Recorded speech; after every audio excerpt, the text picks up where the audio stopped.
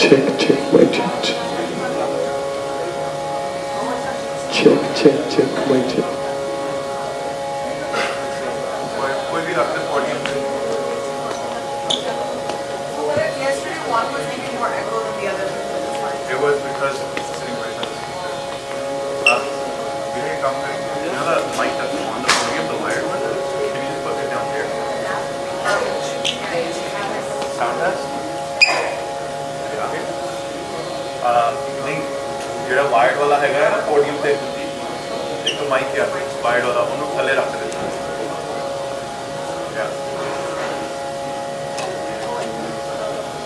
and do you mind if we just do like sound check? This one?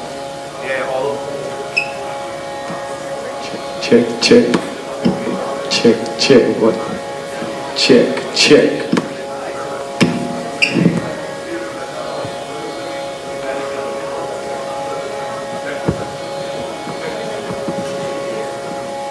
Check.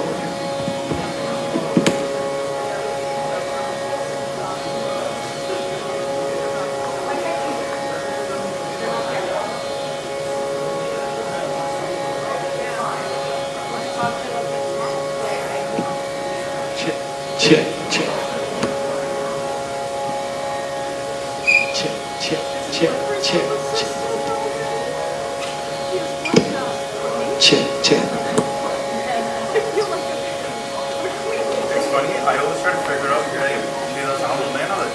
But so it's because of the subs.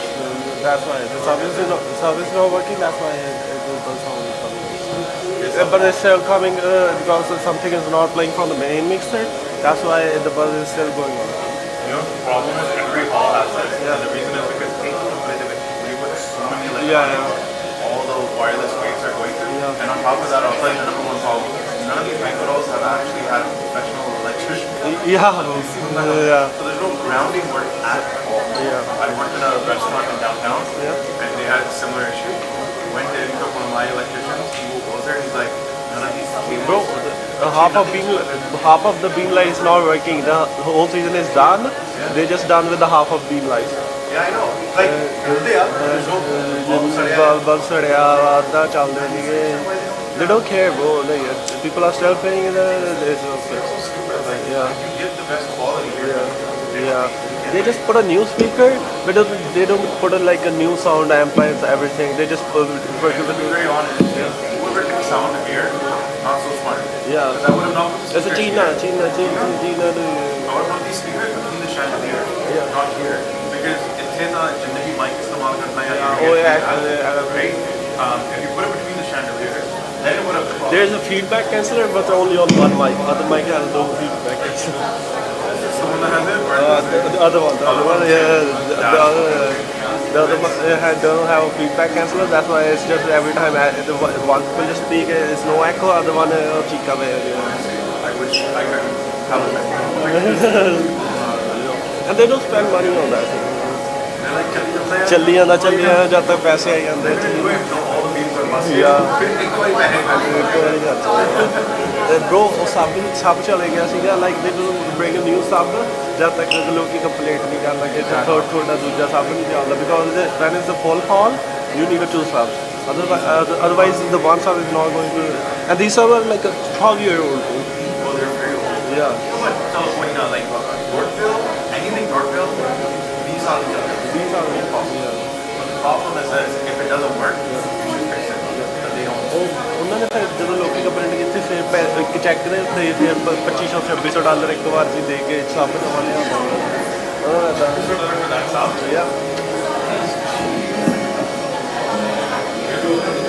Good stuff is like $8,000-$10,000. That one like a 2600. Maybe they just on a rank. Rank is not 100.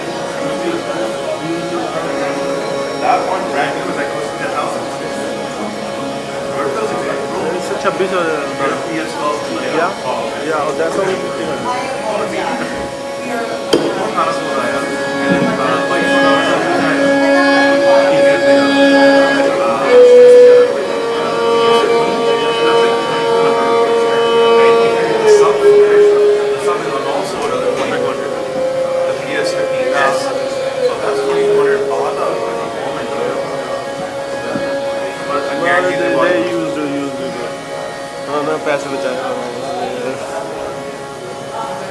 Should I turn on the projector? I don't mind. Yeah. What do you adjust the camera? मैं उधर उससे focus नहीं कर रहा है। मेरे कल सारा ना किया ही सी। Oh, you're not able to control it from inside? I can control, I can move it, but जितने मर्जी कर लो कैमरा इधर और ठंडा कर लो घुमा सकता लाइक मैं आगे पीछे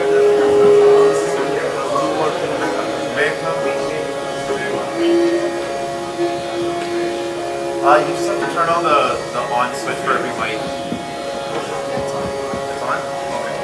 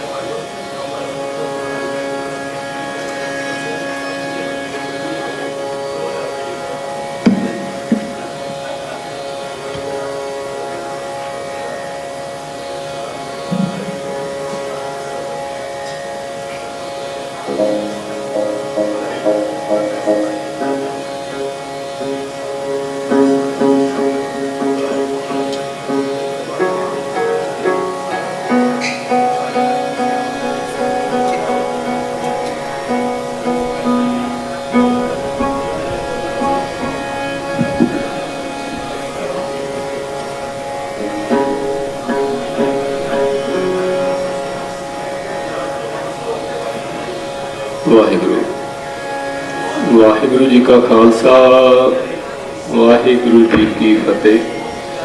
ਗੁਰੂ ਪਿਆਰੀ ਸਾਧ ਸੰਗਤ ਜੀ ਆਓ ਕਿਰਪਾ ਕਰੋ ਜੀ ਫਤਿਹ ਦਾ ਜਵਾਬ ਫਤਿਹ ਵਿੱਚ। ਵਾਹਿਗੁਰੂ ਜੀ ਕਾ ਖਾਲਸਾ ਵਾਹਿਗੁਰੂ ਜੀ ਕੀ ਫਤਿਹ। ਗੁਰੂ ਪਾਤਸ਼ਾਹ ਦੀ ਅਪਾਰ ਬਖਸ਼ਿਸ਼ ਦਾ ਸਦਕਾ ਆਪਾਂ ਦੂਸਰੇ ਦਿਨ ਫਿਰ ਇਕੱਤਰ ਹੋਣ ਜਾ ਰਹੇ ਹਾਂ। ਅੱਜ ਫਿਰ ਸ਼ੁਰੂਆਤ ਦੇ ਵਿੱਚ ਆਪਾਂ ਤੰਤੀ ਸਾਜ਼ਾਂ ਦਾ ਆਨੰਦ ਮਾਣਾਂਗੇ। ਸੋ ਇਹ ਗੁਰੂ ਸਾਹਿਬ ਦੀ ਬਖਸ਼ਿਸ਼ ਸਾਜ਼ ਜਿਹੜੇ ਆ ਇਹਨਾਂ ਨੂੰ ਆਪਾਂ ਜੇ ਕਹੀਏ ਕਿ ਜਿੱਦਾਂ ਗੁਰੂ ਸਾਹਿਬ ਜੀ ਨੇ ਨਿਰਮਲ ਪੰਥ ਚਲਾਇਆ ਉੱਦਾਂ ਇਹ ਸਾਜ਼ ਵੀ ਸਾਨੂੰ ਦੂਸਰੇ ਸਾਜ਼ਾਂ ਨਾਲੋਂ ਥੋੜ੍ਹੇ ਭਿੰਨ ਦਿੱਤੇ ਆ। ਗੁਰੂ ਨਾਨਕ ਸਾਹਿਬ ਜੀ ਨੇ ਸਾਨੂੰ ਰਬਾਬ ਬਖਸ਼ਿਆ। ਇਹ ਰਬਾਬ ਜਿਹੜਾ ਦਾਸ ਕੋਲ ਆ ਇਹ ਨਾਨਕ ਸ਼ਾਹੀ ਰਬਾਬ ਆ। ਇੱਕ ਰਬਾਬ ਜਿਹੜਾ ਪਹਿਲਾਂ ਭਾਈ ਮਰਦਾਨਾ ਜੀ ਉਦਾਸੀਆਂ ਤੋਂ ਪਹਿਲਾਂ ਵਜਾਉਂਦੇ ਸੀ ਉਹਨੂੰ ਅਫਗਾਨੀ ਰਬਾਬ ਕਹਿੰਦੇ ਆ। ਪਰ ਇਹ ਸਾਜ਼ ਗੁਰੂ ਸਾਹਿਬ ਜੀ ਨੇ ਕਹਿ ਲਓ ਕਿ ਜਿੱਦਾਂ ਨਿਰਮਲ ਪੰਥ ਪ੍ਰਗਟ ਕੀਤਾ ਇਹ ਸਾਜ਼ ਵੀ ਗੁਰੂ ਨਾਨਕ ਸਾਹਿਬ ਮਹਾਰਾਜ ਨੇ ਪ੍ਰਗਟ ਕੀਤਾ। ਇਸ ਤੋਂ ਬਾਅਦ ਇੱਕ ਹੋਰ ਸਾਜ਼ ਸਾਨੂੰ ਗੁਰੂ ਸਾਹਿਬ ਬਖਸ਼ਿਸ਼ ਕਰਦੇ ਆ ਸਰੰਦਾ ਸਾਜ਼, ਜਿਹੜਾ ਪੰਜਵੇਂ ਪਾਤਸ਼ਾਹ 12-13 ਸਾਲ ਦੀ ਉਮਰ ਵਿੱਚ ਉਹ ਸਾਜ਼ ਬਣਾਉਂਦੇ ਆ। ਗੁਰੂ ਅਮਰਦਾਸ ਮਹਾਰਾਜ ਜੀ ਦੀ ਕਹਿ ਲਓ ਕਿ ਛਤਰ ਛਾਇਆ ਹੇਠ ਉਹਨਾਂ ਦੀ ਅਗਵਾਈ ਹੇਠ।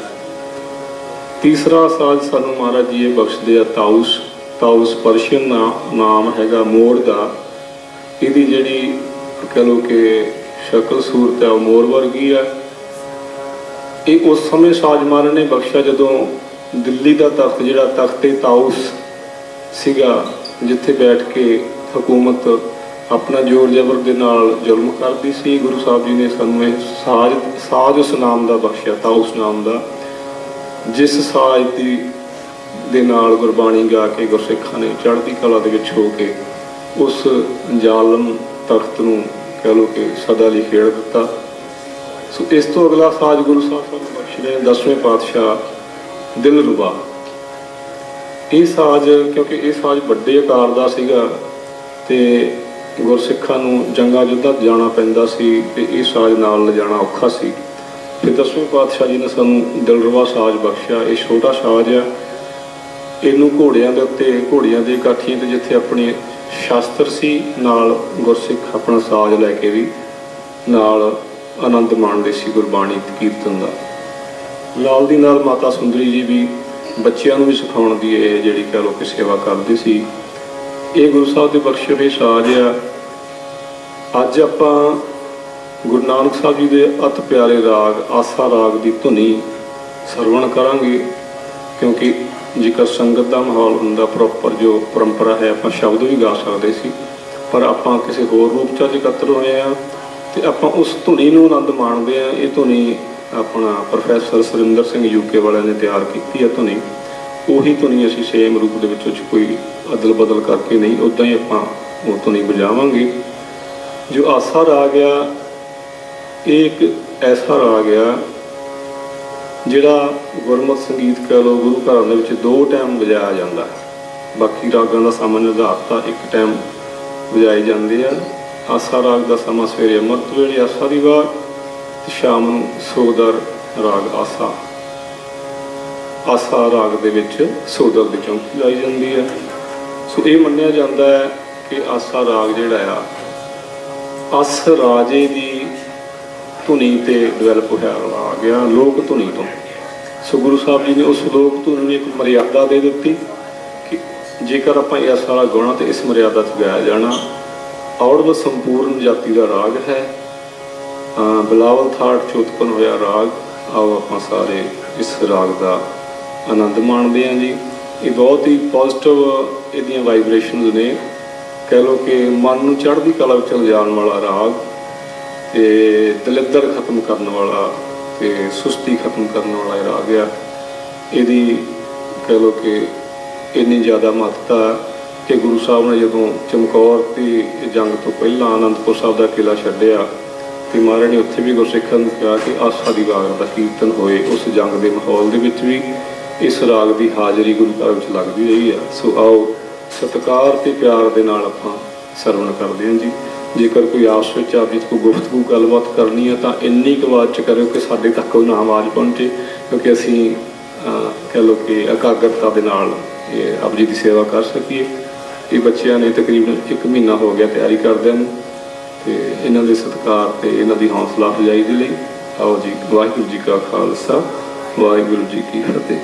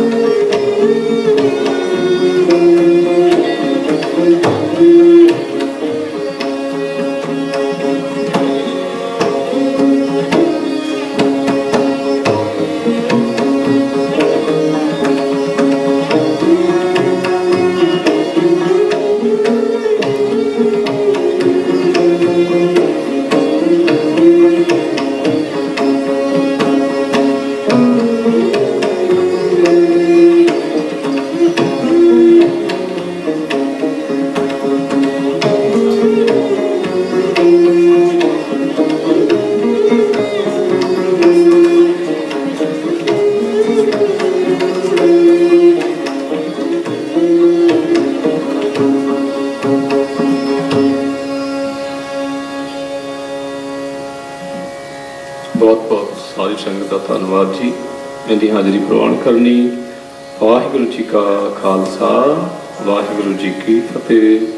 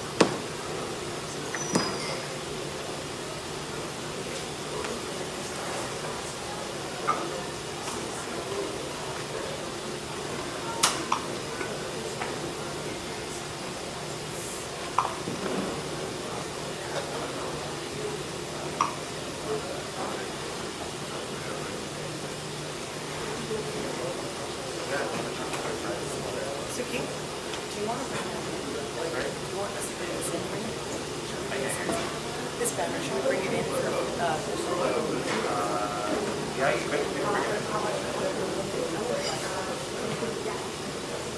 that's good.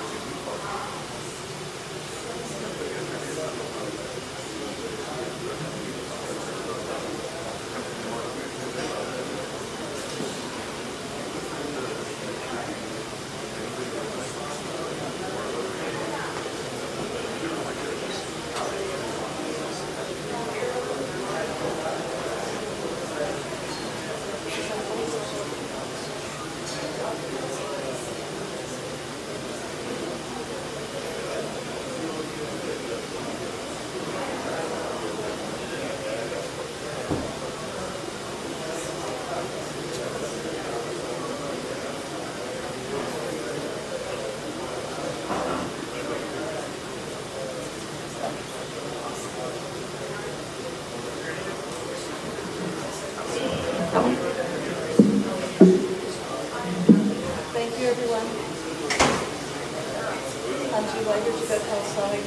Thank you, everyone, for being here. Oh, it's not on. Turn the mic on.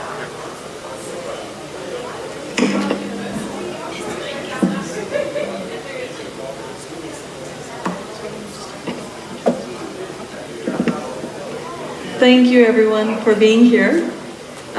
We're not going to officially start for a few minutes because we're waiting for our tech team with the sound system for online.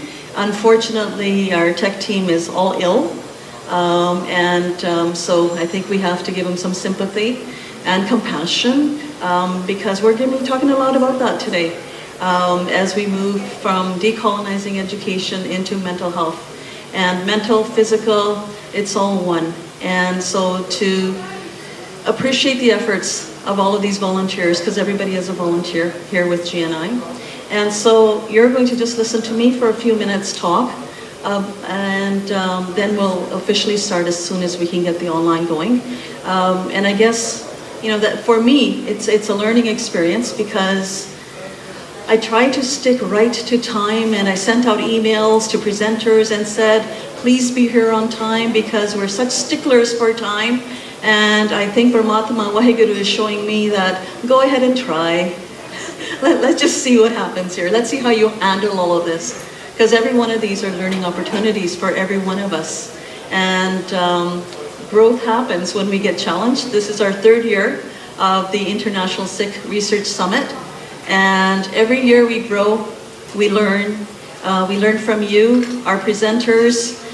We learn from the participants. And we learn from our own experiences as well. So I know that many of you were here yesterday for the full day and also for the evening as well. And some of you had some comments that you actually shared with me, which I thought were really enlightening. And I'm going to ask actually Dr. Warya to come up here for a couple of minutes. He's a panelist in the afternoon, but he had some observations of yesterday and the evening's function last night. And so Dr. Warya, if you don't mind, please, we would love to hear some of your feedback.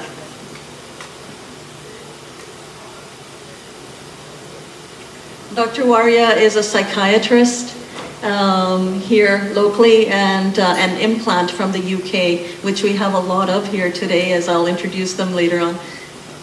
Dr. Warya. ਸਤਿ ਸ਼੍ਰੀ ਅਕਾਲ ਜੀ ਸਾਰਿਆਂ ਨੂੰ ਵਾਹਿਗੁਰੂ ਜੀ ਕਾ ਖਾਲਸਾ ਵਾਹਿਗੁਰੂ ਜੀ ਕੀ ਫਤਿਹ This morning I was just saying to Kamaljeet ji that yesterday was a great day for me to listen to everybody. So fields that were not connected to me scientifically, I don't know anything about. I heard amazing things. Dr. Gill, other speakers. I feel privileged just being here. And today we were talking about mental health just this morning, and seems like it's a crucial topic in today's not just world, but looks like in lower mainland as well. There is a big crisis going on with addictions, mental health issues. So I think it's high time we talk about this. So again, feel privileged to be here this afternoon later with other members, esteemed members who will be presenting here with me. But I just wanted to say thank you for yesterday, for the speakers who were here, and I was here till the end of the day and just I couldn't stop thinking about the whole day. So thank you very much for having me here. Thank you for letting me be a part of this initiative. Thanks again. Round of applause for Dr. Warya. Thank you. I'd like to now invite Uncle Ji Ajit Singh with our Sikh National Archives to come share a few words as well, please. Oh, Mr. Sandhu says a poem. He says you have a poem about Mr. Cholera.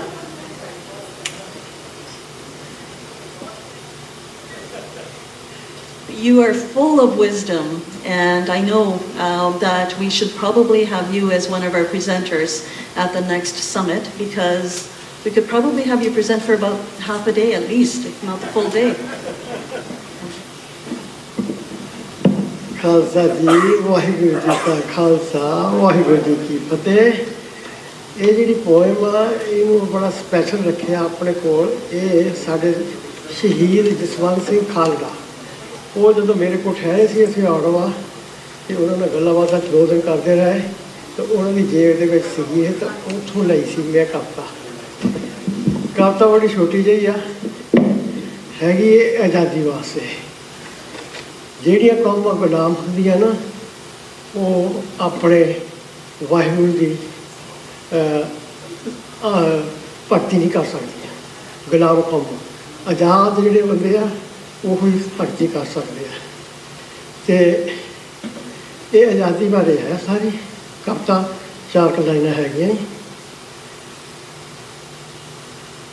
ਕਹਿੰਦੇ ਜਿਹੜੇ ਸੁਪਨੇ ਹੁੰਦੇ ਆ ਨਾ ਜਿਹੜੇ ਰਾਤ ਨੂੰ ਆਉਂਦੇ ਆ ਇੱਕ ਉਹ ਤਾਂ ਸੱਚੇ ਨਹੀਂ ਹੁੰਦੇ ਇੱਕ ਸੁਪਨੇ ਹੁੰਦੇ ਜਿਹੜੇ ਜਾਗਦਿਆਂ ਨੂੰ ਆਉਂਦੇ ਹੈਗੇ ਆ ਉਹਦੇ ਬਾਰੇ ਆ ਸੁਪਨੇ ਨਾ ਮੈਂ ਵੇਚਾਂ ਕੁੜੀਆਂ ਦੇ ਸੁਪਨੇ ਜਿਨ੍ਹਾਂ ਦੇ ਗਾਜਰਾਂ 'ਚ ਬਾਲ ਨਾ ਮੈਂ ਵੇਚਾਂ ਸਵਰਗਾਂ ਦੇ ਸੁਪਨੇ ਜਿਨ੍ਹਾਂ ਦੀ ਦੁਨੀਆ ਨੂੰ ਭਾਲ ਨਾ ਮੈਂ ਵੇਚਾਂ ਸੋਨੇ ਦੇ ਸੁਪਨੇ ਨਾ ਮੋਤੀਆਂ ਦੇ ਥਾਲ ਵੇਚਾਂ ਮੈਂ ਸੋਹਣਿਓ ਆਜ਼ਾਦੀ ਦੇ ਸੁਪਨੇ ਹੋਵੇ ਜੇ ਲੈਣ ਦਾ ਖਿਆਲ ਹੋਠ ਤਾਂ ਸੁਪਨੇ ਸੁੱਤਿਆ ਆਉਂਦੇ ਇਹ ਜਾਗਣ ਨਾਲ ਪਹਿਲੋਂ ਤਾਂ ਆਉਂਦੇ ਸੰਗਦੇ ਪਿੱਛੋਂ ਮਚਾਉਂਦੇ ਭੁਚਾਲ, ਇੱਕ ਵਾਰੀ ਆਉਂਦੇ ਫਿਰ ਮੁੜ ਕੇ ਨਾ ਜਾਂਦੇ, ਐਸੀ ਇਹਨਾਂ ਦੀ ਚਾਲ ਵਿੱਚ ਮੈਂ ਹੀਰਿਓ ਆਜ਼ਾਦੀ ਦੇ ਸੁਪਨੇ ਹੋਵੇ ਜੇ ਲੈਣ ਦਾ ਖਿਆਲ। ਮੁੱਲ ਇਹਨਾਂ ਦਾ ਇਹਨਾਂ ਨੂੰ ਰੱਖਣਾ ਲਾ ਕੇ ਕੜੇਜੇ ਦੇ ਨਾਲ, ਤੁਰਨਾ ਹੀ ਤੁਰਨਾ ਰਾਤ ਸਵੇਰ ਤਕਾਲ, ਅੱਗੜਾ ਨਾ ਥੱਕਣਾ ਆਕਾਸ਼ਾਂ ਵੱਲ ਤੱਕਣਾ, ਅੱਖ ਨਾ ਲਾਉਣੀ ਰਵਾਲ, ਵੇਚਾਂ ਮੈਂ ਸੋਹਣਿਓ ਆਜ਼ਾਦੀ ਦੇ ਸੁਪਨੇ ਹੋਵੇ ਤੇ ਲੈਣ ਦਾ ਖਿਆਲ। ਵਾਹਿਗੁਰੂ ਜੀ ਕਾ Khalsa, Waheguru. Thank you, Uncle G. There's so much. I'm always in awe of the talent of these educated, amazing human beings, so spiritual, so artistic. You have no idea how many poets, songwriters we have amongst us here today. You might look around and think, he gave me a copy of his poem. I'd like to invite Dr. Gurnam Singh, our faculty, esteemed faculty, to come up. Oh, sorry, the other Dr. Gurnam Singh. Okay, Dr. Gurnam Singh Sanghera, to please come up.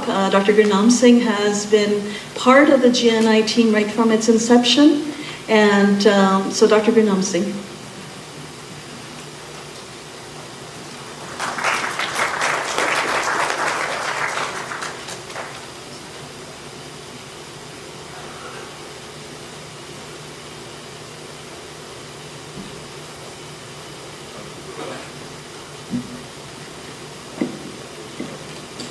Waheguru ji ਕਾ ਖਾਲਸਾ, ਵਾਹਿਗੁਰੂ ਜੀ ਕੀ ਫਤਿਹ।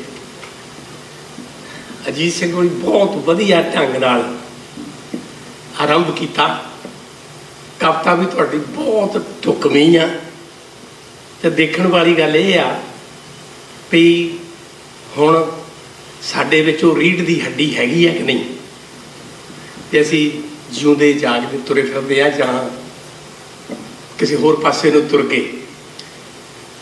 ਕਿਉਂਕਿ ਕੱਲ੍ਹ ਮੈਂ ਗੁਰੂ ਗੋਬਿੰਦ ਸਿੰਘ ਜੀ ਦੇ ਹੁਕਮਨਾਮੇ ਪੜ੍ਹਦਾ ਸੀ, ਦੇਖਦਾ ਸੀ ਉਹਨਾਂ ਬਾਰੇ, ਤਾਂ ਉਹਨਾਂ ਨੂੰ ਜੋ ਤਕਲੀਫਾਂ ਆਈਆਂ ਉਹ ਤੁਸੀਂ ਕਈ ਵਾਰ ਤੁਸੀਂ ਸੋਚ ਵੀ ਨਹੀਂ ਸਕਦੇ ਜੇ ਪੜ੍ਹੋ ਤਾਂ, ਵੀ ਮਸੰਦਾਂ ਤੋਂ ਛੱਡ ਕੇ, ਧੀਰ ਮੱਲੀਆਂ ਤੋਂ ਛੱਡ ਕੇ ਜਿਹੜੇ ਹੋਰ ਬਾਕੀ ਦੇਸੀ ਲੋਕ ਜਿਹੜੇ ਦਿਲ ਛੱਡ ਕੇ ਅਸੀਂ ਜਿਸ ਢੰਗ ਨਾਲ ਉਹਨਾਂ ਨੇ ਉਸ ਦੇ ਉੱਪਰ ਕਾਬੂ ਪਾਇਆ, ਜਿੰਨੀ ਡਿਪਲੋਮੈਟਿਕ ਕਹਿ ਲਓ ਪ੍ਰੇਮ ਨਾਲ ਉਹ ਸਾਰਿਆਂ ਨਾਲ, ਮੈਂ ਸਮਝਦਾ ਵੀ ਅੱਜ ਉਸ ਗੱਲ ਦੀ ਬਹੁਤ ਜ਼ਿਆਦਾ ਲੋੜ ਹੈ। ਪਰ ਆਪਾਂ ਨੂੰ ਸਾਰਿਆਂ ਨੂੰ ਪਤਾ ਵੀ ਗੱਲ ਕਿੱਧਰ ਨੂੰ ਜਾ ਰਹੀ ਹੈ, ਕਿੱਥੇ ਹੈ, ਕਿਵੇਂ ਸਿਸਟਮ ਹੈ। ਪਰ ਇੱਕ ਗੱਲ ਜ਼ਰੂਰ ਮੈਂ ਹਰ ਥਾਂ ਹੀ ਕਹਿੰਦਾ ਵੀ ਜਦੋਂ ਕੱਲ੍ਹ ਚੱਲਦੀ ਸੀਗੀ ਗੱਲ ਆਪਣੇ ਸ਼ਬਦਾਵਲੀ ਅਤੇ ਇੰਟਰਨੈਸ਼ਨਲਾਈਜੇਸ਼ਨ ਆਫ ਐਜੂਕੇਸ਼ਨ, ਪਰ ਮੈਂ ਕਹਿੰਦਾ ਵੀ ਮੈਂ ਜਦੋਂ ਇੰਗਲੈਂਡ 'ਚ ਸੀ, ਉੱਥੇ ਪੜ੍ਹਦਾ ਸੀ, ਉਦੋਂ ਜੈਨਸਨ ਅਮਰੀਕਾ ਵਿੱਚ ਇੱਕ ਬੜਾ ਵਿਦਵਾਨ ਸਾਈਕੋਲੋਜਿਸਟ ਸੀ, ਉਹਨੇ ਸ਼ਬਦਾਵਲੀ ਘੜੀ ਸੀ ਵੀ ਇਹ ਬੰਦੇ ਪੂਰ ਹੈ ਜਾਂ ਇਹਨਾਂ ਦਾ ਦਿਮਾਗ ਠੀਕ ਨਹੀਂ। ਉਹਦੇ ਵਿੱਚ ਸ਼ਬਦ ਕਿਸੇ ਨੂੰ ਡਿਸਐਡਵਾਂਟੇਜ ਕਹਿ ਦਿਓ, ਡਿਪਰਾਈਵਡ ਕਹਿ ਦਿਓ, ਸ਼ਬਦ ਉਹੀ ਆ, ਹੇਰਾ ਫੇਰੀ ਨਾਲ ਉਹ ਸਾਰਾ ਕੁਛ ਕਰਨਾ ਜਿਹੜਾ ਇੱਕ ਸਿਸਟਮ ਪਿੱਛੋਂ ਚਲਾਉਂਦੇ ਆ। ਗੱਲ ਉਹਦੀ ਆ ਕਿ ਕੰਟਰੋਲ ਕੌਣ ਕਰਦਾ, ਜਿਹਨੂੰ ਡੀਪ ਸਟੇਟ ਕਹਿ ਲਓ, ਜੋ ਮਰਜ਼ੀ ਕਹਿ ਲਏ, ਤੇ ਉਹ ਗੱਲ ਨਹੀਂ ਕਰਨੀ। ਪਰ ਮੈਂ ਜਾਣੀ ਜ਼ਰੂਰ ਇਹ ਸਮਝਣ ਦੀ ਲੋੜ ਹੈ, ਐਜੂਕੇਸ਼ਨ ਵੀ ਉਹਦਾ ਹਿੱਸਾ ਆ, ਉਹ ਸਿਸਟਮ ਦਾ ਹੀ ਹਿੱਸਾ ਆ, ਉਹ ਨਹੀਂ ਕਰਨਾ ਕਿਵੇਂ ਕਰਨਾ। ਸੋ ਇਸੇ ਤਰ੍ਹਾਂ ਚਾਹੇ ਇੰਟਰਨੈਸ਼ਨਲਾਈਜੇਸ਼ਨ ਕਹੀ ਜਾਓ, ਜੋ ਮਰਜ਼ੀ ਕਹੀ ਜਾਓ। ਸੋ ਅੱਜ ਲੋੜ ਉਸ ਗੱਲ ਦੀ ਆ ਕਿ ਅਸੀਂ ਸਮਝੀਏ ਔਰ ਜਿਹੜਾ ਕੋਈ ਚੰਗਾ ਕੰਮ ਕਰਦਾ ਉਹਦੀ ਮਦਦ ਕਰੀਏ। ਮੈਂ ਜਿਹਨੇ ਤੁਸੀਂ ਸਰਦਾਰ ਗਿਆਨ ਸਿੰਘ ਜੀ ਕਹਿੰਦੇ, ਮੈਂ ਕਦੇ ਇਹਨਾਂ ਦਾ ਨਾਂ ਨਹੀਂ ਲਿਆ, ਮੈਂ ਇਹਨਾਂ ਨੂੰ ਛੋਟੇ ਭਾਈ ਕਹਿੰਦਾ ਤੇ ਮੈਨੂੰ ਬੜੇ ਭਾਈ ਕਹਿੰਦੇ ਤੇ, ਤੇ ਬਹੁਤ ਸਿਰੜੀ ਸਿਦਕੀ ਔਰ ਜਿਹੜੀ ਧੁਨ ਦਾ ਕਰਨ ਲਈ ਉਹ ਤੇ ਫਿਰ ਚਲੇ ਜਾਂਦੇ ਨੇ। ਤੇ ਮੈਨੂੰ ਹੁਣ ਹੈਗੇ 85 ਤੇ ਯਾਨੀ ਕੰਮ ਜਿੰਨਾ ਕਰਦੇ ਆ ਉਹ 35 ਵਾਲੇ ਆ, ਜਾਣੀ ਜਿੰਨੀ ਕੋਸ਼ਿਸ਼ ਜਿੰਨਾ ਨਹੀਂ ਸਾਰਾ ਕੰਮ ਕੀਤਾ ਆ ਸਟੈਬਲਿਸ਼ ਕਰਨ ਲਈ ਇੰਸਟੀਚਿਊਟ। ਮੈਂ ਕਹਿੰਦਾ ਵੀ ਇਹ ਕਮਲੋਨੀ ਸਭ ਵਧਾਈ ਦੇ ਪਾਤਰ ਹੈ ਪਰਿਵਾਰ ਜਿਨ੍ਹਾਂ ਨੇ ਮਦਦ ਕੀਤਾ। ਮੈਂ ਤਾਂ ਮਾੜੀ ਮੋਟੀ ਬਾਹਰ ਕੇ ਸਲਾਹ ਤਾਂ ਕਹਿ ਦਿੰਦਾ ਬੜੇ ਭਾਈ ਇੱਦਾਂ ਠੀਕ ਲਓ, ਪਰ ਬਹੁਤ ਵਧੀਆ। ਮੈਂ ਜਿਹੜੀ ਗੱਲ ਹੁਣ ਕਹਿਣੀ ਚਾਹੁੰਦਾ ਅਸਲ 'ਚ ਗੁਰੂ ਗੋਬਿੰਦ ਸਿੰਘ ਜੀ ਨੇ ਮੇਰੇ ਕੋਲ ਇੱਥੇ ਮੈਨੂੰ ਡੇਟ ਨਹੀਂ ਚੇਤੇ ਮੈਨੂੰ ਲਾ ਹੀ ਲੈਣਾ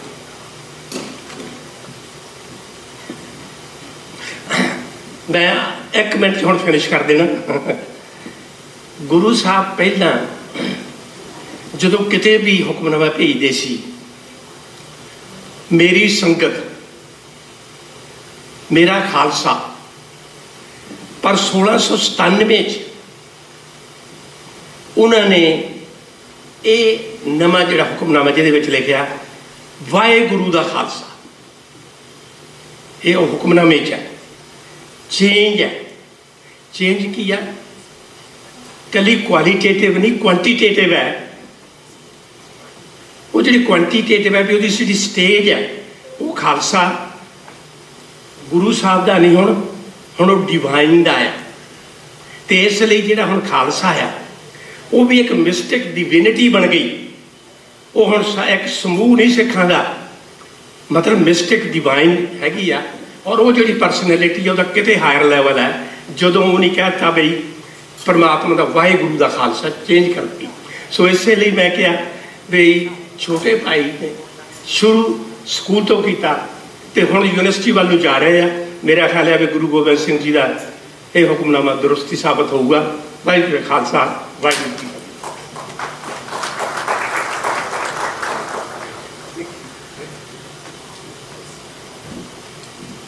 Thank you, Uncle Ji. We're now going to start with our formal program. And I'd like to invite Dr. Barnjeet. First of all, thank you to Bhupinder Singh and your amazing team of young people for such talent. This is our future.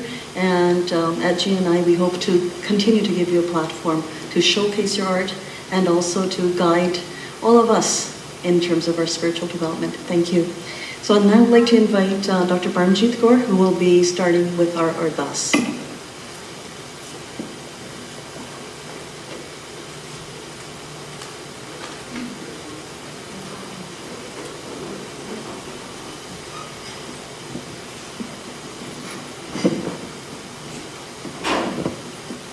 ਅਰਦਾਸ ਇੱਕ ਓਂਕਾਰ ਸ੍ਰੀ ਵਾਹਿਗੁਰੂ ਜੀ ਕੀ ਫਤਿਹ ਸ੍ਰੀ ਭਗਵਤੀ ਜੀ ਸਹਾਇ ਵਾਰ ਸ੍ਰੀ ਭਗਵਤੀ ਜੀ ਕੀ ਪਾਤਸ਼ਾਹੀ ਦਸਵੀਂ ਪ੍ਰਥਮ ਭਗਵਤੀ ਸਿਮਰ ਕੈ ਗੁਰੂ ਨਾਨਕ ਲੀਨ ਧਿਆਏ ਫਿਰ ਅੰਗਦ ਗੁਰ ਤੇ ਅਮਰਦਾਸ ਰਾਮਦਾਸ ਹੋਈ ਸਹਾਇ ਅਰਜਨ ਹਰ ਗੋਬਿੰਦ ਨੋ ਸਿਮਰੋ ਸ੍ਰੀ ਹਰ ਰਾਏ ਸ੍ਰੀ ਹਰਿ ਕ੍ਰਿਸ਼ਨ ਧਿਆਈਐ ਜਿਸ ਡਿਠੈ ਸਭ ਦੁਖ ਜਾਏ ਤੇਗ ਬਹਾਦਰ ਸਿਮਰਿਐ ਕਰ ਨੌ ਨੇ ਦਾਵੈ ਧਾਏ ਸਭ ਥਾਈ ਹੋਏ ਸਹਾਇ ਦਸਵੇਂ ਪਾਤਸ਼ਾਹ ਸਾਹਿਬ ਸ੍ਰੀ ਗੁਰੂ ਗੋਬਿੰਦ ਸਿੰਘ ਜੀ ਸਭ ਥਾਈ ਹੋਏ ਸਹਾਇ ਦਸਾਂ ਪਾਤਸ਼ਾਹੀਆਂ ਦੀ ਜੋਤ ਸ੍ਰੀ ਗੁਰੂ ਗ੍ਰੰਥ ਸਾਹਿਬ ਜੀ ਦਾ ਧਿਆਨ ਧਰ ਕੇ ਖਾਲਸਾ ਜੀ ਬੋਲੋ ਜੀ ਵਾਹਿਗੁਰੂ ਹੇ ਨਿਮਾਣਿਆਂ ਦੇ ਮਾਣ ਨਿਤਾਣਿਆਂ ਦੇ ਤਾਣ ਨਿਉਟਿਆਂ ਦੀ ਓਟ ਧੰਨ ਧੰਨ ਧੰਨ ਸ੍ਰੀ ਗੁਰੂ ਗ੍ਰੰਥ ਸਾਹਿਬ ਜੀ ਆਪ ਜੀ ਦੇ ਹਜ਼ੂਰ ਅਰਦਾਸ ਹੈ ਅੰਤਰਰਾਸ਼ਟਰੀ ਸਿੱਖ ਖੋਜ ਸੰਮੇਲਨ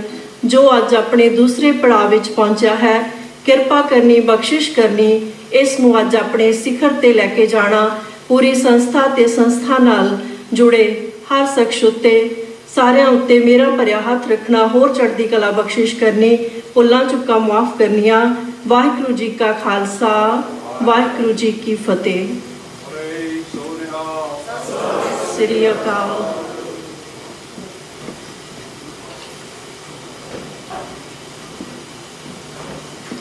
Thank you, Dr. Barnjeet Kaur.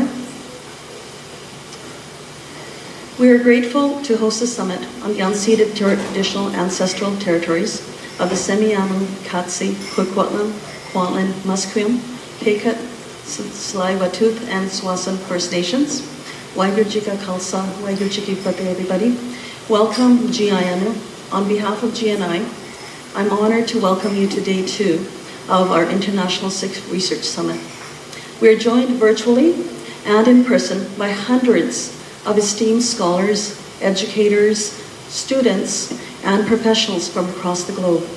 Your presence with us today is truly, truly appreciated. Yesterday, we were riveted by presentations on groundbreaking research by prominent Sikh scholars and panel discussions on topics that are timely and relevant to what is happening in everyday society around us.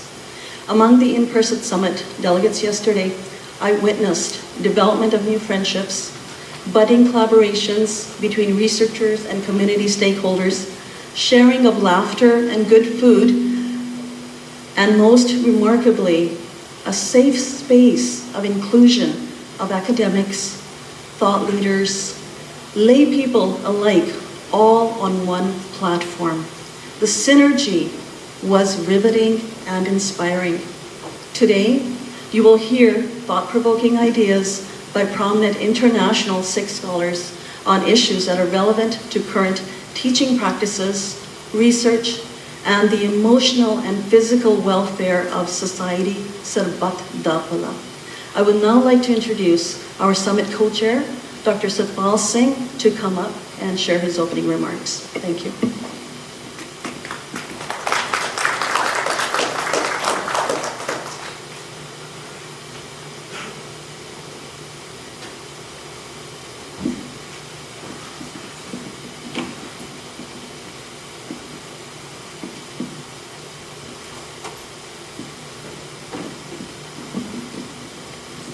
Waheguru ji ਕਾ ਖਾਲਸਾ ਵਾਹਿਗੁਰੂ ਜੀ ਕੀ ਫਤਿਹ ਜੀ।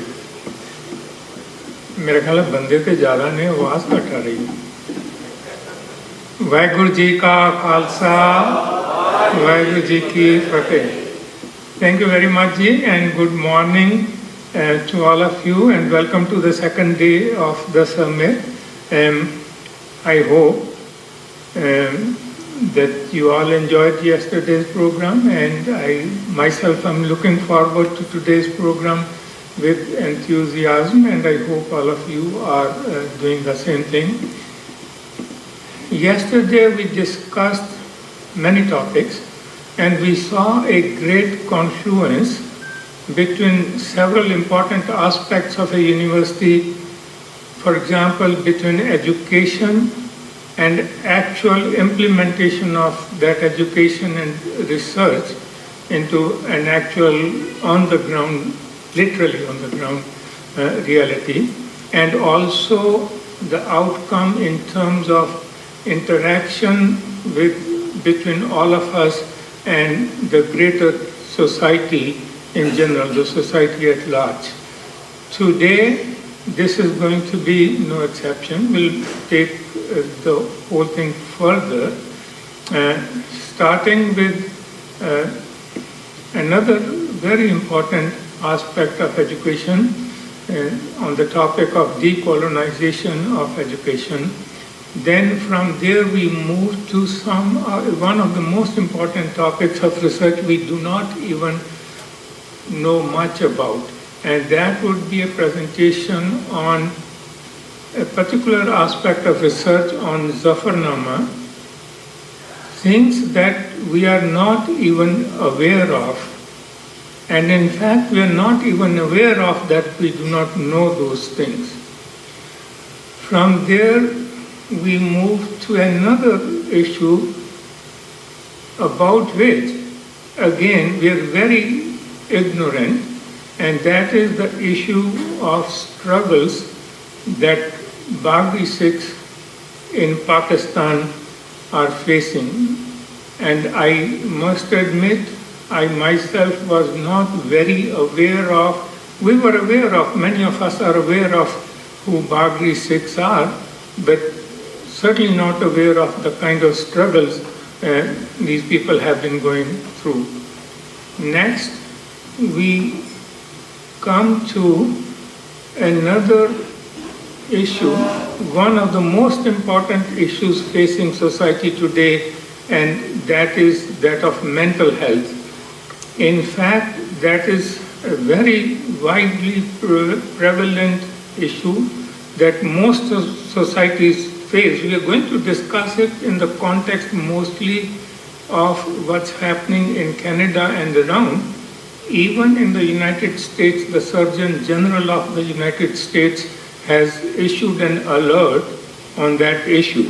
And what makes that issue even more complicated to handle and address is that there is so much stigma attached to it.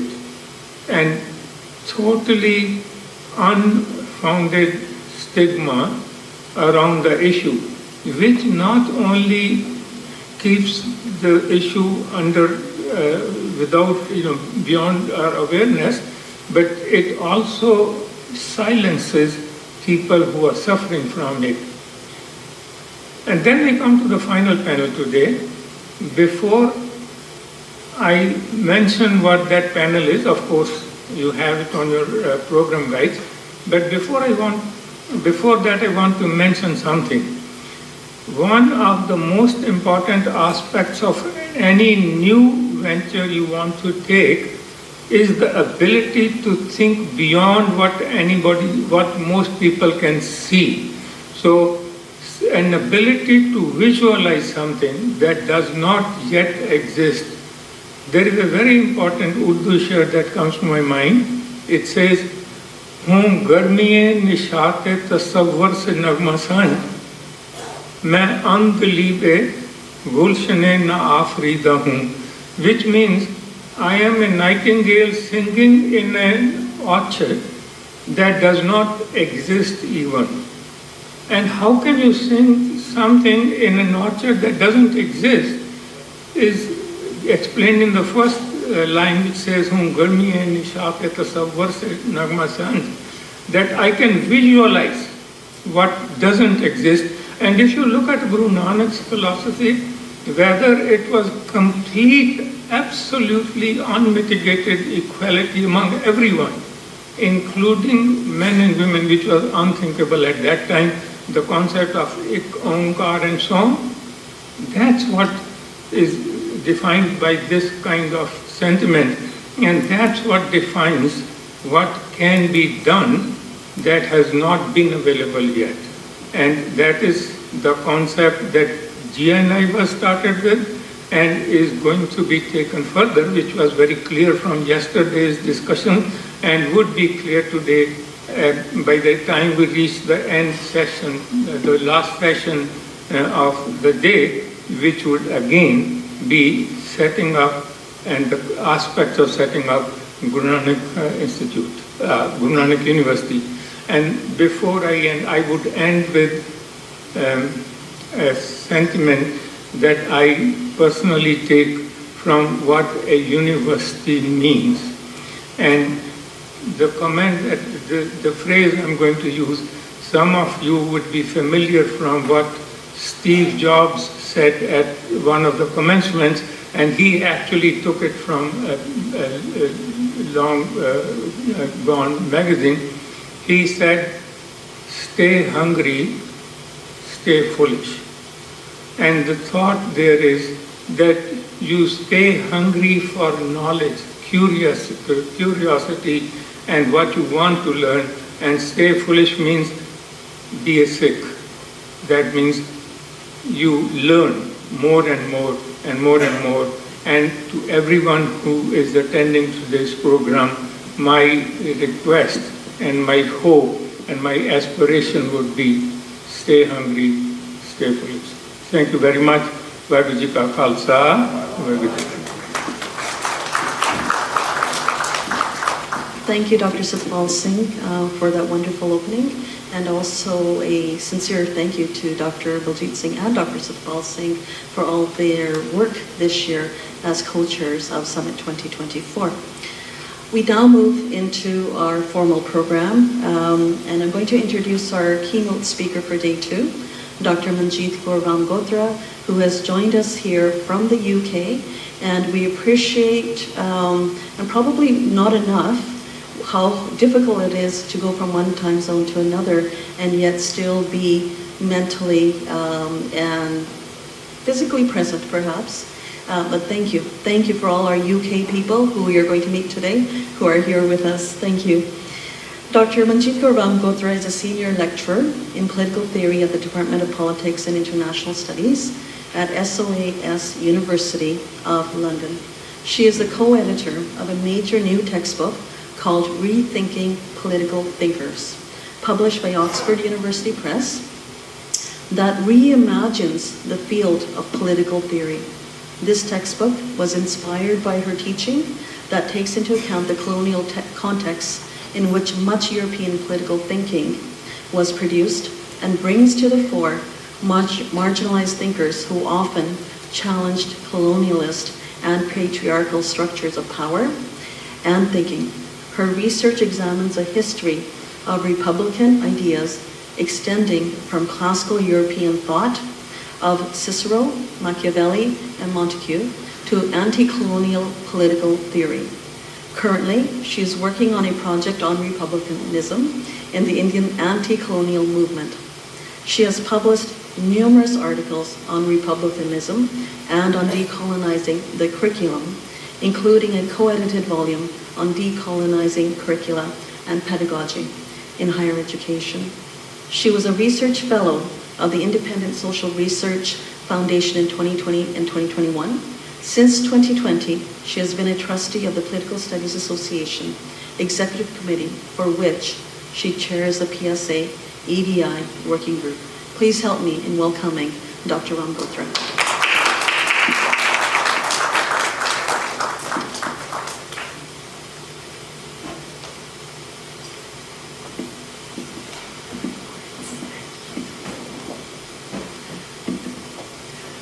Vaheguru Ji Ki Khalsa, Vaheguru Ji Ki Fateh.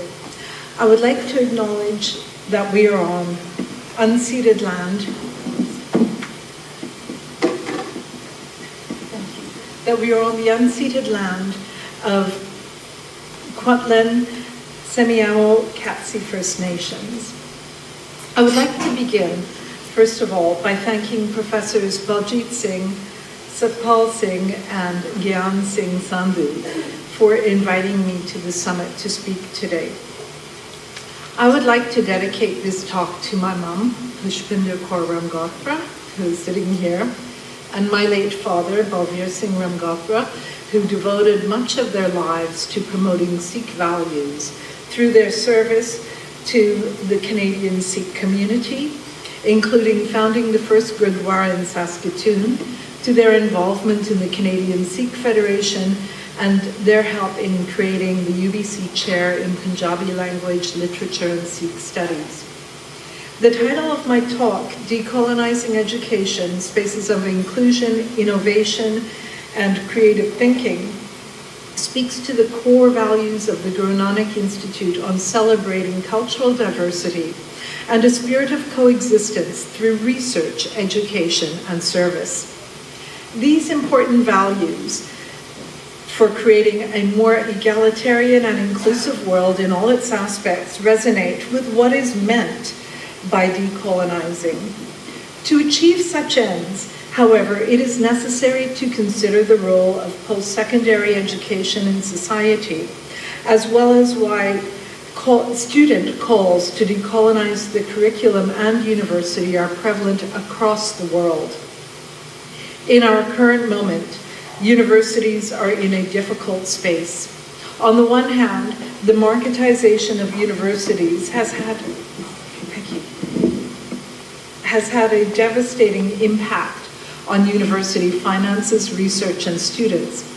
As universities become marketized and subject to government control in a far-right populist environment that is suspicious of critical thinking regarding race, gender, and sexuality, we have lost sight of the role of higher education and learning as a public good that cultivates free and equal thinking. Students are no longer seen as part of a broader social and economic good. Rather, they are considered consumers who finance the sector. Instead of promoting free education for all as a public good, the neoliberal marketized model of higher education has produced student debt, hitting the least well-off the hardest. On the other hand, the global south continues to bear the imprint of settler colonialism. On the other hand, many universities in the global north and parts of the global south continue to bear the imprint of settler colonialism and/or imperialism in their structures and remits. Even if much academic research conducted in these spaces is against the state, anti-imperialist, anti-capitalist, and anti-racist, these histories persist. Nevertheless, within this context, the creation of new autonomous institutions that emerged through local, collective, and community initiatives are central to transforming the higher education sector overall. These institutions embed and embody situated knowledges and entangled identities. They seek not only to critique the neo-colonialist origins of public universities, but to advance these histories, ideas, and knowledges that have hitherto been neglected. It is at this juncture of the higher education sector that I situate the Guru Nanak Institute of Global Studies. It has great potential to cultivate free and critical thinking that brings to the fore the experiences and histories of Sikh Canadians. Decolonizing is central to this. The term decolonizing has its roots in the anti-colonial movements of the late 19th and 20th centuries. It was first used by an Algerian historian in 1848 with regard to ousting the French colonizers.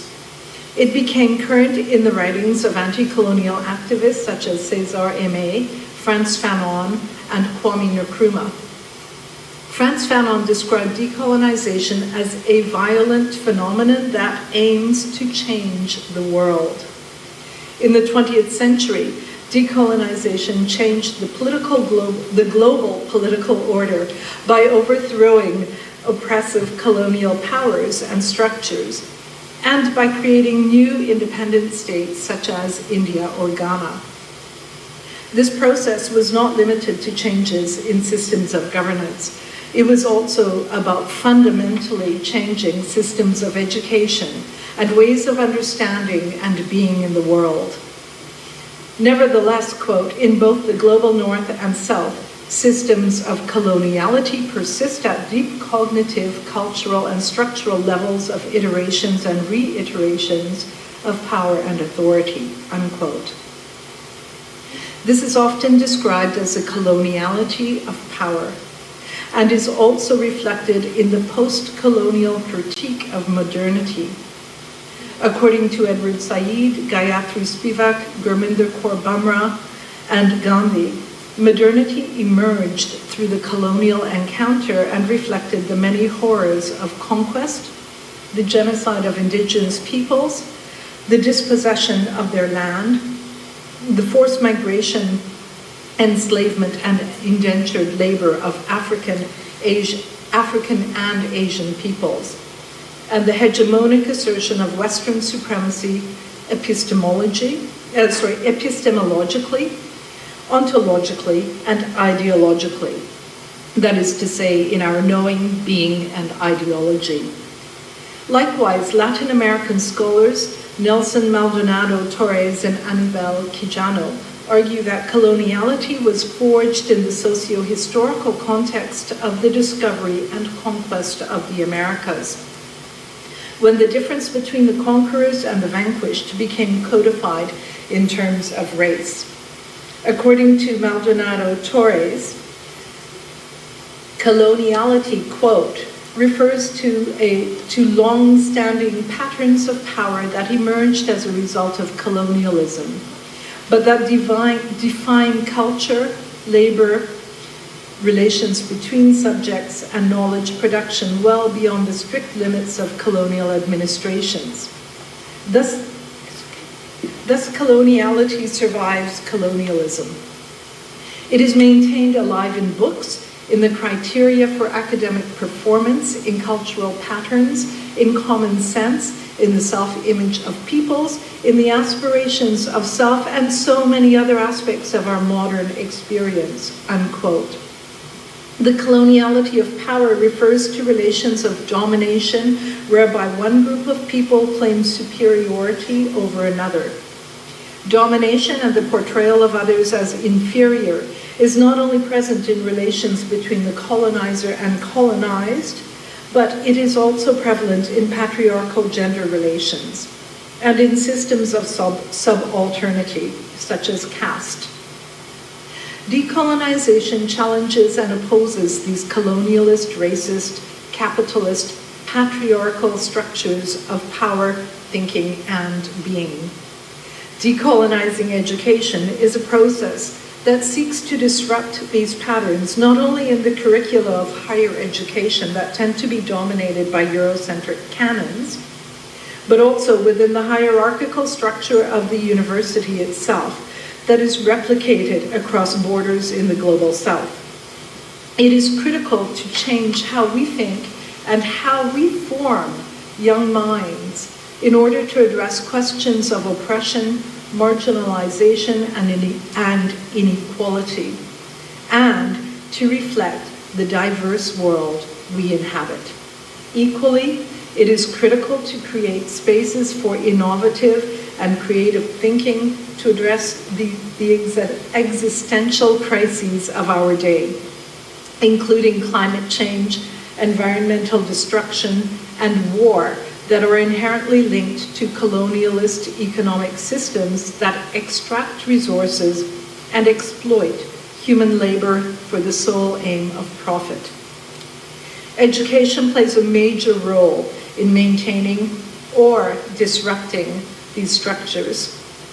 There are good theoretical reasons as to why we should promote education as a critical activity that liberates and creates paths for innovative thinking to improve our world rather than reproduce patriarchal, racist, and economic inequalities and systems of exploitation. Moreover, as I noted earlier, universities open their doors to greater numbers of students from less privileged backgrounds. Their public funding decreased, and students became increasingly indebted as they pursued their intellectual interests and desires for social betterment.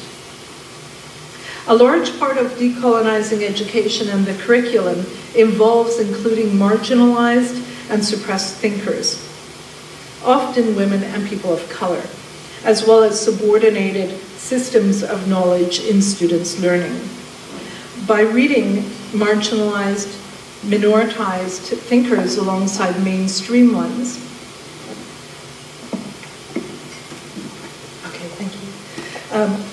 we open the path to think differently and to consider ideas from marginalized perspectives. Paulo Freire refers to this as the pedagogy of the oppressed. We might think of defending the oppressed through the symbol of the kirpan.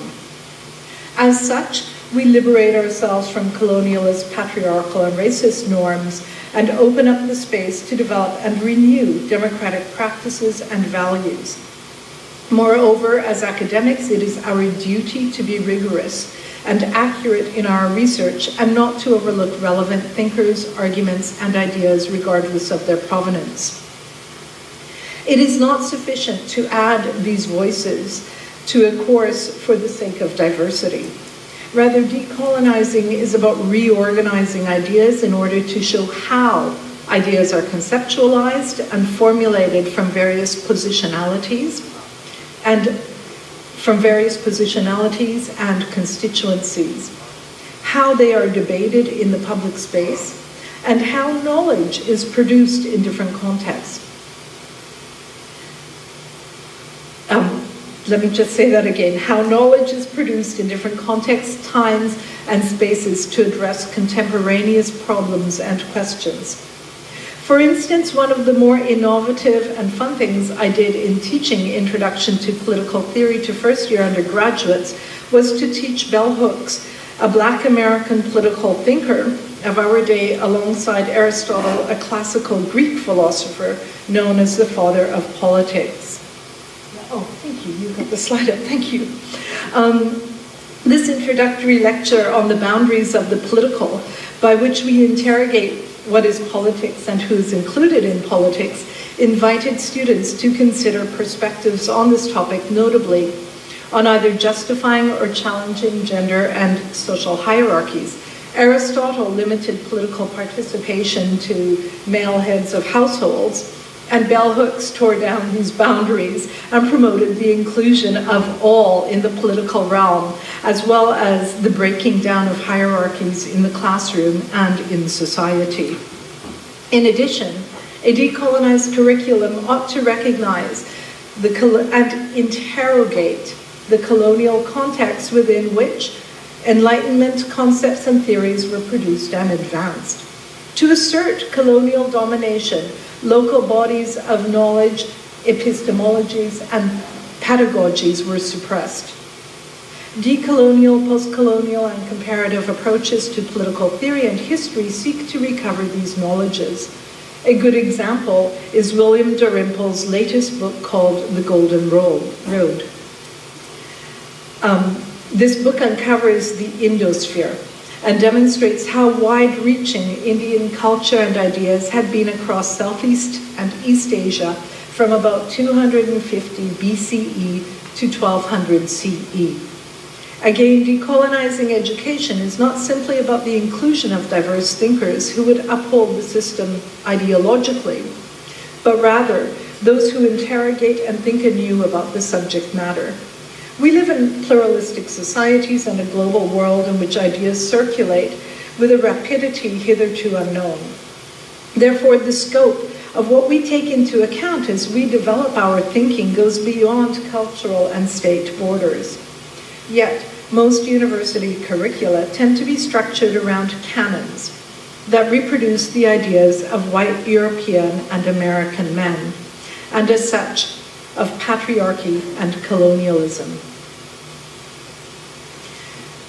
In a recent study on canons and how they, In a recent study on canons and how they shape university curricula, and let me just refer to the slide. This is sort of a conventional canon, and as you can see, it's mostly men with one or two women, and they're all white. In a recent study on canons and how they shape university curricula, Kimberly Hutchings and Patricia Owens found that the main criteria for being on a social science canon is influence, which serves as a proxy for excellence.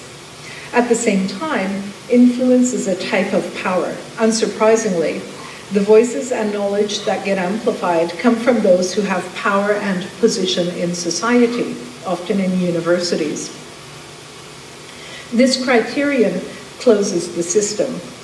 It creates a self-perpetuating system that ignores, silences, and erases the ideas and intellectual work of women, people of color, critical and decolonial thinkers.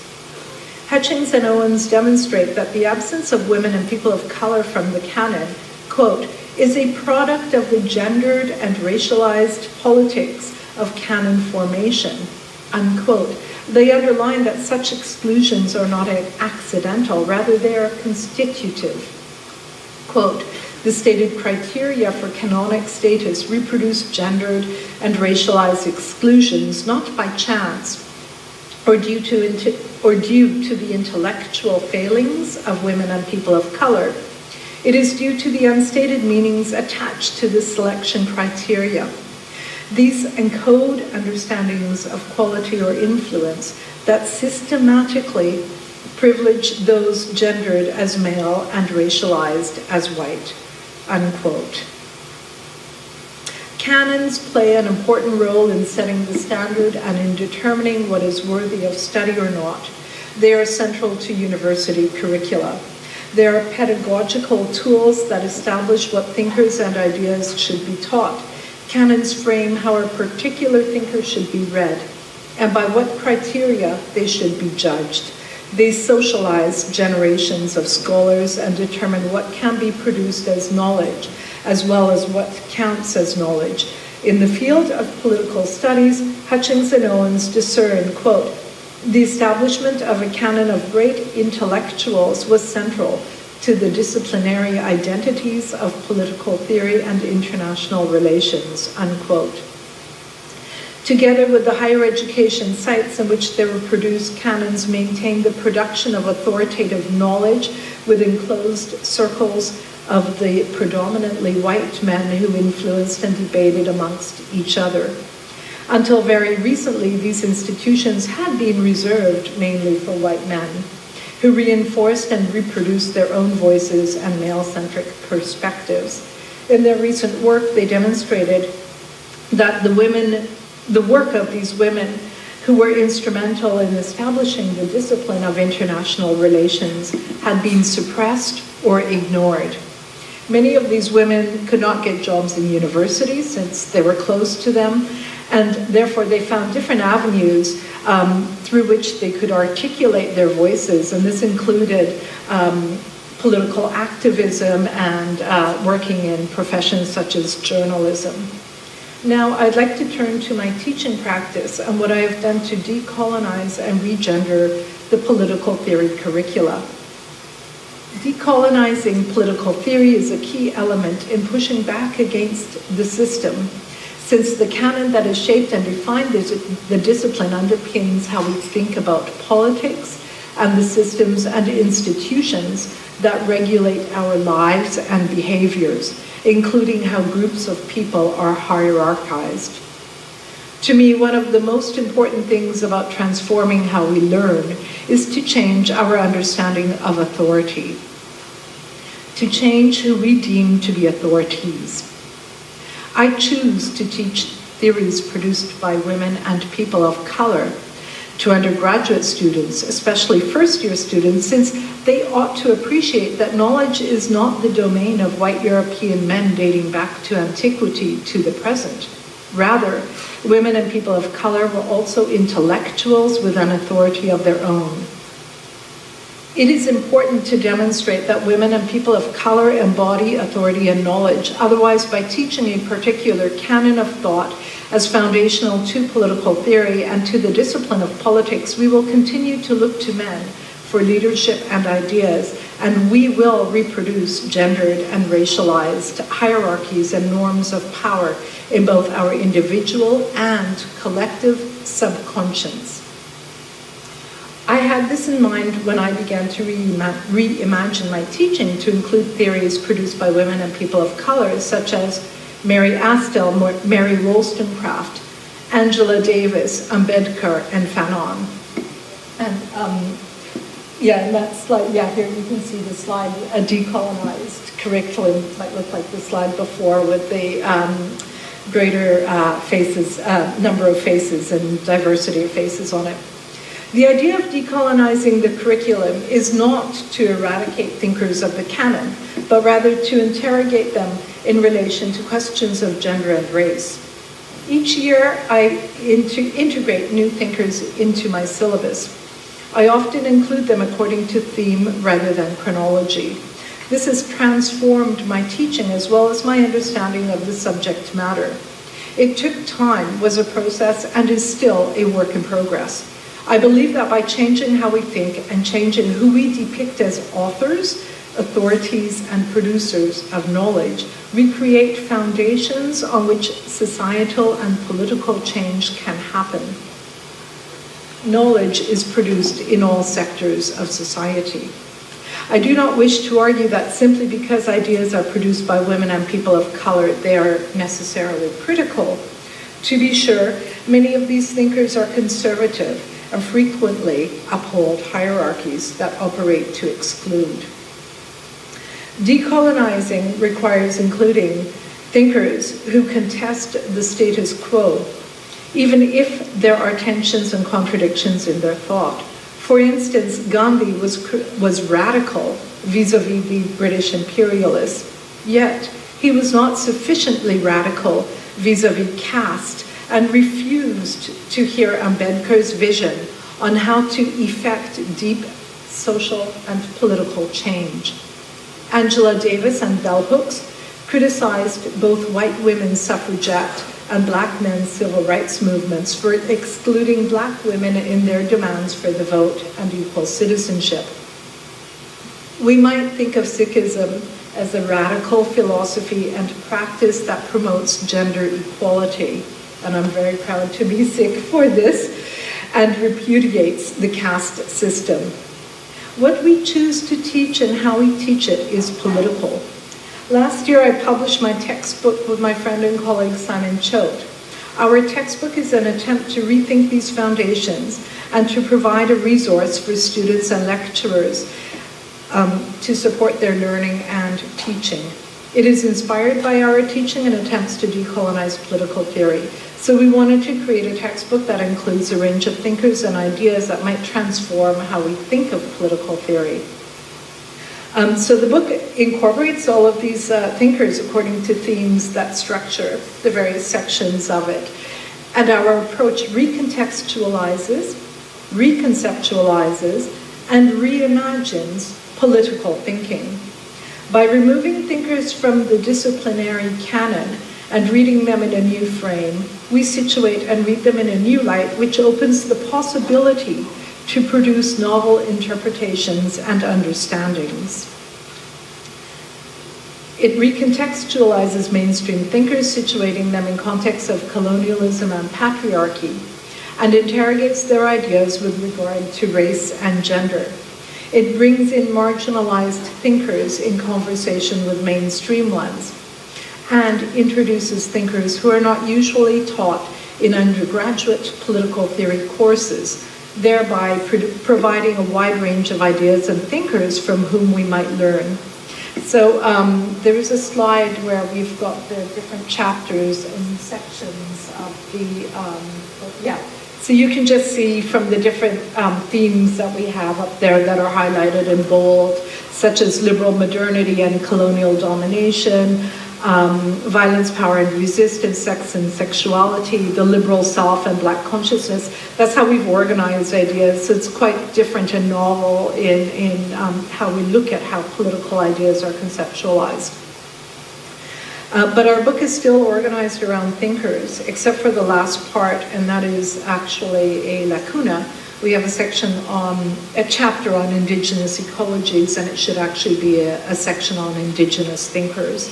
But that reflects the limits of our own knowledge as well.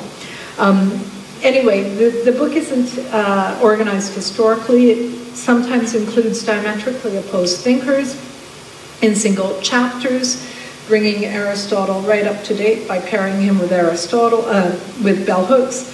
Same thing with Socrates and/or Plato.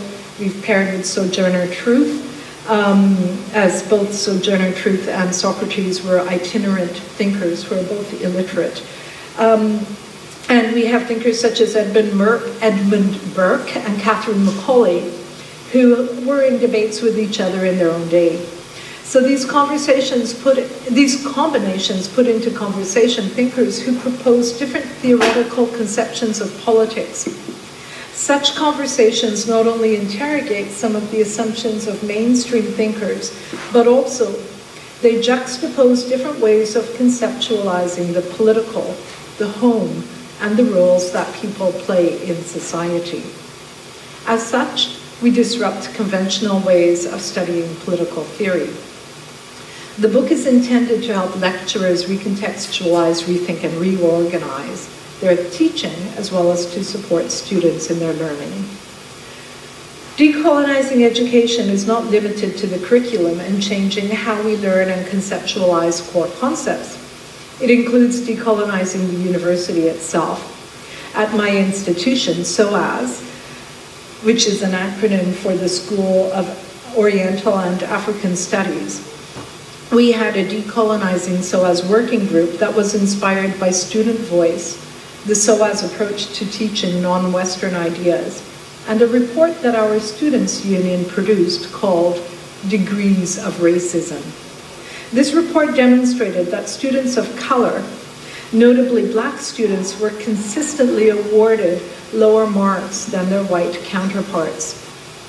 And I should say, we have this other acronym called BAME, but I won't go there.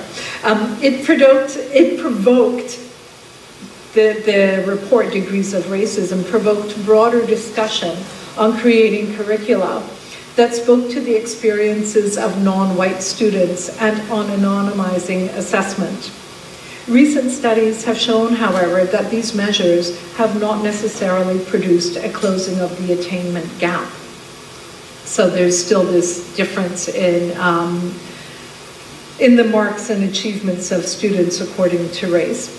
This indicates that we have not put in enough resources to help students from underprivileged and minoritized backgrounds in their learning.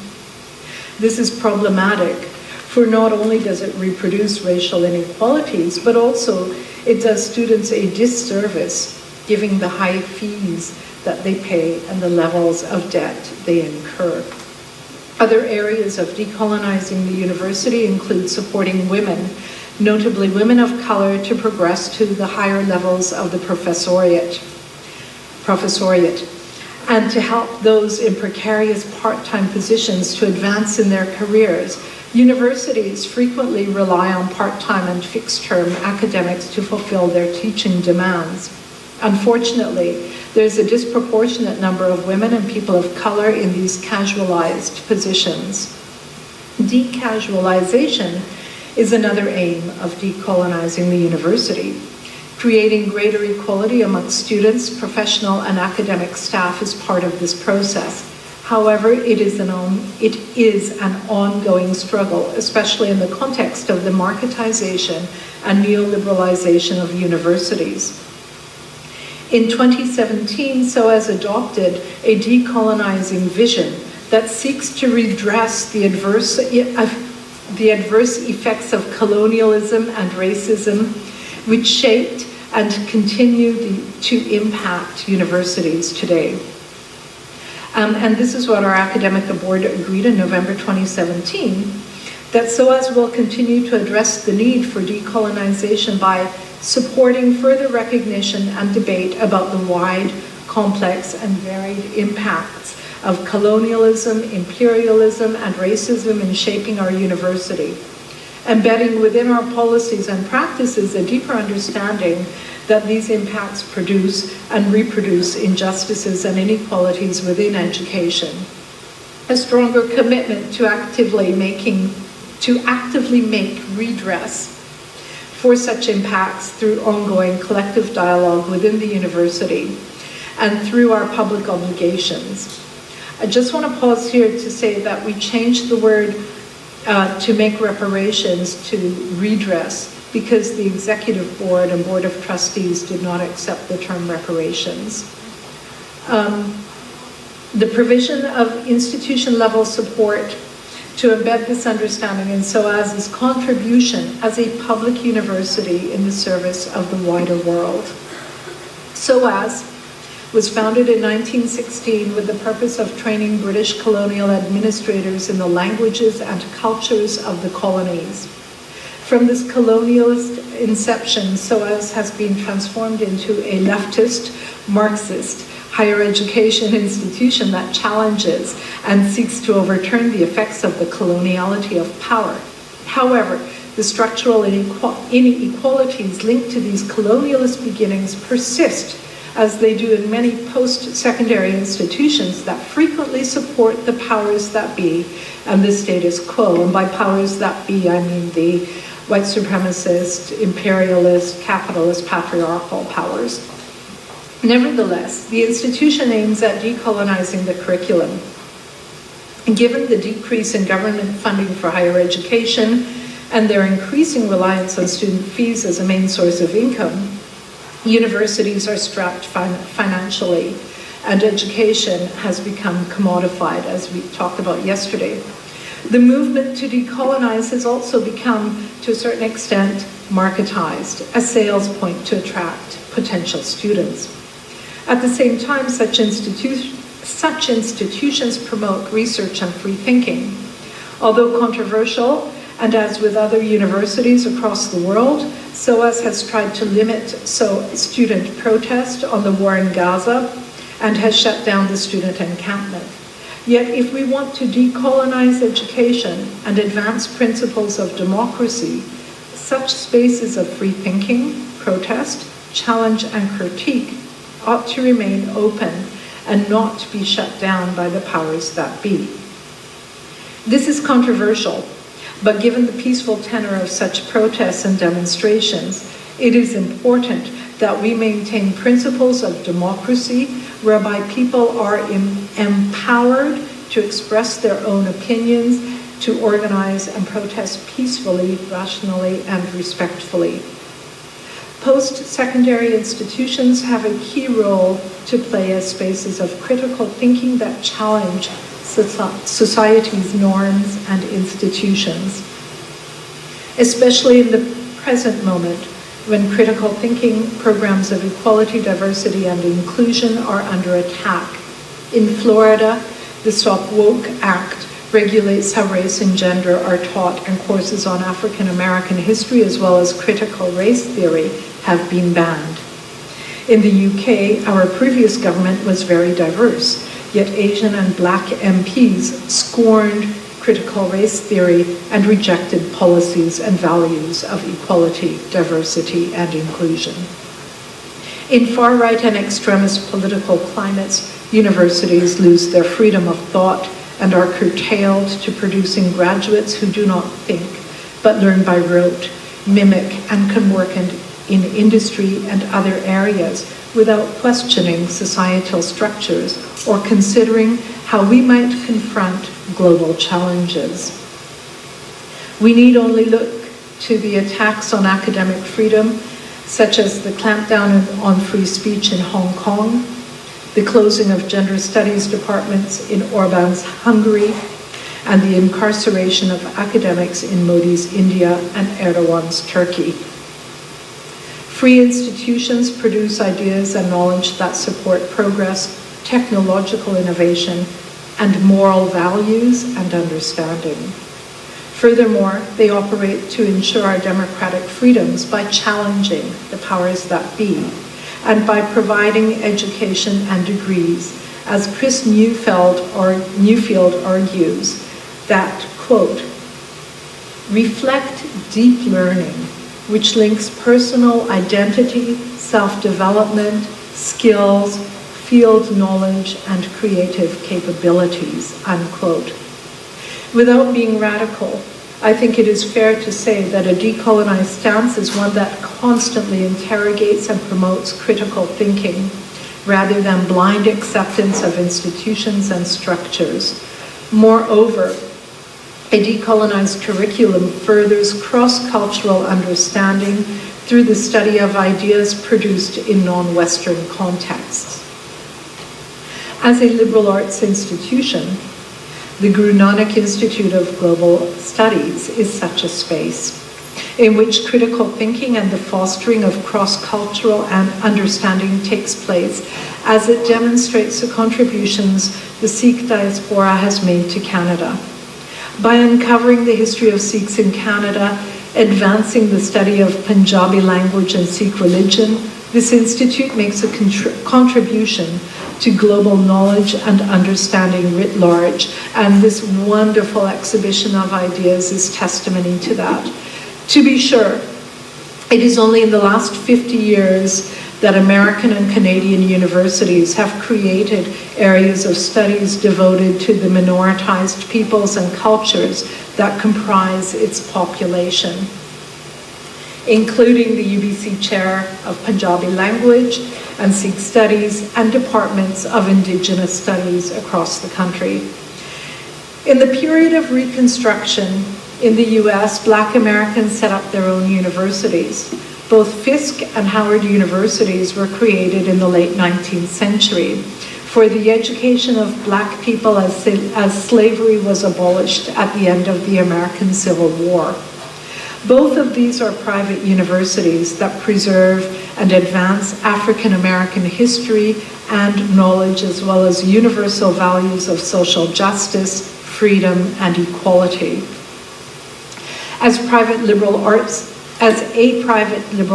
institution, GNI may be said to follow in a similar trajectory, as it operates not only to preserve Sikh Canadian history, but also to advance, as your mission states, quote, humanity, cross-cultural understanding, the lifelong pursuit of learning, critical thinking, and diversity in all its forms, unquote. Decolonizing education further entails the creation of universities and spaces that protect and advance such values and that bring to the fore knowledges, histories, and epistemologies that are part of our global heritage as citizens of the world. I would like to conclude by saying that as educators of young people and as facilitators in their learning, we shape how students see the world. This should not be a top-down process, but one that is done together with students, not only in terms of co-creating, but also in terms of learning together. Students have much to gain from our knowledge and insights as researchers and academics, but crucially, we have much to learn from them about the world we live in and how it is constantly evolving. I find that as I get older, I have more and more to learn from students. Finally, let me return to Bell Hooks, who eloquently argued that teaching and learning are shared processes that work best in classrooms that break down barriers between learners and facilitators, and that it is only through challenging and breaking down norms that we are able to free ourselves and to think anew. Decolonizing education and transgressing boundaries have much to offer. Thank you.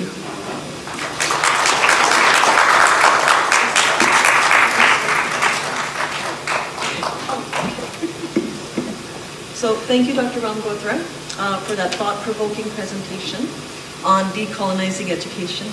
Your insights into creating spaces of inclusion and fostering innovative, creative thinking. Again, thank you, Dr. Ramgotra, for that thought-provoking presentation on decolonizing education. Your insights into creating spaces of inclusion and fostering innovative, creative thinking are vital for transforming our educational landscapes. It challenges us to consider how we can dismantle traditional barriers and promote diverse perspectives in our classrooms and higher institutions. GNI hopes to be part of that journey, and we are thrilled and honored that you're going to guide us along the way. Thank you very much for your very thought-provoking presentation. We'd like to give you a little token of our appreciation. Thank you so much. Thank you.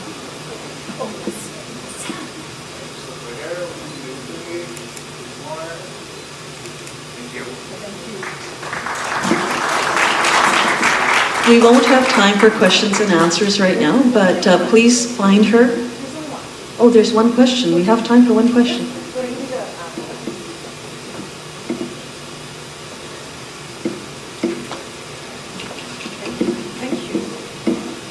We obviously want to leverage your expertise. You've come all this way. So, Dr. Ramgotra, your observations are excellent. We wonder why the effects of colonization are not fading away despite best efforts. Do we see any deliberate efforts by the other schools to see its presence as prevalent as always? But what role do you see of literature as a select domain for GNI in this regard? Dr. Baby. Thank you so much for that excellent question. So what role do I see for literature? Literature has a huge role.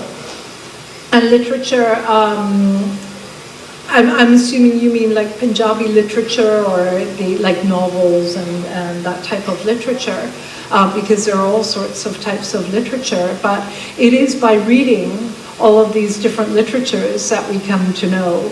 And by integrating them into curricula. So that's what we try to do with our textbook in the specific field of political theory. But I do know, for instance, at SOAS, we have a post-colonial literature department where my colleague Amina, I can't remember her last name at this precise moment, but she was teaching Punjabi and Urdu literature. And I think there's great space for that in courses on languages or just literature in general. Right? What we tend to do is study English, and then we just study like Thomas Hardy and Dickens and whatnot. But if we studied literature, then we would be able to study writings, as fictional writings and other writings as they emerge from different parts of the world. And these are readily available quite often in translation. I think other institutions are also changing. There are decolonizing working groups in the UK in particular, across different institutions.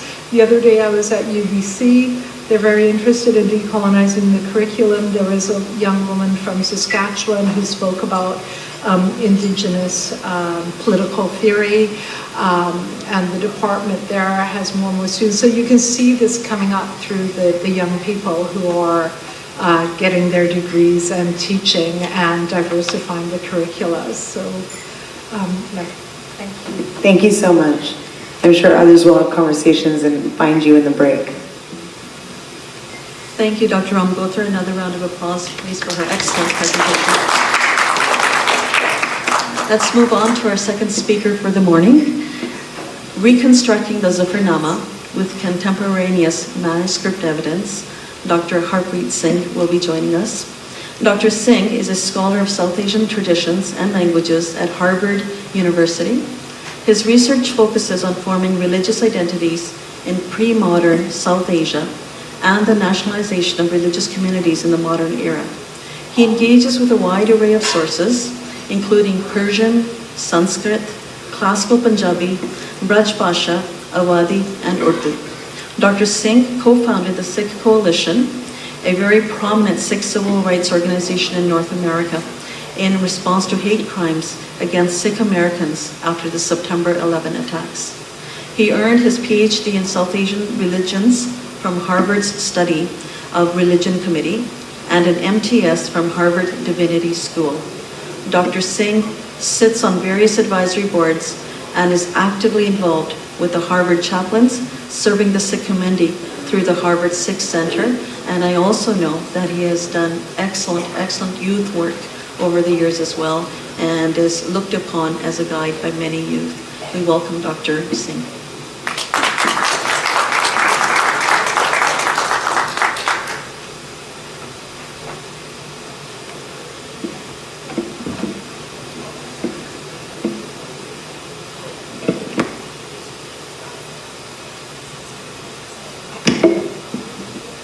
Vaheguru Ji Ka Khalsa, Vaheguru Ji Ki Fateh. My talk is on the Zafarnama. I'll give a brief context and background on the text. Guru Gobind Singh built a powerful political state of Anandpur, and that led to conflict with the local rulers. We call them Pahari Rajas. And these Pahari Rajas fought 12 battles with the Guru. Eventually, they invited the Mughals when they could not defeat the Sikhs. And the Mughals and the Pahari Rajas, they besieged Anandpur for several months. And as a result, there was a negotiation that happened between the Mughals and the Sikhs. The Mughals asking the Sikhs to evacuate Anandpur, and there was an oath on the Quran that was taken by Aurangzeb, brought to the Guru by a Qazi, an imperial Qazi, which the Mughals reneged on eventually. And the Guru, after the Battle of Chamkaur, writes this text called the Zafarnama.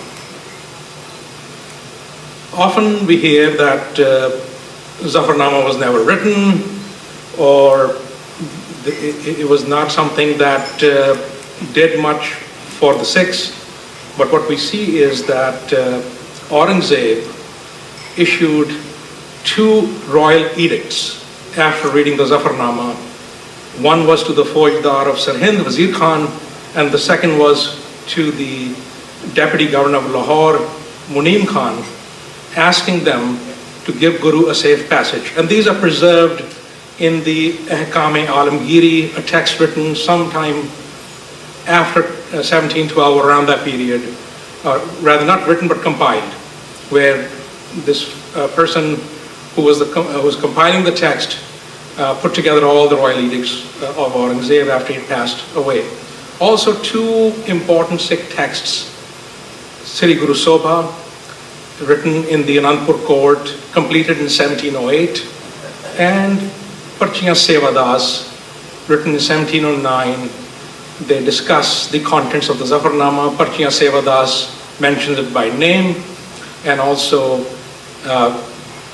Sevadas also talks about the Zafarnama being in Persian verse. Now, after the edicts are issued by Aurangzeb, Bhai Daya Singh is in his court. He's one of the original Panch Pyaras who was entrusted by Guru Sahib to take the Zafarnama to Aurangzeb and hand deliver it to him. So it takes him several months to achieve that. It's a real feat to be able to get audience of an emperor.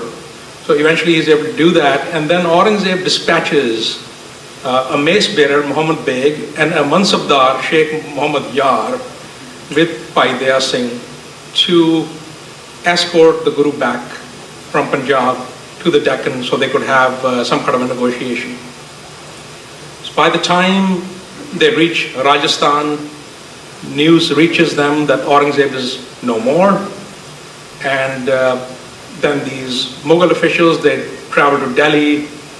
Guru Gobind Singh and Bhai Daya Singh are trying to figure out what to do next, and they decide they need to see Bahadur Shah. So that's the context. The Zafarnama is in a meter called the Mutakarebe Mazuf, and the meter is essentially da-dum-dum, da-dum-dum, da-dum-dum, da-dum. Kamale, Karama, Tukayam, Karim, Raza Baksh, Razak, Rahaku, Rahim. When a verse is not in meter, we know that the verse is corrupt. Any good poet, and Guru Gobind Singh was an excellent poet of Persian, they would know how to write in meter. So oftentimes the Zafarnama has been dismissed completely because the current Zafarnama that we have, about 18% of the verses are not in meter. Many verses are missing the kafiya, and the kafiya here is essentially the Kareem and Rahim. The last two words of the verse have to rhyme. When they are the same, then the previous two words have to rhyme. So that's the kafiya. So I was studying this text. It was last created, Ganda Singh created the definitive version of the text in 1949, and I found these issues with the text. And then many verses have incorrect grammar. So then it makes sense why scholars think that maybe we don't have the original text, or we don't have the accurate text. So to give you examples, in verse 30, so this text that Ganda Singh compiled is called the Makhiz-e-Tarikh-e-Sikhan, and it's a compilation of all Persian writings on the Sikhs in this one text. Zafarnama is part of that. And in the Makhiz, verse 30 is Hamakhar Gareza Dajai Masaf Basakhan Khordan Berun Gazaf. So here the context is, in the verse before this, verse 29 is describing Nahar Khan. Nahar Khan is Sher Muhammad Khan's brother. Sher Muhammad Khan is the one who essentially disagreed with Wazir Khan when it came to the execution of the Chote Sahibzade. So his brother is in the Mughal army as well. He's an Afghan, and the verse 29 essentially says that Shanidam ke nahar biyamad bejang Chashidan yaktir tan bidrang. So that when Nahar Khan came to the battle, he tasted an arrow immediately. That's the verse 29. And then this verse 30th is essentially saying that when, and this is by Veer Singh writing the commentary, ਉਹ ਬਹੁਤੇ ਪਠਾਨ ਜੋ ਉਸ ਦੇ ਨਾਲ ਆਏ ਸਨ ਤੇ ਜੋ ਬਾਹਰ ਬਹੁਤ ਫੜਾ ਮਾਰਦੇ ਸਨ ਆਖਰ ਲੜਾਈ ਦੀ ਥਾਂ ਤੋਂ ਨਸ ਗਏ.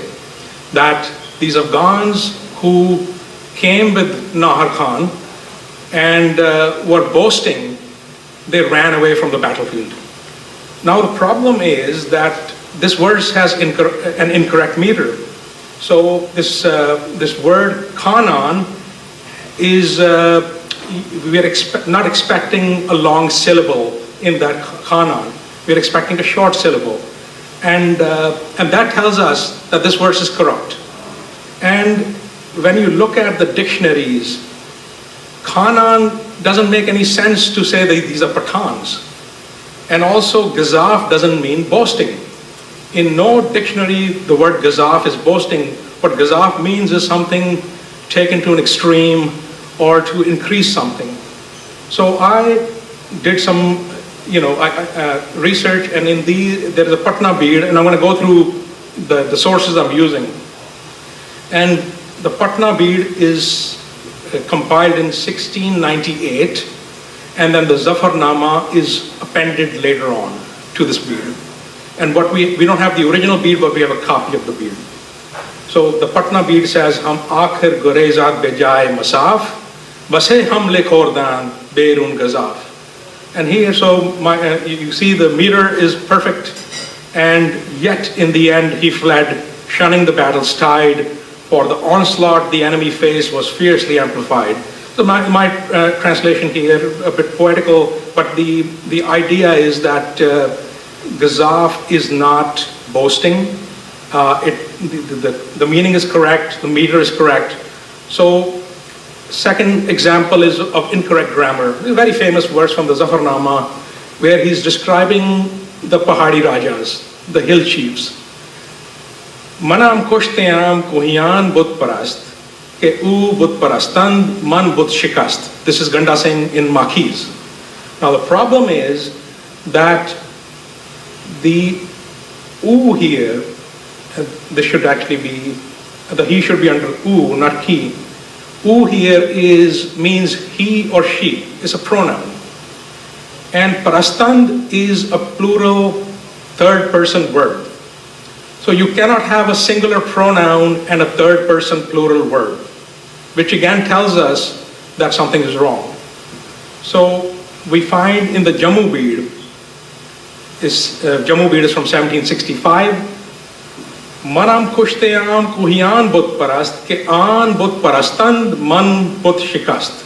I've slain the hill chiefs, to idols they are bound. While they worship that idol, I'll break it to the ground. What is that idol that they're worshiping now? It's Aurangzeb.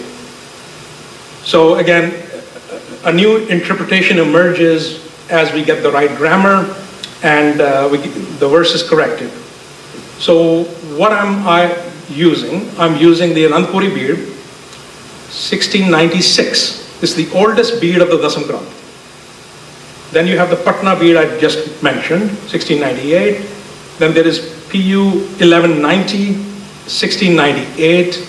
Sarablo Granth, 1698. Pai Mani Singh Wali bead, 1713. Jammu Wali bead, 1765, the one I just mentioned. And then you have Sukha Singh's bead, 1775, and so on. But you could see these beads are mostly from the 1700s. Some are written a few years or a few decades after the original Zafarnama. So we have a lot of, you could say, credible evidence. So this is what the Anandpuri bead looks like. This is what the Patna bead looks like. PU 1190. There is unfortunately a hole through the top left, but still very valuable. I found it very useful. This is the Sarablo Granth. This is the Pai Mani Singh Wali bead, is in the Persian-Arabic script. Took me almost 3 months just to figure out how to read it. This is the handwriting is very, very difficult to read. The script is in a very different style. This is the Jammu Wali bead, again, in the Persian-Arabic script. This is the Sukha Singh bead. And what I would do every day, this was my ritual, I would open them all up on a 60-inch monitor, and I would then start, transcribing what each one said, and look at the differences. And so I would do this in Persian, I would do this in Gurmukhi, and then, the methodology, what we're trying to do is we're trying to create a critical edition. A critical edition is that you are going to examine a lot of different manuscripts and then note down the differences. So you're not saying, you're going to provide your opinion and provide the version you think is the most accurate, but you'll also provide in footnotes every other possibility. So that way, if someone doesn't agree with you, they can look at other possibilities. So that's the we want to privilege the earliest manuscripts. So I'm looking at the old, I'm using 38 manuscripts for this task in total. That tells you how rich the corpus is of these manuscripts. So, and then I'm privileging the ones that are the earliest. I go to the older ones, when there's a need. Verses must have correct grammar. They must be in the mutakarik meter. They should have kafiya. Right now, the critical edition I've developed is right here.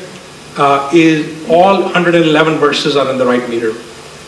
And we have problems with kafiya in 1 or 2 verses. So conceptually, it's got to be meaningful.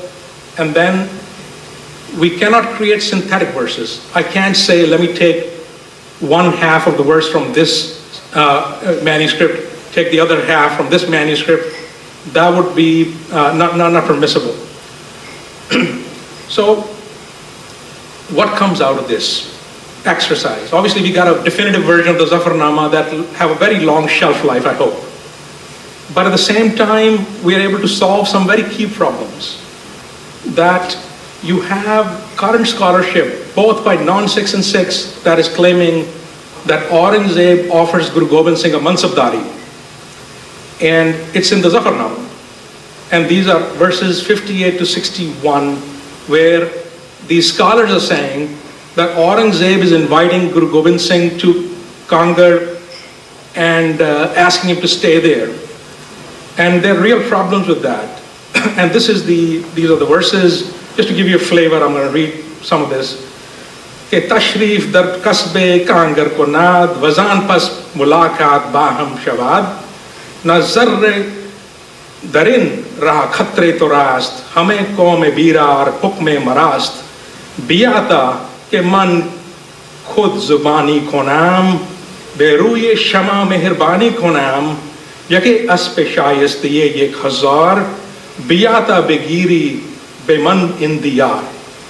So this verse at the end is kind of seized upon, and people are saying this is what's hinting at the mansabdari. So this is Christopher Shackle's translation that he did of the Anandpuri Bir. In Kangar, first you may remain, then the two of us should meet. There is no risk for you this way. All the birars are ruled by me. Come and let us converse direct, and let me show you favor. 2, come take a horse to suit high rank and rich estates beside as gifts. So here the problem is, why would Aurangzeb invite Guru Gobind Singh to Kangar? Why not invite him to the Deccan, Ahmednagar, where he's situated? Or why not invite him to Sarhind, which is the military base where the seat of Mughal power is in Punjab? Why Kangar? And how does Aurangzeb know the Barars? It makes no sense. Why would he ask the Barars to fight when he's got an army of his own? And then this verse, which everyone says is talking about Mansabdari, and I want to emphasize, this is not just Christopher Shackle or a non-Sikh, but even Sikhs, like Pyara Singh Padam, Randhir Singh, who wrote the Shabdarth, Dasam Granth Sahib. So they are talking about a Mansabdari of 1,000 horses. Randhir Singh is writing in the Shabdarth, arrive in my presence in this Deccan country and accept a Mansab of Ikhazari, Hazar Savar Ik Koda. And then Randhir Singh continues, the Guru being a Deen Shah, Sacha Padshah, while giving reverence to the position of the worldly king and keeping his own status intact, with humility, responding to the offer of the Mansabdari position and the invitation to meet. So my solution to this is, let's go to the first principles, look at the grammar of the verse, and at the bottom you see Yaki means one, Asp means horse, Shayaste means worthy, Yek Hazar is 1,000. So a horse that is the best in 1,000 or the worthiest in 1,000. Biya is an imperative, come and take, Bigiri, take, Baman from my hand in this region. So there is no reason to think that there is any Mansabdari mention. But what's really happening is that these verses are not spoken by Aurangzeb, they're spoken by Guru Gobind Singh. And Guru Gobind Singh is telling Aurangzeb, I am in Kangar, that's where he is, come and meet me and let's have a negotiation. And this is, one issue that has been thorny issue. And the second issue is that verses 89 to 94 are praising Aurangzeb, and they have baffled scholars for centuries. And scholars have not been able to understand how Zafarnama, which is speaking truth through power, which is critiquing Aurangzeb, can also praise him. So here the Anandpuri Bead is saying, the Batat Beer Danish, Batat Beer Teg, Khudavan Dego, Khudavan Teg. Bhai Veer Singh, Talwar di Jugat Naal Te Danai di Vidhi Naal. Danai meaning knowledge, wisdom. Tu kam kar raha hai, is karke tu dekhte teg da malik hai. Malik ho raha hai. So the problem here is that all these manuscripts by Mani Singh Wali Beer, instead of Ba is starting with the Ba, right? Ba Tat Beer Dan. So Ba is the preposition with. And in Persian script, Ba is when you have a line and you put a dot on the top, at the bottom, you have a Ba. But if the dot moves to the top, it becomes a Na. So essentially, when you look at these verses, oftentimes the scribe will make a mistake. Instead of a Na, they'll have a Ba, or instead of Ba, they'll have a Na. And I can show you many examples from these manuscripts. So here, that's the Anandpuri bead I just read. The Patna bead again comes to the rescue, and you can see very clearly this is a Na. Na tadbir danish, na tadbir teg, Khudavan dego, Khudavan. So what the Guru Sahib is saying here is that lacking spiritual insight, worldly governance nowhere in sight, you claim lordship over alms while ruling the state affairs by might. In the next verse is Shahanshah Aurangzeb Alameen ke Darai Dorast Durast Deen. Aurangzeb, supreme in on lands, Darius of the age, and faith slips through his hands.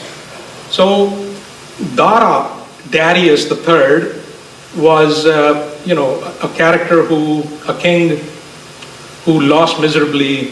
He betrayed his family. His family was killed because of him. So there is a historical reference here. He's comparing Aurangzeb to Darius and saying, you are durast deen, you're far away from religion.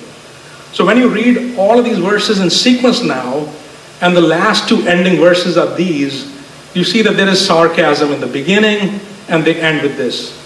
So I have a lot more here, but I wanted to kind of just give you a flavor of this, and I'm very happy to take any questions if there are any.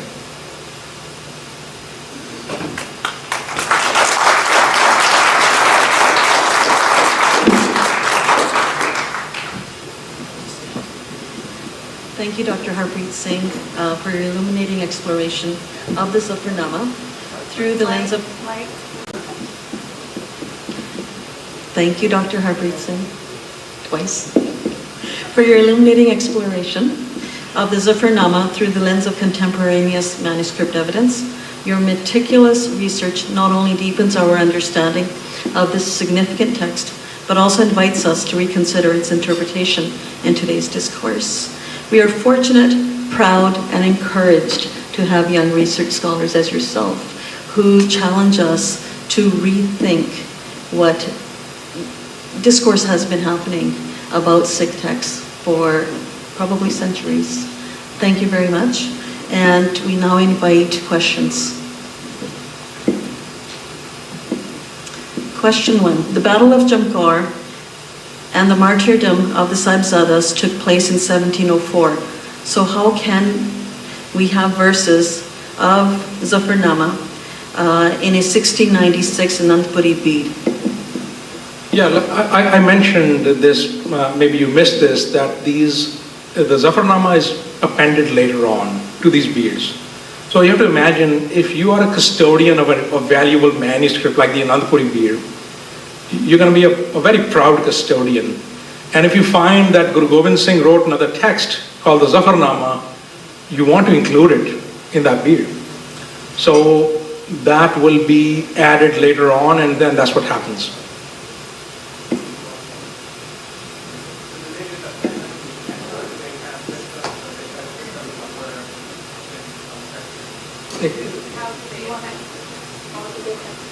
How did they append them? Oh yeah, they're appended in a different handwriting. So they open up the binding, they insert the new pages of the folios, and then they rebind the bead. And this has happened to the Kartarpuri bead as well.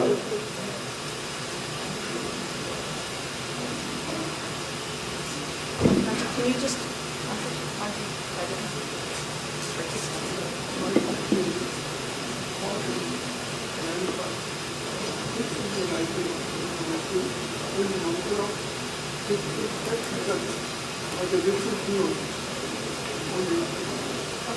So the question is on authorship, that how do we know this is the writing of Guru Gobind Singh? The reason we know this is the writing of Guru Gobind Singh is because Sanapati, his court poet, who was writing in Gur Sobha, and we have other writers in that period telling us so, that Guru Gobind Singh wrote this text. And in the Gur Sobha, he's not just making a statement, he's actually describing the content of the letters as well, of the letter as well. So that's what gives us confidence that this is authored by Guru Gobind Singh. Thank you, Dr. Singh. If you have questions, please write them on the little white pieces of paper on your tables, and then one of our volunteers here will pick it up and bring it forward. Thank you. What are a couple of major takeaways for a layperson from your research? Well, this is a very important text, like the Babar Bani. It's speaking truth to power. It is very relevant even in the modern age when we think about Sikh ethics, when we think about how Sikhs respond to state power, how do we engage with the state. So having an accurate version of this text is very important. 300 years have gone by, no one has bothered to create a definitive version. I was very lucky that I was able to find all these manuscripts, and they were sent to me by people who trusted me, and as a result, like I mentioned, 38 manuscripts I have used, and so we have a text for posterity that can be now read with confidence that this is something that was authored by the Guru, and we have something the right meter. I've written a commentary on every verse. I've provided the grammar that you see here. I provided this grammar for every verse, so even lay Sikhs can read it, understand it. And then I've also done is the transliteration I've done is in the Persian accent that was spoken at that time, in that dialect. So Persian spoken today by the Iranians is very different. I wanted to look at the Gurmukhi and see how it was pronounced at that time. So there are some significant ways in which this will benefit different people. Thank you, Dr. Singh. I think you partly answered the question. Where can the audience find references to your translation? So this is going to be published very soon, and I'm in negotiations with a university press, so hopefully we can make that happen by next year. Thank you very much, Dr. Singh, for this wonderful, insightful presentation. We'd like to acknowledge you and thank you for taking your time out to come here with us today. Thank you.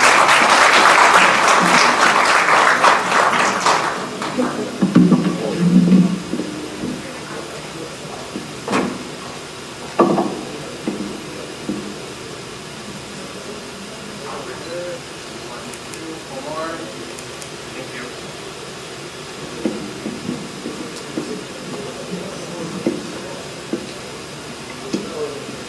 We are now going to move into our first break for the day. It'll be a 15-minute break, and after the break we will have our first convocation, which we're incredibly excited about, being a 3-year-old institution. And so please mix, mingle, ask questions of the presenters from this morning, and we'll see you back in 15 minutes. And if you have any questions, please come and find us. Thank you.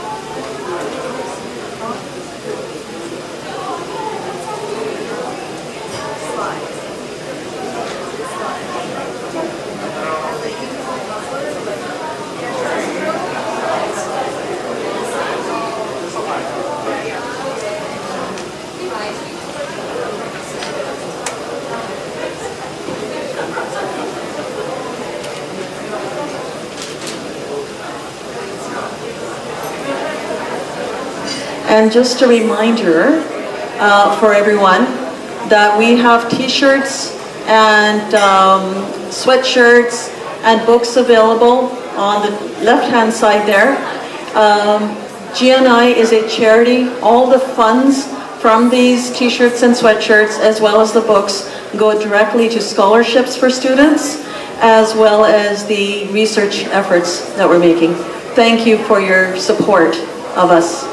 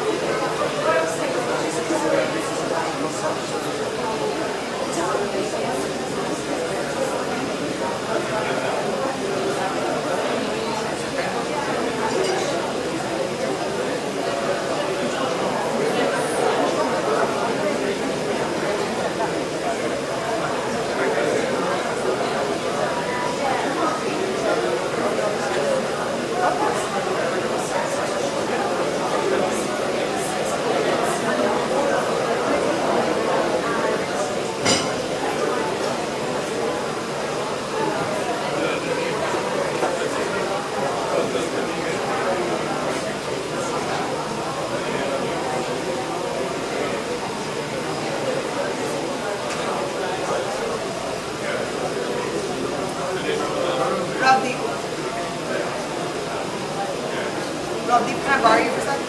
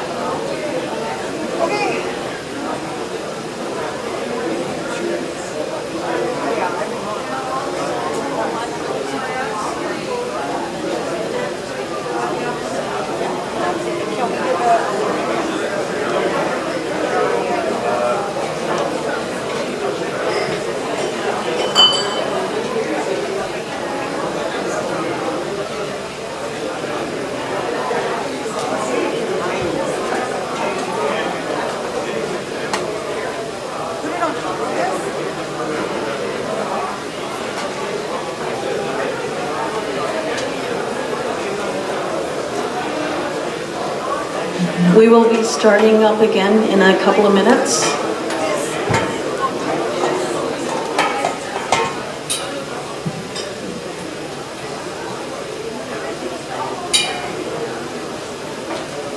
So please bring your food back to your tables if you can, so you can settle into your chairs and continue eating as we begin the next part of our program. Thank you.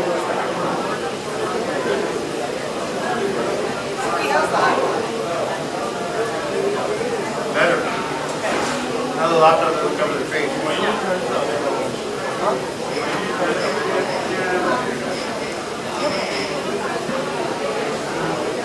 We have another yes.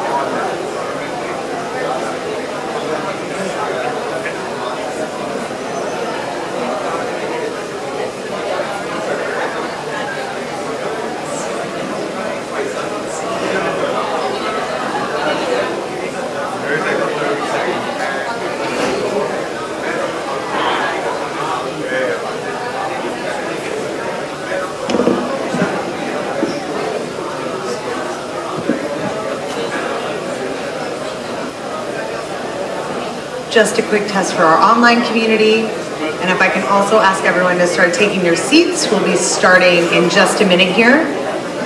For all of our presenters, a reminder, and especially for our online community, to speak right into the mic, nice and close. If you want to use the stand, we've got that. If you'd like to use a handheld, we have that as well. But making sure you're speaking right nice and close so that everyone can hear you. Again, our online community would so appreciate that. Thank you.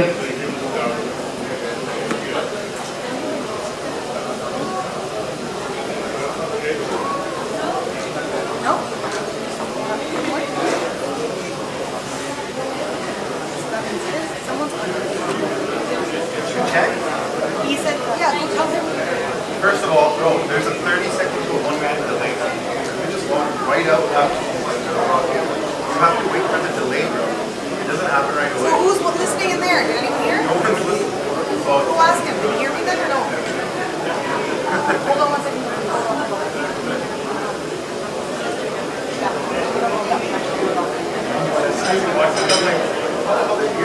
I know there's a delay.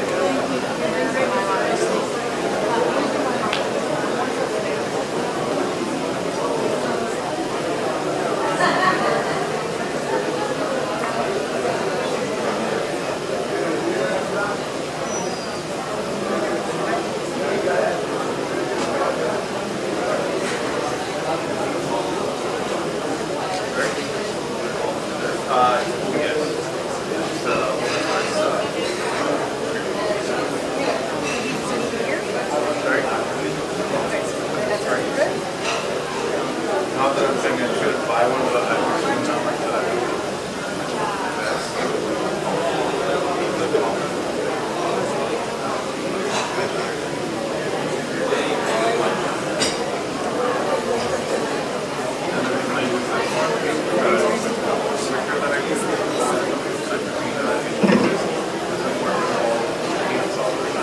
Thank you, everybody.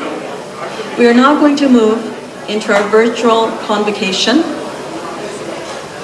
Since the launch of the Guru Nanak Institute in May 2021, our International Academic Advisory and Program Development Team of esteemed scholars has helped us develop 6 diploma and 2 certificate programs that have been approved by the private training institutions branch of the Ministry of Advanced Education and Skills Training, British Columbia. This year, we are proud to mark GNI's first convocation, which will be held virtually to celebrate the accomplishments of our graduating students. We acknowledge and honor our learners who have ranged from recent high school graduates to retired educators and professionals, bringing into the virtual classrooms their enthusiasm for lifelong learning.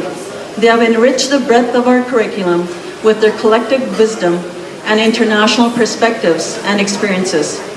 Our GNI professors are experts in their subject areas and passionate about passing on knowledge and skills that are relevant to our students for personal and professional development and applicable to the real world.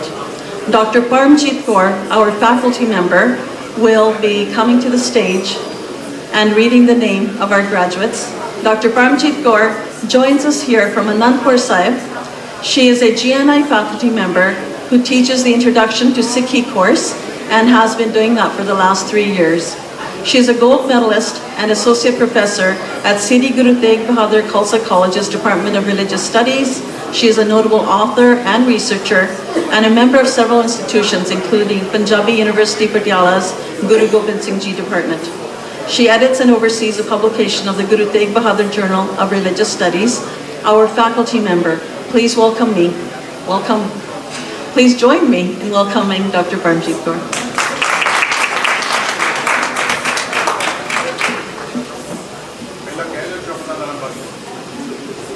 Thank you, Ji. Thank you, Dr. Kamaljeet Kaur sir.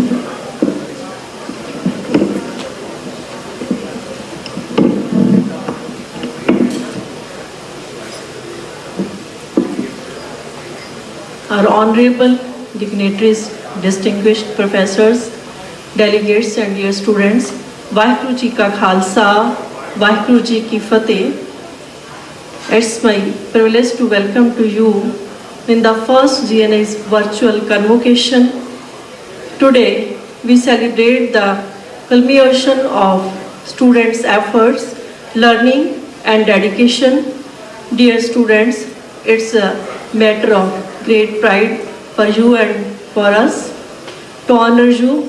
Your achievements, embrace the opportunities and continue on the pursuit of knowledge, excellence. GNI seeks to promote Guru Nanak's universal teachings by encouraging intellectual understanding, social justice and equality. Its purpose is to create a forum for academic research, dialogue and community engagement on global concerns, all based on compassion, inclusivity and spiritual understanding with the message of Guru Nanak Sahib. As you know, according to Gurbani, true education goes beyond intellectual learning and focus on spiritual insights and self-realization. It highlights the significance of comprehending heavenly truths and achieving inner enlightenment through the meditation and devotion. While worldly education is valued, Gurbani teaches that ultimate knowledge is realizing Vaheguru's presence and knowing the meaning of existence. Without spiritual vision, intellectual knowledge is insufficient. Only study is more than just gathering information. It is also about living a life of virtue, humility and constant recollection of the divine as well. I have immense pleasure to announce that the virtual convocation ceremony of the Guru Nanak Institute of Global Studies, the course Frontline Management, it is a milestone and first historic event celebrating academic achievement, dedication and the transformative power of education. Convocation stands as a testament to the pursuit of knowledge, the cultivation of wisdom and the fulfillment of a promise that education is more than a journey. It is a foundation for the future. As students to step into the world, this ceremony marks the culmination of the hard work, perseverance, intellectual growth, and the embodiment of the GNI's mission. And Gurbani says, Vidya Vichari Ta Par Upkari. First, I will announce the names of students who have completed the course of frontline management. And first is Sufwan Ahmed. Sufwan Ahmed completed his course of frontline management. And next is Abdullah Shaukat Ali. Abdullah Shaukat Ali. And next, Mudassir Arif.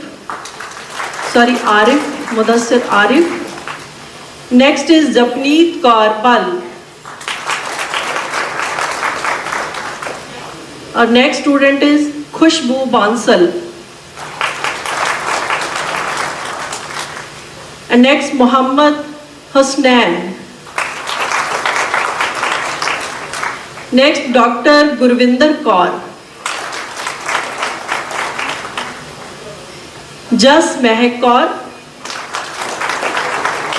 Now next student is Lavleen Kaur. And next, Manpreet Kaur. And next, Milandeep Kaur. Next, Sahajpreet Kaur. And next student is Zunaira Asif Rana. And next, Meena Rani. And next, Ritika Rani. Next, Harjeet Kaur Sarai. And next, Mariam Shakur. And next, Renu Sharma. And next, Ajit Singh Sidhu. And next, Gurjeet Singh. And next student is Har Rajan Singh. Next, Harman Singh. And next student is Harvinder Singh. Next, Satvinder Singh. And next, Gurinder Kaur Sodhi. And next, Harinder Singh Tiwana. And next, Humaya Zulfikar. These are our students, our pride. Congratulate dear students. And at that, I will congratulate the students again. And I am in the actually I am an emotional professor, and always students will impact and these reflections on me. परिंदों को मिलती है मंजिल यकीनन, ये उनके खुले हुए पर बोलते हैं। खामोश रहते हैं अक्सर वो लोग ज़माने में जिनके हुनर बोलते हैं। ये सारे हुनरमंद स्टूडेंट्स लिए ते सारे स्टाफ लिए thank you all of you. Thank you. Waheguru ji का खालसा, वाहिगुरू जी की फतेह।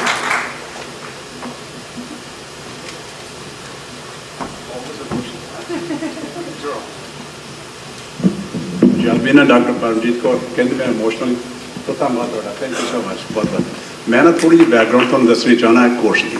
ਇਹ ਜਿਹੜਾ ਸਰਟੀਫਿਕੇਟ ਪ੍ਰੋਗਰਾਮ ਹੈ ਇਹ ਮੋਸਟ ਪਾਪੂਲਰ ਹੈ ਸਾਡਾ ਇਹ ਜਿਹੜਾ ਸਰਟੀਫਿਕੇਟ ਪ੍ਰੋਗਰਾਮ ਹੈ, ਕਿਉਂਕਿ ਇਹ ਅਸੀਂ ਮੈਨੇਜਰ ਟ੍ਰੇਨ ਕਰਦੇ ਹਾਂ, ਠੀਕ ਹੈ ਜੀ। ਔਰ ਇਹ ਕੋਰਸ ਉਸ ਲੈਵਲ ਤੋਂ ਡਿਵੈਲਪ ਕੀਤਾ ਹੋਇਆ। ਜਿਹੜੀ ਵੀ ਤੁਸੀਂ ਇੰਡਸਟਰੀਅਲਿਸਟ ਹੋ, ਜਿਹਨੇ ਕਾਰੋਬਾਰ ਚਲਾਉਂਦੇ ਹੋ, ਕਿਤੇ ਇਹ ਕੋਰਸ ਦਵਾ ਦਿਓ ਨਾ ਤੁਸੀਂ, ਮੈਂ ਤੁਹਾਨੂੰ ਕਹਾਂਗਾ ਤੁਹਾਨੂੰ 10 ਗੁਣਾ ਨਹੀਂ 50 ਗੁਣਾ ਨਹੀਂ 100 ਗੁਣਾ ਫਾਇਦਾ ਉਹ ਕਰਵਾਉਣਗੇ ਜਿਹੜੇ ਸੁਪਰਵਾਈਜ਼ਰ। ਇਹਨਾਂ ਵਿੱਚ ਉਹ ਸਟੂਡੈਂਟਸ ਨੇ ਜਿਹੜੇ ਇੱਥੇ ਕੰਮ ਕਰਦੇ ਸੀ। ਜਿੱਦਣ ਉਹਨਾਂ ਨੇ ਕੰਪਲੀਟ ਕੀਤਾ ਸਾਡਾ ਸਰਟੀਫਿਕੇਟ ਪ੍ਰੋਗਰਾਮ, ਮੇਰਾ ਖਿਆਲ ਇੱਥੇ ਐਵੀਡੈਂਸ ਹੋ ਸਕਦਾ, ਮੇਰਾ ਕੋਈ ਬੱਚੀ ਉਹ ਨਹੀਂ ਹੈਗੀ, ਨੈਕਸਟ ਡੇ ਉਹਨੂੰ ਮੈਨੇਜਰ ਪ੍ਰਮੋਟ ਕਰਤਾ ਉਹਨੇ। ਸੋ ਦੈਟਸ ਹਾਊ ਵੈਲਿਊਬਲ ਇਹ ਸਾਡੇ ਪ੍ਰੋਗਰਾਮ ਹੈਗੇ ਨੇ। ਇਸ ਵਾਸਤੇ ਇਹ ਬਾਕੀ ਪ੍ਰੋਗਰਾਮ ਵੀ ਜਿਹੜੀ ਉਹਨਾਂ ਦੀ ਤੁਹਾਨੂੰ ਜਾਣਕਾਰੀ ਫਿਰ ਸ਼ਾਮ ਦੇ ਟਾਈਮ ਤੇ ਦਿਆਂਗੇ। ਪਰ I think I wanted to mention that ਇਹ ਮੋਸਟ ਪਾਪੂਲਰ ਸਾਡਾ ਕੋਰਸ ਹੈ ਔਰ ਬਹੁਤੇ ਬੱਚੇ ਜਦੋਂ ਦੇ ਡਾਕਟਰ ਕਹਿ ਰਹੇ ਸੀ ਕਈ ਜਾਂਦੇ ਨਾ ਉਹਦੇ PhD ਵਾਲੇ ਕੋਰਸਸ ਲੈ ਰਹੇ ਨੇ ਲੋਕੀ। ਧੰਨਵਾਦ ਜੀ, thank you very much.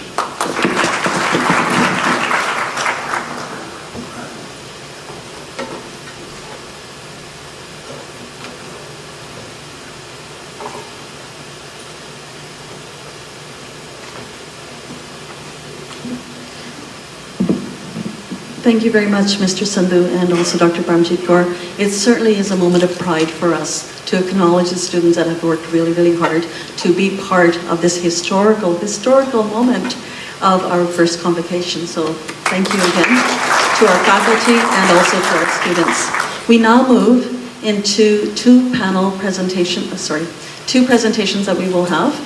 The first is Overcoming Barriers, Struggles and Solutions for Bagri Sikhs in Pakistan. And Dr. Sagarjit Singh has joined us from Pakistan to present to us. And I'm sure you were wondering this morning when I said that Dr. Ramgotra is from the UK. Where's her accent? Well, she's actually Canadian. And she went there.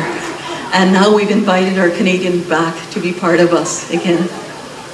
So she has feet in both countries. Dr. Singh is a pioneering medical professional and researcher recognized as the only Sikh MBBS doctor in Sindh, Pakistan. He holds a specialization in public health from the United Kingdom and is a fellow of the Royal Society for Public Health. Dr. Singh has worked with the World Health Organization in the United Nations, Pakistan, where he was the youngest officer with a Sikh identity.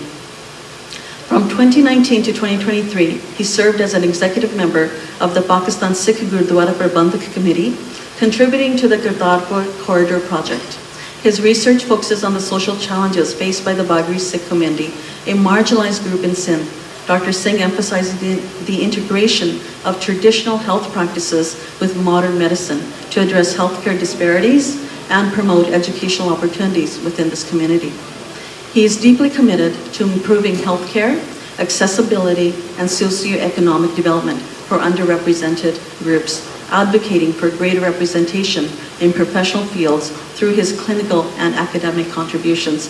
And a really big plus on top of that, he is a GNI alumni. Welcome, Dr. Singh.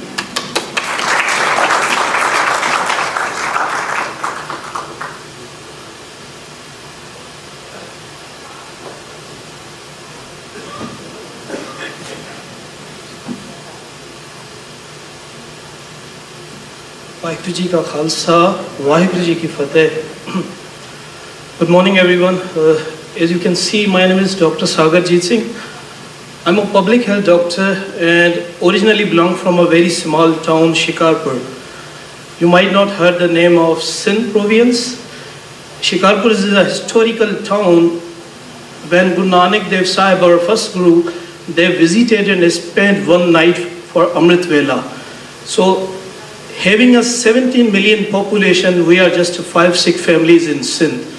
And it's really honor for me, thanks to GNI for giving me such an opportunity to discuss some challenges, especially in terms of educational challenges and barriers for those community who have never represented the most vulnerable community, the underprivileged community, the Bagri Sikhs who are residing in North Sindh and interior Sindh of region of Pakistan. So, not wasting more time, moving forward to my slides.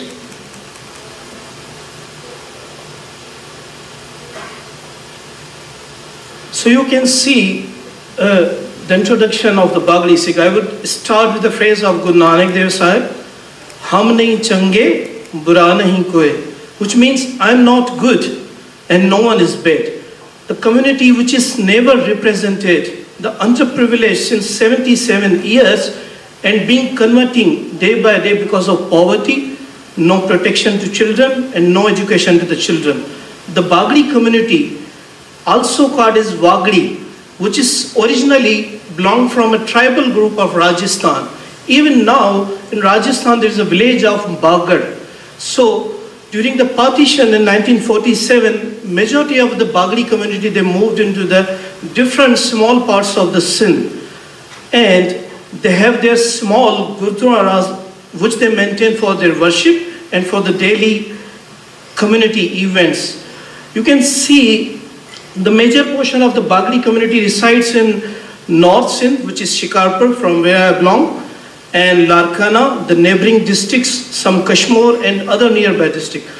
Despite of their efforts to maintain their practices, their children faces significant barriers because of poverty, because of continuous migration, which we used, and the term is nomads.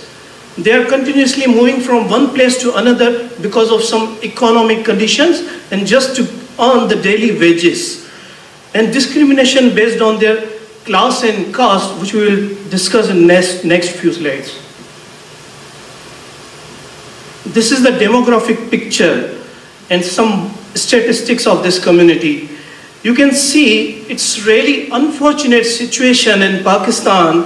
If you can zoom in this slide, you will find the column of Hindu religion, Christian religion, Qadiani religion, but you didn't find any kind of specific Sikh religion in Pakistan population census. So it's really hard to find the accurate number of Sikhs living in Pakistan. But thanks to my volunteers who are actually hardly working in the different parts of especially Sindh, we collected the data, and I can see almost 4,000 to 4,500 Sikhs are residing in Sindh, and among those 80% are Bagri Sikhs, which are residing not to the city areas, but to the peripheral areas in small villages. They have their gurdwaras, they preserve their identity as well. A few years ago, a petition was also filed.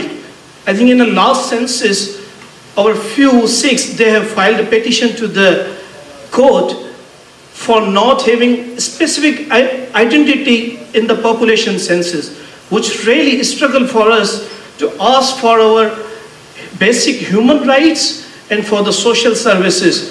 The Bagri Sikhs, which are called as a scheduled caste, and the Sikhs, they are being counting in the others column. So it's very unfortunate situation for the Pakistan. The primary work for these Sikhs is agriculture, cattle breeding, vegetable vending, and livestock management. This is a slide.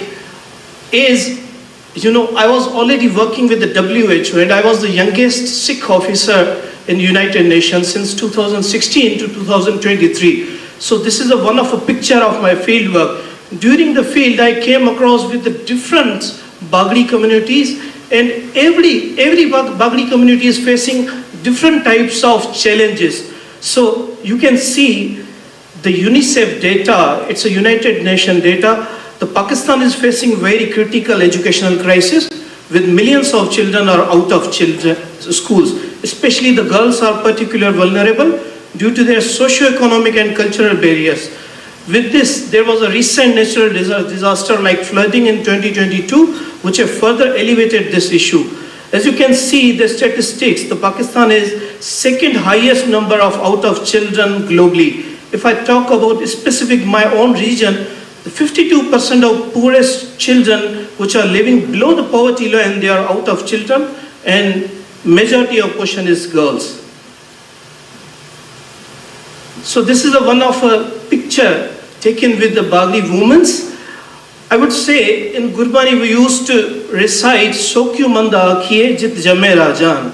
Guru Nanak Dev Ji said, man and woman are equally, and therefore woman cannot be considered socially and spiritually inferior. It is the woman that the entire social work is maintained, then why call her bed? From her the kings are born. But despite facing significant gender inequality, women continue to play a critical role in the Bagri Sikh community. While men, they are typically handle more labor-intensive jobs, the women are actively contributing to the agriculture and other household activities. During the vaccination, because I was the part of vaccination group and vaccine preventable diseases in WHO, one of a strange thing came out. When their daughters fall ill, they don't take them to the hospital. They just treat them in the home because they think the girls should not be treated at hospital and they do not allow to go for the schools. So this kind of gender inequality is going on because of no any awareness and some misconceptions, especially in health issues. So these health disparities among women in the Bagri community are being increasing for limited access to the health services, further impacted by lower educational attainment. So these are the challenges. So sharing the vast challenges faced by the Bagri communities are poverty, continuous migration, as we already discussed for the economic reasons, class and caste system. As you can know, many of you have already visited Nankana Sahib. You will find a huge number of Gursikhs, Sindhi Sikhs who are residing in the Sindh. But unfortunately, there is a caste and class system between Sindhi Sikhs and the Bagri Sikhs. Because of unhygienic condition, because of lower middle class or lower scheduled class. So there is a huge gap between interreaction and community events and those Bagri Sikhs. That's why they are living far away from the city side and they have their own small gurdwaras. So there's a huge significant caste and class system and gender inequalities going on in Bagri Sikhs. I think if the situation of Bagri Sikhs continues like this, maybe in coming 5 to 10 years, the population of this community will very few. And almost the conversion is started going on. We are hearing so many news that these numbers of Bagri Sikhs are being converted to the other religions because of no any provision of support from our side. They are often treated as untouchable due to their unhygienic conditions and their living condition. Almost 80% of the Bagri Sikhs, I have all the data collected during the flood in 2022, 80% of the Bagri Sikhs lives in a very poorly infrastructure, kacha homes, and due to the recent flooding, they are struggling to restore their homes to some permanent houses. During the discussion with families, a major concern of security is shared by parents of those families. You can see a recently faced incident of harassment, kidnappings, and targeting Bagri Sikh girls in Sindh, creating more fear in their mind that doesn't allow girls to attend the school. There were recent cases where kidnappings gone unpunished, and this kind of fear in their mind is further increasing reluctance to sending girls to the schools. You can see a health awareness is going on. It was a picture taken during the COVID-19 and I was the part of that team. The slide is showing an awareness session during the COVID period because of lack of health awareness. There was a huge mortality, there was a huge death in that community, especially in the children are dying because of some measles and the COVID infected. So having that mortality and morbidity, we started some awareness section. Another perspective came from very few families is bullying in school. Although very few families have tried to send their schools in children, but there was a bullying because of some juda or some covered hairs. The other children, even the teachers, they have shown some kind of discrimination. Another challenge for Bagri Sikh community is the language barrier. They don't properly speak Sindhi or Punjabi, not even Urdu, so they have their own Marwadi language, which is a major gap between Sindhi Gursikh Sangat and other community leaders. These are some small proposed solutions from my own field observation through which we can collaboratively work and when we can improve their lives. So as we can see, majority of Bagri community lives in a poverty line. So the financial constraint is one of the major problems which often prevent Bagri families from sending their children to school, especially girls. In this scenario, the scholarships and some kind of financial aid can surely alleviate this burden and encourage educational attainment, like offering some kind of financial incentives to parents so that we can encourage them to send their children to the school.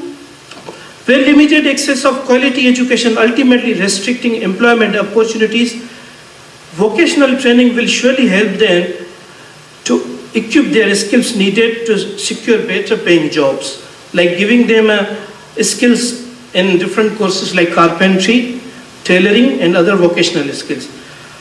Migration is one of a challenge which eventually disturbing the children's education and negatively impacting their educational status.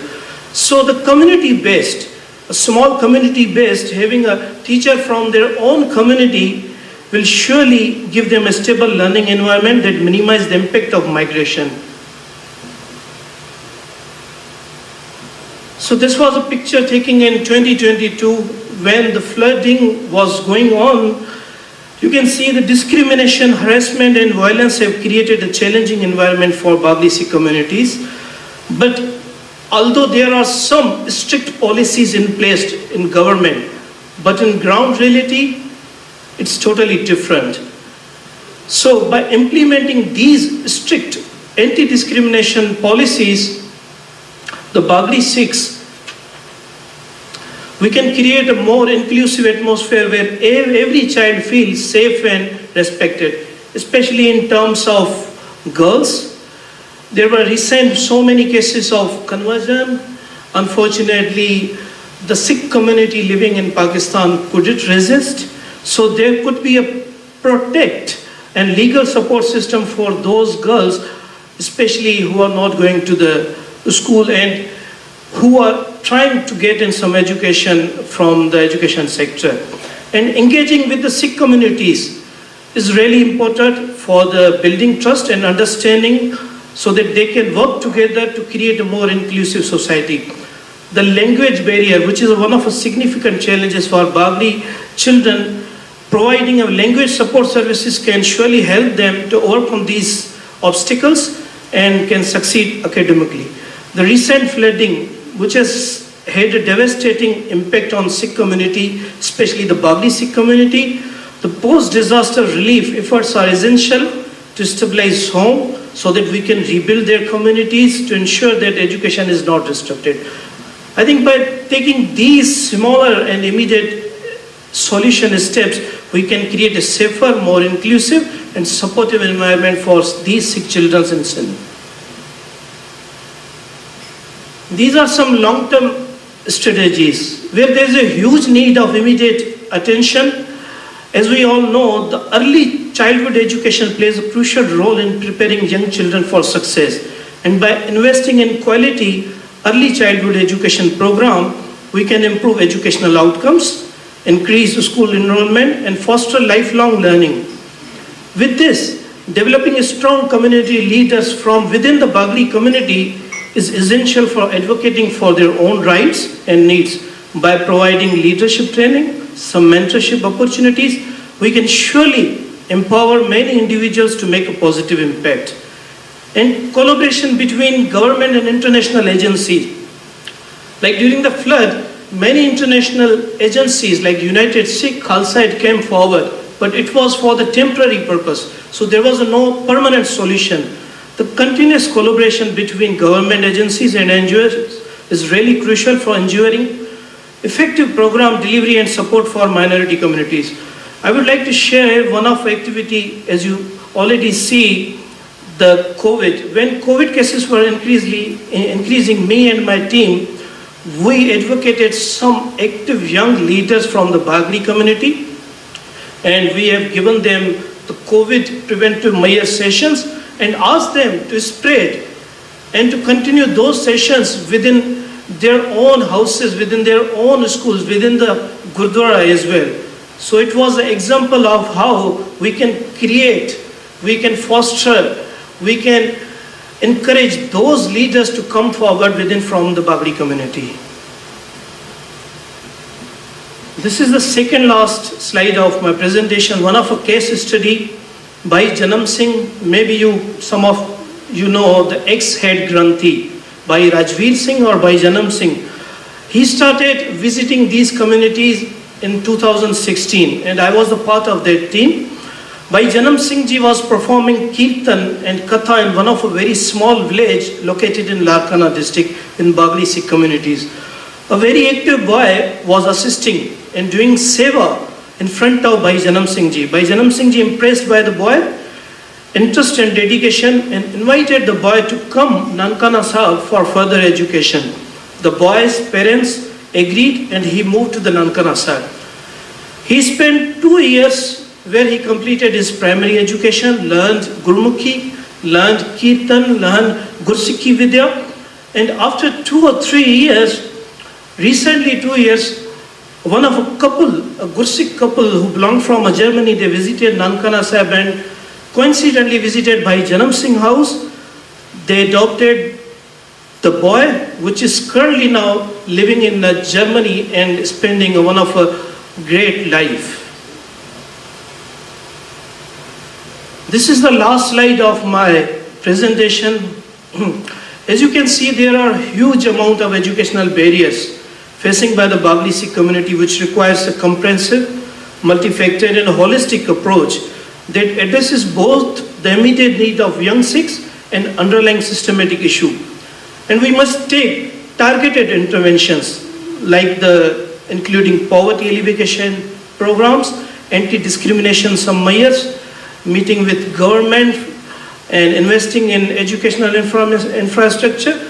Empowering women within the Bagri community is one of essential strategy to promote educational equity, and targeted support program, mentorship opportunities and inclusive policy can surely help overcome barriers and achieving their full potential. I think by implementing these strategies, we can create a more equitable and inclusive educational environment for Bagri Sikh students, empowering them to reach their full potential. This is the end of presentation. I would like to thank you, Gyan Singh ji, and the whole team of Guru Nanak Institute for giving me this opportunity and to highlight the real facts and the educational challenges of Bagri Sikh communities in Pakistan. So I will close my session by saying one of a quote: education is a real jewel and wealth that can never be stolen. It polishes your skills and develops your character. Vaheguru Ji ka Khalsa, Vaheguru Ji ki Fateh.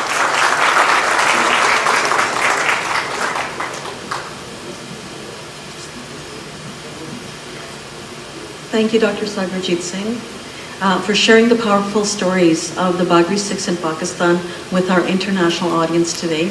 We have hundreds of delegates who are witnessing these presentations and participating in these dialogues in their own little communities all across the globe today, as well as the participants and delegates who are here today in person.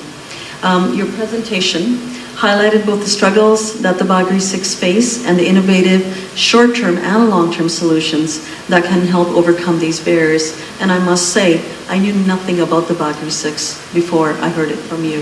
Thank you. And it's a crucial reminder, I think, to me, for sure, about the resilience of marginalized communities as well, because here they are struggling on their own, probably since the partition, and trying to hold on to their Sikh identity, and all in their, with whatever resources that they have available to them, and we've seen how little resources they actually have. And so now we open up to questions. If you have questions, please write them on the little white cue cards that are on your tables, and our volunteers will come collect them, and we will share those with Dr. Singh. How about if I move it along by asking Dr. Singh the first question? How can we all contribute? The people who are here, the people who are listening to this presentation, how can they contribute to supporting these efforts? Actually, on the first day, I've already discussed with Gyan Singh ji. I think in Pakistan, most of the children, especially the Sikh children, they have some excitement. They want to pursue some kind of education, and they know, even their parents know the value of education, but there are some real challenges.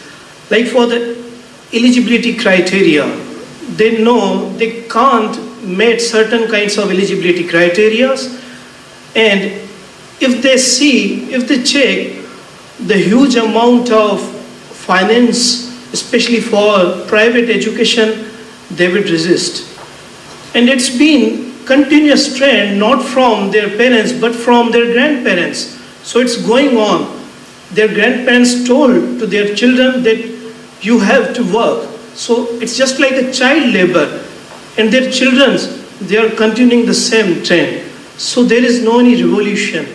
So the GNI will surely contribute in terms of giving some scholarships, especially to those communities, by providing some resources from where they can get some certain knowledge.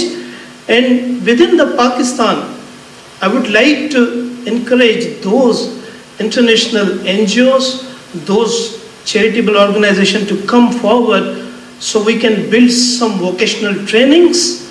And for the language, we are already trying hard. The few Sikhs, as I told, in my city, we are just 5-6 families in 17 million population. But having a very small amount of 5 families, we are trying our best to foster the good relationship between the Bagri community and the Gursik Sindhi Sangat. It's been improving. But from the GNI, I think some scholarships, some financial aid, some financial incentives to their parents so that they can encourage and they can send their children to the schools. This could be the solution. Thank you, Dr. Singh. And in order for GNI to be able to do this important work of providing scholarships, we need your support. GNI is a non-profit. We are a charity. And any help that you can give us in the form of buying our t-shirts and our books, which go to scholarships, would be really, really helpful. And in any other way that you can contribute to GNI and its mission in helping peoples across the globe, not just Sikhs, peoples, because that was Guru Nanak's mission. We have a couple more questions, which are similar. I'll read the questions and then you can decide if there's anything different about them. What organizations are helping at present and whom to contact for future help? I'll read them all. For communications, does Marwari language have a script or use some other script? Kindly take lead in helping Bagri students to enroll in GNI courses so as to see vision and mission GNI reach the seekers from Dr. Bedi. And do they want to live in Pakistan? Well, I think the Sikhs start from the Pakistan.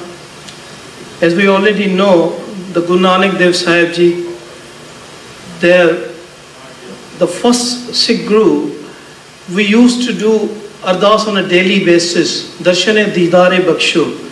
So everyone wants to visit Pakistan. I think Sikh is proudly spending their lives in Pakistan, but this is something else. The Bagri Sikh, you will hardly find any kind of Google research, any kind of literature research, any kind of study. So even those organizations who are actually working hard and improving, like the Pakistan Sikh Gurdwara Prabandh Committee, it's been working hard, especially in maintaining and preserving the heritages Gurdwaras. But even they don't know about the real facts of these Bagri Sikh community.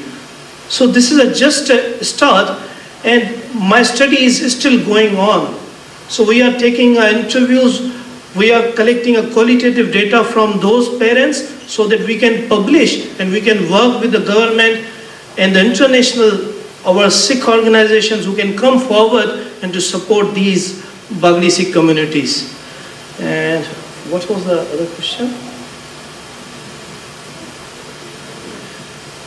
Do they want to live in Pakistan?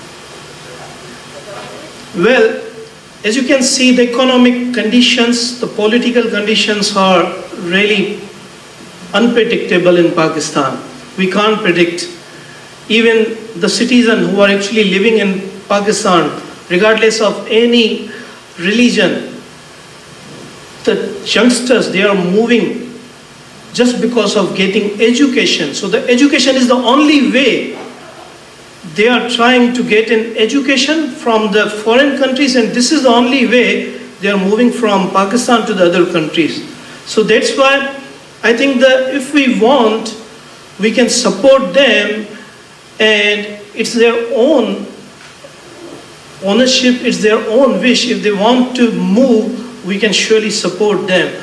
Likewise, I have recently just discussed one of a case study.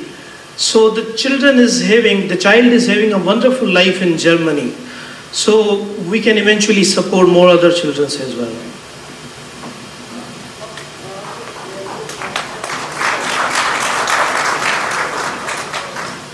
Thank you very much, Dr. Singh, for that very informative presentation.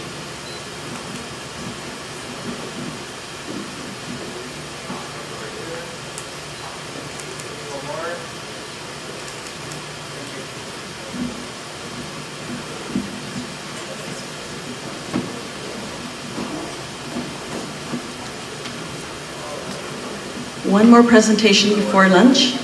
We move from a general global discussion of decolonization of education to the Zafarnama with contemporaneous manuscript evidence, and then the Baghri Sikhs in Pakistan, and now we move to the UK. And our next presenter, Nimrata Kaur Bhaiya, is going to present on the silent struggles addressing the rise of mental health issues in the UK Sikhs. Ms. Bhaiya is a dedicated academic and practitioner with extensive experience in youth mental health and safeguarding. Currently, she serves as the course director and lecturer of childhood, youth and education studies at Coventry University, UK, where she also holds a deputy designated safeguarding lead role. Nimrata's academic background includes an MSc in health psychology, a postgraduate certificate in higher education, and specialized training in hypnotherapy, psychotherapy, and mental health. Her research interests focus on the well-being of children and young people, particularly from BAMER, Black, Asian, minority, ethnic, and refugee groups, and safeguarding within educational settings. With a robust career in higher education management, Nimrata has contributed significantly to curriculum development, safeguarding initiatives, and academic support for students. Her commitment to promoting mental health awareness and equity in education is reflected in her leadership roles and active participation in various academic and community-based projects. Nimrata.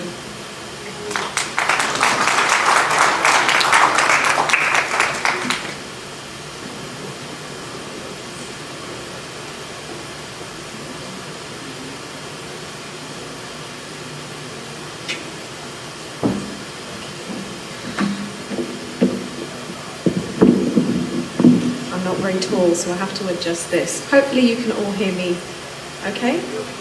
Oh, a little closer, about here? Okay, lovely.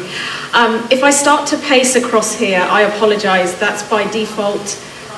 No, this is good, this is fine. That's default my profession. I tend to pace around the lecture theatre in the UK when I'm delivering teach, so apologies. But I cannot start my presentation without sharing two important things. The first, a huge thank you to everyone who is present here today and was here yesterday. You all bring together so much inspiration and knowledge, and I often adopt the African philosophy of Ubuntu, which is I am because of you. And the second is a huge thank you to Gyan Singh Ji and Gamaljeet Ji for giving me the honour to present to you all here today. This is an absolute privilege. I've been looking forward to this, but obviously a little bit nervous. So you'll need to help me out as we go along. But thank you to all of you present here today, and particularly Dr. Sidhu and Dr. Sandhuji. Okay. I don't know how I'm going to match up the precedence that's been left by the previous presenters. I had goosebumps as I was listening to Zafarnama and the Baghri Sikhs, so absolutely amazing.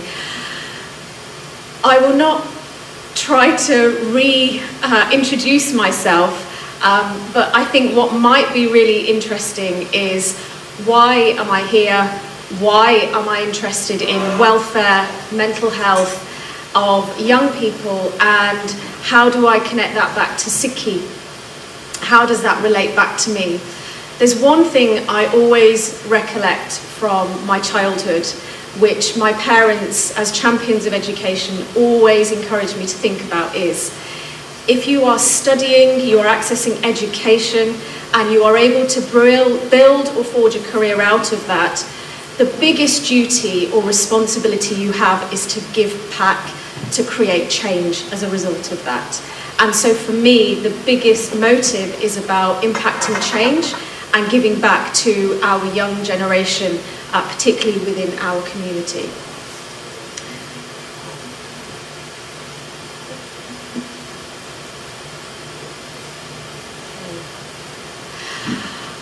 I will begin with some context to the UK. So there is a slide deck, but that is more of an aid memoir. I prefer to have more of a conversation about what's happening, why, and then encourage some feedback and questions as we move through. I've been practicing in the UK. I belong to a city which is in the centre of England, known as Coventry. I teach across 2 universities in that city. Our city is recognised for having the most internationally diverse population of students across the country, and second for its motor industry and its nursing. So as a city, we're recognised for 3 different areas. Throughout my practice experience of 16 years, I have worked wherever you will find young people. So on the streets, in A&E, in a GP practice, in a secure cell, I have worked with them, including in their family homes. That's my exposure to young people over that time. And there is something that resonates across that experience of working with those young people and their families, and that is of the ever-growing need of mental health.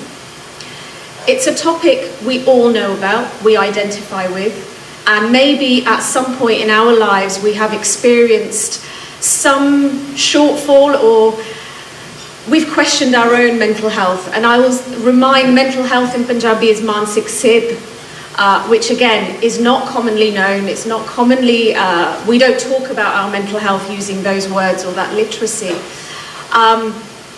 What I notice is that across our livelihood, we all experience some form of shortfall around our mental health. We're affected to some degree, but how often do we openly talk about that? How comfortable are we in sharing our experiences of, and can we confidently say we've ever been asked about how we really feel? Yeah. So hence the title, Silent Struggles, because in the UK this is becoming one increasingly pervasive need in quite a broad intersection of who we deem sick.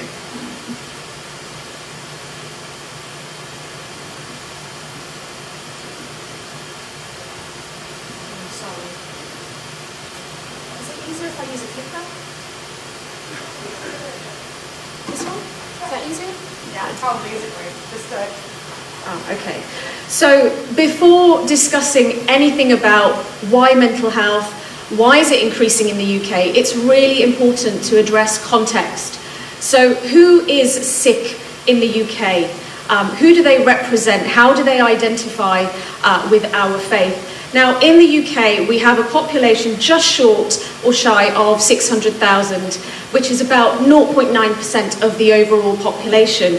So we are, whilst there is a increasing trend of minoritized communities in the UK, we are yet still a very small community in that country.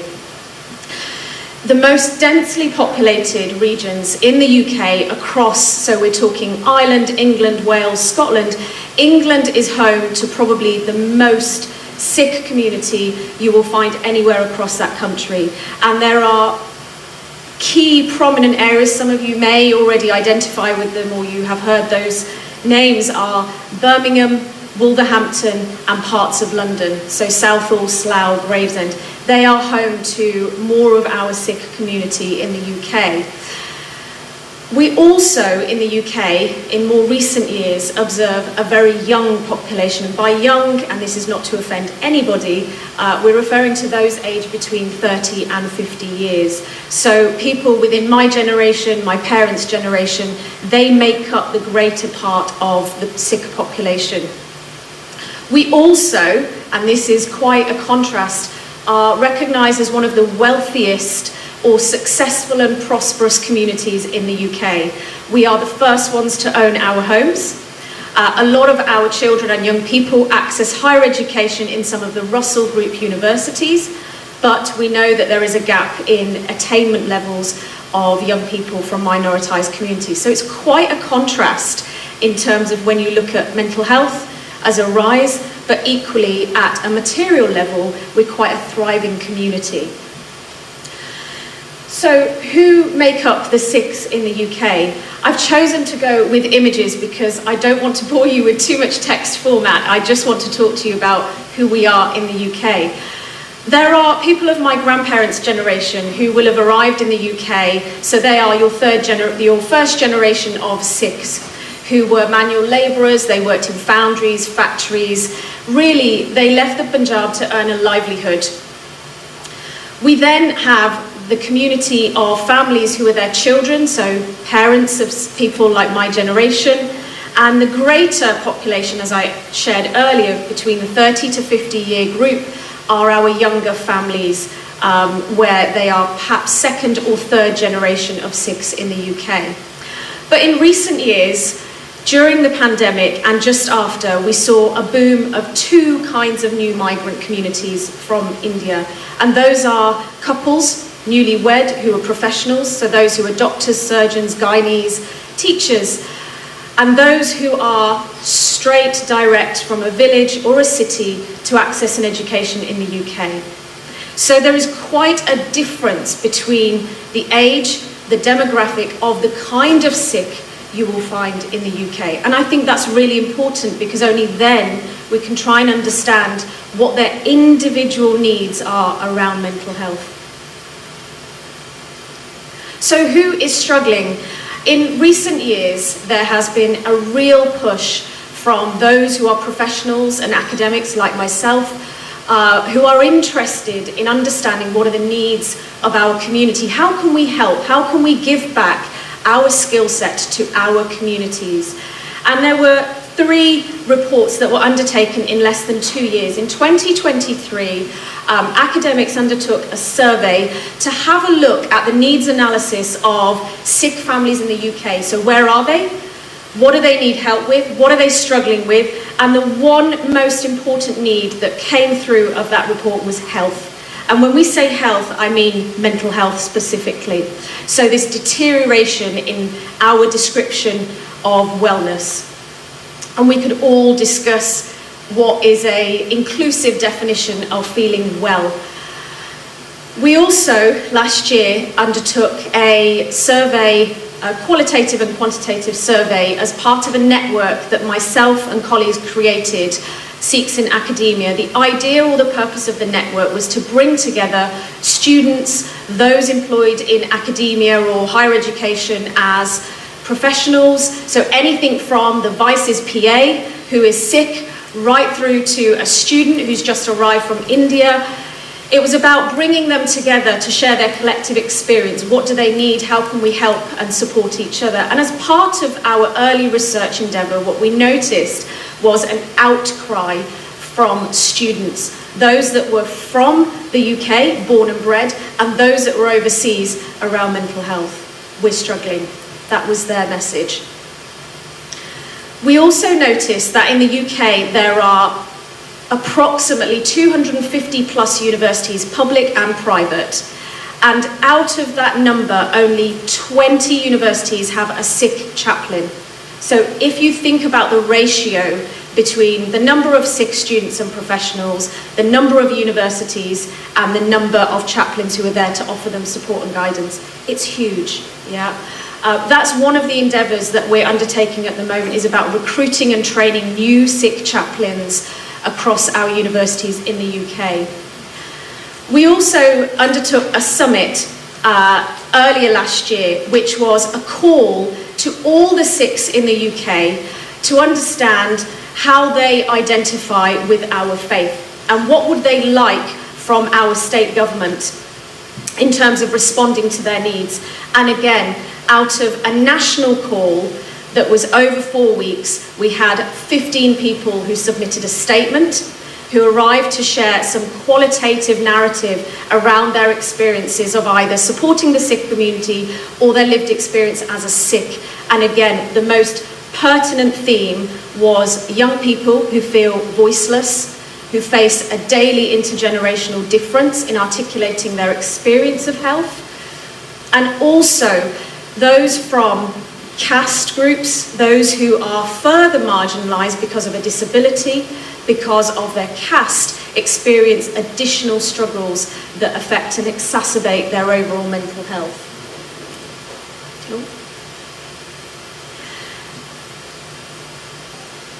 To understand why they are experiencing poor mental health, or why that seems to be increasing, there are a number of factors that feed into this. There's a lot of research, which I don't need to recall here, but from the 90s to the early millennial, that talk about migration trauma, acculturation, language barriers, all of those that exacerbate that experience of mental health, that lack of isolation, lack of sense of belonging, but also the biggest factor being a stigma.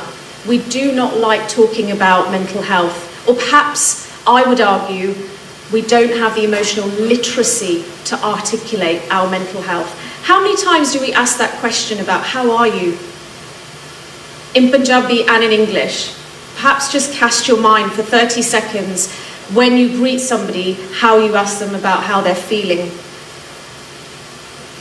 There are certain particulars which I won't unpack further, and perhaps that's the role of our panel in kind of due course, but there are particulars around men in the UK who present in acute services under the guise of an addiction or a dependency of substance misuse, but really what they're battling are issues of hypermasculinity. The drink, the substance misuse, the pressures of marital life, having to be the breadwinner and having to uphold this male figure or stereotype culturally has placed a lot of pressure on them. So there are specific nuances within some of those intersections that I discussed are sick, that exacerbate mental health.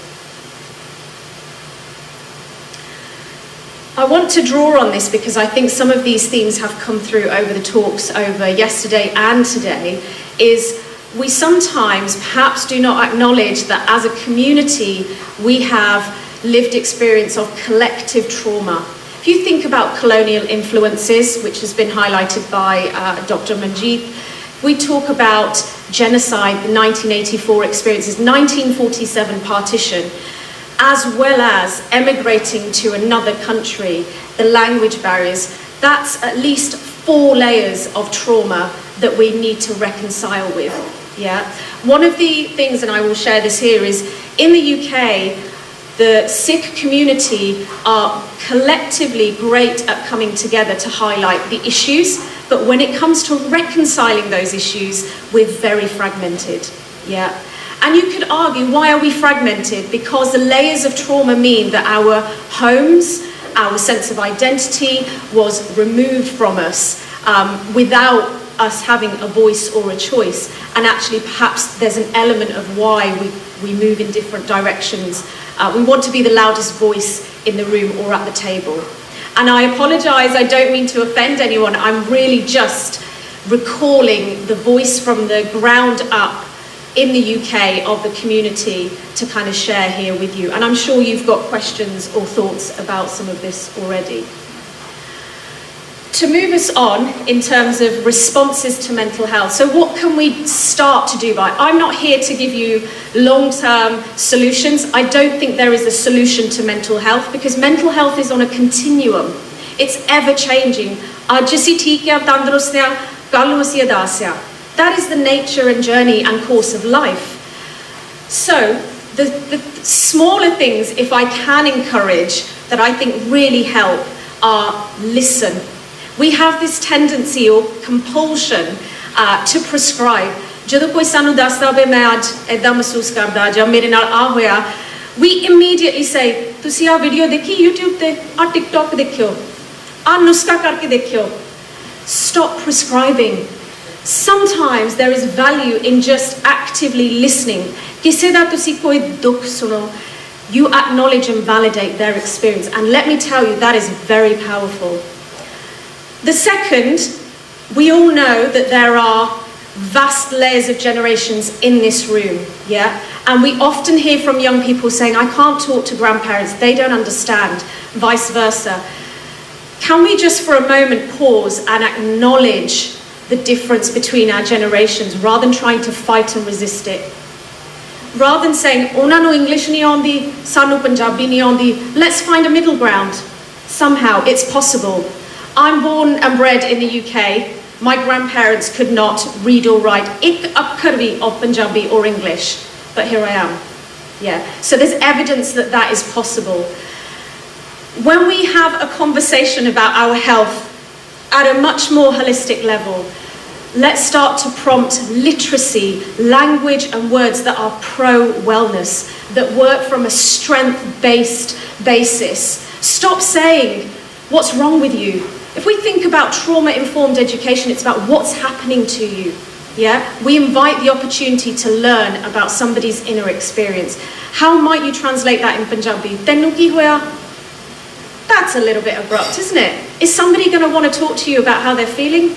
Possibly not. And I'm not saying that people in this room say that, but I'm just, again, trying to share the voices from the ground up.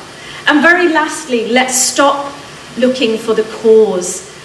As I said, your mental health is ever-changing on a continuum. So rather than think about why that happened, let's listen and find ways to restore that. Let's try and manifest a way that we can respond to experiences that are good, bad, ugly in a way that's positive. And that's my only message from the UK for you all. I have shared a slide with a QR code. For those of you who are interested in connecting for research, to know more about the grassroots voices of young people particularly, or those in the UK from the Sikh community, some of our research or our consultation with them, please, I encourage you to connect. But equally, if you have some thoughts and reflections, I encourage you to bring those forward via the QR code. But thank you so much.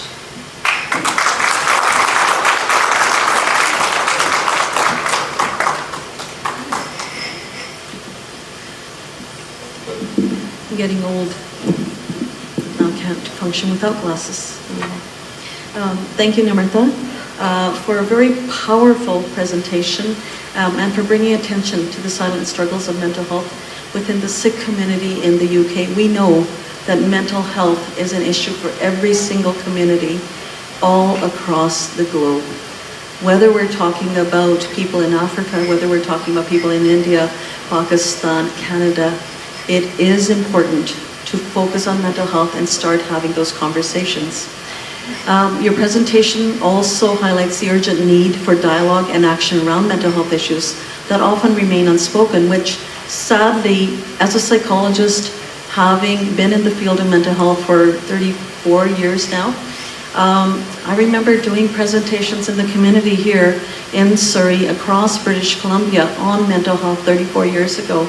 And sometimes it feels like we haven't really moved forward very much. That there still remains a stigma, there still remains gender bias, there still remain young people who struggle with identity issues.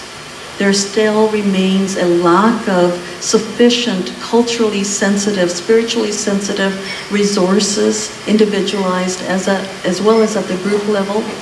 And we need to not just bring these issues forward, we need to start taking action.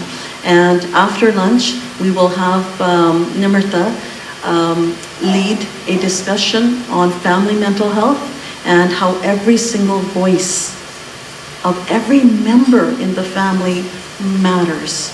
And we have a distinguished group of panelists who've come from all over, and we'll be talking more about them after lunch.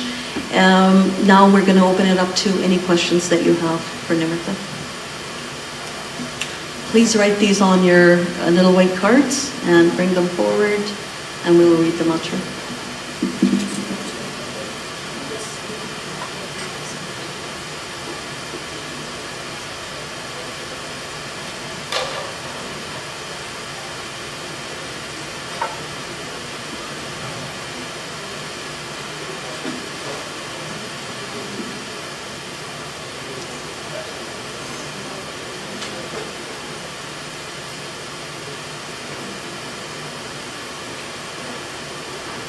While we're waiting for questions from the in-person delegates, what initiatives do you think could be most effective in promoting mental health awareness in our community? I think one of the things, this is going to sound a little bit kind of, oh my God, Nimrita, that's a broken record. Let's start from where we all get together and reconvene.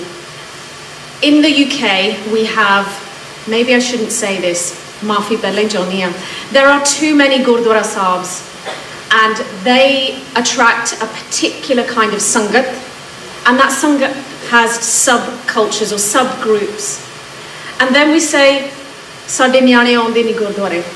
Why? Do we make those a safe space for young people to want to come into that place of sanctuary? So to me, the first thing we really need to review is our places of faith, because that's the most obvious one that brings different generations together. Yeah. The second, I think we have to start from the home, and to me, that's about foster a language. Do something within your home that promotes wellness. How often do you check in with each other? How was your day? What happened? I know sometimes I've come back from work, 12 hours, I don't want to speak to anybody, and because somebody knows in my home, you are done for the day. You're burnt out. You just want a jada. So for me, I think those two critical initiatives are, where do we all go? Where do we find layers of our community together? Let's review that space. Have we made it a safe space for us to meet, access support, to discuss topics like this? And the second, our family home, your dinner table, your coffee table, that should be your space to check in. How's it going? Thank you. Very eloquently put. So just moving along with that, how to manage emotions in challenging times which trigger anxiety and stress. So you talked about family dialogue, so maybe just build on that. Oh, okay. There are numerous strategies, approaches, interventions. Yes, I'm a psychologist and a therapist, but I'm not here to prescribe or preach. Not one approach will respond to every person. If I feel sad today, and let's say you feel sad today, that experience of sadness is going to be different. That's a fact, okay? So if I was standing here to say, why don't you try guided meditation? Try and count from 5 to 1. Focus on your breathing. Meditate, listen. There are countless strategies that will support that, but you have to find the one that works for you. Yeah, so examples that work for me is I sometimes like on my drive to work, it's a country drive, I will put on perhaps my favorite shab, because every time I listen to it, I get something new from it. Yeah, please don't ask me which one it is. Thank you, that moves very well into the other question, which I think you've already answered, which is what about Sikh music? Sikh music, Gurmat music has healing powers. Why don't we direct community to true Gurmat Kirtan? Wow, okay. Yeah, why don't we? I guess the question is right back at you. So why don't we adopt or look within our own heritage and faith? Earlier on, we were talking about Guru Gobind Singh Ji as an absolutely amazing, excellent poet. How many times do we make that acknowledgement of our gurus? There is so much to learn from that poetry, and equally from Kirtan, Katha, Shabad. Find what works for you, and I think it will help in that healing, or at least starting that process of healing. You've got to start somewhere. Don't wait for somebody to bring it to you or to make that recommendation. Thank you, Nimrita. Are there any gurdwaras that are helping with these initiatives in the UK? Interestingly, I would love to say yes, absolutely not. Okay, and I will tell you the reality of this, and I speak frankly and fearlessly, is in the UK we have Jathebandis, we have Sikh Council, we have Sikh Federation UK, we have countless networks of such, and I'm not here to criticise or condone them, but what I will tell you is the reality is that the people who make those committees, sit on those boards, do not look like you and I. They are not young people, they are not females. I think out of 25 of those groups, there are only 13 females who represent across. That's it. And there is an encouragement for more. There are, as a result, two things happen.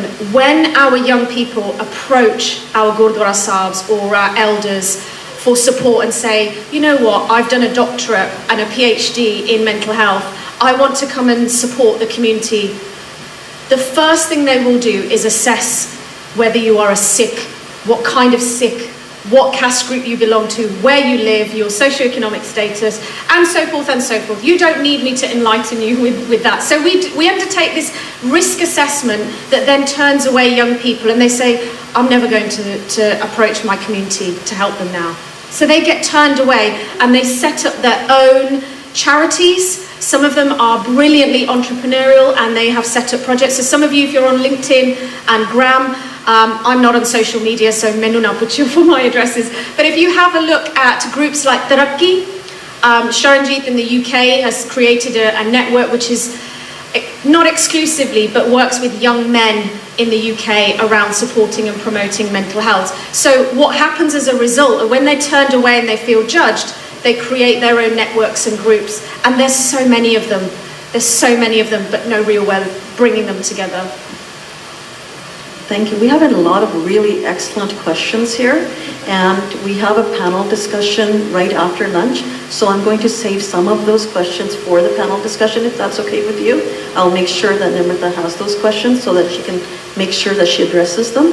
Some of the ones that I'm just going to highlight right now that I think will be helpful is, one is, how can we as a community be more inclusive of queer Sikhs?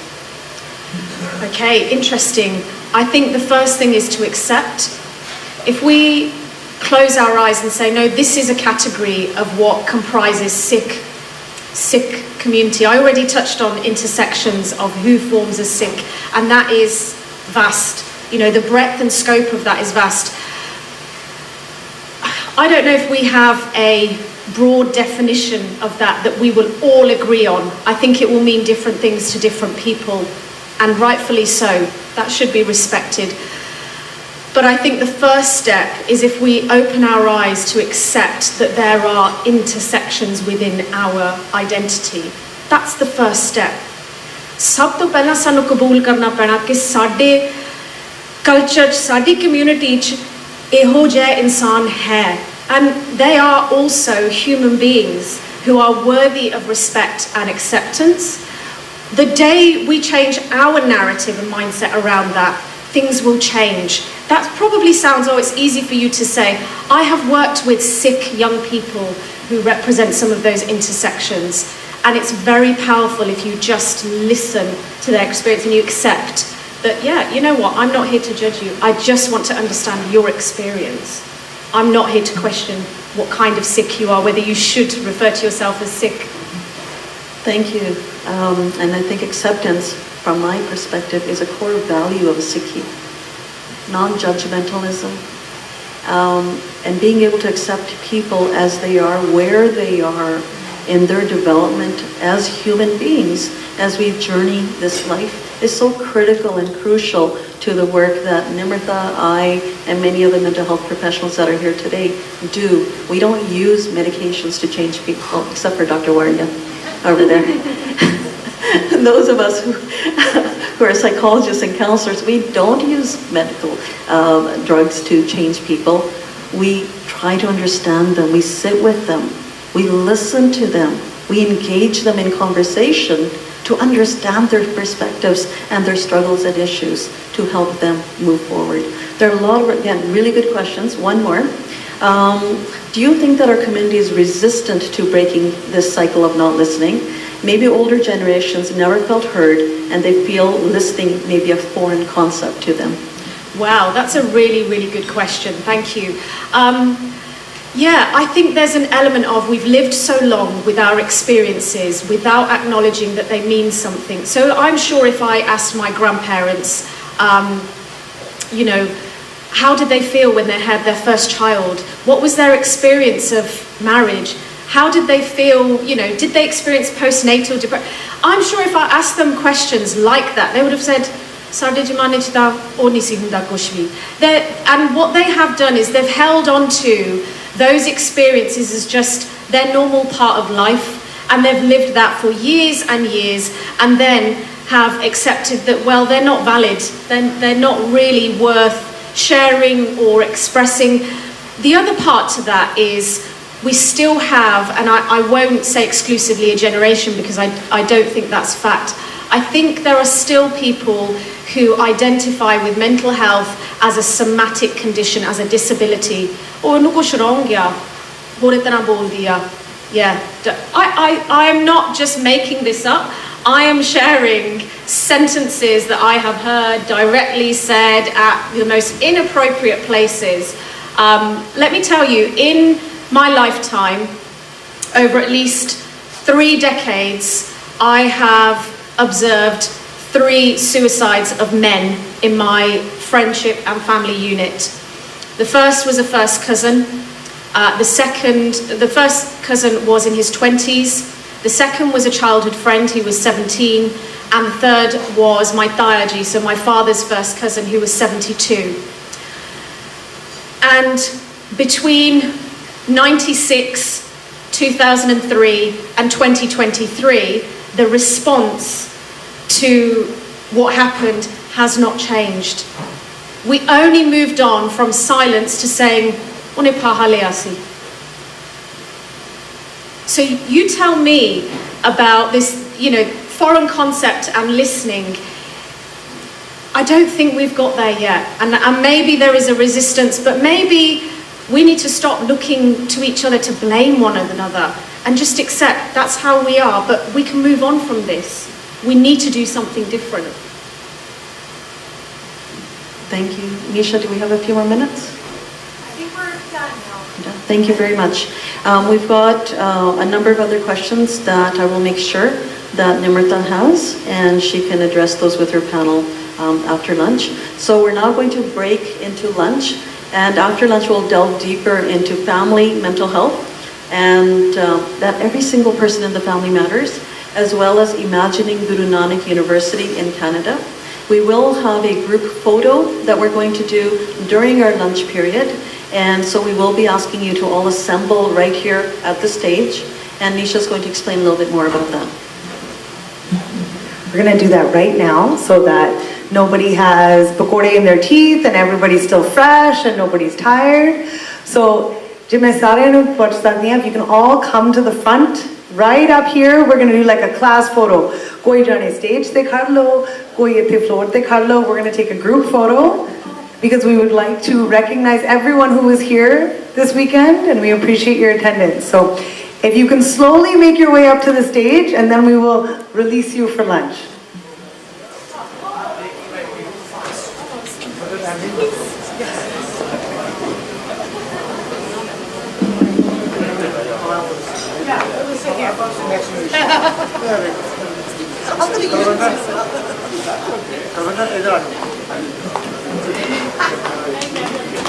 You just tell me where you want people. Or you just tell me. Oh, I just want everybody to come like we have.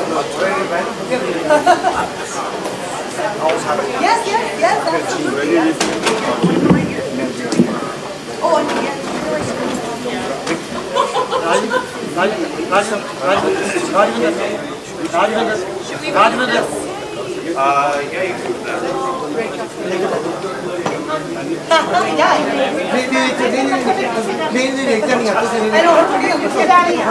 everybody, I'm gonna ask everybody not to like just take a seat because sitting all over and it's not as wide as I would like for it to be. Where does it end?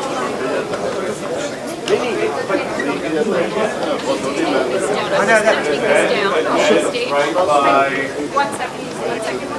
that's as wide as I can. You get very tight. So you get up here. No, you have to get up. As soon as I get ready. Tight. Oh, take the mic out. Take the mic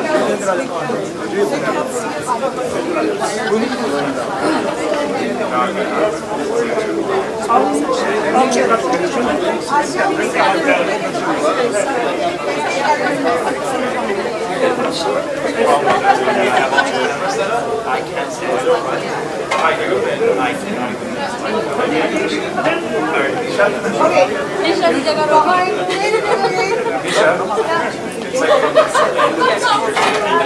Okay, I think we stand up real quick or sitting real quick. You're probably gonna have to stand. And then let's get what's the other.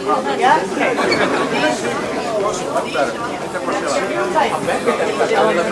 Yeah, keep your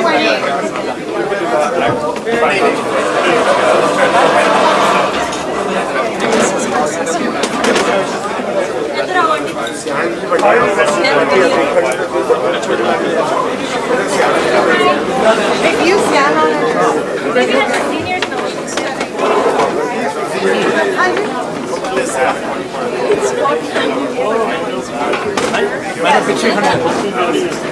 Everyone comes, everyone, all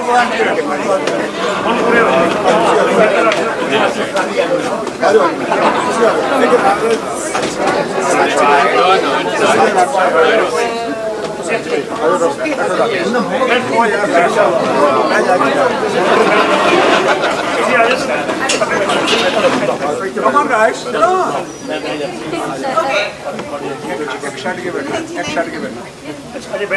I think we're ending around Huffington, so we are still everybody on that side. This guy. Hold on. And these thing on this side, I think we're without if everyone can, please must say turn like this, right?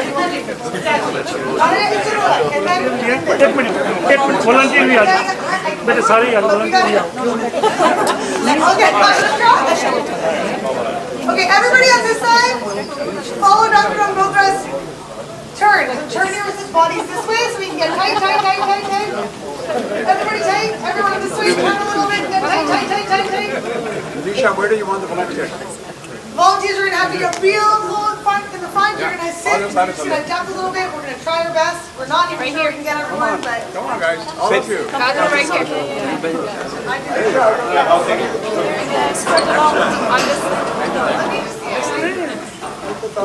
Why are you guys standing there? Yeah, on your knees. Come on. Aao. Please don't stand there. Here, come here.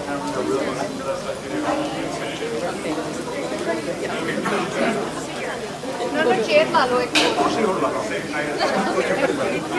In fact, this is what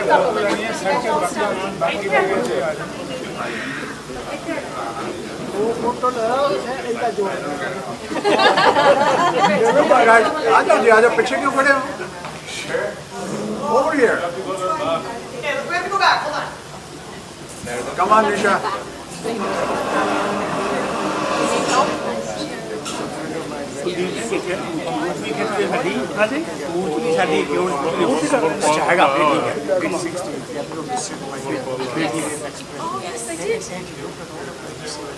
Okay, so here's the deal. We're gonna see the tech situation, but we're gonna get pretty much We need you in it. Come on.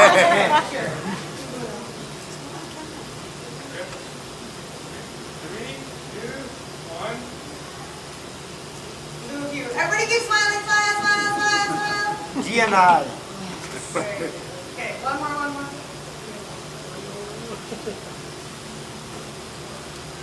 Oh yeah. Smile. Ease up. Whoever's hungry. Come on in. All right, we're going to do one with the camera.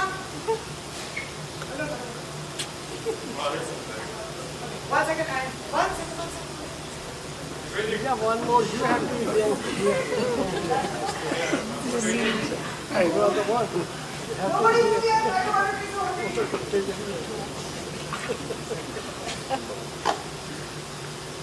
Okay, 3, 2, 1. Done. Say pizza. Pizza. Lunchtime. Then everybody call Nisha. Oh, please. Put it in the picture. Nisha, you're on the picture. Sorry.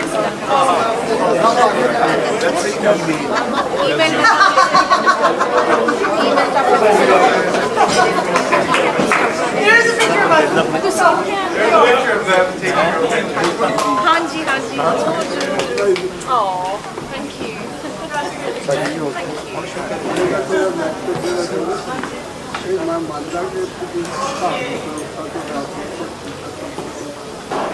ਲੇਕਿਨ ਜੋ ਤੁਸੀਂ ਬੋਲਿਆ ਉਹਦੇ ਵਿੱਚ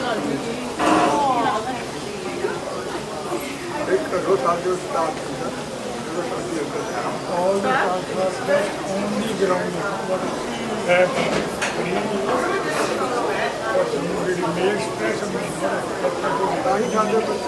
every family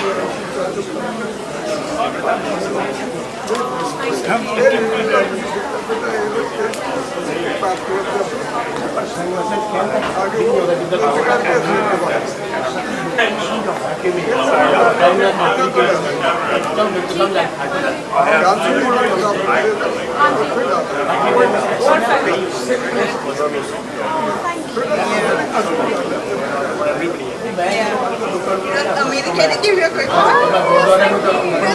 Amazing. One of the best AI Your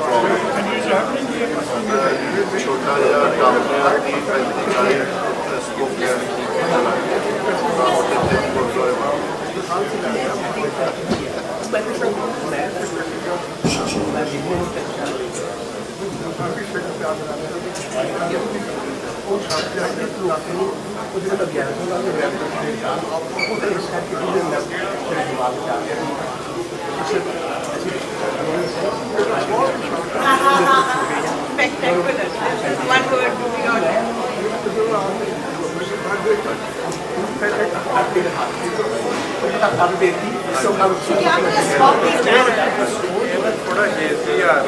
you give me some pictures? Oh, yes.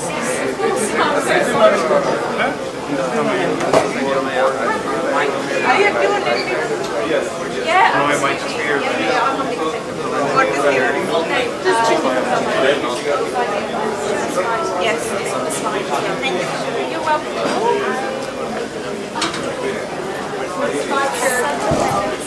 Oh, thank you. Or is it the setting? Setting does not change. You may think it's Very hot.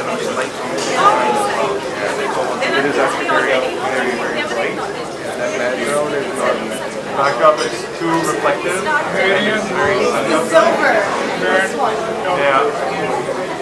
It looks good to the naked eye, but not to the camera. Are we centered? Give me 1 second. Oh, okay. It's still overexposed, unfortunately. No, thank you. All my photos overexposed. Yeah. But it's better than nothing. I was at Are you going to do the podium? No,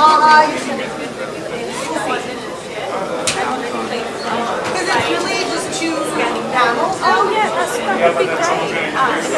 Yeah, so what, how do you want to... What I mean is that there's enough space, So right? if you want to drop me a message on then stay in touch from there, and then any kind of activity over there. Exactly. I would love to Stay in contact. I'm happy for you to be invited to any. Guys, can we put the podium? But yeah, sure, absolutely. I'll pop it down when we do the panel. I'll pop it down on a bit of paper so you've got contact. I'm sure GNI will share it, but then that's probably the best way to stay in touch. Yeah, it's there. That's fine. That's fine. Thank you so much. Oh, thank you. The fabulous speech. Please relive it about me. Yeah. I would rather stay true to my name, honestly.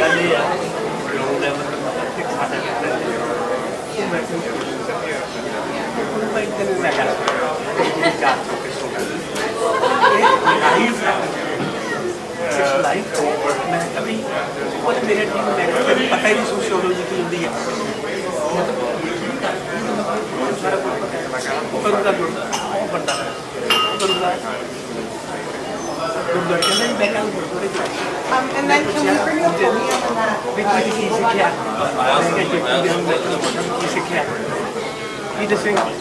ਕਹਿੰਦਾ ਇੱਕ ਸਵਾਲ ਮੈਂ ਕभी ਮੇਰਾ ਜਿਹੜਾ ਵੀ ਪਾਇਆ ਉਹ ਦੇਖ ਕੇ ਆਇਆ ਮੈਂ ਕਿਹਾ ਤੂੰ ਮੇਰੇ ਤੇ ਚਰਚਾ ਮੈਂ ਕੀ ਕਹਿੰਦਾ ਨਾ ਤੁਸੀਂ ਉਹਦਾ ਤੇ ਜਾ ਕੇ ਦਿਖਾ ਦਿਓ ਤੁਹਾਨੂੰ ਪਤਾ ਲੱਗ ਤੁਸੀਂ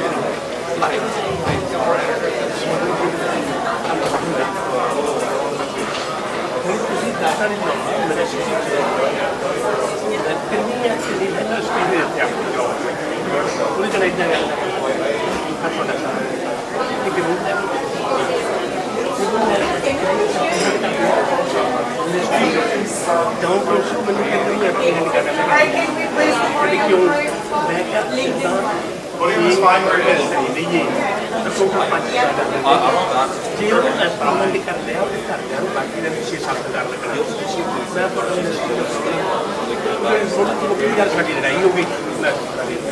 मेरी वाइफ के लिए कम है ऐसे खत्म कर जा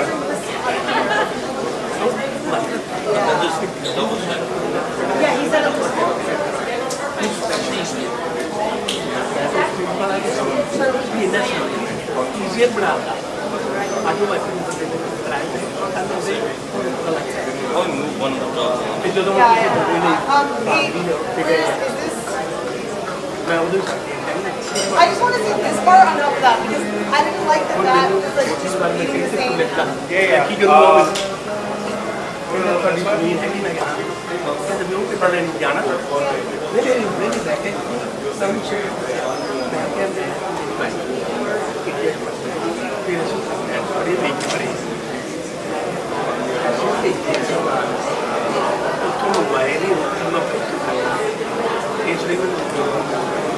जिਵੇਂ ਮਰ ਗਿਆ ਮੇਰੇ ਨਿਆਣੇ ਨੇ ਉਹਨੇ ਇੱਥੇ ਤੱਕ ਸਟੇਟ ਨਹੀਂ ਮੇਰੀ ਫ੍ਰੀ ਫਿਊਨਰਲ ਕਰ ਦੇਣੀ ਉਹ ਤਾਂ ਉੱਥੇ ਡੁੱਬੇ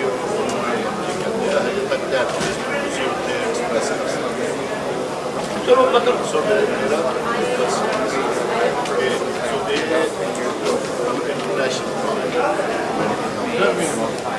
So ma'am, sir, what do you signal which thing is already can say relative to rest of the population. Where do we stand?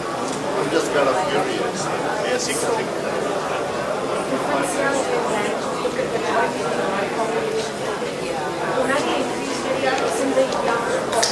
So we're talking like 8, 16, 16 to 20. That's where you're What is it? Just your opinion. like learning needs, learning disability, trauma, lack of resilience, regulate attachment, fragmented attachment, all type There are all these factors. loads of their experience in education, uncertainty, pandemic. But it's not Sipsadia. It's across every generation. Because this is a they will tell you how lonely they feel. And now Oh, that's the same here. But my idea is that सारे कोई किसी ने गल करके राजी नहीं जे गल करते सब trust individualism so just last question there is a genetic that's sort of what I'm always thinking that part of it also you're going to cover in my personal opinion I think yes we have some genes in I coming here, मेरे dad थे मेरे सवाल या बहुत characteristics मेरे माँ के grand parents थे दुनिया पीछे किसी छोटी साहब से कभी बहुत किसी ने सुना नो मैं जगह ना होते ਉਹਨਾਂ ਦੀ ਬੜੀ ਤੁਸੀਂ ਦੱਸ ਸਕਦੇ ਹੋ ਇੰਗਲੈਂਡ ਵਾਲੇ ਉਹਨਾਂ ਨੇ ਜਦੋਂ ਕੇਪੀ ਨਾਲ ਮੈਂ ਭਾਜੀ ਮੈਨੂੰ ਨਹੀਂ ਸੋਚੀ ਚਾਹੀਦੀ ਸੀ ਕਿ ਆਈ ਨਾਲ ਪਾ ਦਿੱਤਾ ਕਿ ਜਦੋਂ ਜਾਂਦੀ ਆ ਕਿ ਟ੍ਰੈਫਿਕ ਹੈ ਉਹ ਤੇ ਤਾਂ ਜਾਂਦੀ ਸੀ ਤੇ ਇਹ ਕੋਲ ਆ ਗਈ ਇਹ happens all the time ਕੁੜੀਆਂ ਦਾ ਕੁੜੀਆਂ ਅੱਛਾ ਕੁੜੀਆਂ ਦੀ ਦਾ ਕਹਿੰਦਾ ਸੀ ਪੰਜਾਬੀ ਨੂੰ ਲਾ ਕੇ ਉਹ ਜਦੋਂ ਇੰਗਲੈਂਡ ਦਾ ਬਹੁਤ ਉਹ ਐਕਸੈਂਟ ਹੁੰਦਾ ਇੰਗਲਿਸ਼ ਹੈ ਪਰ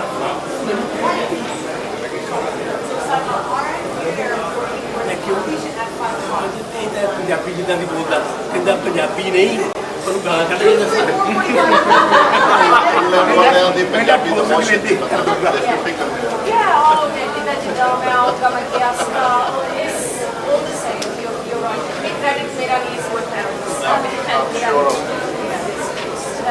But going back to what you were saying, yes, there's some genetic, but I think just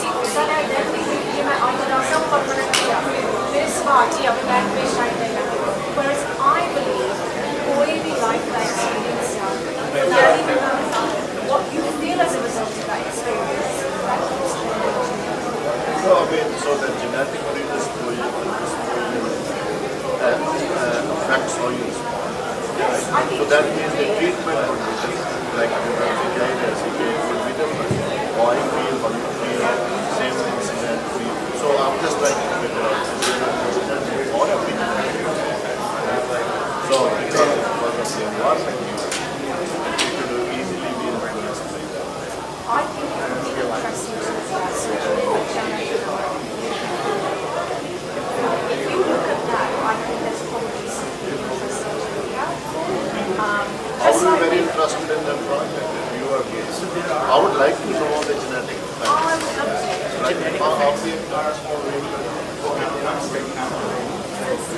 Yes, that's me. I yes. मैं अपना कप लेके okay. Oh, Ben, से पहले तैयारी करके आए हैं. Very good. Oh, thank you. Very interesting. Powerful and your speech is absolutely amazing. Yeah, very natural. It's really good. Like ये बहुत सारे लोग सुनी है, but like 40 the interesting में सारे बच्चों के क्या बोलते हैं सुनो तो very serious. You just go from your heart and get. Yeah. It's just.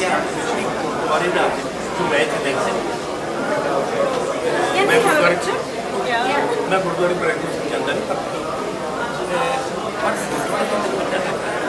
ਜੇ ਗੁਰਦੁਆਰੇ ਨਾਮ ਸੰਗਤ ਨਾਮ ਹੋਵੇ ਬਹੁਤ ਸਾਰੇ ਬਜ਼ੁਰਗ ਤਾਂ ਬਹੁਤ ਸਾਰੇ ਬਜ਼ੁਰਗ ਤਾਂ ਇਹ ਰਾਸ Oh yeah, ਜਾਂਦੇ ਤਾਂ ਵੀ ਜਾਂਦੇ ਤਾਂ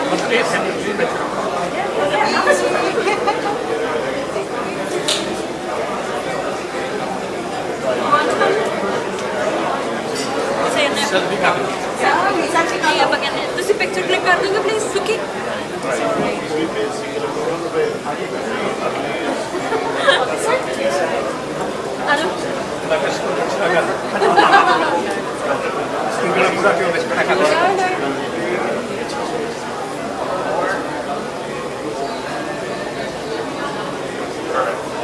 Thank you so much. Nisha ਕਰਨਾ ਰਹੀ ਪਿਕਚਰ ਸਾਡੀ ਕੋਈ ਨਹੀਂ ਕੋਈ ਵੀ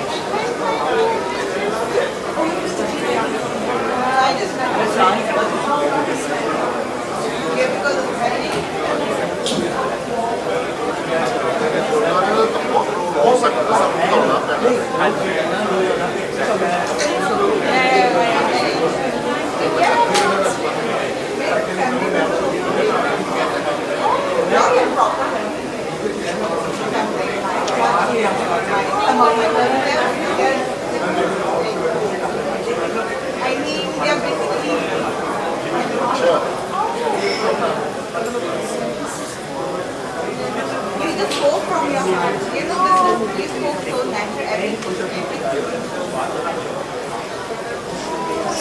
There you go. I was really conscious of time and making sure to stay focused. But I was with quite that nervous. you have listened from your heart. Obviously, I'm from darkness. Oh, she's gonna come maybe in the evening. She turned up yesterday.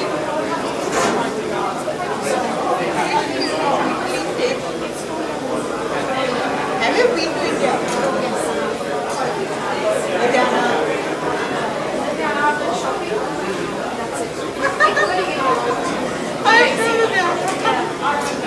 That's all I have.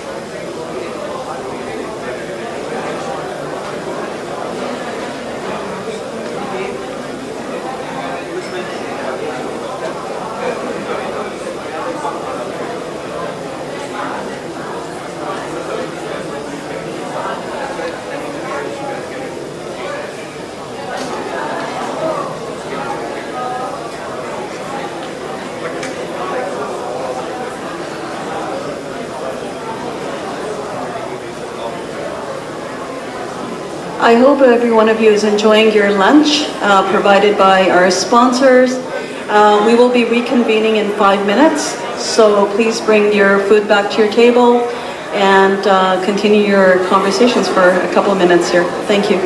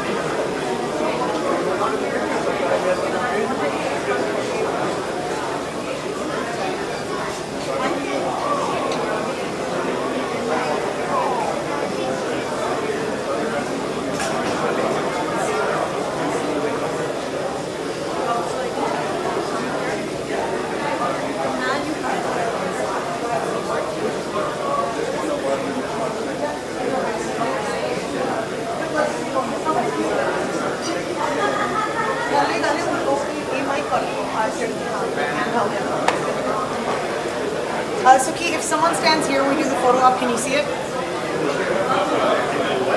They're gonna do one that last award just on the ground. Is that fine? Forget the live stream though. Like, don't worry about the live stream. I need a picture. How about all Pictures that? I can take anywhere, that's not a problem. See, I'll go do the picture on the floor is fine, but live stream that works too. That's picture ticket. So that's it. Just a photo. Picture ठीक है photo. Not a problem. It's on. You were going to just do this part.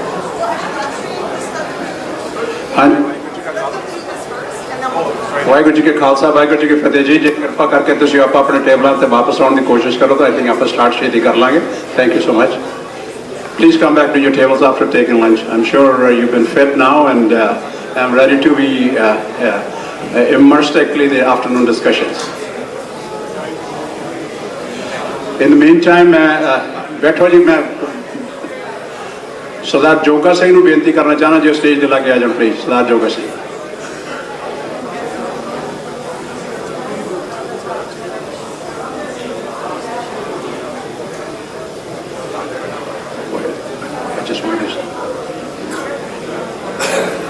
What do I do now?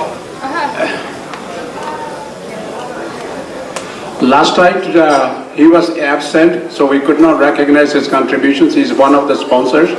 So Wild Rose Garments company ਸਾਡੀ ਜਿਹੜੀ Edmonton ਤੋਂ ਹਰ ਸਾਲ ਹੀ ਸਾਡੇ sponsors ਹੁੰਦੇ ਨੇ.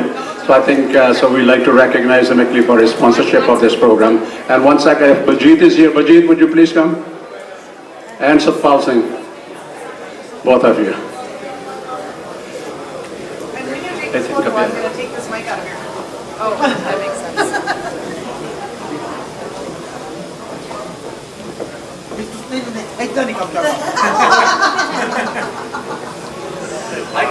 He overpowered you. All right, everybody look over here. Over here, 1, 2, 3, one more. Perfect. Thank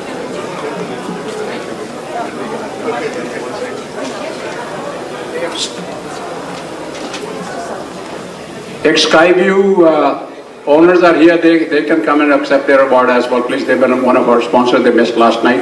Skyview Insurance. Skyview Insurance if they're here. If not, I'd like to call Dr. Sagarjit Singh for a second. Dr. Sagarjit Singh, please.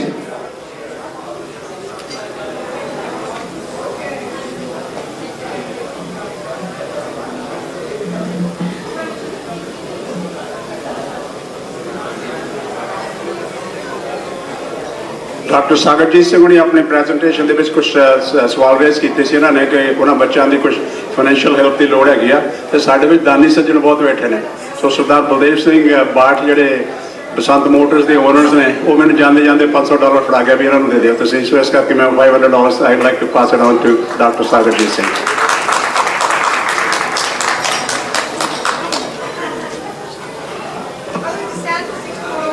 Just one photo. Ready? 1, 2, 3 over here, look over here. One more. Perfect, thank you. Thank you. And now we can turn on Yeah, they should. Stream's always on, okay? I mean, like, go to... Sure. Thank you, Martin.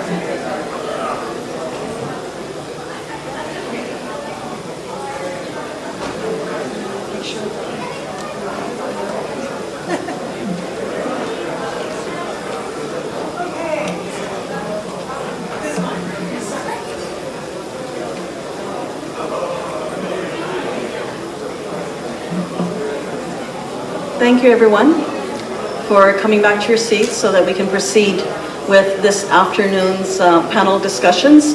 And I forgot to mention this morning, we also have 4 riveting talks by young, upcoming leaders in the Sikh community. We put a call out to youth to come and talk to us about any issues that they're passionate about, any research that they're doing, or anything that they feel needs to be brought to the forefront of our conversations here in this space. And so we have 4 young people that were selected. So we will have the panel discussion on mental health. After the panel discussion, we will have TED Talk-like talks by these 4 young people. And then after that, we will move into our panel discussion on imagining Guru Nanak University.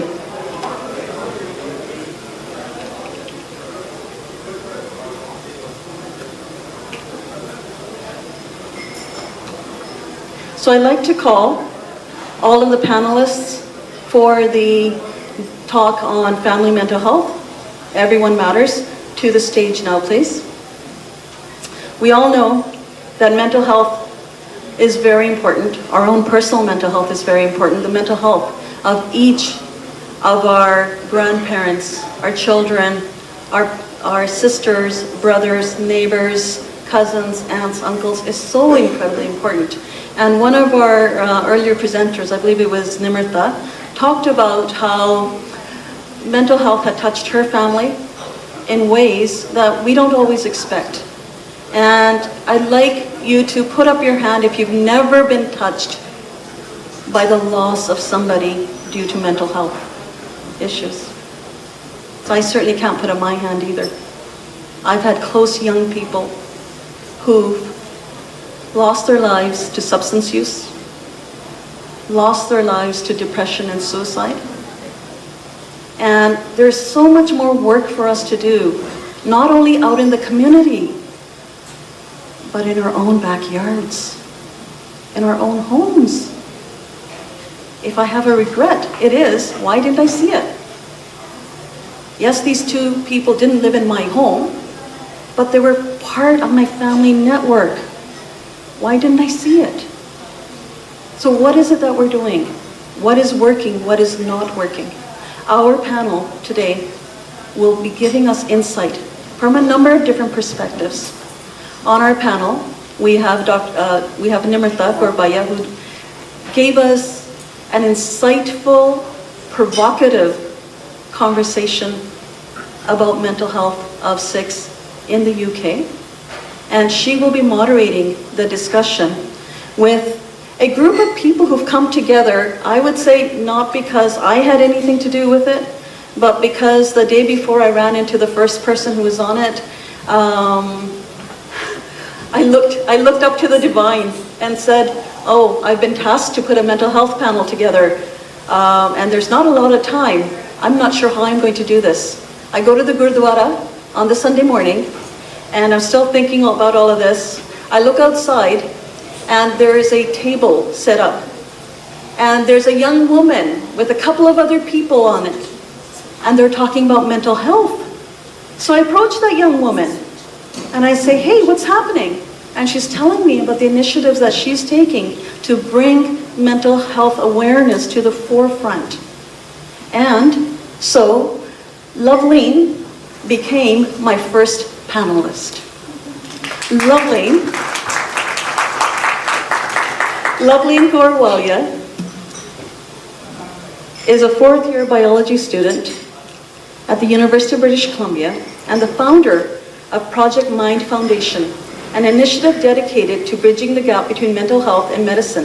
Loveleen is deeply committed to mental health advocacy, particularly for marginalized communities, and has been actively involved in creating supportive spaces for students at UBC. Her work includes the development of a blog platform to highlight stories of individuals whose lives have been touched by mental health struggles in any capacity, along with the development of a sensory room and mental health hub, designed to provide accessible mental health resources and foster a sense of community on campus. Loveleen's passion for mental health is informed by her personal experiences, driving her to create change and support others facing similar challenges. So I had one person. I still needed more people. So I texted a friend of mine who's a psychiatrist and I said, hey, you know anybody who might be interested in being on a mental health panel in September? She says, yeah. There's a guy who's just moved in next door to me. His name's Dr. Waria. I think he might be interested. So Dr. Waria joined the panel. Dr. Waria is currently a psychiatrist, specialist in general adult mental health with Vancouver Coastal Health, with consulting privileges at Lionsgate Hospital in Vancouver, and will be starting practice with Fraser Health in October, starting Monday, Dr. Waria, or Tuesday.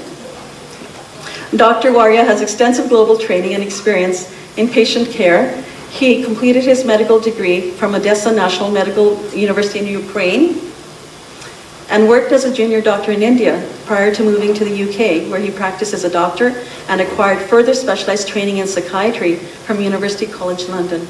He was a consultant psychiatrist at West Middlesex Hospital in England in an acute psychiatric ward and practiced in adult psychiatry for 12 years prior to moving to Canada. He worked in forensic psychiatry He acquired fellowship of Royal College of Physicians and Surgeons of Canada and has been working in Richmond, BC for the past 6 years in various community-based mental health services. Additionally, he has been serving as a clinical lead for ACT Richmond Assertive Community Treatment for 6 years. Now you know how this story goes, right? So I need a third person. And I'm thinking, okay, what are we going to do here? Who are we going to bring on?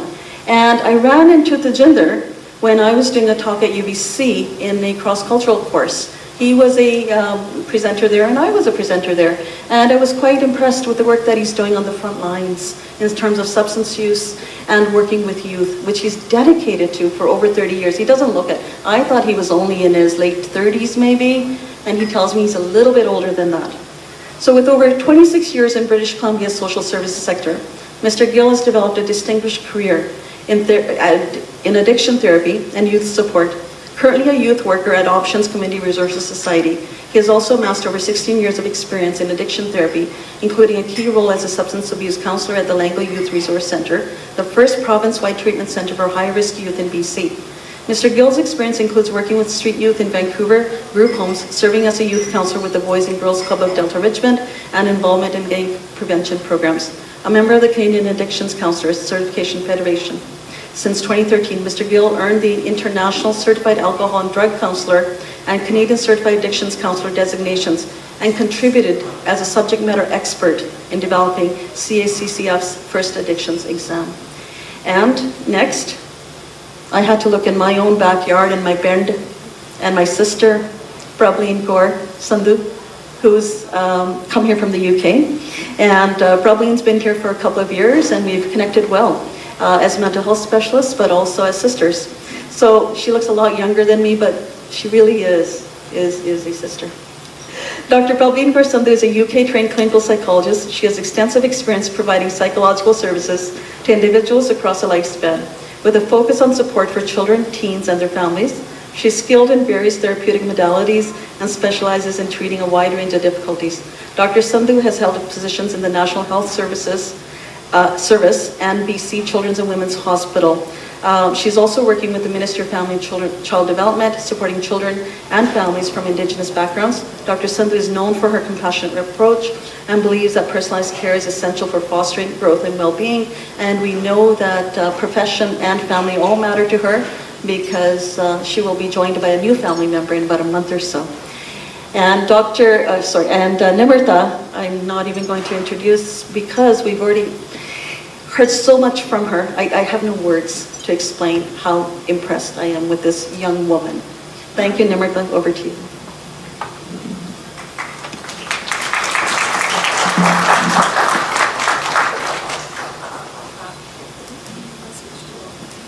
Can you hear me? About there? Yeah, that's better. I think I'm going to have to hold this. That might be better. Okay. We're going to undertake a panel where you'll have an opportunity to ask your questions, which I know there was no end to during lunch, but also during the talk, which I'm looking forward to. But what we want to begin with is to give you an overview from our panelists as experts in their field of what they've experienced, who they work with, lessons learnt, and then we'll move over to your Q&A quite shortly. We want to give you the maximum time to ask your questions so that our panelists can respond as best as possible. Can I just say two things? The first one is we are talking about quite a personal, a sensitive topic. So if there is anything that surfaces that feels tricky, resurfacing in a way that you hadn't expected, then please come and find any one of us to have a chat with us at any point. Our intention is to raise awareness and not to kind of resurface experiences that upset you in a way or deem insensitive. The second is we will try and give you the maximum time for your questions. Please, can I encourage you, if you have questions in Punjabi as well as English, bring them forward. Please don't be afraid to do that. We'll try our best to answer those as much as. I want to begin by, we've had introductions from lovely Kamaljit ji. I'm going to go straight in to Dr. Gurvinder ji to tell us a little bit about What is mental health? What does it look like in Vancouver? Are Sikhs not victim, but do they have lived experience of mental health? Do they present in your clinic? And what does that presentation look like? So an overview from yourself. Thank you. Thank you again. Can you hear me okay? Thanks again for having me here. I'd like to start from something that Dr. Satpal said.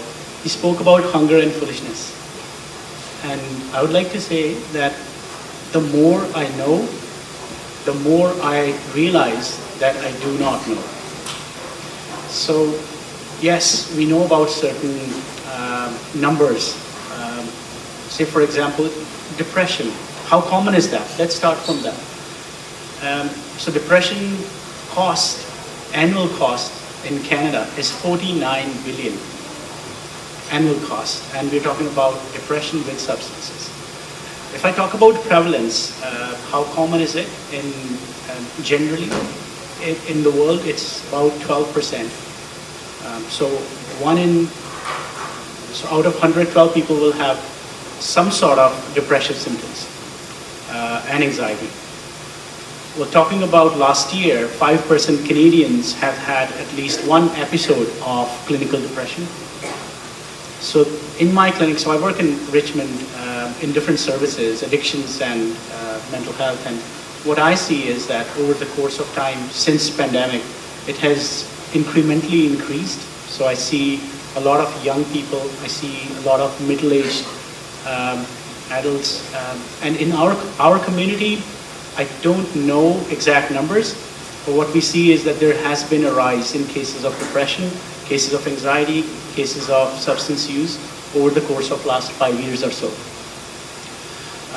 With addictions, it has complicated the whole picture, and the prevalence of depression and substance use disorders in a year has increased from about 12% to 34 to 54%. And this is the role of addictions. When I say that, that's alcohol, that's opiates, that's everything else that you know as substance use. Second part of the question? Thank you for sharing some of the prevalent statistics around mental health and kind of scaling that in contrast to the general population and obviously those from the Sikh community. Just to note there, is there a question or a problem around the fact that we are struggling to draw data and statistics on how many Sikhs, how many from the South Asian population access services for mental health, are diagnosed with mental health? The second part of the question was, tell us a little bit about who comes to you for help in the clinic. What does that look like? Sure. So the referral process includes anybody over the age of 18 up to 70. So in both services, addiction services and general adult psychiatry clinics, we see people across the board. So many young people more recently, ranging from about 18 to 24, lots of international students. And the kind of depression I see in our students is severe, moderate to severe. So I would say before even coming to my clinic, there is a big role of services that are frontline, that are at home, people listening to each other, just like Nimrita highlighted. I think it was a great talk about groundwork that we all need to do. So the severity of symptoms have increased, and this is what I see over the course of last 5 years or so, to the point that I never used to see psychosis in outpatient-based clinic. And in the last 4 years, most of the referrals coming through are psychosis. By psychosis, I mean when people are experiencing various symptoms which are not, which someone cannot explain within the norm. And that could be hallucinations, that could be fixed beliefs, that could be thoughts that someone is going to harm them, that could be some other psychotic symptoms which can be classed as quite bizarre.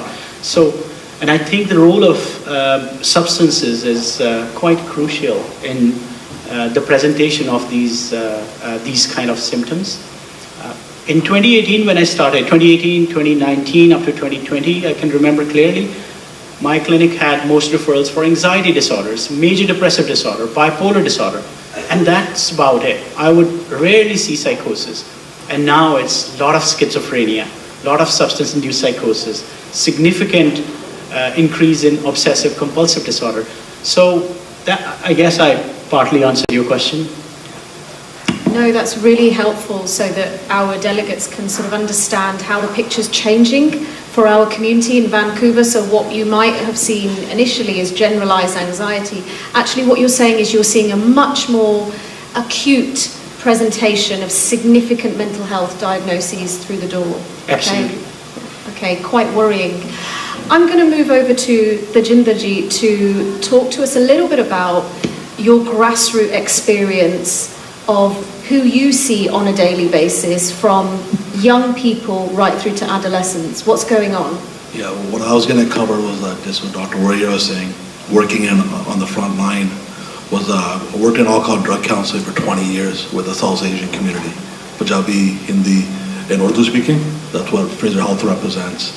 And we noticed a huge increase of alcohol misuse, which is ongoing at the present time.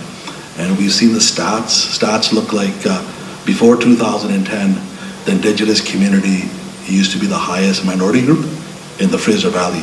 That covers Hope, Boston Bar, all the way to Burnaby, all that area.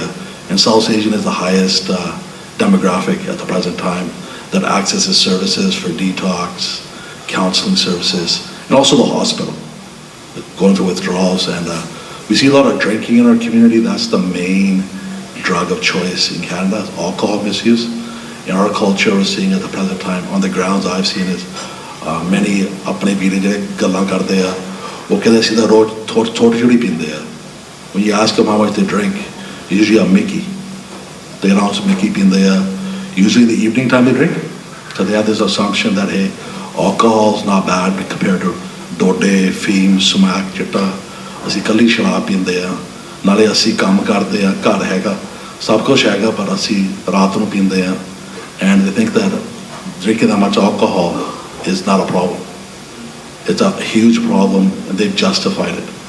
And काफी साल काम किया, majority अपने बंदा काम किया. They never drank before they came to Canada.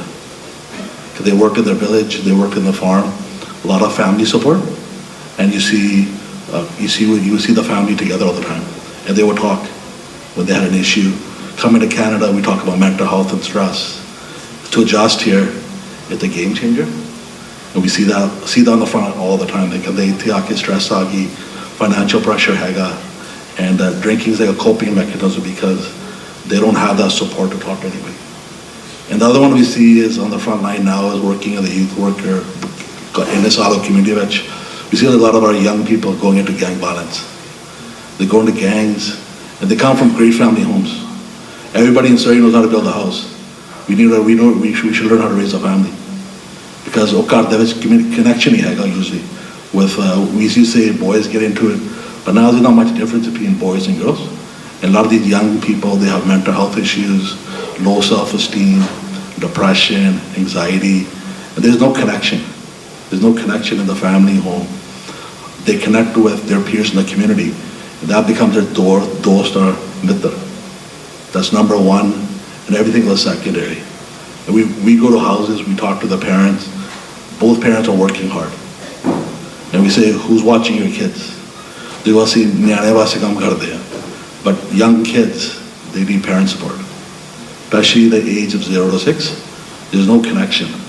And a lot of these kids get older, and they connect with their peer group, and they run into negative things. And we educate the parents, like, what to look out for, the signs and stuff, because we're seeing a lot of young kids getting caught up in gang violence and passing away. Great kids, great family support. We just need how to educate them. And that's when I go to the house, they go, hey, Gil Saab, saade nyanon nu theek kar de. Pehli baar milte hain. I go, thode nyane hain. Saadi gal ki listen karunge. So we try to do prevention work early, especially with the grade 6, grade 7, build their confidence and self-esteem. That's what we're seeing at the grassroots right now, especially in Surrey here. A lot of pressure on young kids because they're getting recruited by older kids, 18, 19, they look for the kids that have mental health issues. And all kids want to belong. That's so interesting what you shared there in terms of your frontline experience of young people and their families, the voices you hear from their parents about why they think their children or their young people are engaging in those behaviours, and the common response of "Sade bachchiyan nu theek kar do," and as you say, "Bachche thwade a," you know, absolutely. Seeing as we're talking about bachche, family in the home, I want to take a step back towards childhood. So why is parenting, why is this language, this culture of talking about wellness so important in those four walls between those key people at that age? I'm going to move over to Problinji to share a little bit about early childhood attachment parenting and why that's really critical. Thank you. Thank you, and thank you so much for having me here today. So just to echo what the G has said is mental wellness begins at the start, from birth and even before birth. And if we have children in the family home who are not being taken care of, who do not have their needs met, they will find opportunities outside of the home. Parenting is a huge part of ensuring children are nurtured, ensuring children's foundations are developed. And now everybody has a different parenting style. And I won't bore you with all the different types that are out there, but building a secure base at home, and what I mean by that is talking to your children, spending time with them, spending time outside the home, you know, doing things as a family to build their network is so paramount to their mental wellness. Now, what I'm noticing more and more in my work here is that children are often left alone. Screen time is excessive, and parents have to go outside to work. And I completely understand that there are multi-generations, some who have come here to earn a living for their children and do not have that time to spend with them. And so we have elders in the home that are looking after their children, but their parenting styles vary. In the clinic that I work in, majority of children who are being referred to me, quote unquote, have behavioral issues. I see them, they ask me, can you fix my child? It's on dinia. Okay, what's actually going on in your home environment? Then we realize there's lack of nutrition, there's lack of social activities, there's lack of connection. And so I can't give you medication to fix that. We first need to fix the home environment and support you to support your support your children, to provide a secure base for them to be able to explore the world safely. What I'm finding a lot of the time is that parenting hasn't really changed over generations and we're maintaining the status quo. And it's so important that we try and break that generational cycle and intervene at a place now where our children are the future. And so it's our responsibility to be able to say, okay, this is what's going on, how can I support you? Talk to them, have dinner together. And was there another part of the question? No, that's fantastic to kind of get us started in understanding what's really critical in the home and what kind of things you can do at ground level to restore that relationship that starts that journey to talk about mental health, at least early on. There's a famous saying by Winnicott, until mum has had breakfast, she can't feed the kids. So ਜਦੋਂ ਤੱਕ ਮਾਤਾ ਨੇ ਨਹੀਂ ਨਾਸ਼ਤਾ ਕੀਤਾ, ਉਹ ਬੱਚਿਆਂ ਨੂੰ ਨਹੀਂ ਨਾਸ਼ਤਾ ਦੇ ਸਕਦੀ. The meaning of that is, until you are nourished and full and well, you cannot do that or deliver that for your children. And I want to bring in Govinderji here to share a little bit about perhaps some of the influences that are prior to birth of a child, so possibly around the unborn child pregnancy. A little bit about that on mental health. Thank you. So when I take histories from my patients about their childhood development, going through childhood, any traumas, any adverse experiences, any abuse, we hear a lot about child probably being depressed. So that goes back to moms being depressed. ਜੇ mother depressed ਹੈ ਤੇ ਬੱਚਾ healthy ਨਹੀਂ ਹੋਊਗਾ। ਬੱਚਾ ਹੋ ਸਕਦਾ physically healthy ਹੋਵੇ ਪਰ ਮਾਨਸਿਕ ਤੌਰ ਦੇ ਉੱਤੇ ਹੈਲਦੀ ਨਹੀਂ ਹੋਊਗਾ। ਬਹੁਤ ਜ਼ਰੂਰੀ ਹੈ ਕਿ ਮਾਵਾਂ ਨੂੰ ਸਮਝ ਆਏ ਕਿ ਜੇ ਕੋਈ ਡਿਪਰੈਸ਼ਨ ਹੈ, ਜੇ ਐਂਗਜ਼ਾਇਟੀ ਹੈ, ਉਹਦੇ ਵਾਸਤੇ ਹੈਲਪ ਲੈਣੀ ਜ਼ਰੂਰੀ ਹੈ। It's very important to seek help. ਤੇ ਹੈਲਪ ਸਿਰਫ ਮੈਡੀਕੇਸ਼ਨ ਦੀ ਨਹੀਂ ਹੁੰਦੀ, ਮੈਡੀਕੇਸ਼ਨ ਲਾਸਟ ਸਟੈਪ ਹੈ। ਮੇਰੇ ਕੋਲ ਉਦੋਂ ਪੇਸ਼ੈਂਟਸ ਆਉਂਦੇ ਜਦੋਂ ਬਹੁਤ ਜ਼ਿਆਦਾ ਪਹਿਲਾਂ ਸਪੋਰਟ ਨਹੀਂ ਮਿਲਦੀ। ਮੈਡੀਕੇਸ਼ਨ ਕਈਆਂ ਨੂੰ ਜੈਨੇਟਿਕ, ਅੱਗੇ ਆਪਾਂ ਪਹਿਲਾਂ ਗੱਲ ਕਰ ਰਹੇ ਸੀ, ਡਾਕਟਰ ਸਾਹਿਬ ਵੀ ਪੁੱਛ ਰਹੇ ਸੀ, ਜੈਨੇਟਿਕ ਲਿੰਕ ਬੜਾ ਸਟਰੋਂਗ ਹੈ ਅਤੇ ਉਹ ਲਿੰਕ ਜਿਹੜਾ ਹੈ ਉਹ ਮਾਵਾਂ ਨੂੰ ਵੀ ਅਪਲਾਈ ਹੁੰਦਾ। ਸੋ ਜੇ ਪਹਿਲੀ ਜਨਰੇਸ਼ਨ ਦੇ ਵਿੱਚ ਕਿਤੇ ਕੋਈ ਡਿਪਰੈਸ਼ਨ ਹੈ ਅਤੇ ਮਦਰ ਨੂੰ ਵੀ ਡਿਪਰੈਸ਼ਨ ਹੈ, ਅਤੇ ਫਿਰ ਉਹਨਾਂ ਦਾ ਬੱਚਾ ਉੱਦਾਂ ਹੀ 12 ਤੋਂ 14%, 14%, 12 to 14% more likely if you have first degree relative having a major depressive disorder or anxiety. So I guess to answer your question, very important to realize ਕਈ ਵਾਰੀ ਇੱਦਾਂ ਹੁੰਦਾ ਡਿਪਰੈਸ਼ਨ ਅਤੇ ਸੈਡਨੈਸ ਦੇ ਵਿੱਚ ਬੜਾ ਫਰਕ ਹੈ। ਮੂਡ ਆਪਾਂ ਕਹਿੰਦੇ, ਕਈ ਵਾਰੀ ਆਪਾਂ ਉੱਦਾਂ ਹੀ ਯੂਜ਼ ਕਰ ਦਿੰਦੇ ਹਾਂ ਵਰਡ ਕਿ ਉਹ ਡਿਪਰੈਸ ਜਿਹਾ ਲੱਗਦਾ, ਡਿਪਰੈਸ ਜਿਹੀ ਲੱਗਦੀ ਵਿਚਾਰੀ। ਪਰ ਗੱਲ ਇਹ ਹੈ ਕਿ ਜਿਹੜਾ ਮੂਡ ਹੈ ਉਹ ਥੱਲੇ ਉੱਤੇ ਜਾਣਾ ਨੋਰਮਲ ਹੈ। ਅਸੀਂ ਸਾਰੇ ਕਦੀ ਉਦਾਸ ਹੁੰਦੇ ਹਾਂ, ਖੁਸ਼ ਹੁੰਦੇ ਹਾਂ, ਪਰ ਜਿਹੜਾ ਕਲੀਨਿਕਲ ਡਿਪਰੈਸ਼ਨ ਹੈ ਉਹਦਾ ਇੱਕ ਕ੍ਰਾਈਟੀਰੀਆ ਹੈ, ਅਤੇ ਸਿੱਧਾ ਕ੍ਰਾਈਟੀਰੀਆ ਇਹ ਹੈ ਜੀ ਉਹਦਾ 2 ਹਫ਼ਤੇ ਤੋਂ ਉੱਤੇ persistently low mood and anhedonia, which means not being able to enjoy anything that they used to enjoy before. ਆਹ 2 ਕੋਰ ਕ੍ਰਾਈਟੀਰੀਆਜ਼ ਨੇ ਮੇਜਰ ਡਿਪਰੈਸਿਵ ਡਿਸਆਰਡਰ। 2 ਹਫ਼ਤਿਆਂ ਤੋਂ ਜ਼ਿਆਦਾ ਬੰਦਾ ਰੋ ਰਿਹਾ, ਲੇਡੀ ਰੋ ਰਹੀ ਹੈ, ਉਦਾਸ ਹੈ, ਕੁਛ ਇੰਜੋਏ ਨਹੀਂ ਕਰ ਰਹੀ, ਖਾਣਾ ਚਲਾ ਗਿਆ, ਭੁੱਖ ਚਲੀ ਗਈ, ਨੀਂਦ ਉੱਡ ਗਈ, that is in itself clinical depression, and that means they need help. And help doesn't mean they need a psychiatrist right away. That means family physicians are more than capable to help before it comes to a specialist. So specialists come then later. But ਪਹਿਲਾਂ ਜਿਹੜਾ ਨੁਕਸਾਨ ਹੋਣ ਤੋਂ ਬਚਾਉਣਾ ਹੈ ਉਹ ਆਪਾਂ psychological services, counselling support, youth ਦੇ ਵਿੱਚ ਜਿਵੇਂ ਤਜਿੰਦਰ ਜੀ ਕੰਮ ਕਰ ਰਹੇ ਨੇ ਉਸ ਤਰ੍ਹਾਂ ਦੇ ਰੈਲੇਵੈਂਟ ਇਸ਼ੂਜ਼ ਨੂੰ ਐਡਰੈਸ ਕਰਨਾ।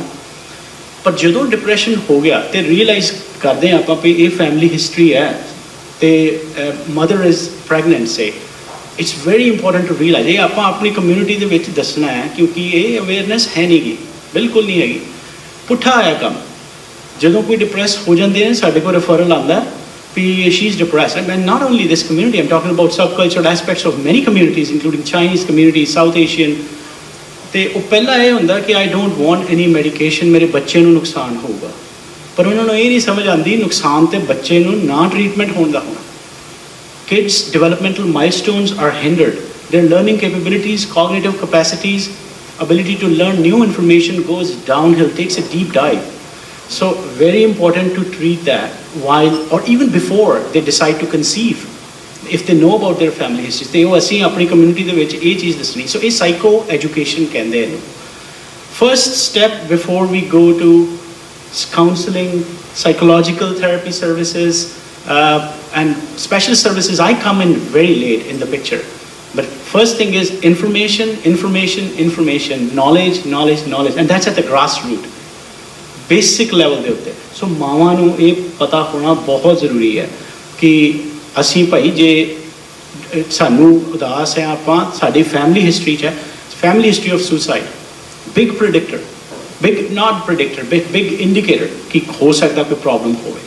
ਸੋ ਇਹੋ ਜਿਹੀਆਂ ਚੀਜ਼ਾਂ ਨੇ ਜਾਗਰੂਕ ਹੋਣਾ ਬਹੁਤ ਜ਼ਰੂਰੀ। ਕਿਸੇ ਨੂੰ ਜਾਗਰੂਕ ਕਰਨਾ ਬੜਾ ਚੰਗਾ। ਹੋਰ ਕੋਈ ਜਾਣਦਾ ਕੋਈ ਪ੍ਰੈਗਨੈਂਟ ਹੈ ਅਤੇ ਪਹਿਲਾਂ ਪਤਾ ਸਾਨੂੰ ਕੀ ਹੈ, ਪਹਿਲਾਂ ਇਹਨਾਂ ਦੇ ਫੈਮਿਲੀ ਦੇ ਵਿੱਚ ਕੁਛ ਹੈ, ਉਹਨਾਂ ਨੇ ਇਹ ਗੱਲ ਕਰਨੀ। I think this might point towards something really crucial and save I would say kids future. ਜਿਹੜੀਆਂ ਮਾਵਾਂ ਦੇ ਬੱਚੇ ਡਿਪਰੈਸਡ ਹੁੰਦੇ ਨੇ, ਜਿਹੜੀਆਂ ਮਾਵਾਂ ਡਿਪਰੈਸਡ ਹੈ ਉਹਨਾਂ ਦੇ ਬੱਚੇ ਸਬਸਟੈਂਸ ਯੂਜ਼ ਵੱਲ ਜਾਣਾ ਮੋਰ ਲਾਈਕਲੀ ਹੈ। ਜਿਹੜੀਆਂ ਮਾਵਾਂ ਡਿਪਰੈਸਡ ਹੈ ਉਹਨਾਂ ਦੇ ਬੱਚੇ ਬਿਹੇਵੀਅਰਲ ਇਸ਼ੂਜ਼ ਹੋਣਾ ਮੋਰ ਲਾਈਕਲੀ ਹੈ। ਜਿਹੜੀਆਂ ਮਾਵਾਂ ਡਿਪਰੈਸਡ ਨੇ ਉਹਨਾਂ ਦੇ ਬੱਚੇ ਨੂੰ ਸਾਈਕੋਸਿਸ ਹੋਣਾ ਬਿਕੋਜ਼ ਦੇ ਵਾਂਟ ਟੂ ਕੋਪ ਕਿ ਮਾਂ ਤੇ ਮੇਰੇ ਨਾਲ ਗੱਲ ਨਹੀਂ ਕਰ ਰਹੀ। ਬੌਂਡਿੰਗ ਦੀ ਇਸ਼ੂਜ਼ ਐਸੇ ਇੱਦਾਂ ਦੇ ਬੱਚੇ ਦੇਖੇ ਨੇ ਜੀ, ਛੋਟੇ ਮਾਂ ਨੇ ਚੱਕੇ ਹੋਇਆ ਤੇ there is no eye contact, ਬੱਚਾ looks away from mother tries to look in kid's eye, ਬੱਚਾ looks away because they could not connect, bonding ਹੀ ਨਹੀਂ ਸੀ ਜਿਹੜੀ ਕਿ ਢਿੱਡ ਤੋਂ ਸ਼ੁਰੂ ਹੁੰਦੀ ਹੈ। Depression starts from before even conceiving, ਜੇ family history ਹੈ depression ਦੀ। So ਇੰਨਾ serious ਹੈ। I'm not trying to you know, I don't know what's the word, ਕਿ ਮੈਂ ਇਹਨੂੰ demonize ਨਹੀਂ ਕਰ ਰਿਹਾ ਇਹ ਚੀਜ਼ ਹੋਣੀ। It's not a ਜੇ ਹੋ ਗਿਆ ਕਿਸੇ ਨੂੰ ਹੈਗਾ no problem, there is help for it, ਪਰ recognize ਕਰਨਾ issue। So, sorry, I just took a little bit of extra time. No, that was really useful. I think we sometimes don't acknowledge the huge role of women as mothers in that early stage before we bring children into the world. Interestingly, you talked about motherhood, looking after mothers and thinking about that early. I want to ask Tajinder ji about types of families and family setup. Ho sakda kei parivaran ch maa, there is no mother, there is a single parent, there's a slightly different idea of what we recognize as family. What factors in different types of families do you think contribute to poor mental health of, say, parents or mothers? ਬਹੁਤ ਵਧੀਆ ਸਵਾਲ ਪੁੱਛਿਆ ਵਾ। ਆਪਣੀ community ਬਹੁਤ unique ਆ because ਆਪਾਂ ਸਾਰੇ ਇਕੱਠੇ ਵੀ ਰਹਿੰਦੇ ਆ। ਇੰਟਰ ਜਨਰੇਸ਼ਨ, ਆਪਣੀ ਪਹਿਲੀ ਜਨਰੇਸ਼ਨ, ਸੈਕਿੰਡ, ਥਰਡ ਜਨਰੇਸ਼ਨ ਸਾਰੇ ਇਕੱਠੇ ਰਹਿੰਦੇ ਆ। ਉੱਥੋਂ ਵੀ ਪ੍ਰੋਬਲਮ ਹੋ ਸਕਦੀ ਹੈ। ਨਿਆਣੇ ਉਹ ਕਹਿੰਦੇ ਨਿਆਣਾ ਸੌਂਦਾ ਨਹੀਂ ਆ। ਜਿਹੜੇ ਨਿਆਣੇ ਇੱਥੇ ਆ ਉਹਨਾਂ ਨੂੰ ਥੋੜ੍ਹਾ ਸਾਰਿਆਂ ਦੀ ਡਿਫਰੈਂਟ ਹੁੰਦੀ ਹੈ ਕਹਾਣੀ। ਜਦੋਂ ਆਪਾਂ ਜੰਮੇ ਹੁੰਦੇ ਆ ਆਪਣੇ ਸਟੇਜਸ ਹੁੰਦੇ ਆ, ਕਦੋਂ ਆਪਾਂ ਗਰੋ ਅਪ ਹੁੰਦੇ ਆ। ਅਸੀਂ ਇੱਥੇ ਗਰੋ ਅਪ ਤੇ ਮੇਰੀ ਮਾਤਾ ਹੁੰਦੀ ਸੀ ਤੁਸੀਂ ਗੱਲ ਨਹੀਂ ਸੁਣਦੇ ਗੇ। ਅਸੀਂ ਉਸ ਛੋਟੀ ਉਮਰ ਸਮਝਦੇ ਸੀ ਇਹ ਕੈਨੇਡਾ ਵਾ, ਇਹ ਥੋੜ੍ਹਾ ਡਿਫਰੈਂਟ, ਅਸੀਂ ਆਦਤਾਂ ਕਰਨੀਆਂ, ਸ਼ਰਾਰਤਾਂ ਕਰਨੀਆਂ ਵਾ। ਉਹ ਐਡਜਸਟਮੈਂਟ ਕਰਨੀ ਪੈਂਦੀ ਸਾਰਿਆਂ ਨੂੰ। ਆਪਾਂ ਸਾਰਿਆਂ ਨੂੰ ਐਜੂਕੇਟਡ ਹੋਣਾ ਚਾਹੀਦਾ। ਅਸੀਂ ਗ੍ਰਾਸ ਰੂਟ ਵੇਖਦੇ ਹਾਂ, ਯੰਗ ਲੋਕਾਂ ਨਾਲ ਵੇਖਦੇ ਹਾਂ, ਸਪੈਸ਼ਲੀ ਸ਼ਰਾਬ ਘਰ ਦੇ ਵਿੱਚ ਹੁੰਦੀ ਹੈ, ਬਹੁਤ ਅਸਰ ਹੁੰਦਾ ਯੰਗ ਨਿਆਣੇ ਦੇ ਉੱਤੇ। Self confidence, self esteem. ਨਾਲੇ ਜਿਹੜੇ ਘਰ ਦੇ ਵਿੱਚ ਸ਼ਰਾਬ ਪੀਂਦੇ ਆ ਉਹਨਾਂ ਦੇ ਵੀ ਚਾਂਸਿਸ ਹੈ 1 in 4 ਉਹਨਾਂ ਨੂੰ ਵੀ ਡਰਿੰਕਿੰਗ ਨਹੀਂ ਡਰੱਗ ਪ੍ਰੋਬਲਮ ਬਣ ਸਕਦੀ ਹੈ। And we talk about single parents, ਬਹੁਤ ਨੋਰਮਲ ਹਨ। ਸਰੀ ਦੇ ਵਿੱਚ ਅਸੀਂ ਕੰਮ ਕੁਝ ਕਰ ਜਾਂਦੇ ਹਾਂ, ਬਹੁਤ ਭੈਣ ਜੀ ਰਹਿੰਦੇ ਉਹਨਾਂ ਕੋਲ ਸਾਰੀ ਜ਼ਿੰਮੇਵਾਰੀ ਹੈ। ਫਾਦਰ ਸਾਹਿਬ ਹੈ ਨਹੀਂ ਗੇ, ਸੈਪਰੇਟ ਡਿਵੋਰਸ, ਉਹ ਇਕੱਲੇ ਦੋ ਤਿੰਨ ਨੌਕਰੀਆਂ ਕਰਦੀਆਂ। ਨਾਲੇ ਉਹ ਨਿਆਣੇ ਆਪੇ ਰੇਜ਼ ਕਰਦੇ ਆ, ਨਾਲੇ ਨਿਆਣੇ ਬਹੁਤ ਪ੍ਰੈਸ਼ਰ ਹੁੰਦੇ ਐਂਡ ਉਹ ਕਿਸੇ ਨਾਲ ਗੱਲ ਨਹੀਂ ਕਰਦੇ। ਤੁਸੀਂ ਕਹੋਗੇ ਭੈਣ ਜੀ ਤੁਸੀਂ ਠੀਕ ਆ, ਇਹ ਸਵਾਲ ਪੁੱਛਦੇ ਆ। ਕਾਫੀ ਭੈਣ ਜੀ ਮਿਲੇ ਆ ਲਾਸਟ ਕਾਫੀ ਸਾਲਾਂ 'ਚ, ਰੋਂਦੇ ਆ। ਉਹ ਕਹਿੰਦੇ ਸਾਨੂੰ ਕਿਸੇ ਨੇ ਸਵਾਲ ਪੁੱਛਿਆ ਨਹੀਂ ਹੈਗਾ। ਆਪਣੀ ਫੈਮਿਲੀ ਨੂੰ ਪੁੱਛਦੇ, ਹੋਰ ਕਿਸੇ ਨੂੰ ਪੁੱਛਣਾ, ਉਹ ਬ੍ਰੇਕ ਡਾਊਨ ਹੁੰਦੇ ਆ। ਰਾਈਟ, ਬਹੁਤ ਅਸਰ ਹੁੰਦਾ ਸਪੈਸ਼ਲੀ ਨਿਆਣੇ ਦੇ ਸੈਲਫ ਕਾਨਫੀਡੈਂਸ, ਸੈਲਫ ਅਸਟੀਮ। ਜਦੋਂ ਫਾਦਰ ਹੈ ਨਹੀਂ ਵਿੱਚ, ਉਹਨਾਂ ਨੇ ਕਿੱਥੋਂ ਉਹ ਲੀਡਰਸ਼ਿਪ ਗਾਈਡੈਂਸ ਕਿੱਥੇ ਮਿਲਣੀ ਆ। And we see blended families quite a bit, ਦੂਜਾ ਮੈਰਿਜ ਕਰ ਲੈਂਦੇ ਆ, ਪਰ ਉਹ ਜਿਹੜਾ ਰੋਲ ਮਾਡਲ ਹੁੰਦੀ ਹੈ ਨਹੀਂ।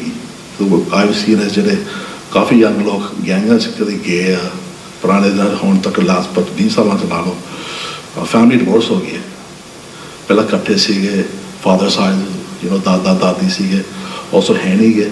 ਨਿਆਣਾ ਲੂਜ਼ ਦਾ ਵਨ ਫੈਮਲੀ, ਉਹ ਇੱਕ ਫੈਮਲੀ ਨਹੀਂ ਮਿਲਦੀ ਗੀ। ਕਾਫੀ ਅਸਰ ਹੁੰਦਾ। ਪਹਿਲਾਂ ਦਾਦੀ ਸੀਗੇ, ਮੇਰੇ ਕਜ਼ਨ ਸੀਗੇ, ਚਾਚੇ ਸੀਗੇ, ਸਾਰੇ ਸੀਗੇ। ਹੁਣ ਕੋਈ ਨਹੀਂ ਗਾ, ਇੱਧਰ 2-3 ਲੋਕ ਆ, ਉਹ ਕੁਆਇਟ ਆਈਸੋਲੇਟਡ ਹੋਏ ਦੇ ਆ, ਕਿਸੇ ਨਾਲ ਗੱਲ ਨਹੀਂ ਕਰਦੇ। ਕਾਫੀ ਅਸਰ ਹੁੰਦਾ ਵਾ ਫੈਮਲੀ ਦੇ ਵਿੱਚ। ਕਾਫੀ ਗੈਪਸ ਆ ਆਪਣੀ ਕਮਿਊਨਿਟੀ ਵਿੱਚ। ਐਂਡ ਬਹੁਤ ਵੱਡੀ ਗੱਲ ਕਿ ਮੈਂ ਕਦੋਂ 25 ਸਾਲ ਪਹਿਲਾਂ ਕੰਮ ਕੀਤਾ ਸੀਗਾ, ਅਸੀਂ ਇਕੱਲੇ ਹੁੰਦੇ ਸੀਗੇ ਕਮਿਊਨਿਟੀ ਵਿੱਚ, ਗੋੜਿਆਂ ਨਾਲ ਕੰਮ ਕਰਦੇ। ਹੁਣ ਆਪਣੀ ਕਮਿਊਨਿਟੀ ਇਜ਼ ਸੋ ਐਜੂਕੇਟਡ, ਇੰਨੀ ਸਪੋਰਟ ਹੈਗੀ ਆ, ਪਰ ਲੋਕ ਹਾਲੇ ਸਪੋਰਟ ਲੈਂਦੇ ਨਹੀਂ ਹੈ। ਇਹ ਮੈਂ ਗੱਲ ਸਮਝ ਨਹੀਂ ਸਕਦਾ। ਇੰਨੇ ਫ੍ਰੀ ਸਰਵਿਸਿਸ ਹੈਗੇ ਕਿਵੇਂ ਲੋਕ $100-200 ਦਿੰਦੇ ਘੰਟੇ ਦੇ। ਆਪਣੇ ਸਰੀ ਦੇ ਵਿੱਚ 1 phone call ਫ੍ਰੀ ਮਿਲ ਜਾਂਦੀ ਸਰਵਿਸਿਸ। ਸੋ ਕਾਫੀ ਗੈਪਸ ਹੈਗੇ ਇਸ ਟਾਈਮ ਐਂਡ ਪਤਾ ਨਹੀਂ ਕੀ ਕਰੀਏ।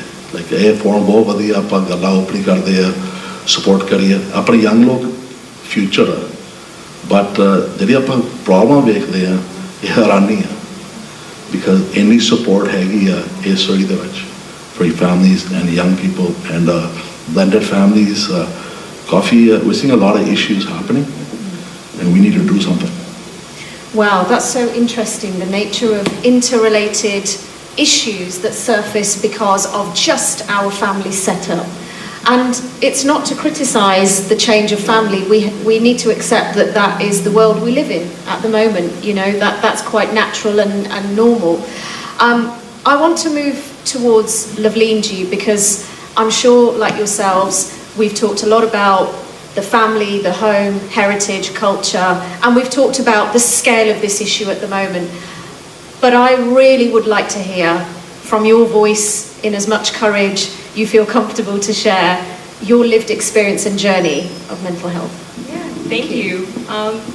I would like to integrate everything that was said on this panel and bring it back to the core concept of family and how each family member plays a role in supporting one another's mental health and well-being and success as individuals, but also I think the role they play in perhaps, you know, their own suffering, and how I would like to showcase, and I'm comfortable telling you a little bit about my family and how perhaps those who seek help and support themselves, how that can strengthen bonds within a family versus perhaps those that choose not to and choose not to take accountability for their own mental well-being and then to support the rest of the family. So, for example, my mom is here today. I love you, Mom.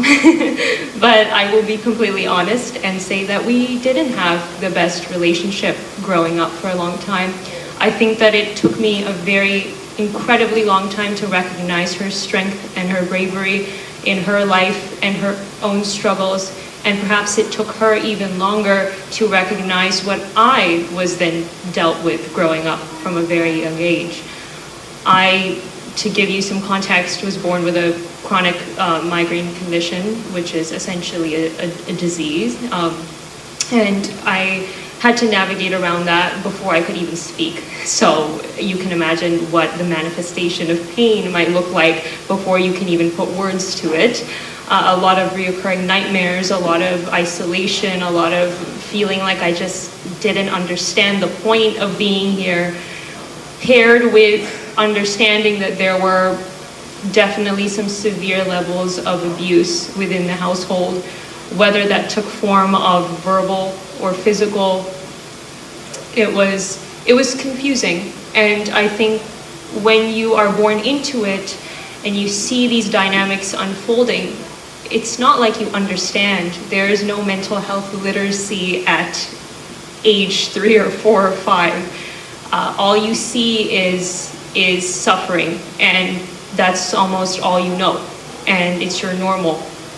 And yet you have to go to school, you get put into school, you don't know how to socialize, people are bullying you, harassing you, despite you trying to express that you just don't know what's going on in your own life, which I find very sad, but it is a reality. And not being able to verbalize what it is that you feel, but what I can remember from a young age is just questioning my existence from a very young age, and I don't think that any kid should have to feel that, but it is the sad truth. When you don't know what's going on, when you cannot conceptualize it, I think what you go to is questioning why you are here and not wanting to be here. And even that doesn't make sense, right? Being able to understand that you're alive, consciousness, all of that, that's not something that I think a child really has any sort of grasp on, and yet they're still questioning it. And so all I know is that I would have to push through, and there was this lionizing of resilience within my reality where I felt that I wasn't allowed to question, I wasn't allowed to even be in a space where I could make sense of what I was going through, but I had to push forward. Why did I have to push forward? I don't know, but I just knew I had to. And I do think that there is something inherent, maybe, where I felt, and perhaps it is somewhat of a privilege because I am born here, and I think the individualistic nature of this society might point to why I felt that I didn't deserve to go through what I was going through. And maybe there was a bit of selfishness. Maybe I felt that nobody was asking me why what I'm going through and why I'm suffering. And I felt like I desperately needed that. Yet, if we think of the sort of collectivist approach of even our parents and grandparents, nobody, as you mentioned even in your presentation, that there's this lack of listening and even asking how do you feel? What are you going through? So I felt that my family didn't know how to ask me that at all. But the way that I perceived it as a kid was they didn't want to, right? And they didn't care. Because again, that's all you know. So you push through, you think, okay, maybe I can focus on school, get good grades, do amazing. And I tried my best. I thought maybe I could just look at the bright side. I think that's common in our community as well, is to just tell people, again, just smile and get through it, smile and get through it. It's okay, right? And I think I had reached a point where I couldn't anymore. I genuinely could not push through anymore. I think my body and my mind had been drained of positivity and energy, and most notably, hope. I think I was drained of hope by the end of high school. I had signed up to go to UBC. I knew I had aspirations. I knew there was some part of me deep down that wanted to succeed and do good things in life and help people. But I had reached a point where I truthfully just wanted to disappear from the face of the planet. I just felt nothing was changing, nothing was getting better at home. I didn't understand the dynamics, I didn't understand the relationships, I didn't know what I could do. I felt completely helpless. And you get to a point where you just don't know what to do besides call suicide helplines. That's all I had. And that's all I did. And I called them when I was at UBC. I got driven back home. And the thing is, at least for me, that the experience I had calling crisis support was not great. And I'm not saying that's the case for everybody, but I think there's something to be said that if you're gambling with your health at that point, perhaps there needs to be change, more empathy and compassion within the realm of support. And so I was in a position where I just felt, I questioned how other people were surviving through this, if this was the type of support they were receiving. So I don't know if my mind just found something to latch onto so that I could keep going and have another purpose in life, or have a purpose finally. But I took that opportunity to say, okay, I need to somehow get through this. I need to somehow get through this so that we can have more conversations about mental health. Because to this day, or at that point in my life, I didn't know what had happened to me at all. I didn't know what I had dealt with. I didn't know what I was experiencing or feeling. But it was a lot of disconnection and hollowness, and just this inability to understand the purpose of life. And so I went home, and I think, as I started getting professional help, as I started going into therapy, I started wanting to connect with my mom. I started wanting to connect to my dad and my brother, despite what I felt that I was being put through. And through all of that is when I got to see the unfolding and understanding of everything that it was my mother had to deal with growing up in India, right? Growing up with her own family dynamics, her own suffering, and how she was then forced to have children and forced to be a mother and, forced to get married at a young age, move to a different country, how, the dynamics of my father and his inability to understand emotions, and then how my brother probably wanted to, instead of get help and understand what he was dealing with as a result of growing up in a similar environment, would go to abuse, right? Go to being abusive, go to being controlling, so that he could gain some sort of satisfaction and purpose from that, rather than trying to understand and form a bond with me. So I think through the years, I've just had to understand boundaries, and I had to understand that there's so much at play. There's a multifaceted layering to mental health, and it really depends on each individual of the family to be there and support one another, and to understand in order to start breaking cycles and to start healing collectively, because at the end of the day, that is what matters above anything else. Wow. can we all just have a round of applause to appreciate the courage of this young woman?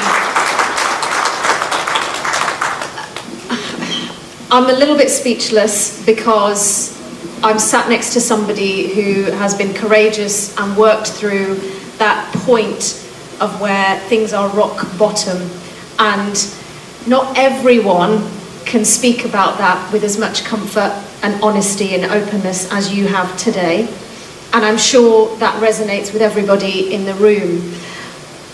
The things I'm hearing from your experience are that sometimes it's not one thing that happens.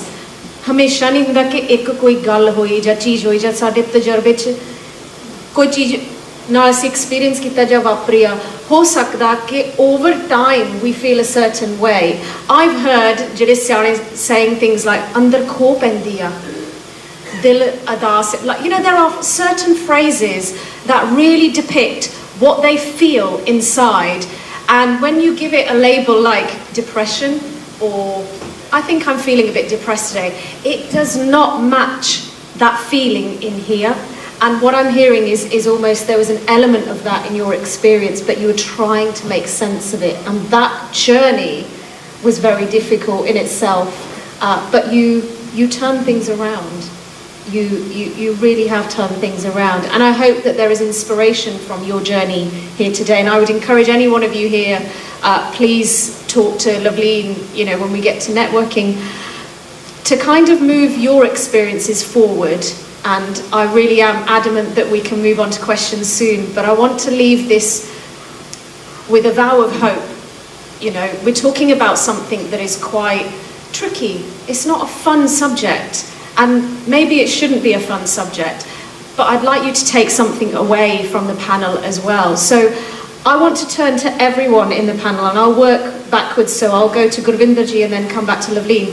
Can you share at least one recommendation or one strategy or one thing that you think we need right now that would start to help young people, any intersection from our community in restoring their mental health?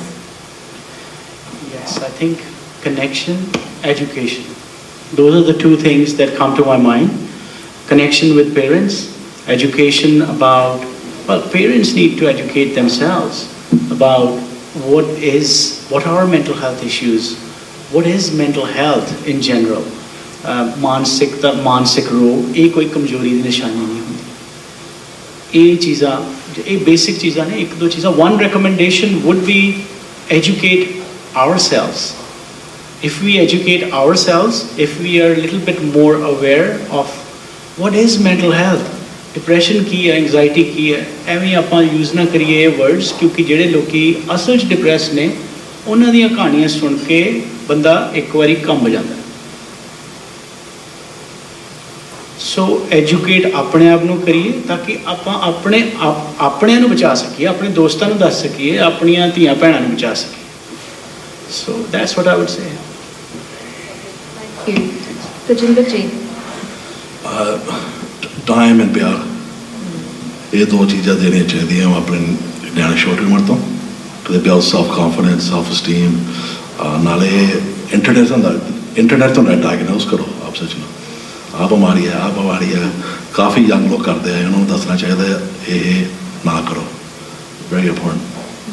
I really like that. Time and pyar. Couldn't have said it any better. Probably Ji. So to think about children from birth to adolescence, I'd say play. Play is such an important part of development, and we don't do enough of it as a community.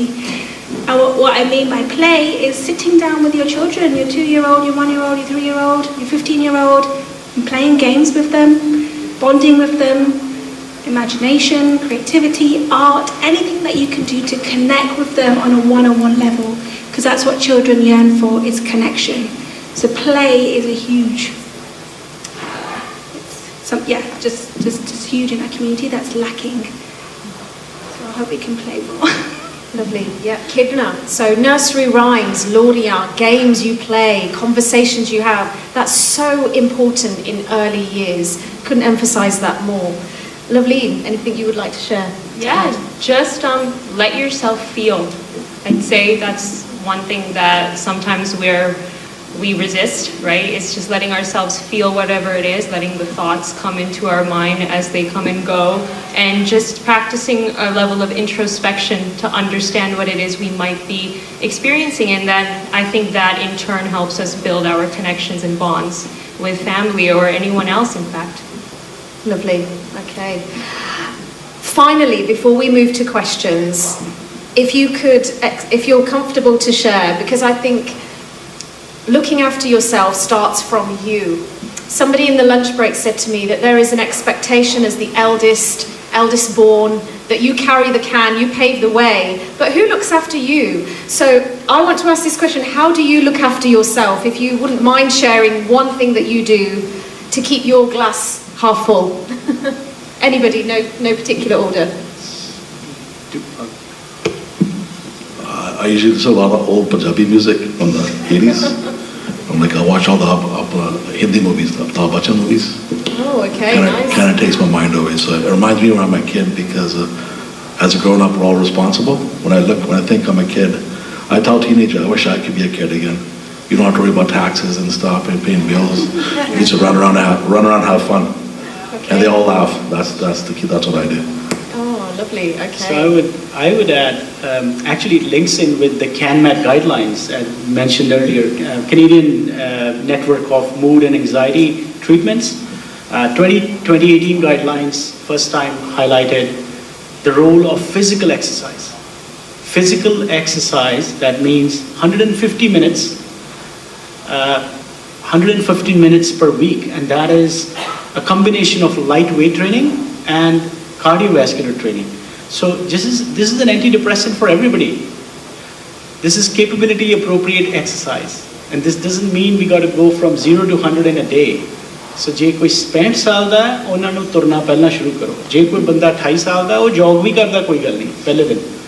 ਸੋ ਇਹ heart ਦੇ ਉੱਤੇ pressure ਨਹੀਂ ਪਾਣਾ, but ਆ exercise, sorry I am taking little bit of time with that because I try to do that. मैं आप महसूस किया ਜਦੋਂ मैं 6 ਮਹੀਨੇ ਜਿਮ ਨਹੀਂ ਜਾਂਦਾ, ਜੋ मैं ਆਪਣੀ ਐਕਸਰਸਾਈਜ਼ ਨਹੀਂ ਕਰਦਾ, ਮੈਨੂੰ ਲੱਗਦਾ ਯਾਰ ਹੌਰੂ ਜਿਹਾ। ਸੋ ਇਹ ਗੱਲ ਹੈ, ਇਹ ਆਪਾਂ ਸਾਰੇ we are all human, psychiatrist ਵੀ ਇਮਿਊਨ ਨਹੀਂ। ਸੋ ਆਪਣੀ ਫਿਜ਼ੀਕਲ ਹੈਲਥ ਬਹੁਤ ਜ਼ਰੂਰੀ ਹੈ, ਇਹਦਾ ਧਿਆਨ ਰੱਖਣਾ। Physical health links in with your mental health. These are no two separate entities, they are one. So that's what I would say. Really nice, thank you, fantastic. I would like to say a perfect answer and say meditation and walks in the park, but that's going to be a lie. I like to come home and watch trash TV because it takes my mind off what I've been doing at work. And so I sit with my tea and I watch mindless programs. And I also run around with my toddler who brings absolute joy to my life. So they're the two things that I like to do. I would say nature. If there's anything I would recommend above anything else, it would be to immerse yourself in nature, even if it's just for 5 minutes. I think that once you do it, it's really hard to go back. So nice. So some really nice practical strategies I hope that inspire some of you in here today. As for myself, I don't go to the gym. I'm not going to give you false. I'm just going to be really honest. I enjoy food, and I eat food without thinking about tomorrow. I get a lot of reward from making others smile and laugh. Asi zindagi ch ki naal leke jana, kise nu hasa liya for 2 minutes, you're winning. So to me those things are important, and I always start from the home. So when I come home or during my day, if I can, I will wind up my mum, try and make her smile. That's it. I've achieved something in life, and that's enough. And wherever I go, if I can do that, that's important. I recall something after you said that. Kende मंदिर मस्जिद गुरुद्वारा है बहुत दूर, चलो आज यूं कर लें, किसी रोते हुए बच्चे को हंसाया जाए।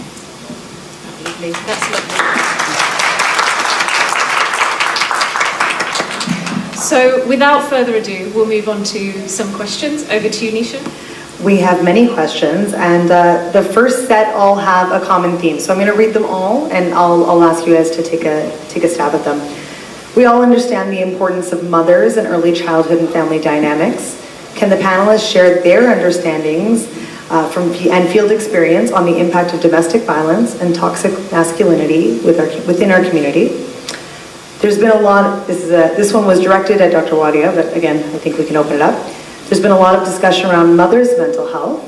How are fathers and the state of their mental health also implicated in the mental health of the family members, children, and life? What is the role of fathers in bonding for better health of the child? What is needed for males to take on more active and empathetic parenting?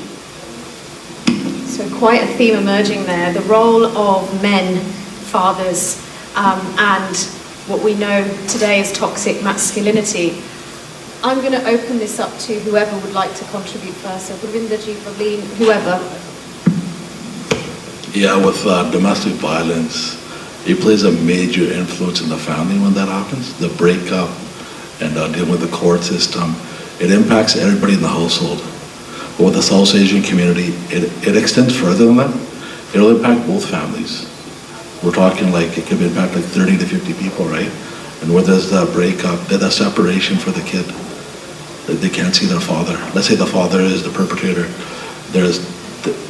He's shut out. And also the trauma it impacts on the mother. That's huge. And the kids see that as well. When the police come, something's happened, terrible's happened. In the past, they would work it out, you know what I mean?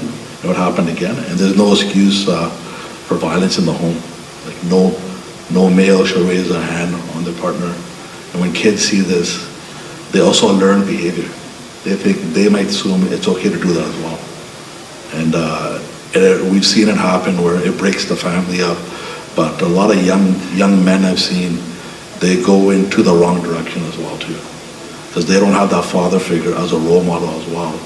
And also the mom. When the mom, you see the domestic violence, the mom, they never go for counseling themselves. They go up at Hika, they keep it inside, and they should go for counseling because it really helped them and benefit them. And also, there's help. They're not alone. Because in our culture, we think when something happens, we have to keep it hidden. We shouldn't do that. There's great support services in our community. And I get phone calls every week, say, hey, I got this or this, and we give the number. Like, not number, but where they can access the services. And there's no waiting list. So, we see these domestic violence situations happen. It can really impact young people, especially their mental health. The mom post-traumatic disorder comes into play, isolation, once with a happy home, the young child is very quiet as well. And it plays a huge role. And also, the family dynamics come into play as well. It's a real hard question to answer, gotta go on and on. Those are some of the basic things. No, that's really helpful. I'm going to ask Gurvinder and...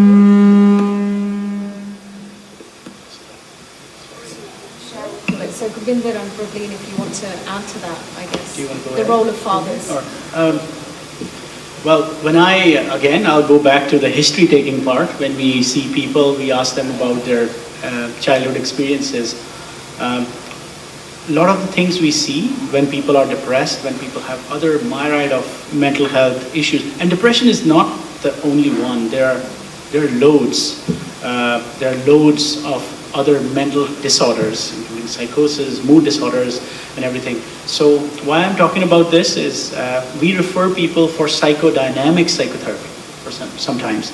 And that's because we see there are issues relating to their own fathers, issues relating to their own mothers, and they just want to talk it out and get a connection why they are not able to connect with their partners, for example, husbands, wives, their kids, because they have had a very bad childhood experience. Having abusive parent, even one parent, is a major risk factor for everything you can think of. Major depressive disorder, generalized anxiety disorder, social phobia, ADHD. ADHD has a huge link with depressed mothers. And why are mothers depressed? Because partner violence, or no, not just that. I mean, one of the contributors can be partner violence. Psychosis later, when things go through the roof, and when you hear stories from some of those adults, is like, and it's horrible what you hear. And ਸ਼ੁਕਰ ਕਰਨਾ ਬਾਬੇ ਦਾ ਕਿ ਸਾਨੂੰ ਇਦਾਂ ਦਾ ਇੱਕ ਸ਼ੌਕ ਅਬਜ਼ੌਰਬਰ ਦਿੱਤਾ ਹੈ ਕਿ ਸ਼ਾਮ ਨੂੰ ਜਾ ਕੇ ਸੌ ਜੀਦਾ ਹੈਲਪ ਕਰਕੇ। ਨਹੀਂ ਤੇ ਸਟੋਰੀਜ਼ ਤੁਸੀਂ ਸੁਣਦੇ ਹੋ, ਇਦਾਂ ਦੀਆਂ, ਇਦਾਂ ਹੁੰਦਾ ਕਿ ਓ ਮਾਈ god And this starts with the relationships, with the support, with the, obviously genetic propensity is something we cannot change, but environmental factors is something we can surely change. प्यार दी गल कीती सी तुसी, play दी गल कीती सी तुसी, those are crucial things during childhood, age appropriate play, connecting with them. And well, I don't have a particular answer for male violence, but I think I will just sum it up as generic. ਉਹ ਸਾਰਾ ਕੁਝ ਹੀ ਵਿੱਚ ਆ ਜਾਂਦਾ, maternal depression ਦੇ ਬੜੇ ਕਾਰਨ ਨੇ, partner violence, that's a horrible thing for all three actually. The person who is a perpetrator of violence, they have a huge risk of mental disorder. The person who is at the receiving end has a higher risk of mental disorder, obviously. And kids who are just being a spectator, not even being physically abused, are just by witnessing are a huge risk of any mental disorder. Sorry for going on about it. No, that's okay. I want to just speak to the one potent part of those questions, which is about men and mental health. We've talked a lot about motherhood, time, love, affection, bonding, imprinting with the mother. But are we dealing a hard set of cards for men? When a man feels an emotion, or the insania, he also has an emotional temperament, where does that go? And I'm not here to defend violence. It's wrong, fact. There is nothing that should deem that action appropriate. But why does it come out as a form of violence? When I work with children and young people, I often say to parents and families, watching behaviour like anger, rage, is a code, it's a language for what they're feeling. And there's a saying, angry's bodyguard is sadness. So there's something that is hurting right at the core, but ਜਦੋਂ ਅਸੀਂ ਉਸ ਗੱਲ ਦਾ ਜ਼ਿਕਰ ਨਹੀਂ ਕਰਦੇ, ਉਸ ਚੀਜ਼ ਬਾਰੇ ਗੱਲ ਨਹੀਂ ਕਰਦੇ, what we do is close it and it becomes rage and anger. And I wonder if there is an element of that in men that is not talked about enough. And I apologise, Jim, if I've offended any men in the room, I apologise in advance. But from my experience, that's one thing that I would like to respond to as part of that question. All amazing points. The next one is the next two are also common in theme. So, Dr. Waria, an observation. A lot of mental health issues are similar to those in India, with special context to the Indian students and families. For the students, we believe the counselors and educational institutions are not attending to and providing services to their suffering. The role of teachers in the classroom, observing and looking after the needs of such students, has been commendable at times. Would love your comment. And then a question for all panelists. A funeral home told CBC recently that they are repatriating about 4 to 5 dead bodies of young international students. Other funeral homes have similar numbers. The government is not tracking such numbers. Question 1, what should the community do? Question 2, there's already a lack of available resources for students and the taboo. So just comments really on the state of international students' mental health and what we're seeing and how that's impacting them today. Sure. So I can talk about my experience as a frontline person, being on call in a hospital emergency. We, again, over the course of post-pandemic, I would talk about, I've seen a lot of students presenting to hospital emergencies with clinical depressive symptoms. I work with RCMP in mental health emergency service, so we do outreach as well. And there are a number of times where RCMP has apprehended a young person from a bridge or from near suicide, kind of nearly committing suicide from somewhere under the Section 28 of Mental Health Act. And they are brought to nearest emergency where a psychiatrist has to see them. So just going on those personal experiences and those of my psychiatrist colleagues who are on call with me within one hospital I'm talking about, this is Richmond, we have seen a significant rise. Now about this support, I guess local community services such as MHES I just spoke about, there are some crisis lines, there are outreach services, they are much aware of these issues. and there is a lot of education around even to local family physicians, family doctors, nurse practitioners, so that at primary care level, so that they are aware that this is happening. Children, or sorry, I shouldn't say children. So students are more at risk, and these are young persons. These are, actually adults, 18 years old, 19. But ਜਦੋਂ ਬੰਦਾ ਘਰੋਂ ਨਹੀਂ ਨਿਕਲਿਆ ਹੁੰਦਾ ਸਾਰੀ ਉਮਰ, ਤੇ ਜਦੋਂ 17-18 ਸਾਲ ਤੋਂ ਬਾਅਦ ਚੋਂ ਇੱਕ ਵੱਡੀ ਥਾਂ ਦੇ ਉੱਤੇ ਆਉਣਾ, ਉਹਨੂੰ ਕਲਚਰਲ ਸ਼ੌਕ ਵੀ ਲੱਗਣਾ, ਉਹਨਾਂ ਨੇ ਗੁਜ਼ਾਰਾ ਵੀ ਕਰਨਾ, ਆਪਣਾ ਜ਼ਿੰਦਗੀ ਵੀ ਜਿਉਣੀ ਹੈ, ਆਪਣਾ ਕੰਮ ਵੀ ਕਰਕੇ ਪੈਸੇ ਵੀ ਕੱਢਣੇ ਆ, ਪਿੱਛੇ ਜੇ 40 ਲੱਖ ਰੁਪਏ ਦੇ ਕੇ ਆਏ ਆ, ਉਹ ਵੀ ਵਾਪਸ ਦੇਣ। ਸੋ ਉਹ ਬਹੁਤ ਜ਼ਿਆਦਾ ਤਰ੍ਹਾਂ ਦੇ ਭਾਰ ਹੁੰਦੇ ਨੇ, ਜਿਹੜਾ ਕਿ ਮਾਨਸਿਕ ਲੈਵਲ ਦੇ ਉੱਤੇ ਬੱਚੇ ਕਹਿ ਲਓ, ਕਿ ਸਟੂਡੈਂਟਸ ਕਹਿ ਲਓ, they are stressed, and we acknowledge that, we recognize that as a physician. I don't know, I can't speak from the Royal College or College of Physicians, but what I can tell you from the local community of physicians is that we are open to support. We have low thresholds to bring those people to not only just hospitals. There are halfway houses.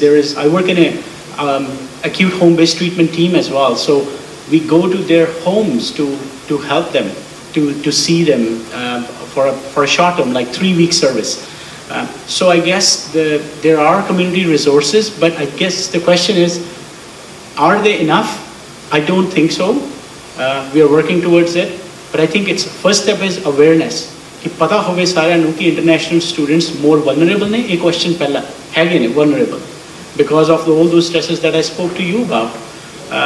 So मैं ही कह सकता कि we need to educate more. फिर वही आ जाती है गल education awareness दी, ते resources. सरकार वास्ते गल ये है, towards the end of it, if we are recommending something, is we need more policies. जे तुसी बंदे इत्थे पहला लेके आए हो, इन्होंने ये कह के कि साढ़े को सारे resources ने, housing भी है, साढ़े को असीं पढ़ाओगे भी, तो फिर आप नहीं ना कह सकते हो ना हाथ जोड़ते। So हुण जे आए ने ते संभो। Thank you. Well said. So there's a couple of questions, I'm going to combine them. There is obviously been a stigma. There is shame and guilt around mental health in our community. And we obviously recognize that internally we want to create a safer space. And so what can practitioners and what can we as a community do to help allow our family members, our friends be more vulnerable to us? And how do we create more culturally aware dialogue within practices, right? So from a practitioner standpoint. So breaking the stigma from a community standpoint, getting away from the societal pressures and kind of concepts around mental health in our community, and then culturally aware services. If you guys could speak to that a little bit. I will introduce sort of a response to that and then hand over to the rest of the panel. One of the ways I think really helps in terms of practitioners, so what can you do if you're working in the field, perhaps you're not, but you want to be culturally astute, you want to be responsive and sensitive, start by modelling the kind of person you would want to go and talk to. That's the first thing. So if I expect somebody to talk to me and ask me for help and share how they're feeling, I have to model those values in myself. Yeah, I think the second thing is we have a responsibility or a duty of care, I think, to our community and more widely to society to educate, and we can start by doing that from us. Let's not wait for somebody else to deliver intercultural training course or the EDI officer. You know, this is everyone's responsibility. So to me, I think model those behaviours in who you are. And the second, stop waiting for somebody to do it for you. Start delivering that awareness yourself in the roles that you're already in. I don't know, pick up the phone or who you speak to today, let them know that you're aware of mental health and that you would always be there to listen. Isn't that a first step?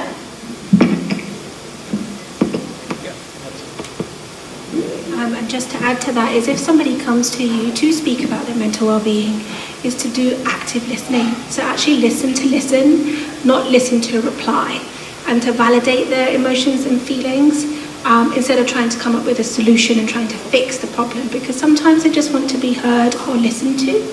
And I guess we're not very good at doing that, because often, as Namrita ji said in her presentation, we pick up YouTube videos and say, gee, this is a solution, you can do this, maybe you should do more of that. And actually just being present in the moment and allowing them to have that space to talk can be so empowering for that person.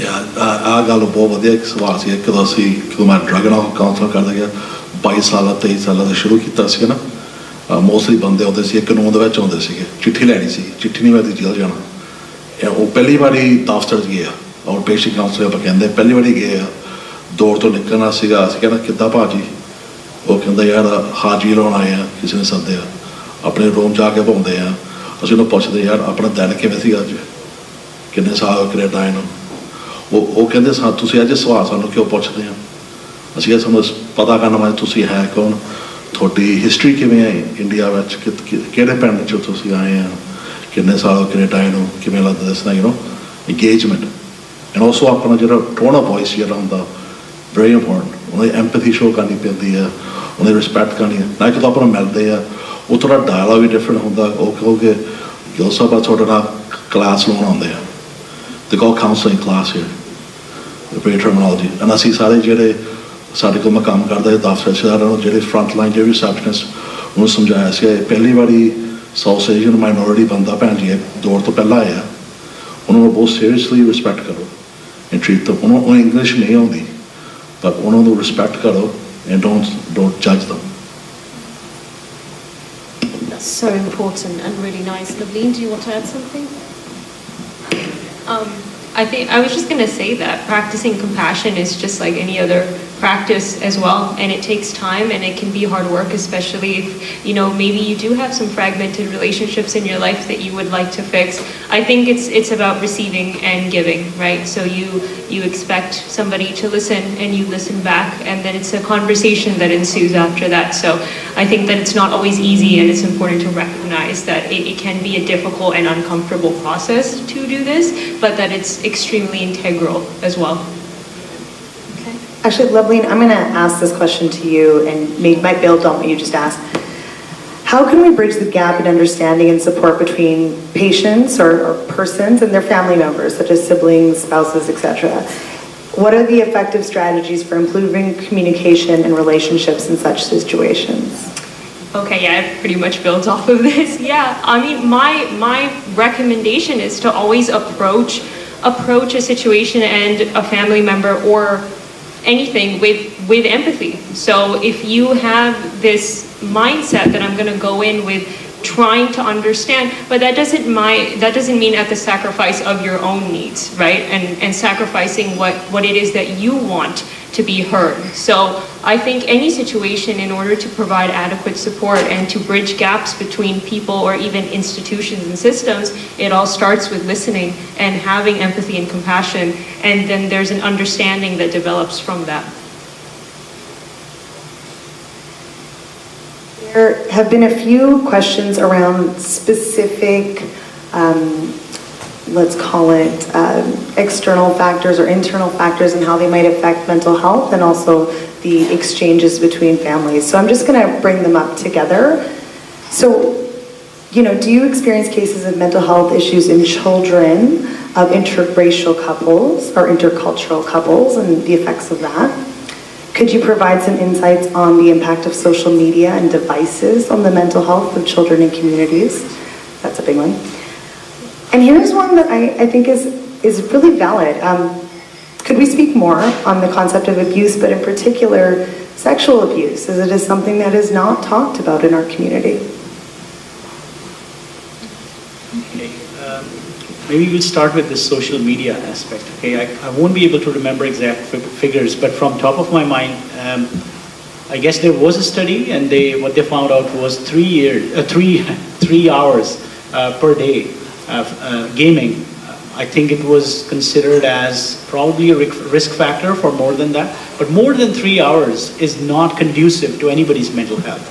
So this sounds quite a lot already, 3 hours, but I guess at an initial stage, there are lots of positives as well for the interactive gaming because it can increase cognitive capacity, but I don't think that evidence goes beyond 1 hour. So using your handheld devices, I'll give you two.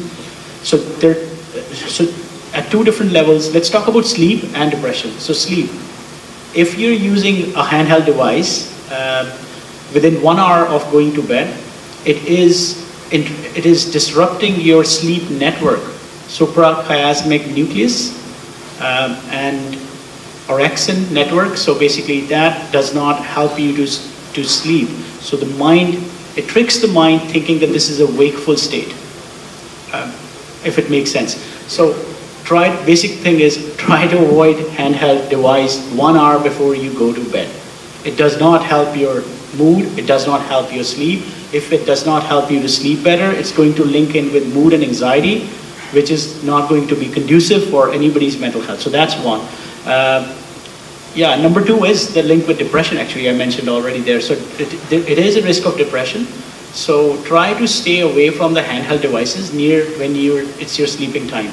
Spending a lot of time on social media is not conducive to mental health. Again, so this is a risk factor for anxiety. It is a risk factor for depression. I think there might be some time which is considered as kind of status quo, no problem. But I don't think most people spend less time. They spend a lot of time, a large chunk of their time, even at work. I find myself, sometimes in between patients, such checking my whatever, social media. And it's like, there is a part of addictive behavior to that. So there is a dopamine release every time you are looking at that screen, and this is reinforcing the behaviors. So basically, I think what I would want to say is social media is a risk factor. Excess use of social media is a risk factor for depression, anxiety. It does not help your sleep. So that all links in with quite a lot of things. Wherever there is depression, there is an increase of cardiovascular risk. I don't know if you know that. So there was a trial, SAD HAT trial, a long time ago, but it actually tells you it's a bi-directional relationship. If there is a heart disease, you're more at risk of depression. If you have depression, you're more at risk of cardiovascular issues. So it'll all linked in. Social media, not being able to sleep, major depressive disorder, cardiovascular risk, quality of life, and the length of life. So longevity. Yeah. I'm just going to speak to the impact of social media and screen time on children and the developing brain. So what we're seeing more and more now is children predominantly being on YouTube watching these highly stimulating, colourful, loud sound videos. And actually it's causing, what we're noticing in research, emerging research, is that there's a lot more neurodivergency in children. And what I mean by that is an increased level of ADHD, an increased level of autism, increased level of social communication difficulties, and so forth. The way I describe it to the families that I see is, imagine going to the gym and you're just pumping weight on your arms and the rest of your body is not being worked on. What you're going to end up with is really large arms and everything else is going to remain pretty slim. With social media and screen time, you're pumping one part of the brain which is becoming overstimulated, and the rest of the brain is not being strengthened. And so often we're seeing children who then have behavioural difficulties, who are screaming, shouting, throwing themselves on the floor because they've become addicted to screen time. It's providing them with a need that they've basically been given since a young age. And so what we're seeing in children is excessive screen time, like I said, 3 to 4 hours. We don't recommend more than 30 minutes a day, if any, especially before the age of 3, it's definitely 0. After the age of 3, it's 30 minutes if necessary. We recommend spending more time outdoors and learning through play. But yeah, that's a big change that we've seen in screen time. Yeah, just to add to social media, it plays a big role in gang recruitment. That's where a lot of the young people we've seen here get recruited into gangs. They see a video, they say, we're going to come support you, we're going to come help you. They do a lot of flashing, you know what I mean? So we educate parents that way. It's not like hanging out at the neighborhood, hanging out at the mall. Those days are in the 90s and 80s, those are gone. So it's all on social media. And I always tell parents, don't give a kid a phone until they're 14. They don't need it before that. Before that, we mentioned outdoors and spending time with family, that's the key. I just want to pitch in and say that I think that especially for young adults and adults in general, when you're using social media, it also depends on what you're using it for and how you're engaging in it. We in psychology often learn about using social media for the sake of comparison, and I think comparison can play a very negative role in mental health. I think there was one question towards the end which kind of was around sexual abuse, which I think equally is a very valid and important question. Culturally, we still have a resistance to accept that sexual abuse persists in our community as much as it persists in any society. Yeah, it's also a part of the jigsaw, unfortunately. And I know that there are expectations and norms, we don't talk about this, it doesn't happen in our community. The research and the data suggests that in cases of sexual abuse, they are more than likely and often perpetrated by those people that they know, i.e. family. Yeah. And I apologise because when I speak on this subject, I often get a reaction which says, but let me tell you something, when you're sat in a clinic and you're a therapist and somebody is crying because they spent 20 years trying to tell someone how they felt, that's the reality. So until we get to a point that we can accept that happens, as in it persists, it's happening, we won't get to the point where we'll start to open the door to listen and challenge some of those practices, and I'm not going to go into the depth of what we can do in terms of identifying and early. That's a subject for another time. It's a whole subject in itself. But I just wanted to kind of highlight that point because I think it's important, even in 2024. 100%. That we don't allow the space to listen when people are trying to share. We can build in talking about things that sometimes the community doesn't want to talk about. And how do we create room for queer family members needing support? Hypermasculinity, complicit behaviors and actions build turmoil for mental health and illness and trauma. We talk a little bit about that.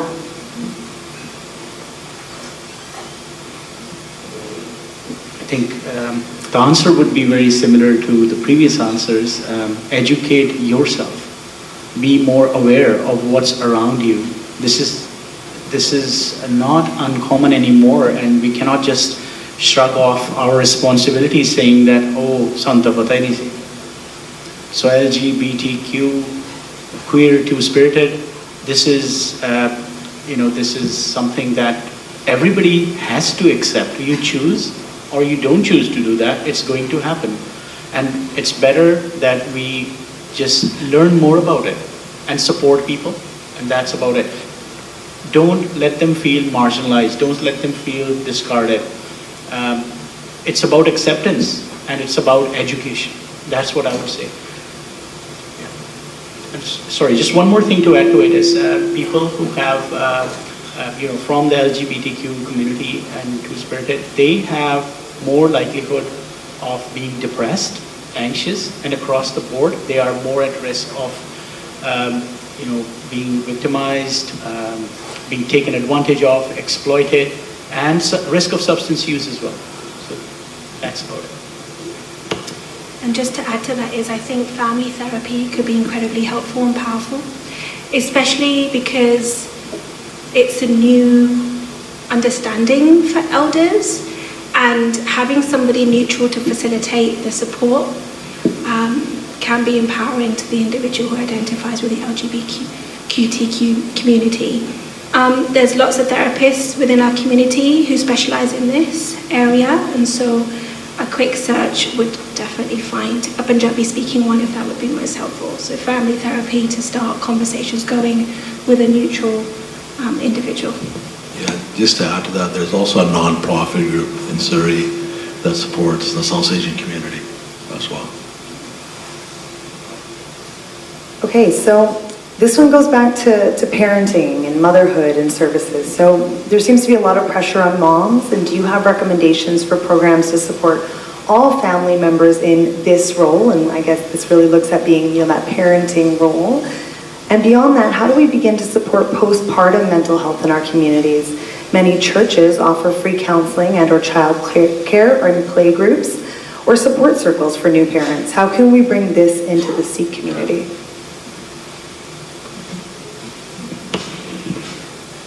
Can you repeat the first part? Thanks. Yeah, the first part was just around the fact that there's a lot of pressure on just moms, and do we have programs that we can recommend to help get all of the family members, at the same level in the parenting role? Yes, of course, absolutely. And I think that links with a question earlier about the role of fathers too, which I think we may have not addressed. But so parenting is multi-generational, and everybody. So you would have a new mum who has her own experience, perhaps living with her mother-in-law who has her own experience, and then her living with her mother-in-law who has her own experience.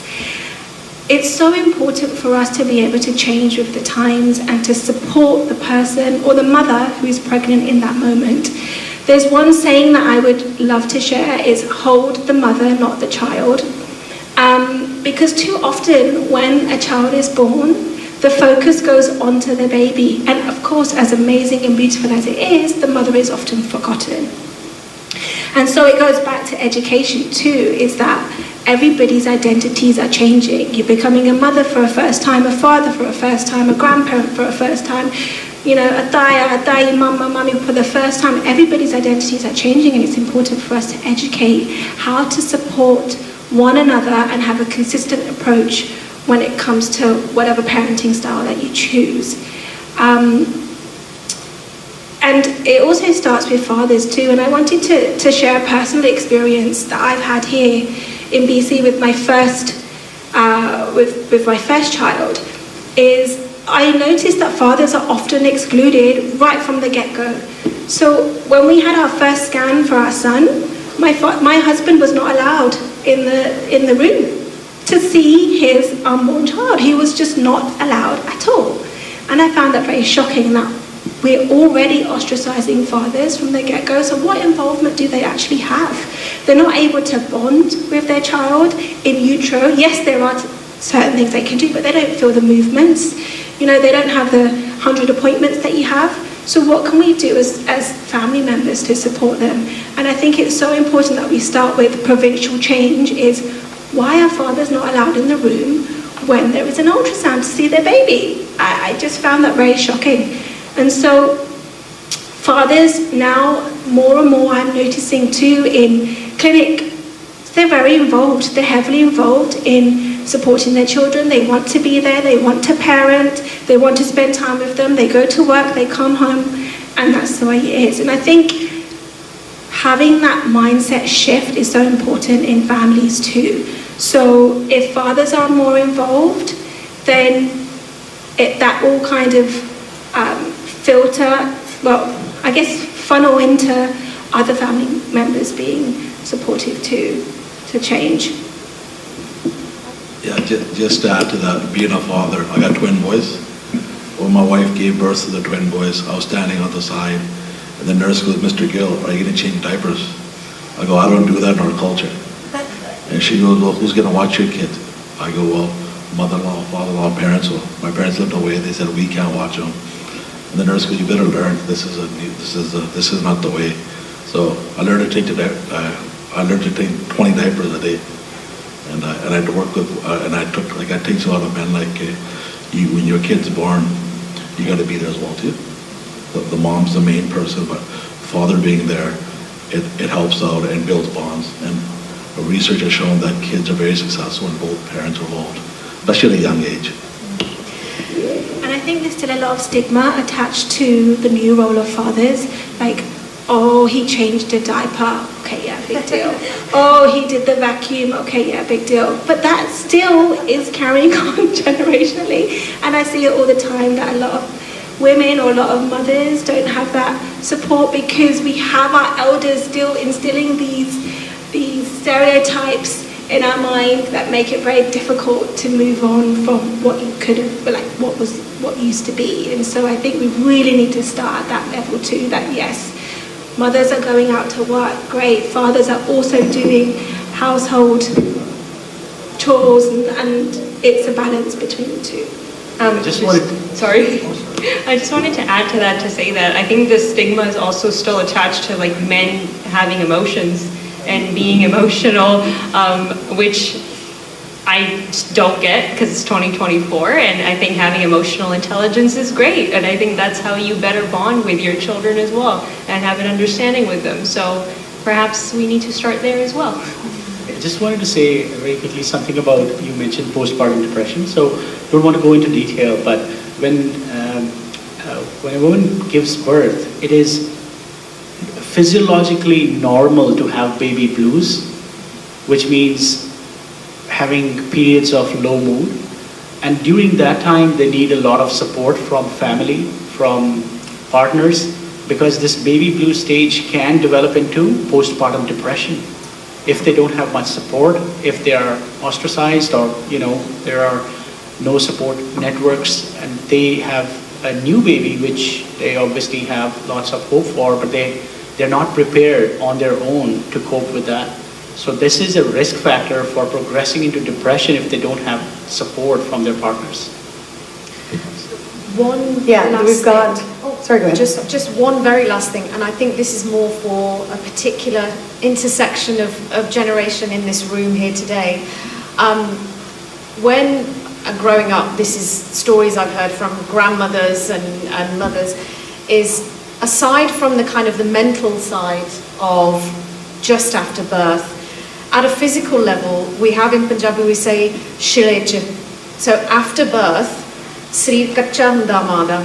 She needs physical support. But what I hear in a lot of families and mums who may come to therapy and stuff, they'll say, when I had my child, I had family come round and just tell me about how when they had their child, they went to work the next day, they made a biryani straight after, then they made the sabji, and then they cleaned the floor. And it's like this competition. But as the elders, and as we have, we believe in having a family, having more members in the family, I think there's a responsibility for everybody to be there for the new mums in the family, to be a kind of a pillar of support in a way, as opposed to compete. When I had a child, I was doing this, and look at you, you haven't got up for 10 days. And so what? Make her some pronte. There's nothing wrong with that. I agree. We're going to ask one last question, and then there were some resources that were shared not only by the audience, but we also had them from the panelists. So the question is, are you satisfied by the steps governments have taken towards family mental health, and what more could be expected for improvement? The quick answer is no, absolutely not. I can speak for children and young people. The wait times for therapy are astronomical. Currently, right now, I work partly for the ministry, and the wait times are over 1.5 years. So what we're noticing is that more and more children are presenting in acute crisis and emergency to receive that support, when actually we could be funding services so that the work could be done at ground level. I don't think there are enough resources. I can also speak from personal experiences that there's a high demand of psychologists and registered clinical counsellors here, but they make anybody's life very difficult. Maybe Dr. Warrior could also speak to this in terms of converting our license here in BC is also very difficult. These professions are on the shortage list. We then come to Canada, but then they make it a lot more difficult to actually be able to fully practice. So there's so many barriers, not only just provincially, but through immigration. there aren't enough resources, and the wait times are so long that often children are presenting with severe mental health difficulties when we could actually intervene at a much earlier stage. Yeah, I just want to add as well that there tends to be quite a bit of resistance as well, which can make it quite demotivating for people who have initiatives. I mean, I can speak on it personally that even just at UBC, I try to implement more crisis management support as well as, resilience building support systems, but we are oftentimes met with resistance from institutions. It doesn't even have to be on a government level, but there has to be resources and funding and time that goes into it, and there are only, I think, select few institutions and people who are willing to do that, sadly. So I think that there needs to be more public support in essence, and an outcry as well at times to show that this is necessary and needed. Amazing. Oh, I'm going to step back over here. There were a couple shares from the audience that I just wanted to, I think if I turn that one off. We'll do this instead. Okay. There were a couple of shares from the audience that I thought were worthy of sharing with the community. So getselfhelp.co.uk, a very good and free website that offers education, validation, and usable exercises for improving mental health and addressing issues. There was also a comment around our gurdwaras, and I'll skip the comment, but I will share what the expectation was, which is we should look to our spaces of worship to be able to provide peace of mind and solace for the seekers, and that's really what the goal should be of those places of worship. There's also an ask of the panelists, which I will put out there so that we can chat about it offline, but there is someone who's working seriously on violence against women as a global health pandemic, or global public health crisis. And they would like to find out if there is content, scientific studies, anything that you could share with them. So that's an after the fact, offline conversation we can have. And there was a question from the audience that I think I will sum up for everyone, which is really around, it said normal health life versus mental health life, explain. And from what I hear, and from my own experience, I would say that it's holistic health. It's health. There is no difference between your mental health and your physical health. It is your overall health.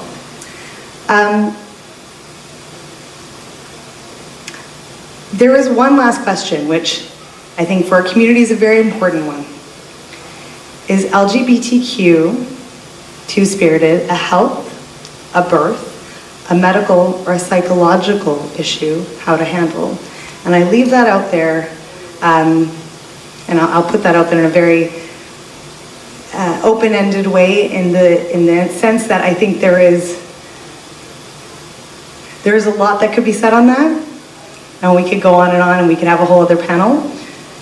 But maybe Namrata, you want to just comment. And I know, and you've apologized a bunch of times today. You don't need to apologize for anything you've said today.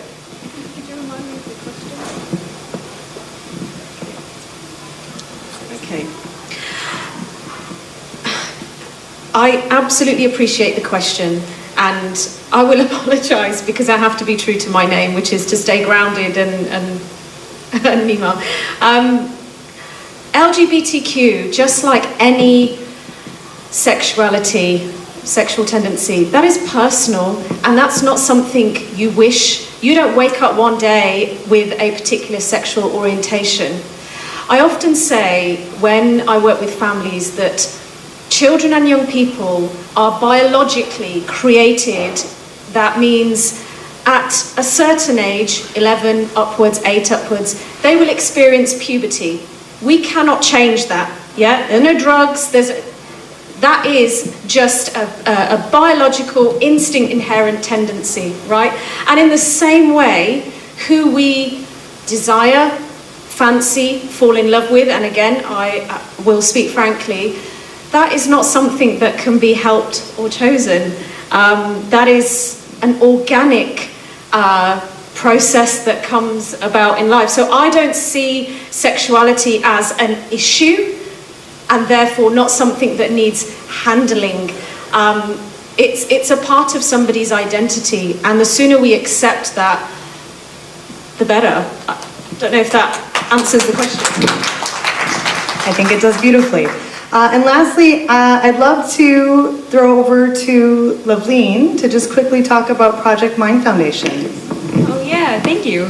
So Project Mind Foundation essentially is, or started out as a blog platform, which is still what it is for the most part. So essentially what we like to do is collect people's stories of all ages, of all demographics, and we want you to share your mental health journeys. And we have some on the blog currently, so I think, is the QR code up? Yeah. If you scan that QR code, it'll take you to the website of Project Mind Foundation, and you can submit any story. You can read the ones that are up. You can submit it anonymously, because I completely understand that it's a very personal endeavor to do something like this, but the overarching goal is to make sure that we can better understand and connect with community and increase mental health literacy. So that's been our overarching goal, and to also bridge the gap between mental health and medicine so that we can create a more empathetic healthcare system and address the needs of various individuals within community. So that's our overarching sort of mission, and then from that we have some side projects that we do. If you go on to our Instagram, you can feel free to explore more about what Project Mind initiatives look like. Amazing. Can we give a huge round of applause for that riveting conversation? Thank you so much. We have a little token of appreciation that some of our board of directors would like to bring up to the stage right now. If we wouldn't mind taking a photo with them, we'd so appreciate that. But again, that was fantastic. That was invaluable information for everyone here and for so many others who are watching online. Thank you.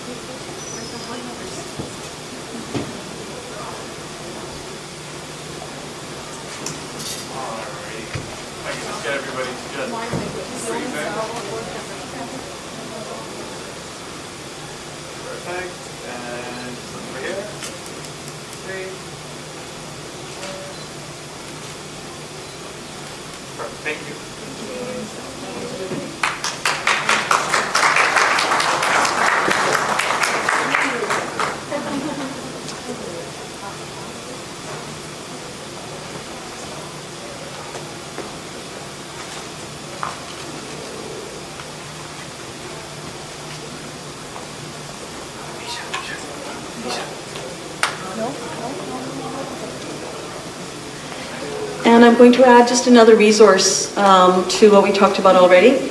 South Asian Healing Network, sahnetwork.ca, free resources for South Asian youth. I know we didn't touch upon the mental health issues of international students today. We talked about it yesterday. We know you're there. GNI knows you are there, and that's why last year and this year we have created a platform to discuss the issues that international students are facing and the importance of internationalization of education. And we hope to continue the conversation. Come to our office. We're in Surrey. We want to hear your voices. We want to help you in any way that we possibly can. Now we're going to move on into the next part of our day. And this is a very exciting part. Let me put on my glasses. We're going to hear from 3 talented emerging leaders who are passionate about their unique perspectives. Today, we're going to showcase a series of talks, first time at our conference, where our 6 students will share their personal stories, cultural reflections, and insights on topics that resonate deeply with them. Each presentation is designed to inspire and challenge us, much like a TED Talk. Each speaker will have about 5 to 7 minutes to present their talk. I encourage everyone to engage actively, listen closely, and reflect on how their messages relate to your own experiences. So first, I will call Jasmine Kaur Sidhu, who is a student in 2nd year at the University of British Columbia. Jasmine Kaur Sidhu.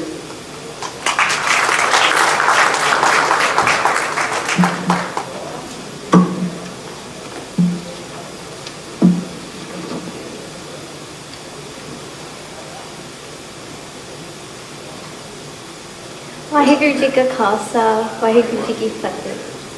As a Punjabi individual aspiring to enter the healthcare profession, my ambition is intricately tied to my cultural and linguistic heritage. I aim to serve as a beacon of influence within the field by utilizing my fluency in Punjabi and my deep understanding of Punjabi culture and values. In contemporary times, many Punjabi speakers who adopt other languages and drift away from their Sikhi principles are experiencing a form of cultural colonization. This trend underscores the urgent need for us to reclaim and embrace our language, culture, and history as foundational steps towards decolonization. For context, my name is Jasmine Kaur Sidhu. I'm a second-year university student studying biology at the University of British Columbia. Decolonization, as I see it in this context, is not merely an academic concept, but a vital process of cultural reclamation and empowerment. It involves the systemic undoing of colonial influences that have historically marginalized and suppressed our identities. I learned Punjabi about 5 years ago, and I'm still learning to this day. And through that, I've learned how to read and write. I'm not perfectly fluent yet, but in that's my way of decolonizing myself. For the Punjabi community, decolonization is imperative to restore our sense of self, community cohesion, and cultural continuity. It is through this lens that I view my personal future in healthcare, not just as a career, but as a calling to serve my community in a manner that honors and preserves our rich cultural heritage. Healthcare is a universal field, but effective healthcare delivery is inherently local and culturally specific. As a healthcare provider fluent in Punjabi and deeply knowledgeable about our cultural practices, I hope that I will be able to uniquely be positioned to bridge the gap between modern medical practices and the traditional beliefs and practices of the Punjabi community. This cultural competency is essential for providing holistic and respectful care, which can significantly improve health outcomes for Punjabi patients who may otherwise feel alienated or misunderstood in a predominantly Western healthcare system. Biomedicine is the language of medicine and is predominantly communicated in English or other dominant languages. This creates a barrier for many in Punjab. The medical community often uses complex terminologies that are alien to those who primarily speak Punjabi. As a result, patients may struggle to understand their conditions or treatments, leading to feelings of alienation.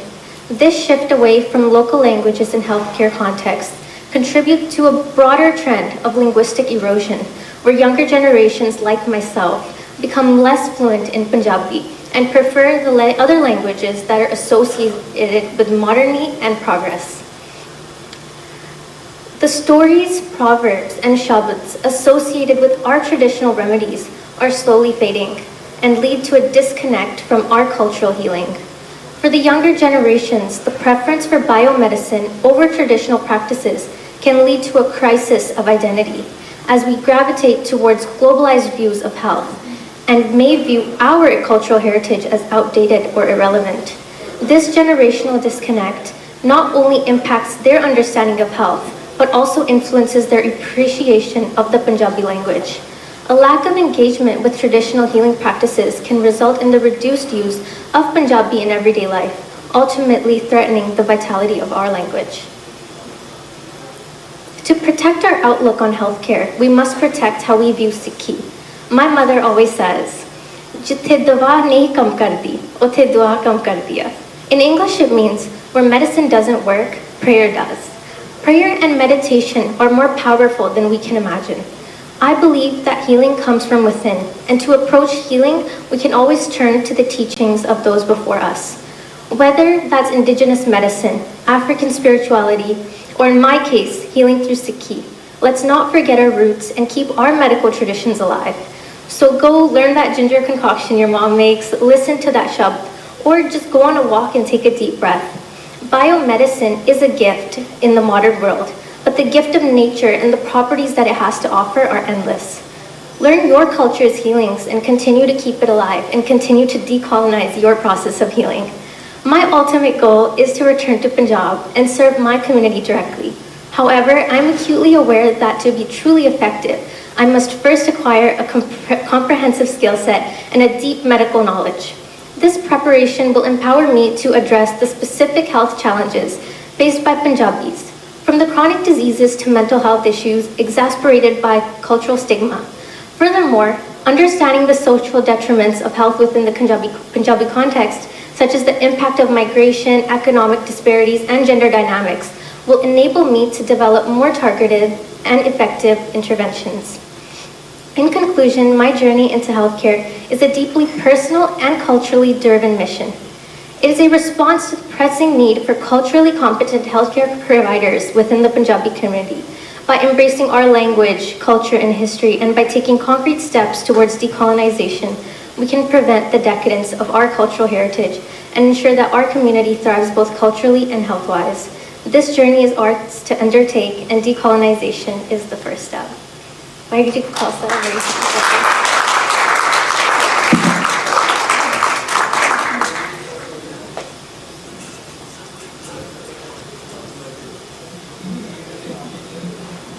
Thank you, Jasmine Kaur. Wasn't that impressive? Second-year university student. I have no words. My face just lights up when I hear this. Jasmine, this is a sweatshirt, GNI sweatshirt, that we would be honored for you to wear. We know that you also took a GNI Punjabi language course, and she can now read and write Punjabi, which she could not before she took the GNI course.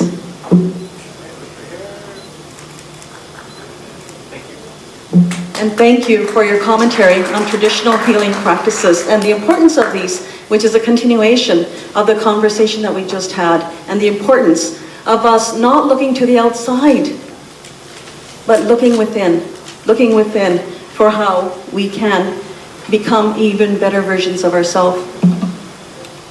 Our second speaker is Mankaran Singh, who is a fourth-year UBC student, University of British Columbia. Mankaran Singh, my apologies.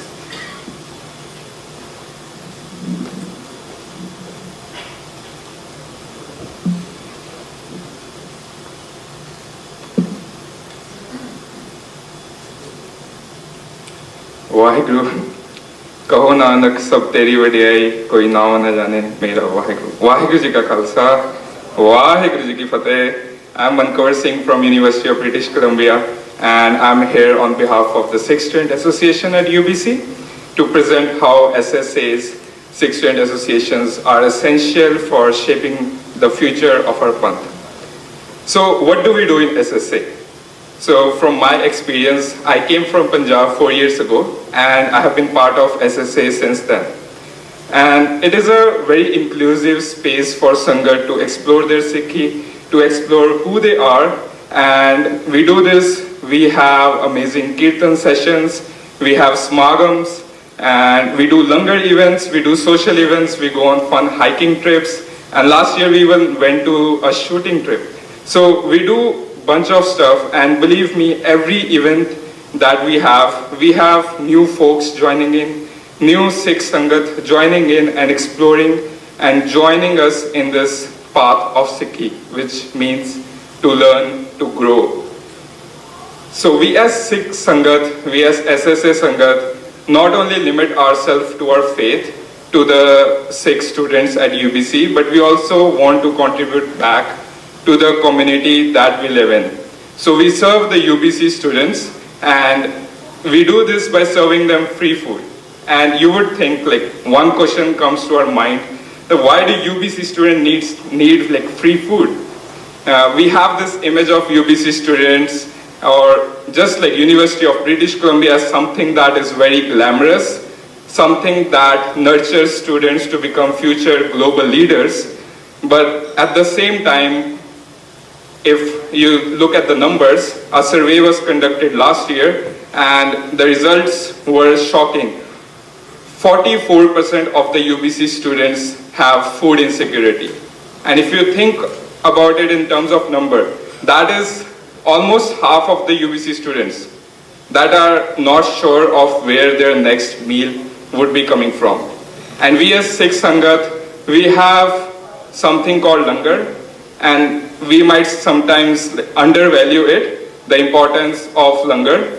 But once we think about it in terms of people who are not having food, people who need the food and are not having it, we are not grateful enough for this institution of langar that Guru Nanak Dev Ji gave us.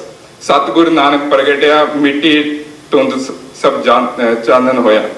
And I think SSA last year decided that we would bring that langar from Gurdwaras to the UBC students. And we came up with this program called Vanshako. It's basically we tied up with various Gurdwaras in Surrey here. We have Gurdwara Sukh Sagar, and now we have Gurdwara Amrit Prakash join in. And we bring the extra food from there and serve weekly on campus to the students. And we have immense support of Guru Nanak Free Kitchen, GNFK. And with that support, and with the support of the amazing volunteers, the Sikh Sangat on campus, the SSA students, who regardless of its midterm season, regardless of holidays, they go to the Gurdwaras every week and get the langar for the UBC students. And we have been able to serve 14,000 students in just 1 year. And if you think of the numbers, that is 1/3 of the population, 1/3 of the students at UBC that were food insecure. And I think I might be completely wrong personally about this, but I think this is step towards Raj Karega Khalsa Akki Rehna Koi. Because these 14,000 students that were impacted in just 1 year, they are the future global leaders. Once they graduate, they are going to be doing good in their communities, they are going to be leading their communities, and they would remember who helped them when they needed it the most. I think one of the panelists or one of the opening remarks yesterday was Justin Trudeau, one of the UBC grad, and the impact that it would have on leaders such as these when they are helped by the Sikh Sangat when they needed it the most. And on that note, I would like to end on just this insight that this is just one SSA, one Sikh Student Association in one university having this much impact. Thank you. Vaheguru Ji Ka Khalsa, Vaheguru Ji Ki Fateh.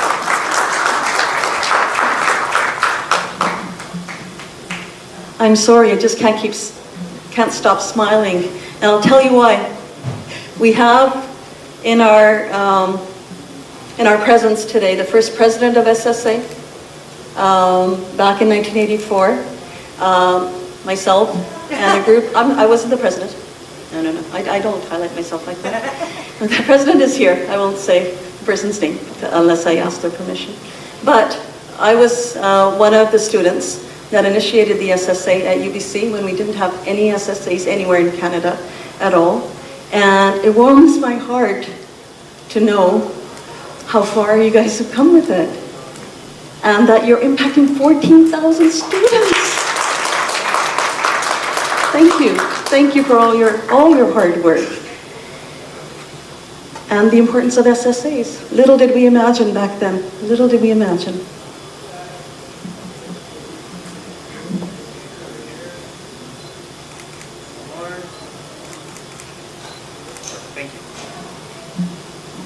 Thank you, Mankaran Singh. And our third speaker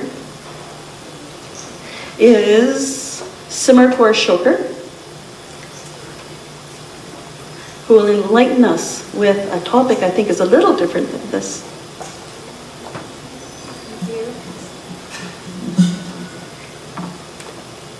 Oh, Simar, you're here at your university. Sorry? You're here at your university. Oh, yes.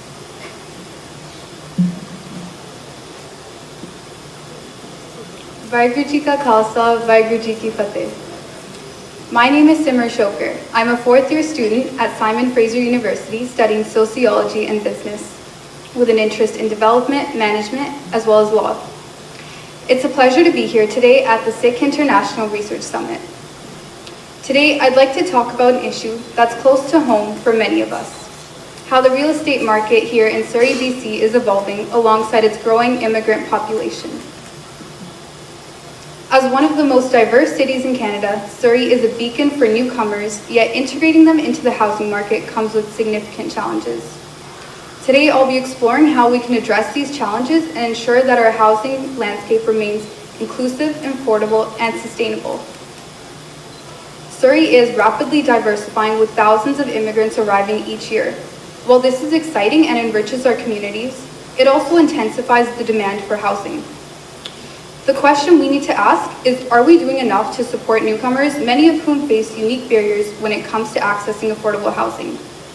Issues like affordability, accessibility, and even discrimination are real and present in our housing market. And it's not just a problem for the individuals experiencing it, it's a problem for the community as a whole. If newcomers can't find sustainable, affordable homes, it affects the ability to integrate, find work, and contribute to our shared future. So, how does the legal system come into play here?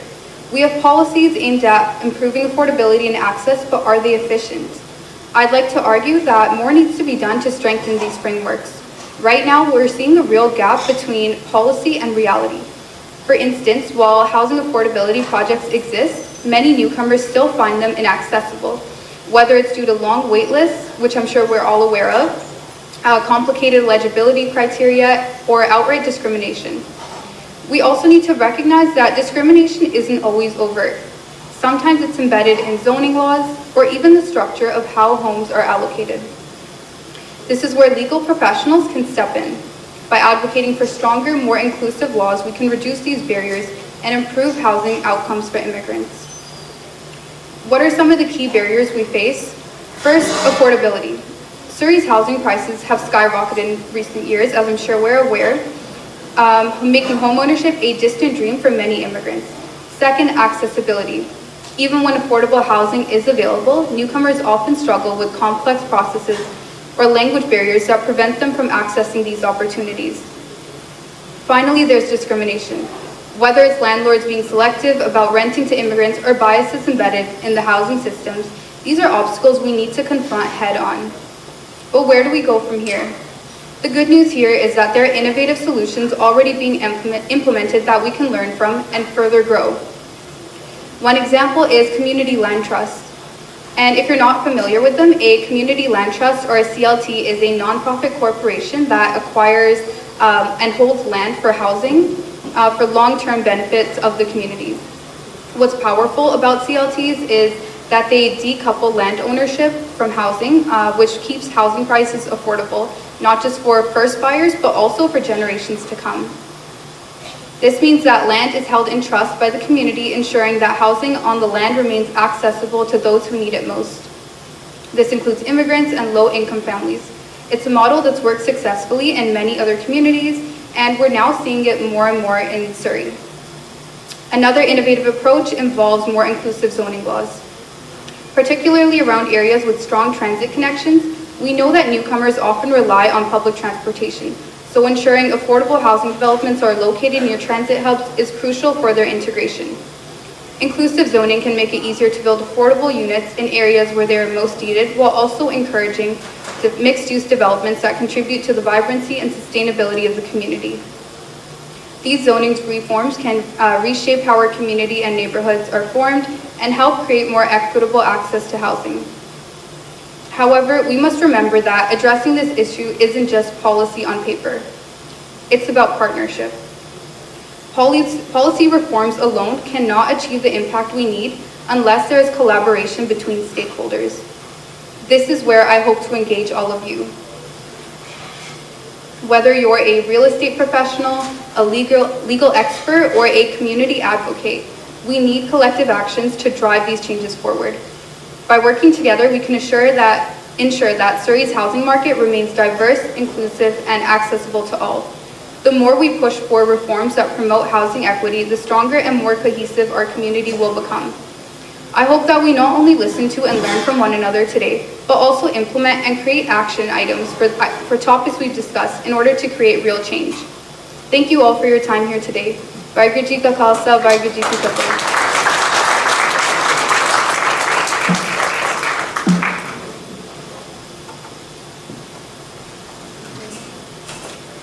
Thank you, Simmer, for a very insightful discussion about the importance of housing and the important role that every single one of us can play in terms of trying to change policy, and right from the federal, provincial, and local level as well. Thank you very much.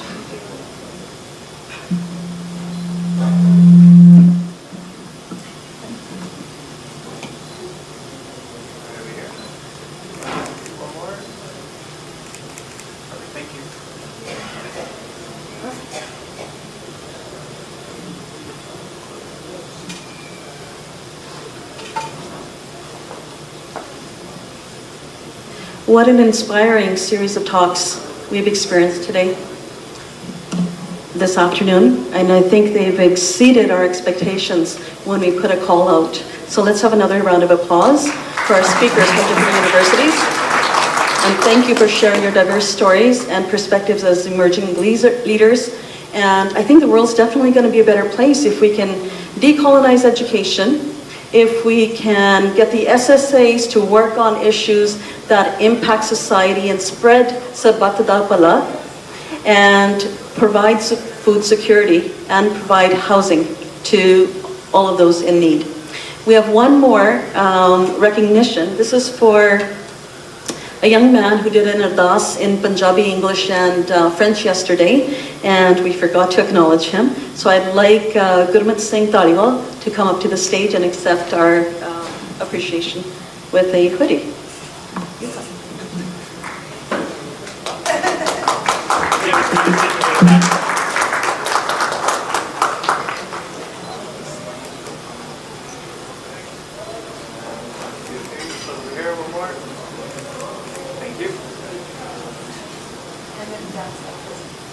Okay, and Mr. Sandhu would like to do a brief presentation before we break. We will give you a break in just a couple of minutes, just somebody that wasn't available last night. ਮੇਰੀਆਂ presentation ਹਮੇਸ਼ਾ ਇੰਨੇ ਕੁ ਦਾ movement ਹੁੰਦੀਆਂ ਕਿਉਂਕਿ ਸਾਡੇ ਜਿਹੜੇ donors ਵੀ ਹੈਗੇ ਆ ਉਹ ਮਰਜ਼ੀ ਨਾਲ ਆਉਂਦੇ ਆ ਸੋ ਕਿਸੇ ਨੂੰ ਲੰਚ ਟਾਈਮ ਤੇ ਕਰਨਾ ਪੈਂਦਾ, ਕਿਸੇ ਨੂੰ ਡਿਨਰ ਤੇ ਕਰਨਾ ਪੈਂਦਾ, ਤੇ ਕੰਟਰੀਬਿਊਟ ਤਾਂ ਕਰ ਦਿੰਦੇ ਆ, ਸਾਡੇ ਸਪਾਂਸਰ ਤਾਂ ਬਣ ਜਾਂਦੇ ਪਰ ਟਾਈਮ ਨਾਲ ਪਹੁੰਚਦੇ ਨਹੀਂ। ਸੋ ਇਸ ਕਰਕੇ ਇੱਕ ਸਪਾਂਸਰ ਸਾਡਾ ਮਿਸਿੰਗ ਸੀਗਾ, ਸੋ ਉਹ ਹੁਣ ਆਇਆ ਹੋਇਆ ਸਕਾਈ ਵੀ ਇੰਸ਼ੋਰੈਂਸ ਬ੍ਰੋਕਰ ਦਾ ਸਰਦਾਰ ਮਨਜੀਤ ਸਿੰਘ ਧਾਮੀ ਜੀ।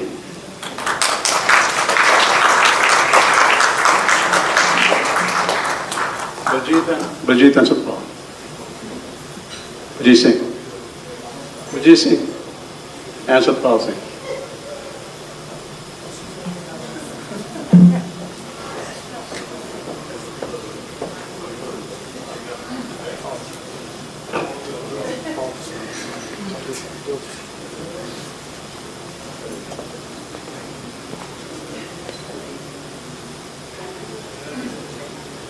Can everybody look over here? Over here. One more. Pasake thoda ja. Thank you. Thank you very much.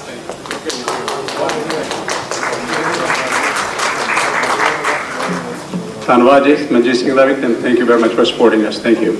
ਹੁਣ ਤੁਸੀਂ ਇਦਾਂ ਕਰੋ, ਸੌਰੀ ਆਹ ਲੈ ਲਓ ਫੋਨ ਆਪਣਾ ਤੇ।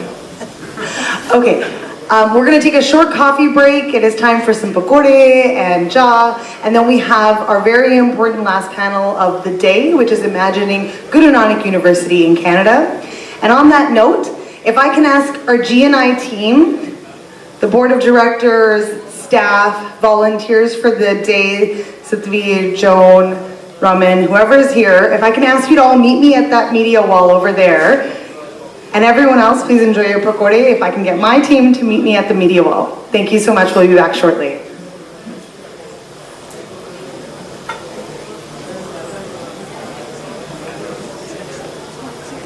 Let me collect them.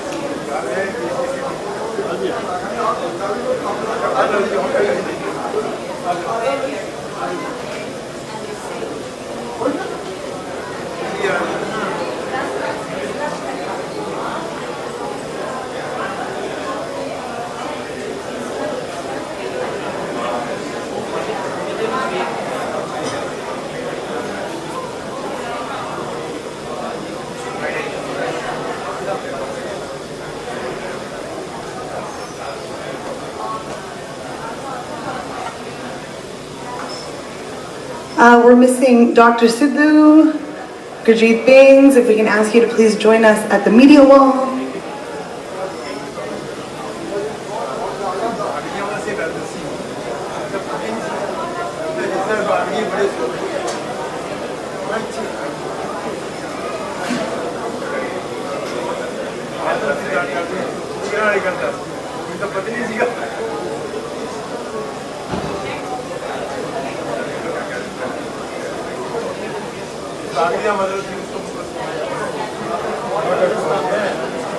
Okay, we're going to do Summit Planning Committee first. Let's go.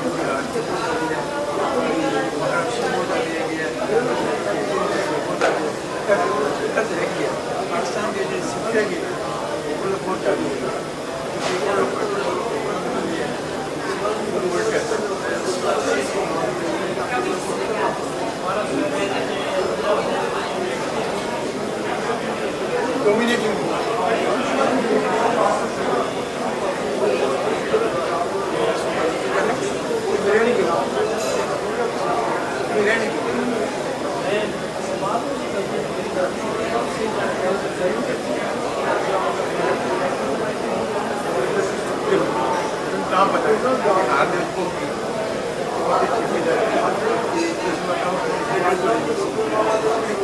Court हो जाए लेबर ये कैसे काम नहीं करता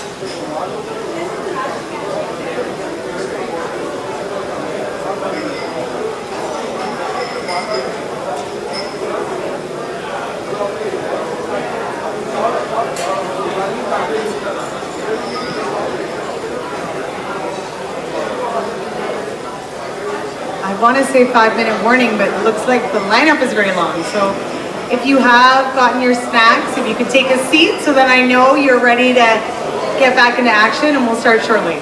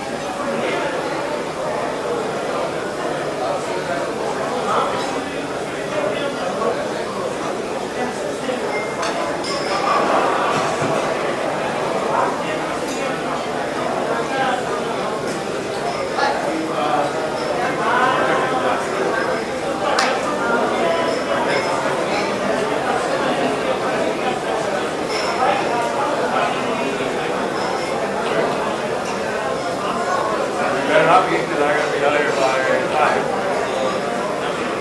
It's 3:15. We were supposed to start this panel at 3, so we're 15 minutes behind.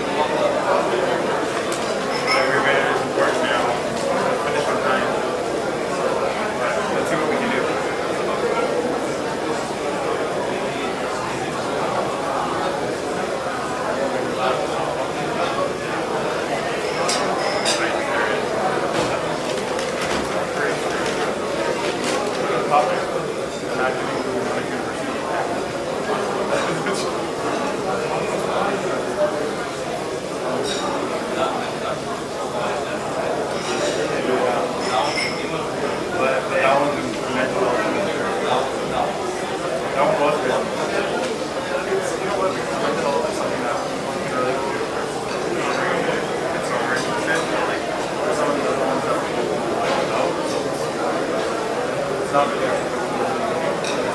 Something to learn.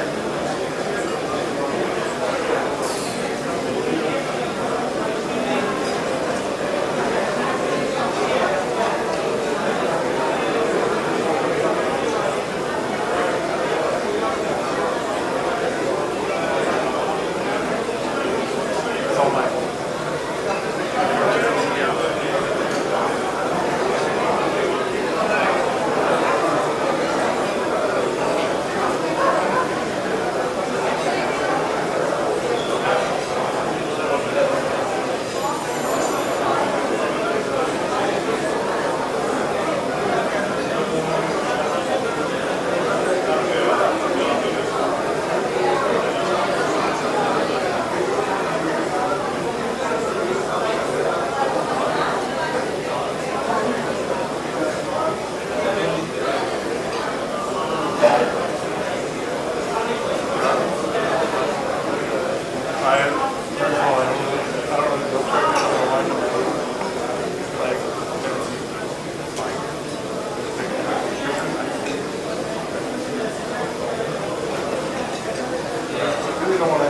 Just another minute or two, if we can ask everyone to start taking their seats.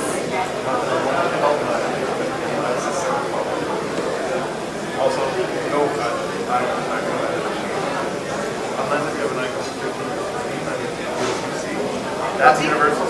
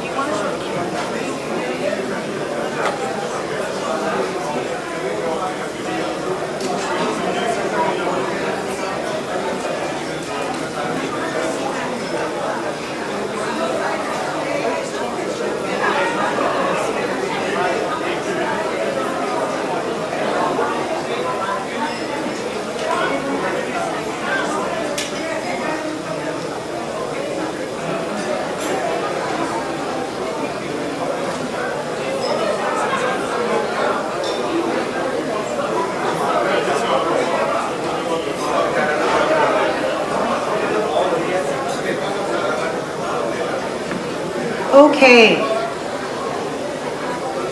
I know Sare had you बैठे नहीं, but I do have a quick ask of everyone.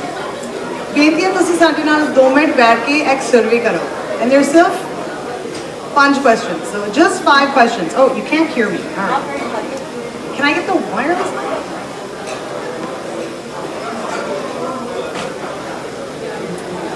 My volume controller has gone to get pakode, which is okay. That's fair. Okay, so before we come back from break officially, I'm hoping that everyone can spend a few minutes with me to answer a few questions. जिमें सारिਆਂ ਨੂੰ ਪਤਾ ਹੈ ਅਸੀਂ ਇੱਕ not for profit ਹੈ ਅਸੀਂ charity ਹਾਂ ਇਹ ਜਿਹੜਾ ਅਸੀਂ ਸਾਰਾ ਕੰਮ ਕਰਦੇ ਹਾਂ we do it because we are passionate about it and we believe in it. And what is so important to us is ਤੁਹਾਡੀ feedback. If you tell us how we're doing, what's of interest to you, what we can improve on, that is how we will get better. So ਤੁਸੀਂ ਸਾਰੇ ਦੇਖ ਸਕਦੇ ਹੋ ਸਕਰੀਨਾਂ ਤੇ ਇੱਕ QR code ਹੈ. If you pull out your phone and you take a photo and you take a look at this QR code, you will go to a survey, a quick survey that has 5 questions on it. If for whatever reason the QR code is not working, it is very simple to go to the website, and I will give you the website as well.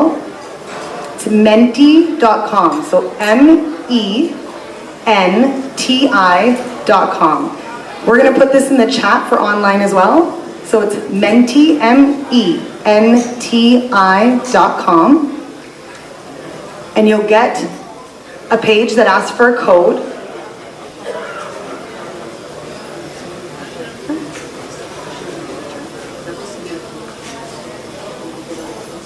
Okay. And the code that you have to put in is 17479804. Once again, 17479804. So can everyone with a show of hands tell me if you've gotten in? Can you get into the questions? Are you having difficulties? So far, only Mankarwar has told me that he's in. Okay, 2, 3. There are a lot of people here. जब तक मैं बहुत जाने दे hands नहीं देखती है ना, मैं इत्थे बोली जाना है.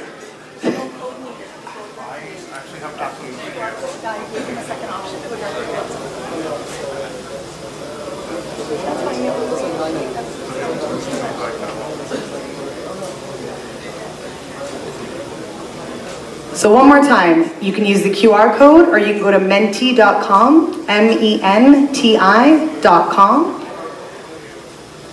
And the code that you input there is 17479804. Has everyone gotten in? Minus bale jane andar phone nahi dasta. Pakode jade daste hai. If you go to the website, it does. I'm saying QR code will take you straight there to the questions. If the QR code is not working, use the website instead. Okay, so I see some people have gotten it. So we have 5 questions. Fairly simple. We'd love to know what you enjoyed, what you'd like to hear about in the future, maybe some words that you think of when you think of this weekend's event, what dates might work for you for next year, and any feedback you might be able to give us from an event perspective. We'll wait a couple minutes and allow everyone an opportunity to answer those questions, and then we'll get started.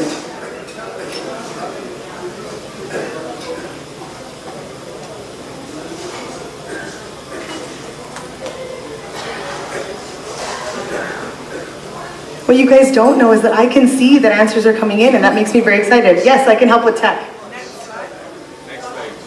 It's Is this one question? Only one question at a time.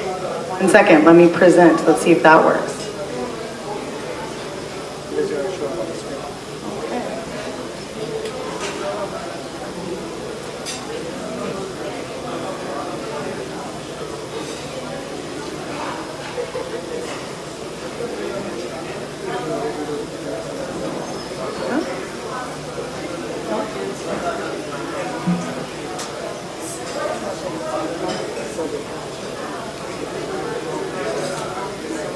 No?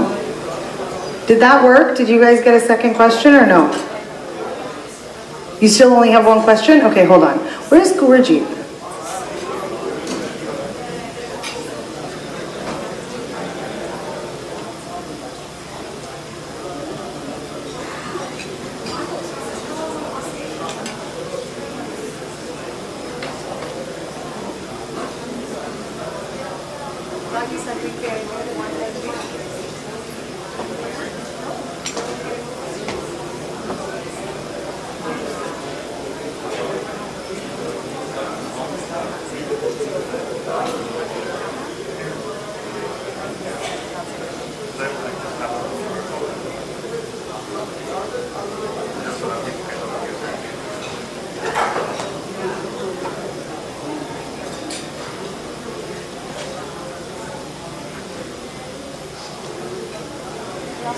Okay, we've figured out the technical difficulty.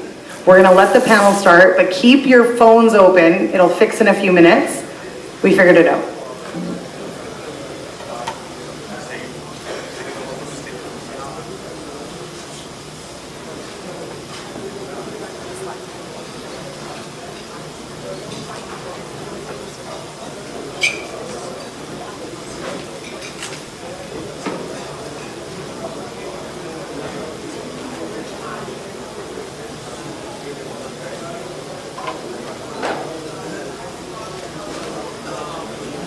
Before we start our panel discussion, I'd like to ask Sardar Bhupinder Singh with the Tanti Saj team from this morning to come up to the stage. If any of your students are still here, please bring them so that we can recognize Ravjot Kaur, Gurleen Kaur, Manmohan Singh, and Dibroop Kaur.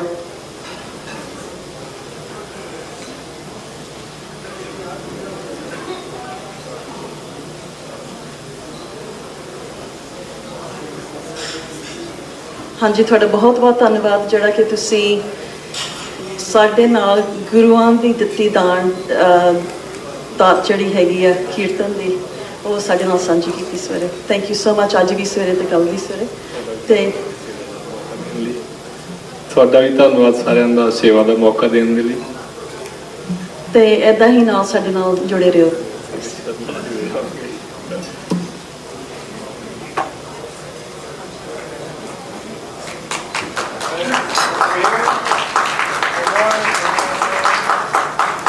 Thank you.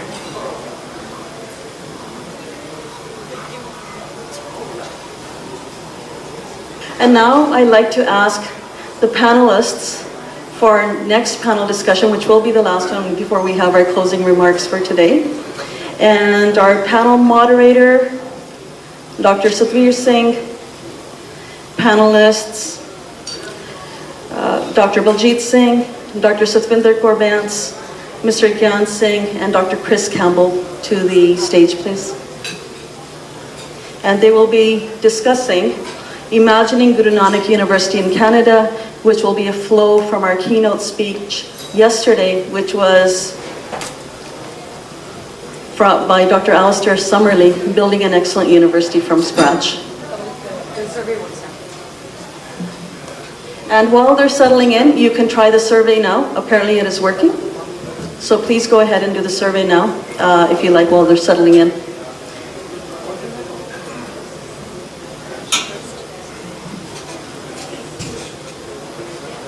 Sure, yes.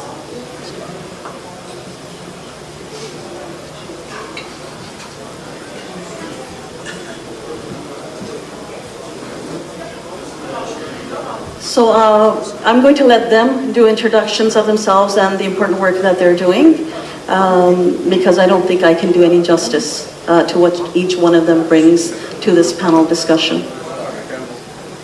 And Dr. Campbell? Dr. Chris Campbell?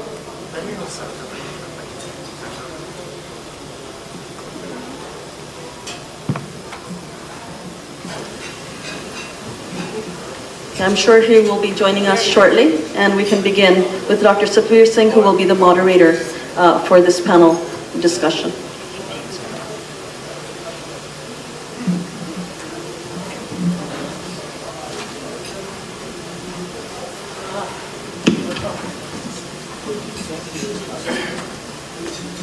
Waheguru Ji Ka Khalsa, Waheguru Ji Ki Fateh. I hope you enjoyed the pakoras and cha so far. I'm Dr. Satvir Singh from Angelo State University in Texas.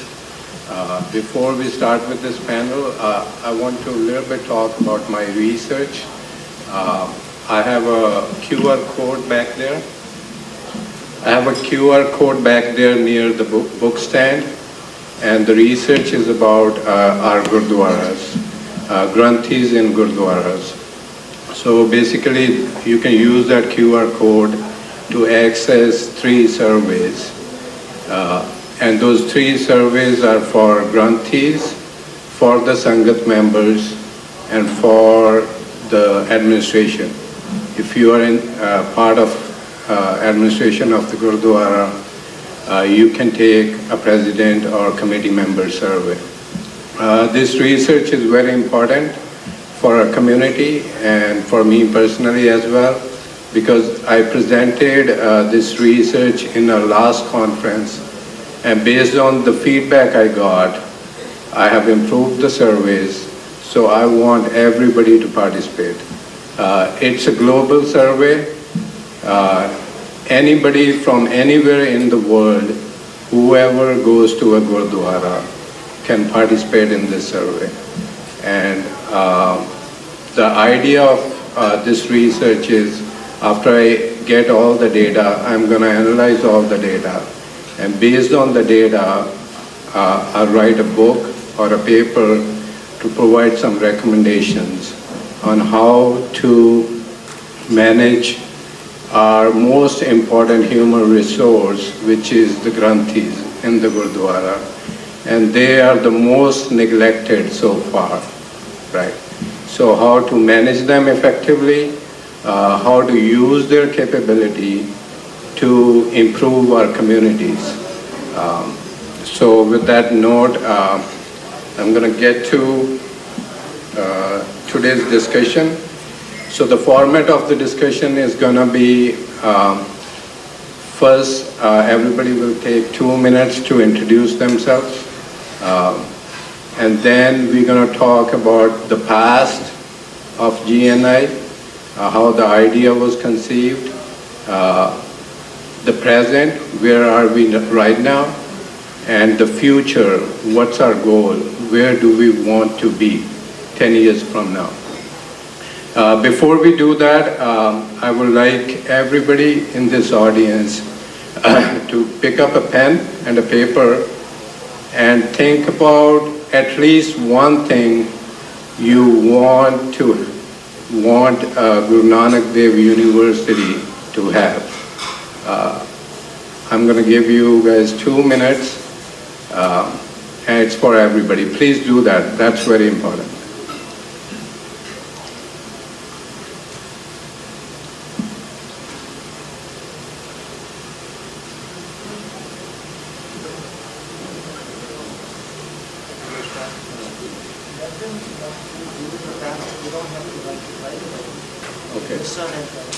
Okay. All right, you can take your time. Whatever comes to your mind, you put it on the paper. And we're going to collect those papers. All right. Gyan Singh ji, you can start with your introduction. I don't know, Vaheguru Ji ka Khalsa, Vaheguru Ji ki Fateh ji. See, मैं तो कई बार सोचा जी पै जाना है, I keep thinking, what am I here for? Let me take you back, first of all, about my life. I've been in Canada for the past 54 years, and that's been a little longer than many of you's life yourself on earth, I suppose. And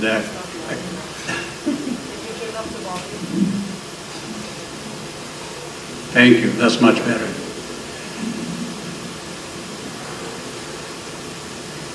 I came to Canada in 1970, leaving Air Force. After 9 years in the Air Force, I think I got tired of the Indian Air Force and then decided to just fly back to Canada. And eventually I ended up in a small town called Williams Lake. It's a lumbering town. My life really started actually in the lumber business when I had zero clue about lumber. I had no clue actually why I'm in Williams Lake. So that's a little different life cycle actually, which I have written in my books anyway. And I grew up in the lumber industry, starting sweeping the floor. And growing up, actually becoming a supervisor, becoming a superintendent, becoming a controller, becoming an administrator, everything else in that company. Ultimately even running one of their companies that was out of town, and then eventually leaving that company, starting on my own. So I built companies from 5 employees to over 300 employees. We became the 17th largest exporter to the United States of lumber, and 12th largest company in productivity in British Columbia.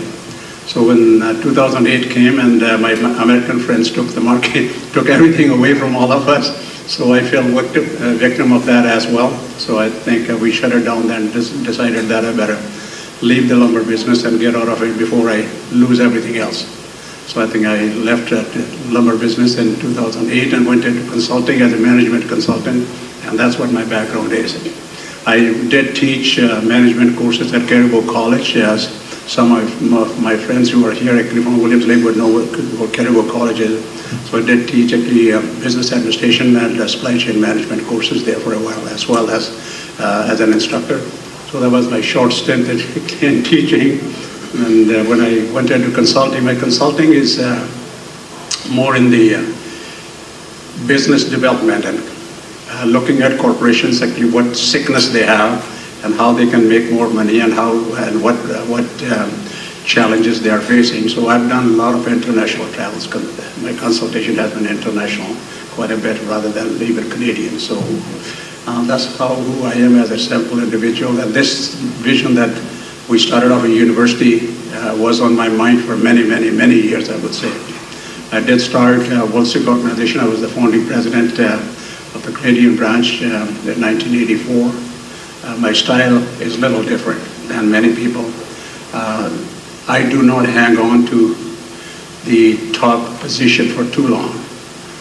Even in World Sikh organizations, though people still associate me with World Sikh organization, They don't realize that I wrote the constitutions and the bylaws said that no president will stay for more than 4 years in that organization. They now have the 11th president, by the way. So I did the first 4 years at national and internationals and then handed over to the next generation. Now, if you can believe it, Canadian-born generation runs that. Took us a while to get the youngsters involved, and from the involvement of youngsters here as well, you can see it. My style is no different.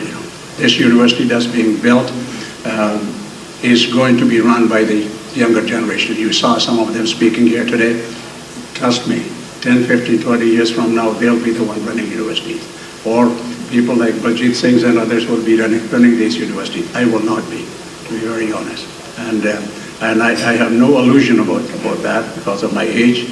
And I think I feel very blessed, to be very honest, running this institute and hoping that it'll become a university. And I'll answer those questions as those questions come up there. There's a different process in British Columbia for the approval process, and it's a pretty strict process. We're going through some of those processes right now. Thank you very much. Thank you, Gyan Singh ji. Dr. Ben.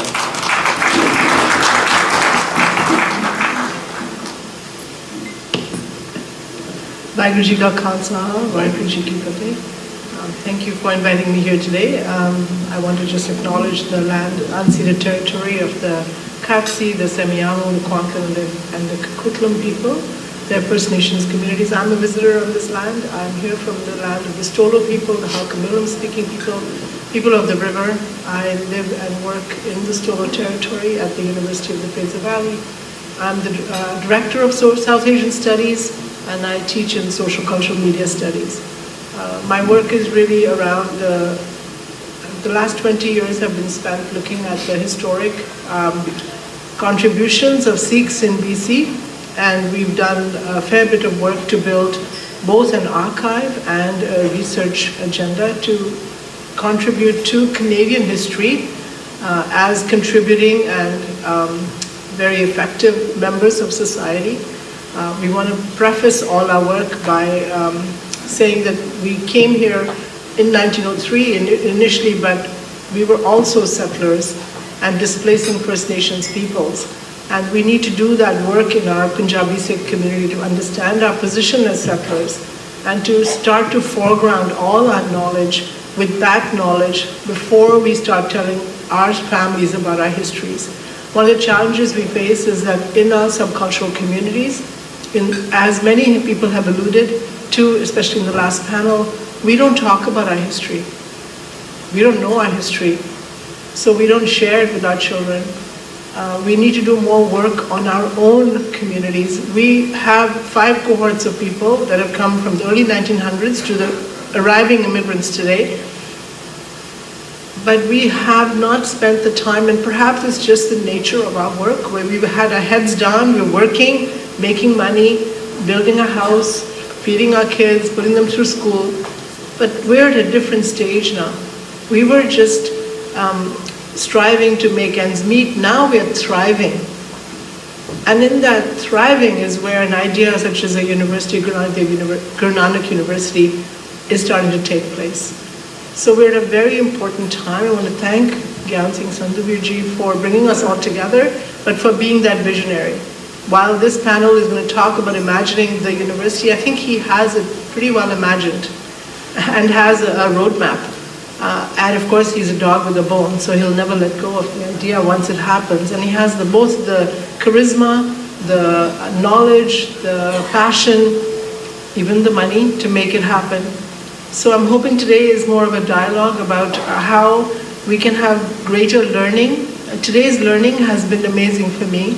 The speakers ahead of us who have spent 2 days, we have spent 2 days with, have allowed us to work in a safe, relevant, conducive environment where we have the luxury now to talk about ourselves, for us, about us, with us, and that's a luxury that we cannot squander.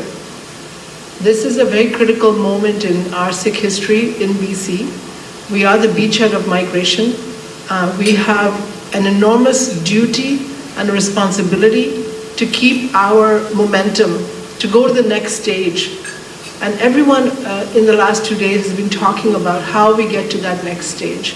While we have Guru Nanak's blessing and all the values and ideologies of Sikhi ingrained in us, we need to make them real.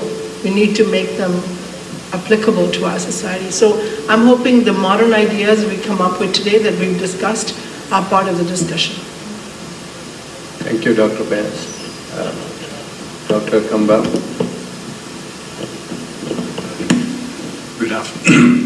Good afternoon. My name is Dr. Chris Campbell. I'm honored to be here among the panel, and thank you for inviting me. I represent Revision Consulting Limited, a consulting company which specializes in curriculum development program, kind of the nuts and bolts of program development, quality assurance. And I was very lucky to meet Jan Singh Sandhu earlier this year, where he invited me to review one of the foundational things for Guru Nanak University in the BA in Sikh Studies. And when I was reviewing this, I was so impressed by what it offers the world globally and to communities in Canada and around the world. And so my area, there's the vision, the mission. I'm a chemical engineer by trade. I have worked with trades and technology education. So I'm always asking the shop floor questions. How does this happen? How can we make it happen? From the curriculum program viewpoint. And so when I saw the proposal, I was very impressed with the level of academic rigor and the broad academic reach of this program, the BA. And so I was engaged deeply in providing feedback.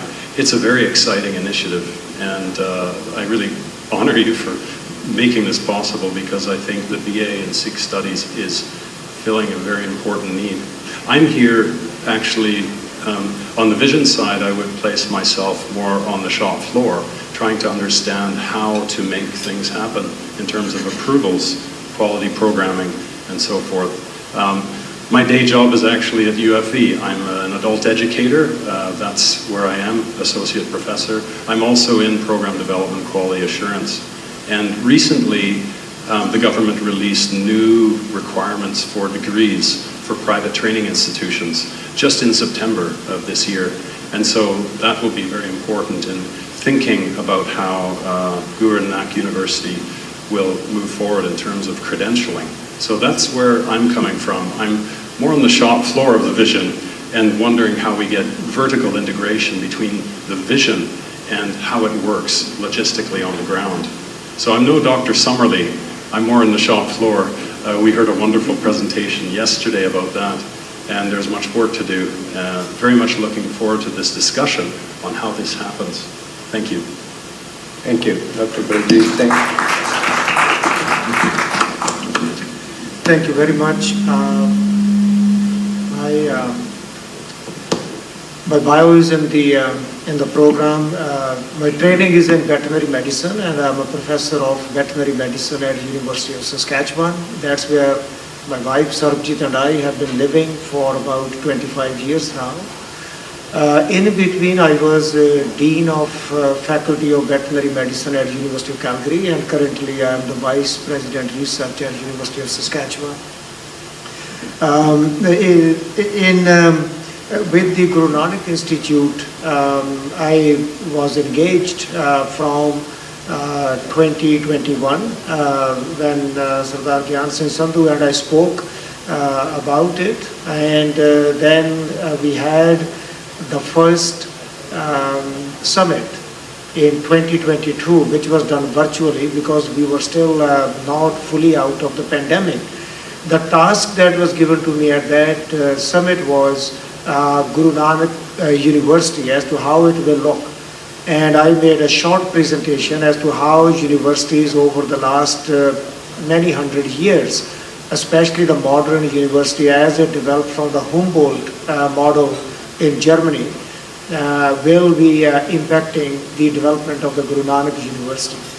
Last year I was again asked to build on that presentation I did in 22, so I added more material to that broad scope of the Guru Nanak University, because the Guru Nanak University, Guru Nanak Institute committees and the management, we meet every month, so that there's an ongoing and evolving discussion as to where the future is.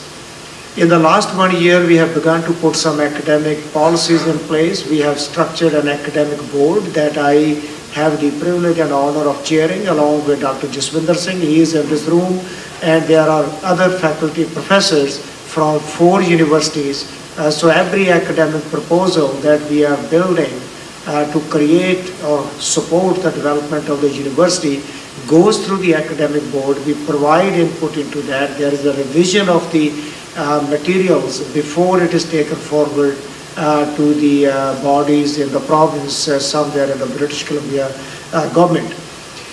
So the collective visioning of the university that's happening now is a very critical step. As you imagine and listen to the discussion over the next few minutes, please think as to what is the one thing, not 2, not 3, the one thing that you would like to see in the development of Guru Nanak University, because then we will collect those notes and use them for our discussion. So with that, I turn it back over to Satvir and get the discussion underway. Thank you. Thank you. It's a great panel.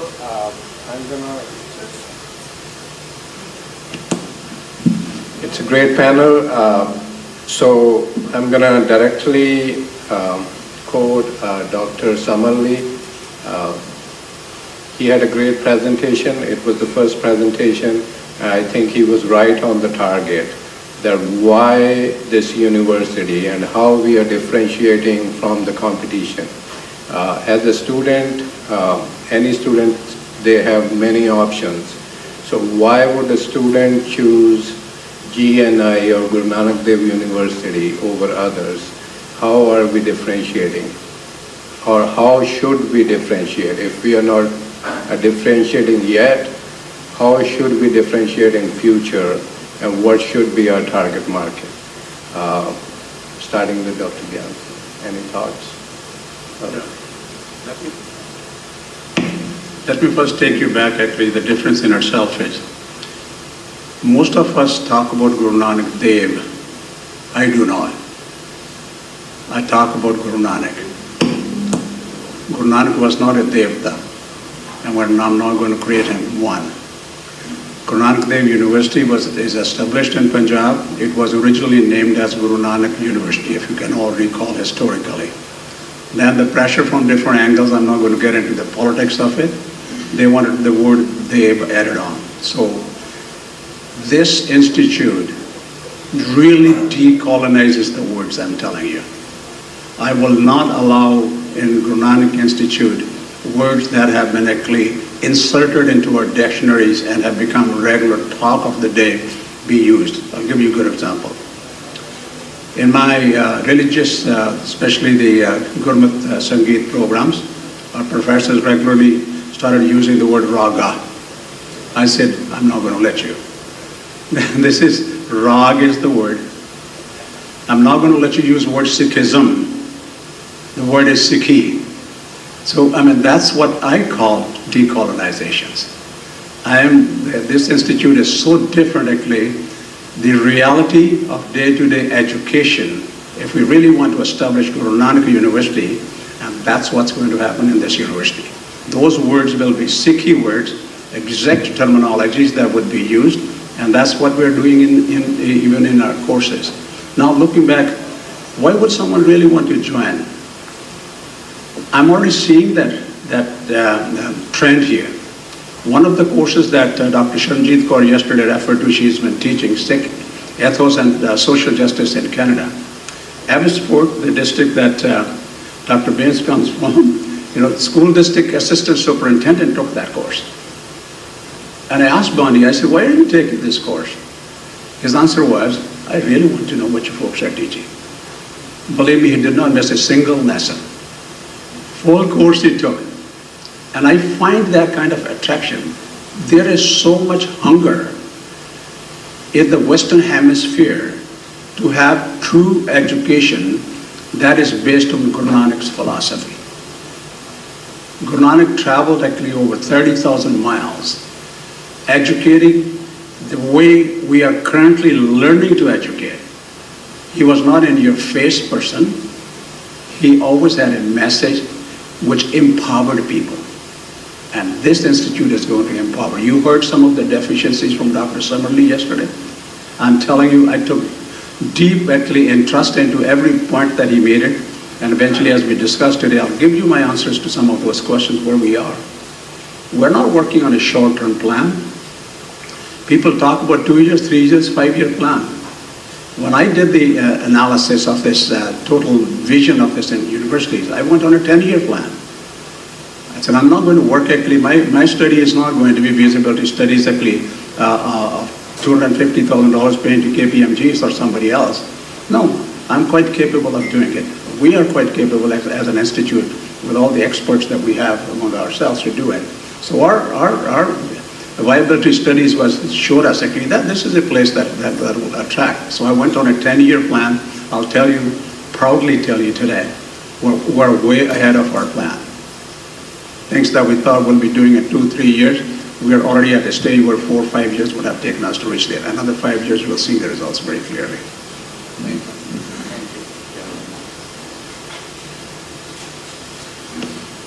Thank you, Gyan Singh. Dr. Vance. I'm going to tell you a bit of a story. So I come from a university in the Fraser Valley. We are a very large Punjabi Sikh population who migrated there in 1905 and continue to come to that community. It's an agricultural community, very wealthy, very supportive. Higher education is in everybody's mind. Everybody wants their kids to go to university. We have 4 campuses, one in Mission, one in Abbotsford, one in Chilliwack, and one in India. And I'm going to tell you the story of India. So I tell that because I think what perhaps as you are developing your principles around how the campus would be, whether it's virtual or physical, we have a program that allows students to study in India for 2 years or 3 years for a 4-year degree program in Chandigarh at SD College. We have our own physical space, and we're trying not to use the extractive model of internationalization. I suppose Guru Nanak University will have some internationalization components, considering that there has been some graduates from Punjab as well that we heard about today. So transnational education in a way that is supportive and not draining the developing countries of both of their wealth and of their skills. So students will enter UFE in India. They will get a UFE code. So they are students of UFE right from day one. They will pay a third of what they would pay if they were in Canada. They will pay the fees in India. India will maintain those fees. Nothing travels back to Canada. And faculty are hired there. So faculty who are from Indian universities, who are hired full-time as well as sessionals. And then some of us go from here to manage the programs and also teach in the India program. And in COVID, we taught from here. And we have a joint administrative board that runs in both countries. So a principal in the India program, a dean in the Canadian side. I think there's some really good models out there for the development of Guru Nanak University in a way, especially since that Tri-City area around Chandigarh and that region in Punjab, the Doab, the Malwa, the Majha, they are all interested in sending their kids abroad. You know there are villages empty of young people now. And the diaspora has a role to play in reinvesting our money back in the country. Canadian universities are not doing that. It's only last year that UBC set up an office in Delhi. All these years, none of them have ever set up an office, a campus, a program that could support students before they arrive. Some of them are actually not ready to come here. As someone mentioned in one of our panels, choti-choti kudiyan aa rahiyan 18 saal diyan. It's not कि उन्होंने उम्र छोटी है, वो actually decision making which भी उन्होंने हले maturity नहीं की. So they come here with making decisions about their lives, about their bodies, about their minds, about their education that sometimes put them at risk. And so if there is internationalization effort by Guru Nanak University, these things need to be kept in mind that there are models out there that can be adopted that would not be extractive and would not always, I know it's a non-profit organization, but you have to make the budget not bleed blood. So to do that, there are many models out there that have been tried and tested and are true. The campus in India is now celebrating its 17th year. We've had 12 graduations. Every student has graduated, and every student has graduated with honors.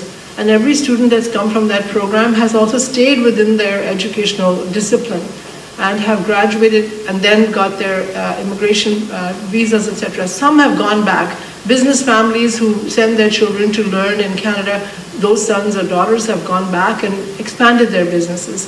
And some have never left India. Some continue to never leave but have done all their 4 years there.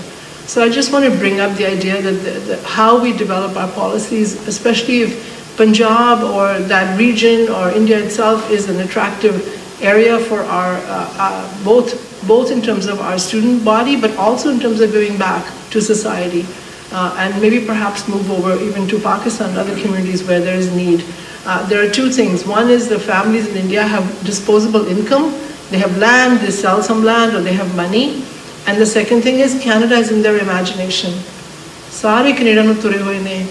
And culture, society, religion, everything is in that package. We're very fortunate that in the diaspora here, we have been able to maintain our culture, our religion, our language, our dress, our faith, our values, our businesses. And this is a moment in time, perhaps in this year and this decade, is what do we do to go forward? What is it? Look back or go forward?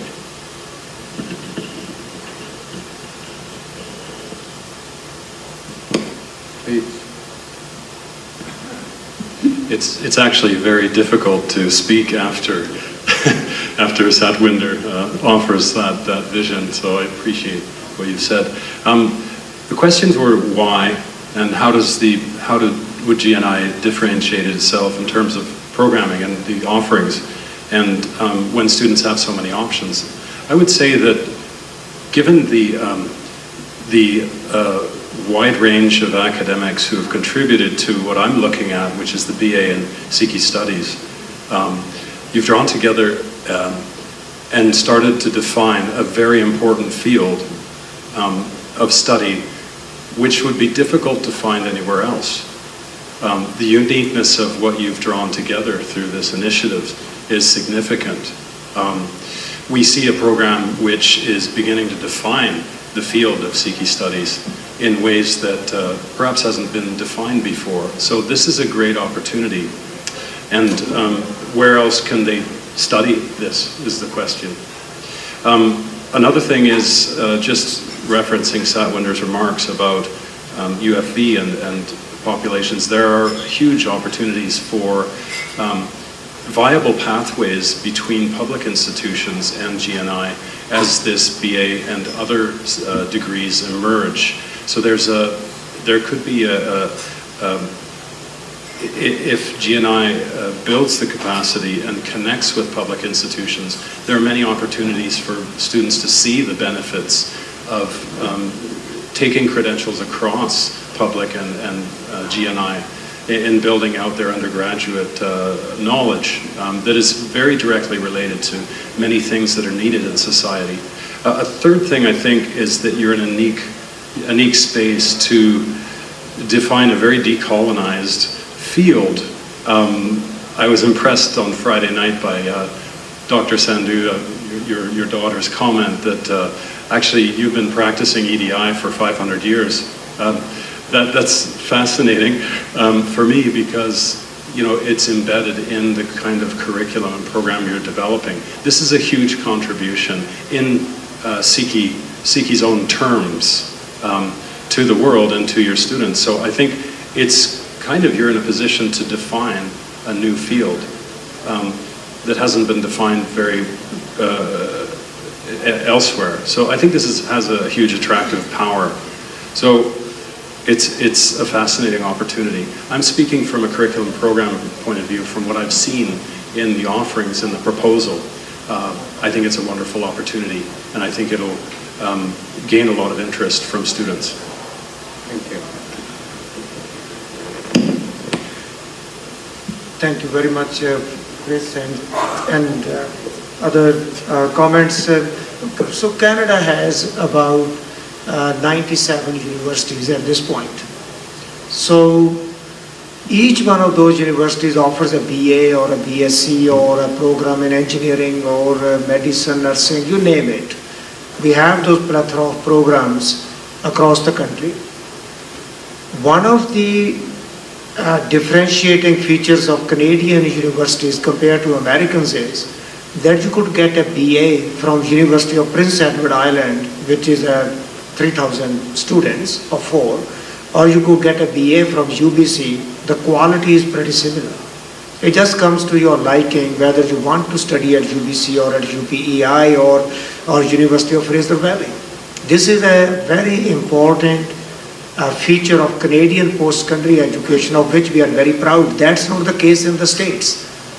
A university could give you a very low quality degree program compared to the university in the next state.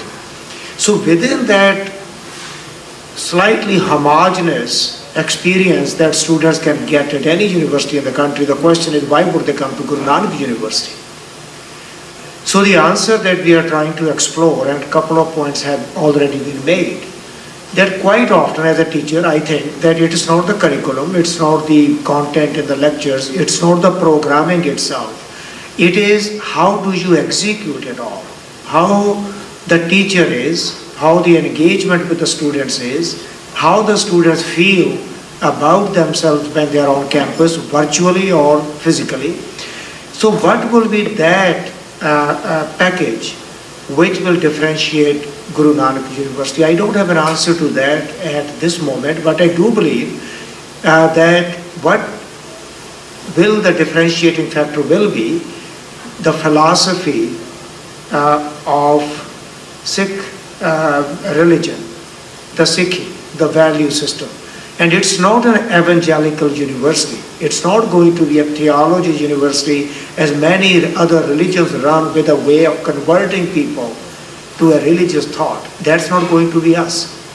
But it will drive quite a bit of the programming and the practice of EDI that the Sikhs have been doing for 500 years to take it to the next level, to decolonize in a way that many people can't even imagine in this country. When I speak about decolonization at University of Saskatchewan, it has a very different flavor. It has a very different angle to it. And so I think those are some of the features that will cause differentiation of this university compared to 97 universities in the country. The second point I want to make is that the university is going to be a place where we will deeply engage in the discussion of the issues that matter to every human being, but also specifically to the Sikhs. This will be a place of debate and discussion that will enrich everybody's lives.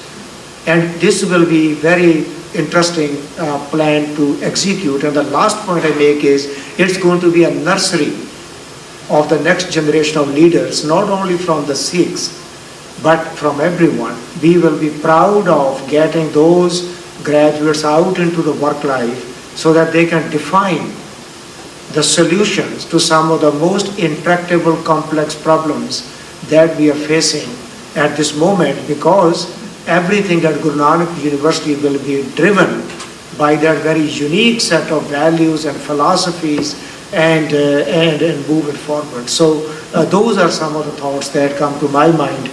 Thank you very much. A couple of things, if I may add on to this one, is I think Dr. Campbell already alluded to that, the distinctiveness of our programs. He has evaluated, or he is evaluating currently, I would say, the degree program that we're submitting to the government.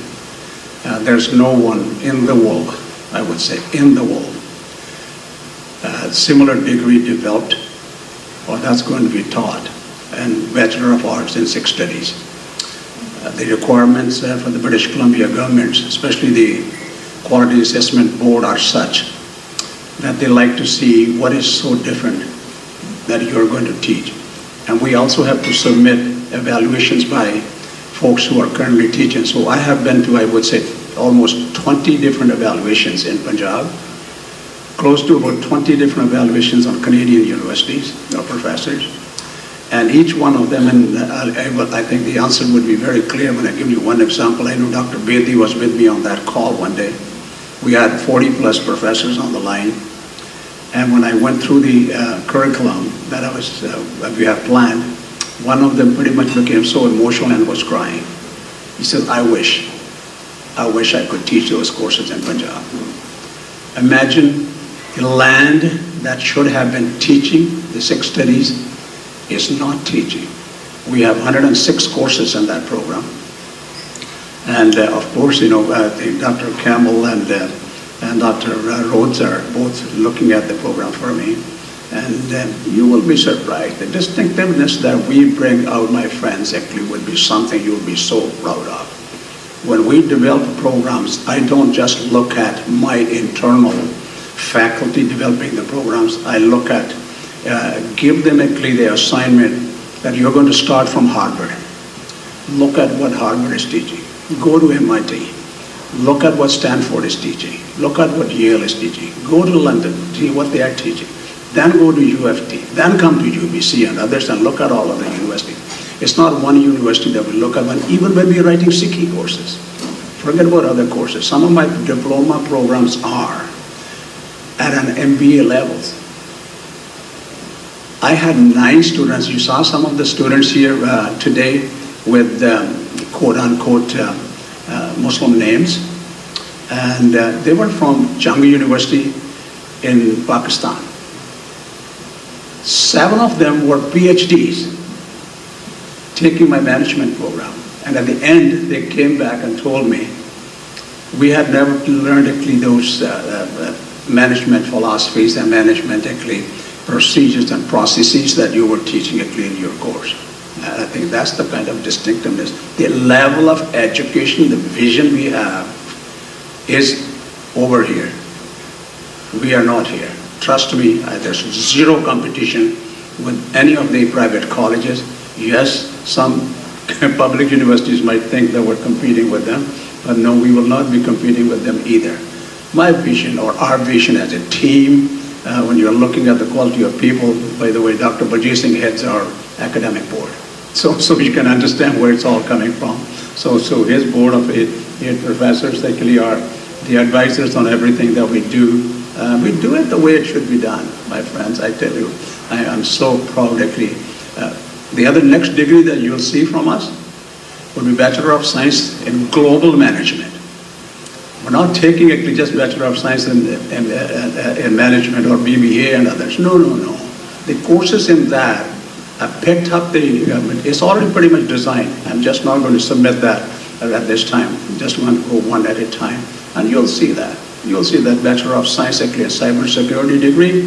You just watch it. I think our degrees would be in demand. I'll tell you, it'll attract Sikhs and non-Sikhs alike. It'll attract the students who really want to learn and have the capacity to be productive, actually, employees in different fields.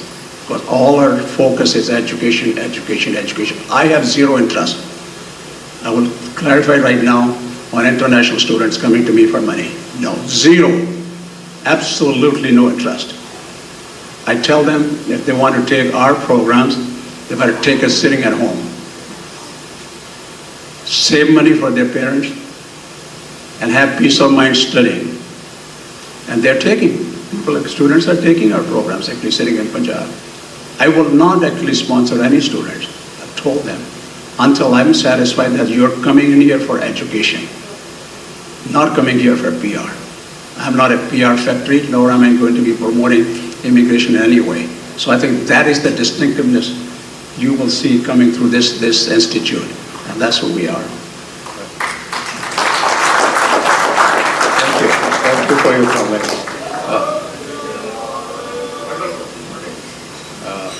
So we were talking a little bit about non-profit. So far the assumption is the university is going to be non-profit.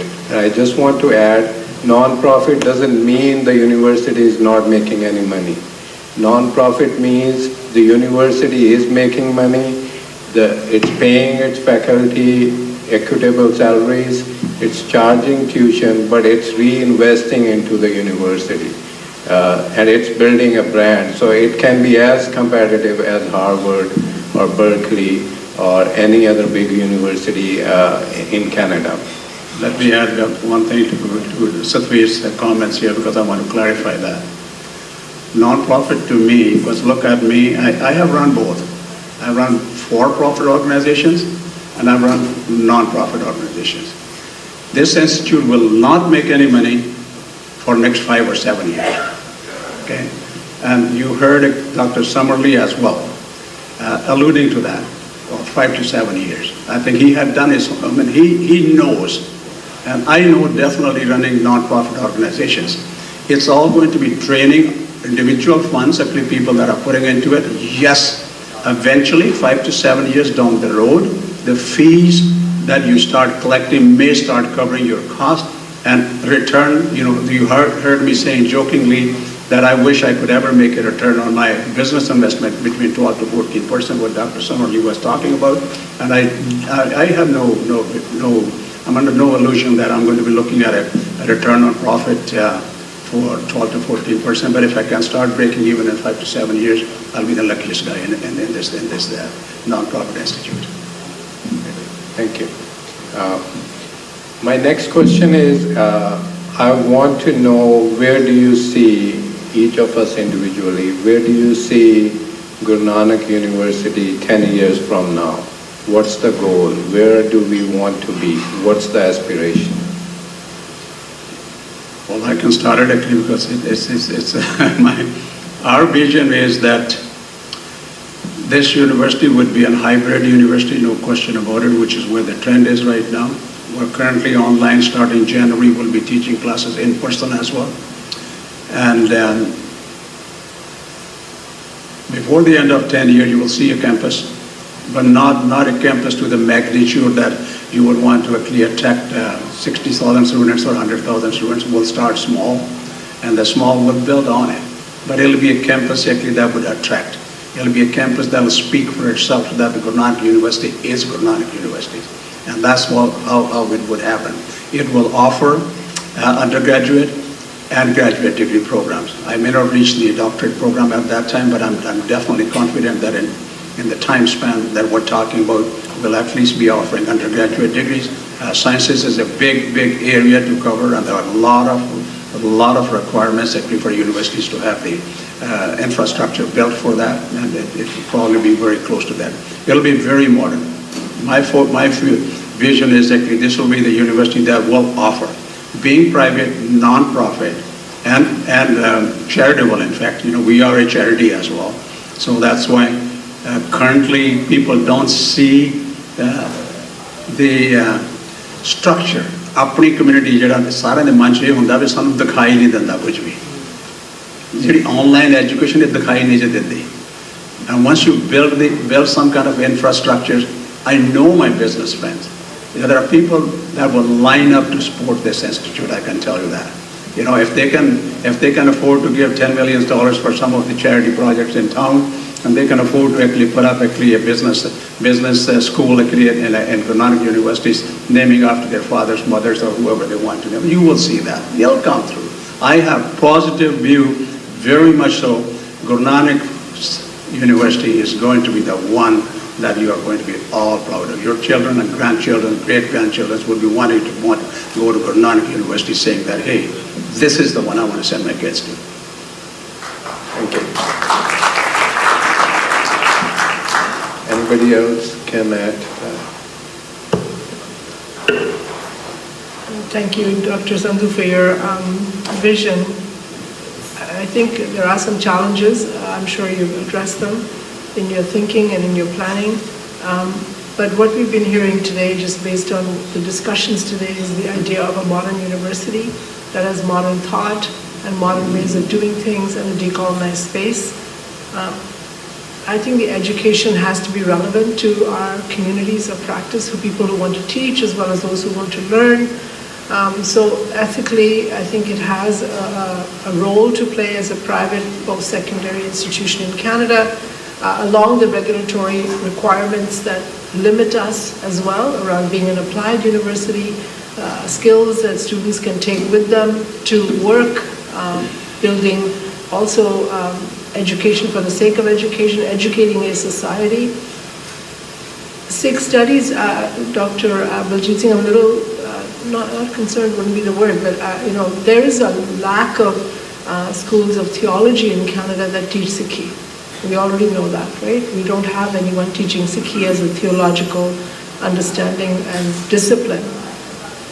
We are limited in our gurdwaras by Gyanis and Granthis coming from India. We have an immigration policy that continues to allow us to bring those people from India because we can't grow them here. We don't have that ability. So, for the foreseeable future, as our second and third generation of children grow up in this country, and this country is what they call home, and this country is where they live, practice, work, play, engage, there is room for that idea of Sikh theology. Obviously, it is fraught with challenges in terms of which philosophy, through which method, through which epistemology. That is something we have to have discussions about. We are divided and fractured in our ideas of Sikh studies. The elephant in the room is how we have managed Sikh studies so far in Canada, in a limited way, but however it's managed. The UK, the USA, even Sweden have Sikh studies, and there are models to look at in terms of how they develop their Sikh studies programs, and the divisions that happen there can inform us. Both in the US has great divisions and divides within Sikh studies programs, and we're not all going to be on the same page. The Mennonites who live in Abbotsford are the second largest ethnic community in Abbotsford. The Sikhs are the first large ethnic minority. The Mennonites have the same issues we have. They've decided to create divisions of ideas and faith and philosophy and practice in a very, I wouldn't say kind and caring way, but in a considerate way. And whether GNI and Nanak University can be that beacon of light for us to use the philosophy of Guru Nanak around the issue of egalitarianism and pacifist faith and the ideas that have developed after Guru Nanak from all the other gurus.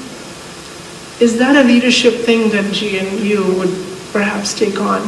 There is a need of the hour for Canada to take a bold step in Sikh studies and not be afraid of the elephant in the room, but to actually, bring it out and talk about it. We have most Sikh scholars in Canada actually white Europeans. They're not Sikhs. So how do we inculcate in our young children the fervor and the desire to become scholars in Sikh studies? How do we do that? Who's going to train them? We don't even have PhDs who can train them. There's only a handful of PhDs who can do that. So these are questions for GNU to address in terms of their long-term 10-year vision.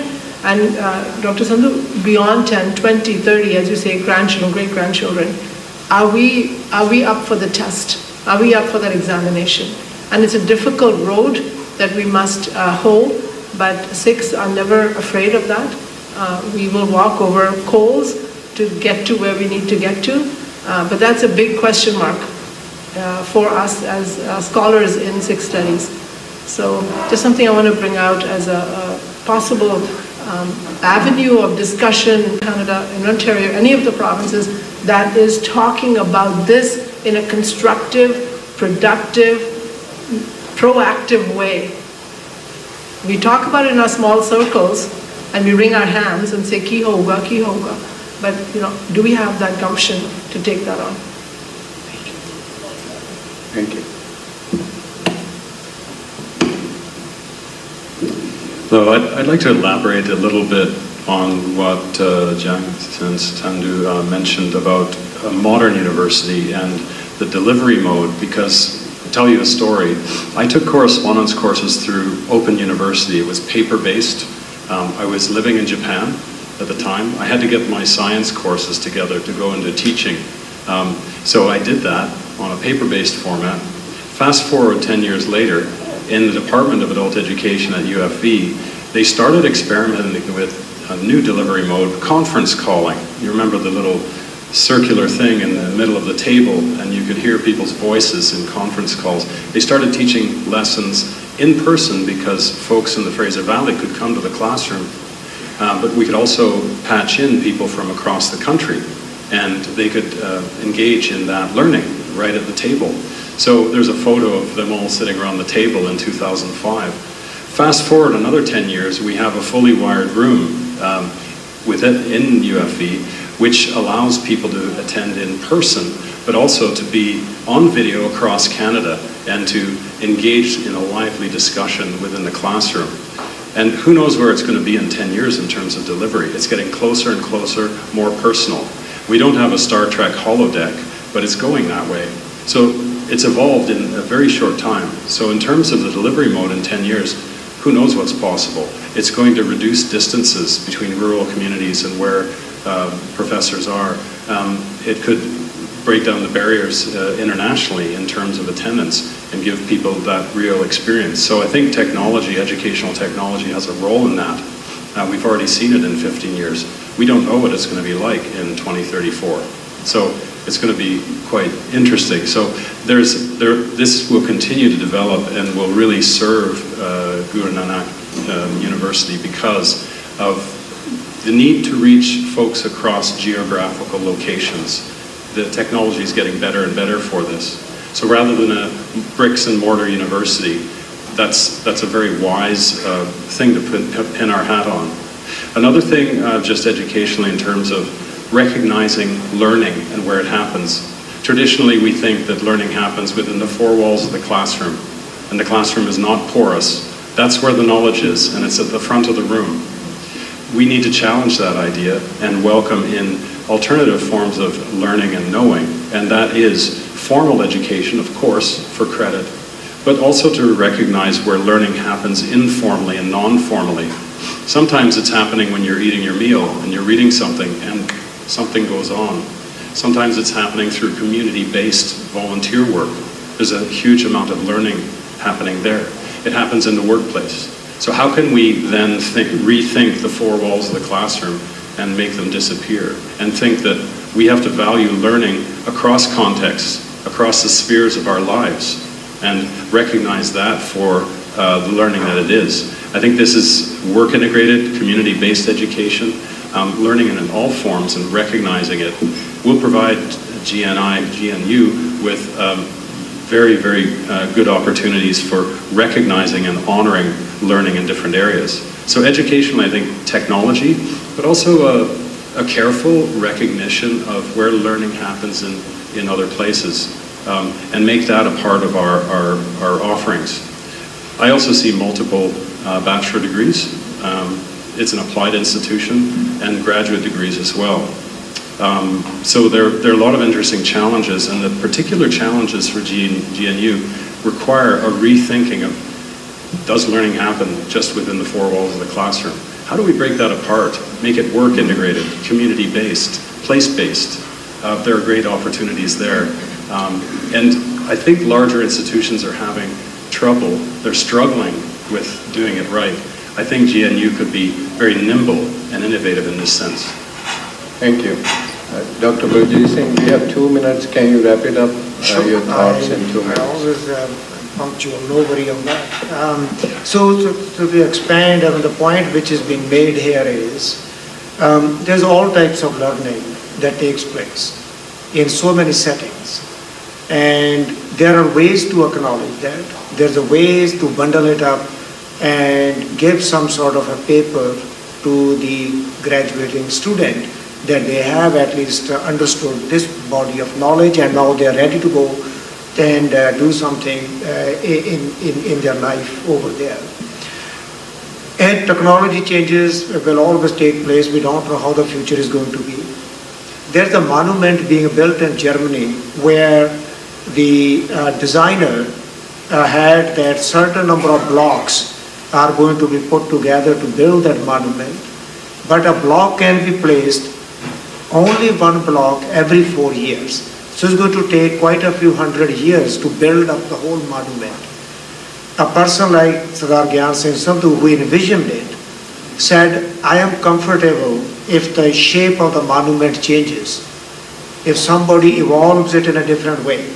If instead of concrete you use steel, or if you place the blocks in a configuration which I don't imagine, so this thing will evolve. But what we need for the evolution are the outstanding group of scholars in the academy, which is the heartbeat of any institution.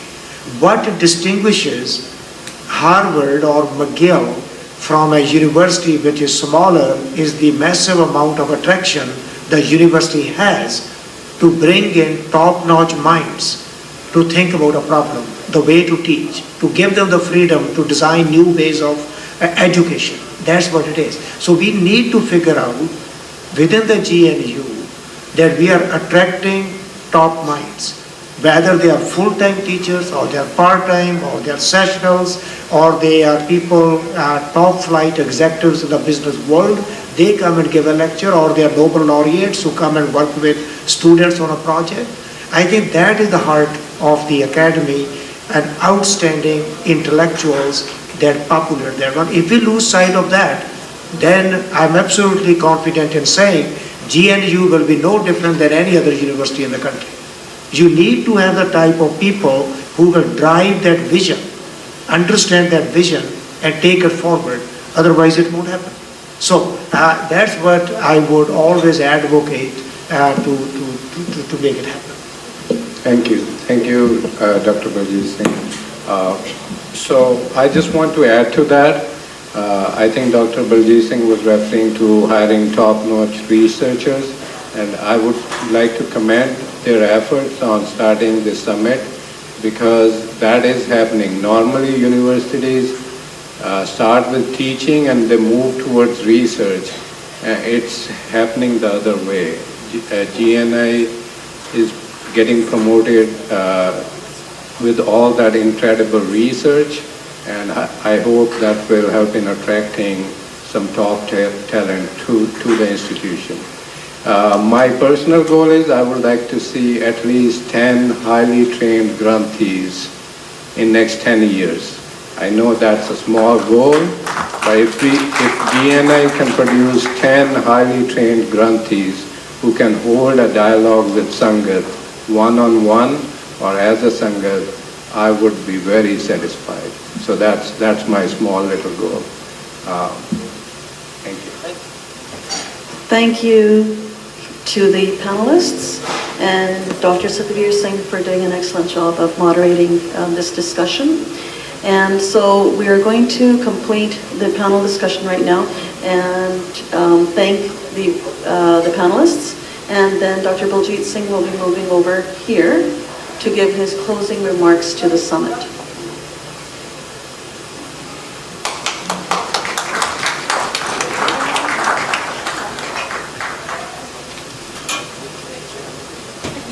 While they do a little token of appreciation, we're going to take a group photo, and we're going to try this again. Everyone, welcome Ravdeep to the stage, who behind the scenes has been making sure that all of my technology also makes sense and is working. Please give him a round of applause. Who's also been very, very ill and is still here.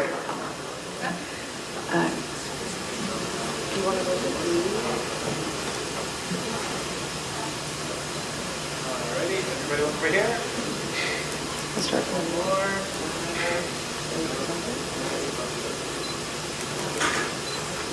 Perfect, thank you.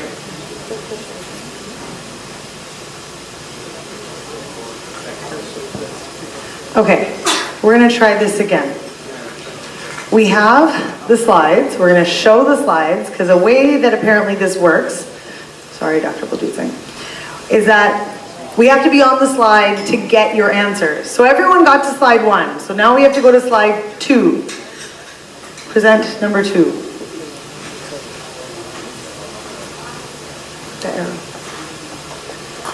As you can tell, I've never used a Mentimeter before. So we got some answers here.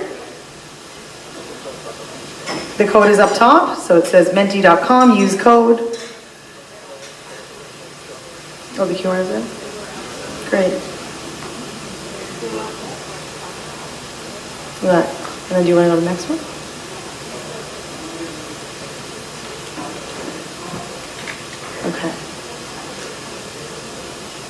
Got a few questions, good few answers here.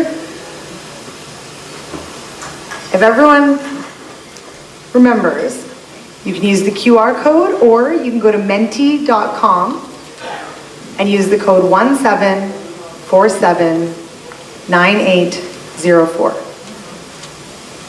Oh, we're getting some more responses. It's great. Yay. This makes me happy. I see the responses going from 17 to 25 to 28. This makes me very happy. Should we go to the next one? Okay. That's okay. So then the fourth question actually had, the fourth question was actually very much in line with what we just talked about. How can university research contribute to advancing Sikh values and principles in modern society?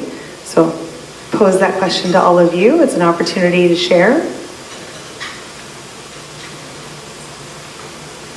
I have to see the responses go up before I get too excited to get to the last slide.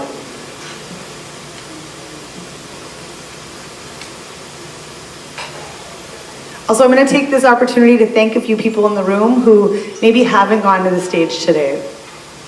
Gurjeet in the back has flown in from Toronto and does our social media. Say hi, Gurjeet. He's about to run away. Hello. My good friend and today's tech manager, Suki, is sitting in the middle and has been doing a great job with live streaming, managing mics, taking photos, running all over the place. Thank you. Monam, who I can't see right now, but Monam is back drinking cha, who's been helping with speaker management. We appreciate you. Thank you. Mandeep is in the far back corner, also one of our eligible bachelors. If you'd like to know what he looks like, there you go. I did say we missed out. We should have put photos of the bachelors up last night, because then everyone would have taken a photo of the slide and sent it out, right? So Mandeep has been handling all of our IT in office, and so he's also been a big part of making sure this conference goes off without a hitch. Our interns, who you heard from, many of them today, but Jasmine, Simmer, Harman, Karn, yes, have all been running around and helping me behind the scenes, so we appreciate them. Joan, Ramandeep, Satvir have all been working very hard.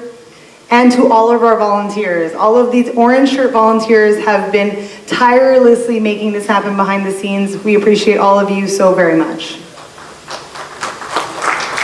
All right, I saw 9 responses come in. I'll move on to the very last question. So the last question that we have in the Mentimeter is a poll, and is asking about what dates might work for you next year for the International Sikh Research Summit. And so it's very important to us to have you come back, to have you engage, to make sure that you are participating and that we keep this community together and keep the dialogue going. Because although these conversations and presentations may have been 20, 30 minutes or an hour to an hour and a half panel, there's so much more to say.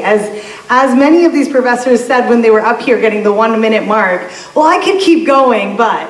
So we want to keep it going. We just can't do that all on stage here today or over a weekend. So please continue to engage with us throughout the year, but particularly at our workshops and our summit. So it is very, very important to us that we see when you are available to join us. Hopefully that works for everyone. We will send out another survey via email to ensure that everyone has an opportunity to provide feedback. And that's it for me, and I will hand it over to Dr. Baljit Singh. Thank you very much, Nisha. Great job, as always. Thank you. It's quite a challenge to summarize the discussions that have taken place over these 2 days. The reason of that challenge is that there's quite a bit of emotional investment into this whole process, which is quite impossible to capture with some language, with some quantifiable metrics. It's just very difficult. So it's a combination of our intellect and our emotional part that brings us together to this particular endeavor, the enterprise of building an outstanding academic institution in this country that will serve lots of people around the globe. The preparation of the agenda and the topics is a very laborious and a painstaking process. We began to think about building the agenda in late November, early December last year, and we finalized everything only around July, I believe. Really painstakingly understanding which topic is of importance, looking at multiple topics for a particular time slot, thinking about the scholars and the students whom we want to come and participate, and thinking about the focus and the breadth and the depth, and figuring out what will pitch really good. When I look back on the participation and the presence of all of you in this room for the last 2 years and the conversations which have taken place during the networking slots, I believe that we did achieve that very complex task of creating a program that literally worked for, if not for everyone, but most of us, but certainly some parts for each of us over the last 2 days, and also helping us build community around dialogue and discussion about the presentations and the panels that we had. To have somebody, if you look at the bigger components, I will not go into each of the panel and presentation. We, with the vision of building an institution, we wanted to have that talk by Alistair Summerlee right at the start, so that it's in our mind as to what we are working towards, and close it off with the panel that we just did. That was the design. In between, we wanted to focus on a new component, the contribution of the Sikh scholars to a given area of research, whether it is critical race theory, whether it is policy development, the agriculture. Next year it might be different. And then within that, we thought of a new idea to bring young people to speak here about what is really inspiring them as they pursue their studies in the high schools and the universities. We would like to expand that further as to how they are going to change the world with the values and the culture that they are receiving in their families, in the community, in the gurdwaras, and by their own reading. But we also are never away from the issues of mental health and wellness. There was quite a bit of discussion that came up during multiple panels, not only the panel today, which was so well set up by the talk given by Nimrata Kaur, and then yesterday's panel on the international students, although seemed like a cut and dry policy matter, that there are students, how many we bring, where they go.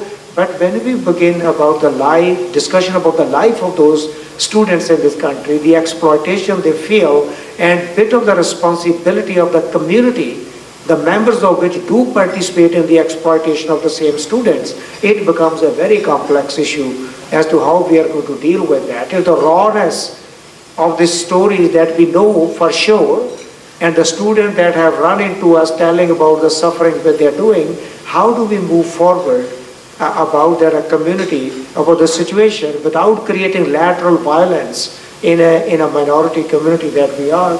It really takes a while. When we were talking about the political landscape in the country, again the topic of hate crimes against the Sikhs or people from India and people from Asia is coming up. And the sentiments towards the new immigrants or the immigrants who came 70, 80 or 150 years ago, how do we deal with that? Again, very strong component of the personal safety, inclusion, and our belonging, and how we are going to lead life in this country, and how our kids are going to build a life in this country. Again, touching that very personal aspect, not purely a scholarly component there. I want to highlight the keynote today with Dr. Manjeet Kaur Ramgotra. I had a chance to meet with her in London last year at a meeting. She is a graduate of University of Saskatchewan. Their family lived in Saskatoon. When Sarbjit and I moved there, we met Dr. Ramgotra and Auntie Ramgotra there. One of the pioneer Sikhs who came out of East Africa, went to London, found a life in Saskatchewan, and now she is in England. So really to invite her and listen to her about decolonization and about how possibly take some of those ideas and build them into the Guru Nanak Institute and Guru Nanak University is the way to go. So I think it was a very comprehensive summit The third one, I think our work is going to begin tomorrow to think about the next year's summit. We are going to set a date very soon. I already thinking about the keynote speakers for next year. So your input into developing the program will be of great help. And then we will continue the work led by Sardar Gyan Singh Sandhu in our meetings and the visioning that we do. I cannot even begin to name everybody who has put so much work into developing the program, but I certainly want to talk about my sister Kamalji Sidhu. Amazing amount of work in keeping us together. In every meeting she keeps us on track, takes the minutes, brings the summaries forward, and then we go to the next meeting. And I want to really appreciate the wisdom that Veerji Satpal Singh, Dr. Satpal Singh brings. His standing in the community of the Sikhs, his standing in the scientific community, the impact he makes in the interfaith dialogue, and the fora where he goes to talk about the Sikhi values that can provide comfort to everybody. Those values and philosophy, really commendable work. It's a blessing to know him and work with him throughout the year on developing this program and have so many other discussions. And I know the young people, Kobarjit and other who help with the programming, the technology team that makes it happen. Really, thank you very much. Really, without your work, it would not take place, it will not happen. All the people who take care of the food over there and the breaks that we take place, it's just thank you very much. And I want to say thank you to professors who came to deliver talks from their busy schedule with their own expenses, coming here and talking about the science which they do, and really Kulvinder and Jaswinder and Kuljit and Satvir and all of you, thank you very much. I think I close. Yes, yeah, it's coming. And really, thank you very much. Where is Nisha? Maybe she's somewhere here. Keeping us on track, really building the whole program, and the scheduling, thank you. I'm glad we stood up. Thank you. I thought something was on. No. It's all good. It's all good.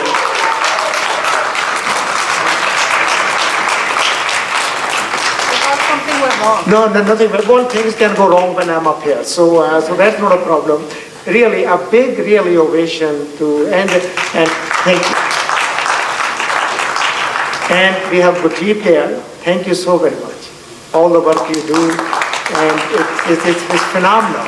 And I really know that everybody in Gyan Singh Sandhu's family is put into one service or the other. And I am sure all from the young grandchildren to everybody is involved in the enterprise as volunteers. And so thank you very much, everyone. I think I give it back to you to close off. I don't think I have any words left after all of that. 2 days of inspiring presentations, panel discussions, networking, meeting new friends, having discussions on topics that are relevant to each of us in our lives as well. So this brings our third International Sikh Research Summit to a close, and I'm impressed. I'm impressed with every single one of you and your dedication to GNI and the vision of GNI, because GNI to GNU cannot happen without each and every one of you. And it doesn't matter if you're up here talking or not. It doesn't matter if you're a volunteer. It doesn't matter if you're a presenter. It doesn't matter if you just came to listen. Every single one of you is invaluable to this project. And it's not our project. I know Mr. Sandhu has a vision, because we all need somebody to have a vision. But it's the dedication of everybody that gets drawn into this vision and everybody that gets adopted by him. I'm not sure how many adopted grandchildren he has now. and how many adopted children he has now, with all the interns who worked with us in the summertime. Every single one of them now has parents who come up to us and say, we're so lucky that GNI has taken our child under your wing. And we're here for you. The youth that spoke today, we hear you. We're listening. But make sure that we stay on task. Make sure that we don't fail you. Because we don't want to, but we get so busy in our everyday lives, and it becomes difficult sometimes to prioritize the needs of others when self-care matters. We talked about that yesterday and today as well. Self-care matters, and finding that balance really matters. But all of you have taken 2 days out of your life for being here, and then all of you who traveled from abroad. We have representation from India, Pakistan, the UK, all across Canada, the US, and so many people online who are here as well. Thank you to every single one of you. Waheguru Ji Ka Khalsa, Waheguru Ji Ki Fateh. God bless.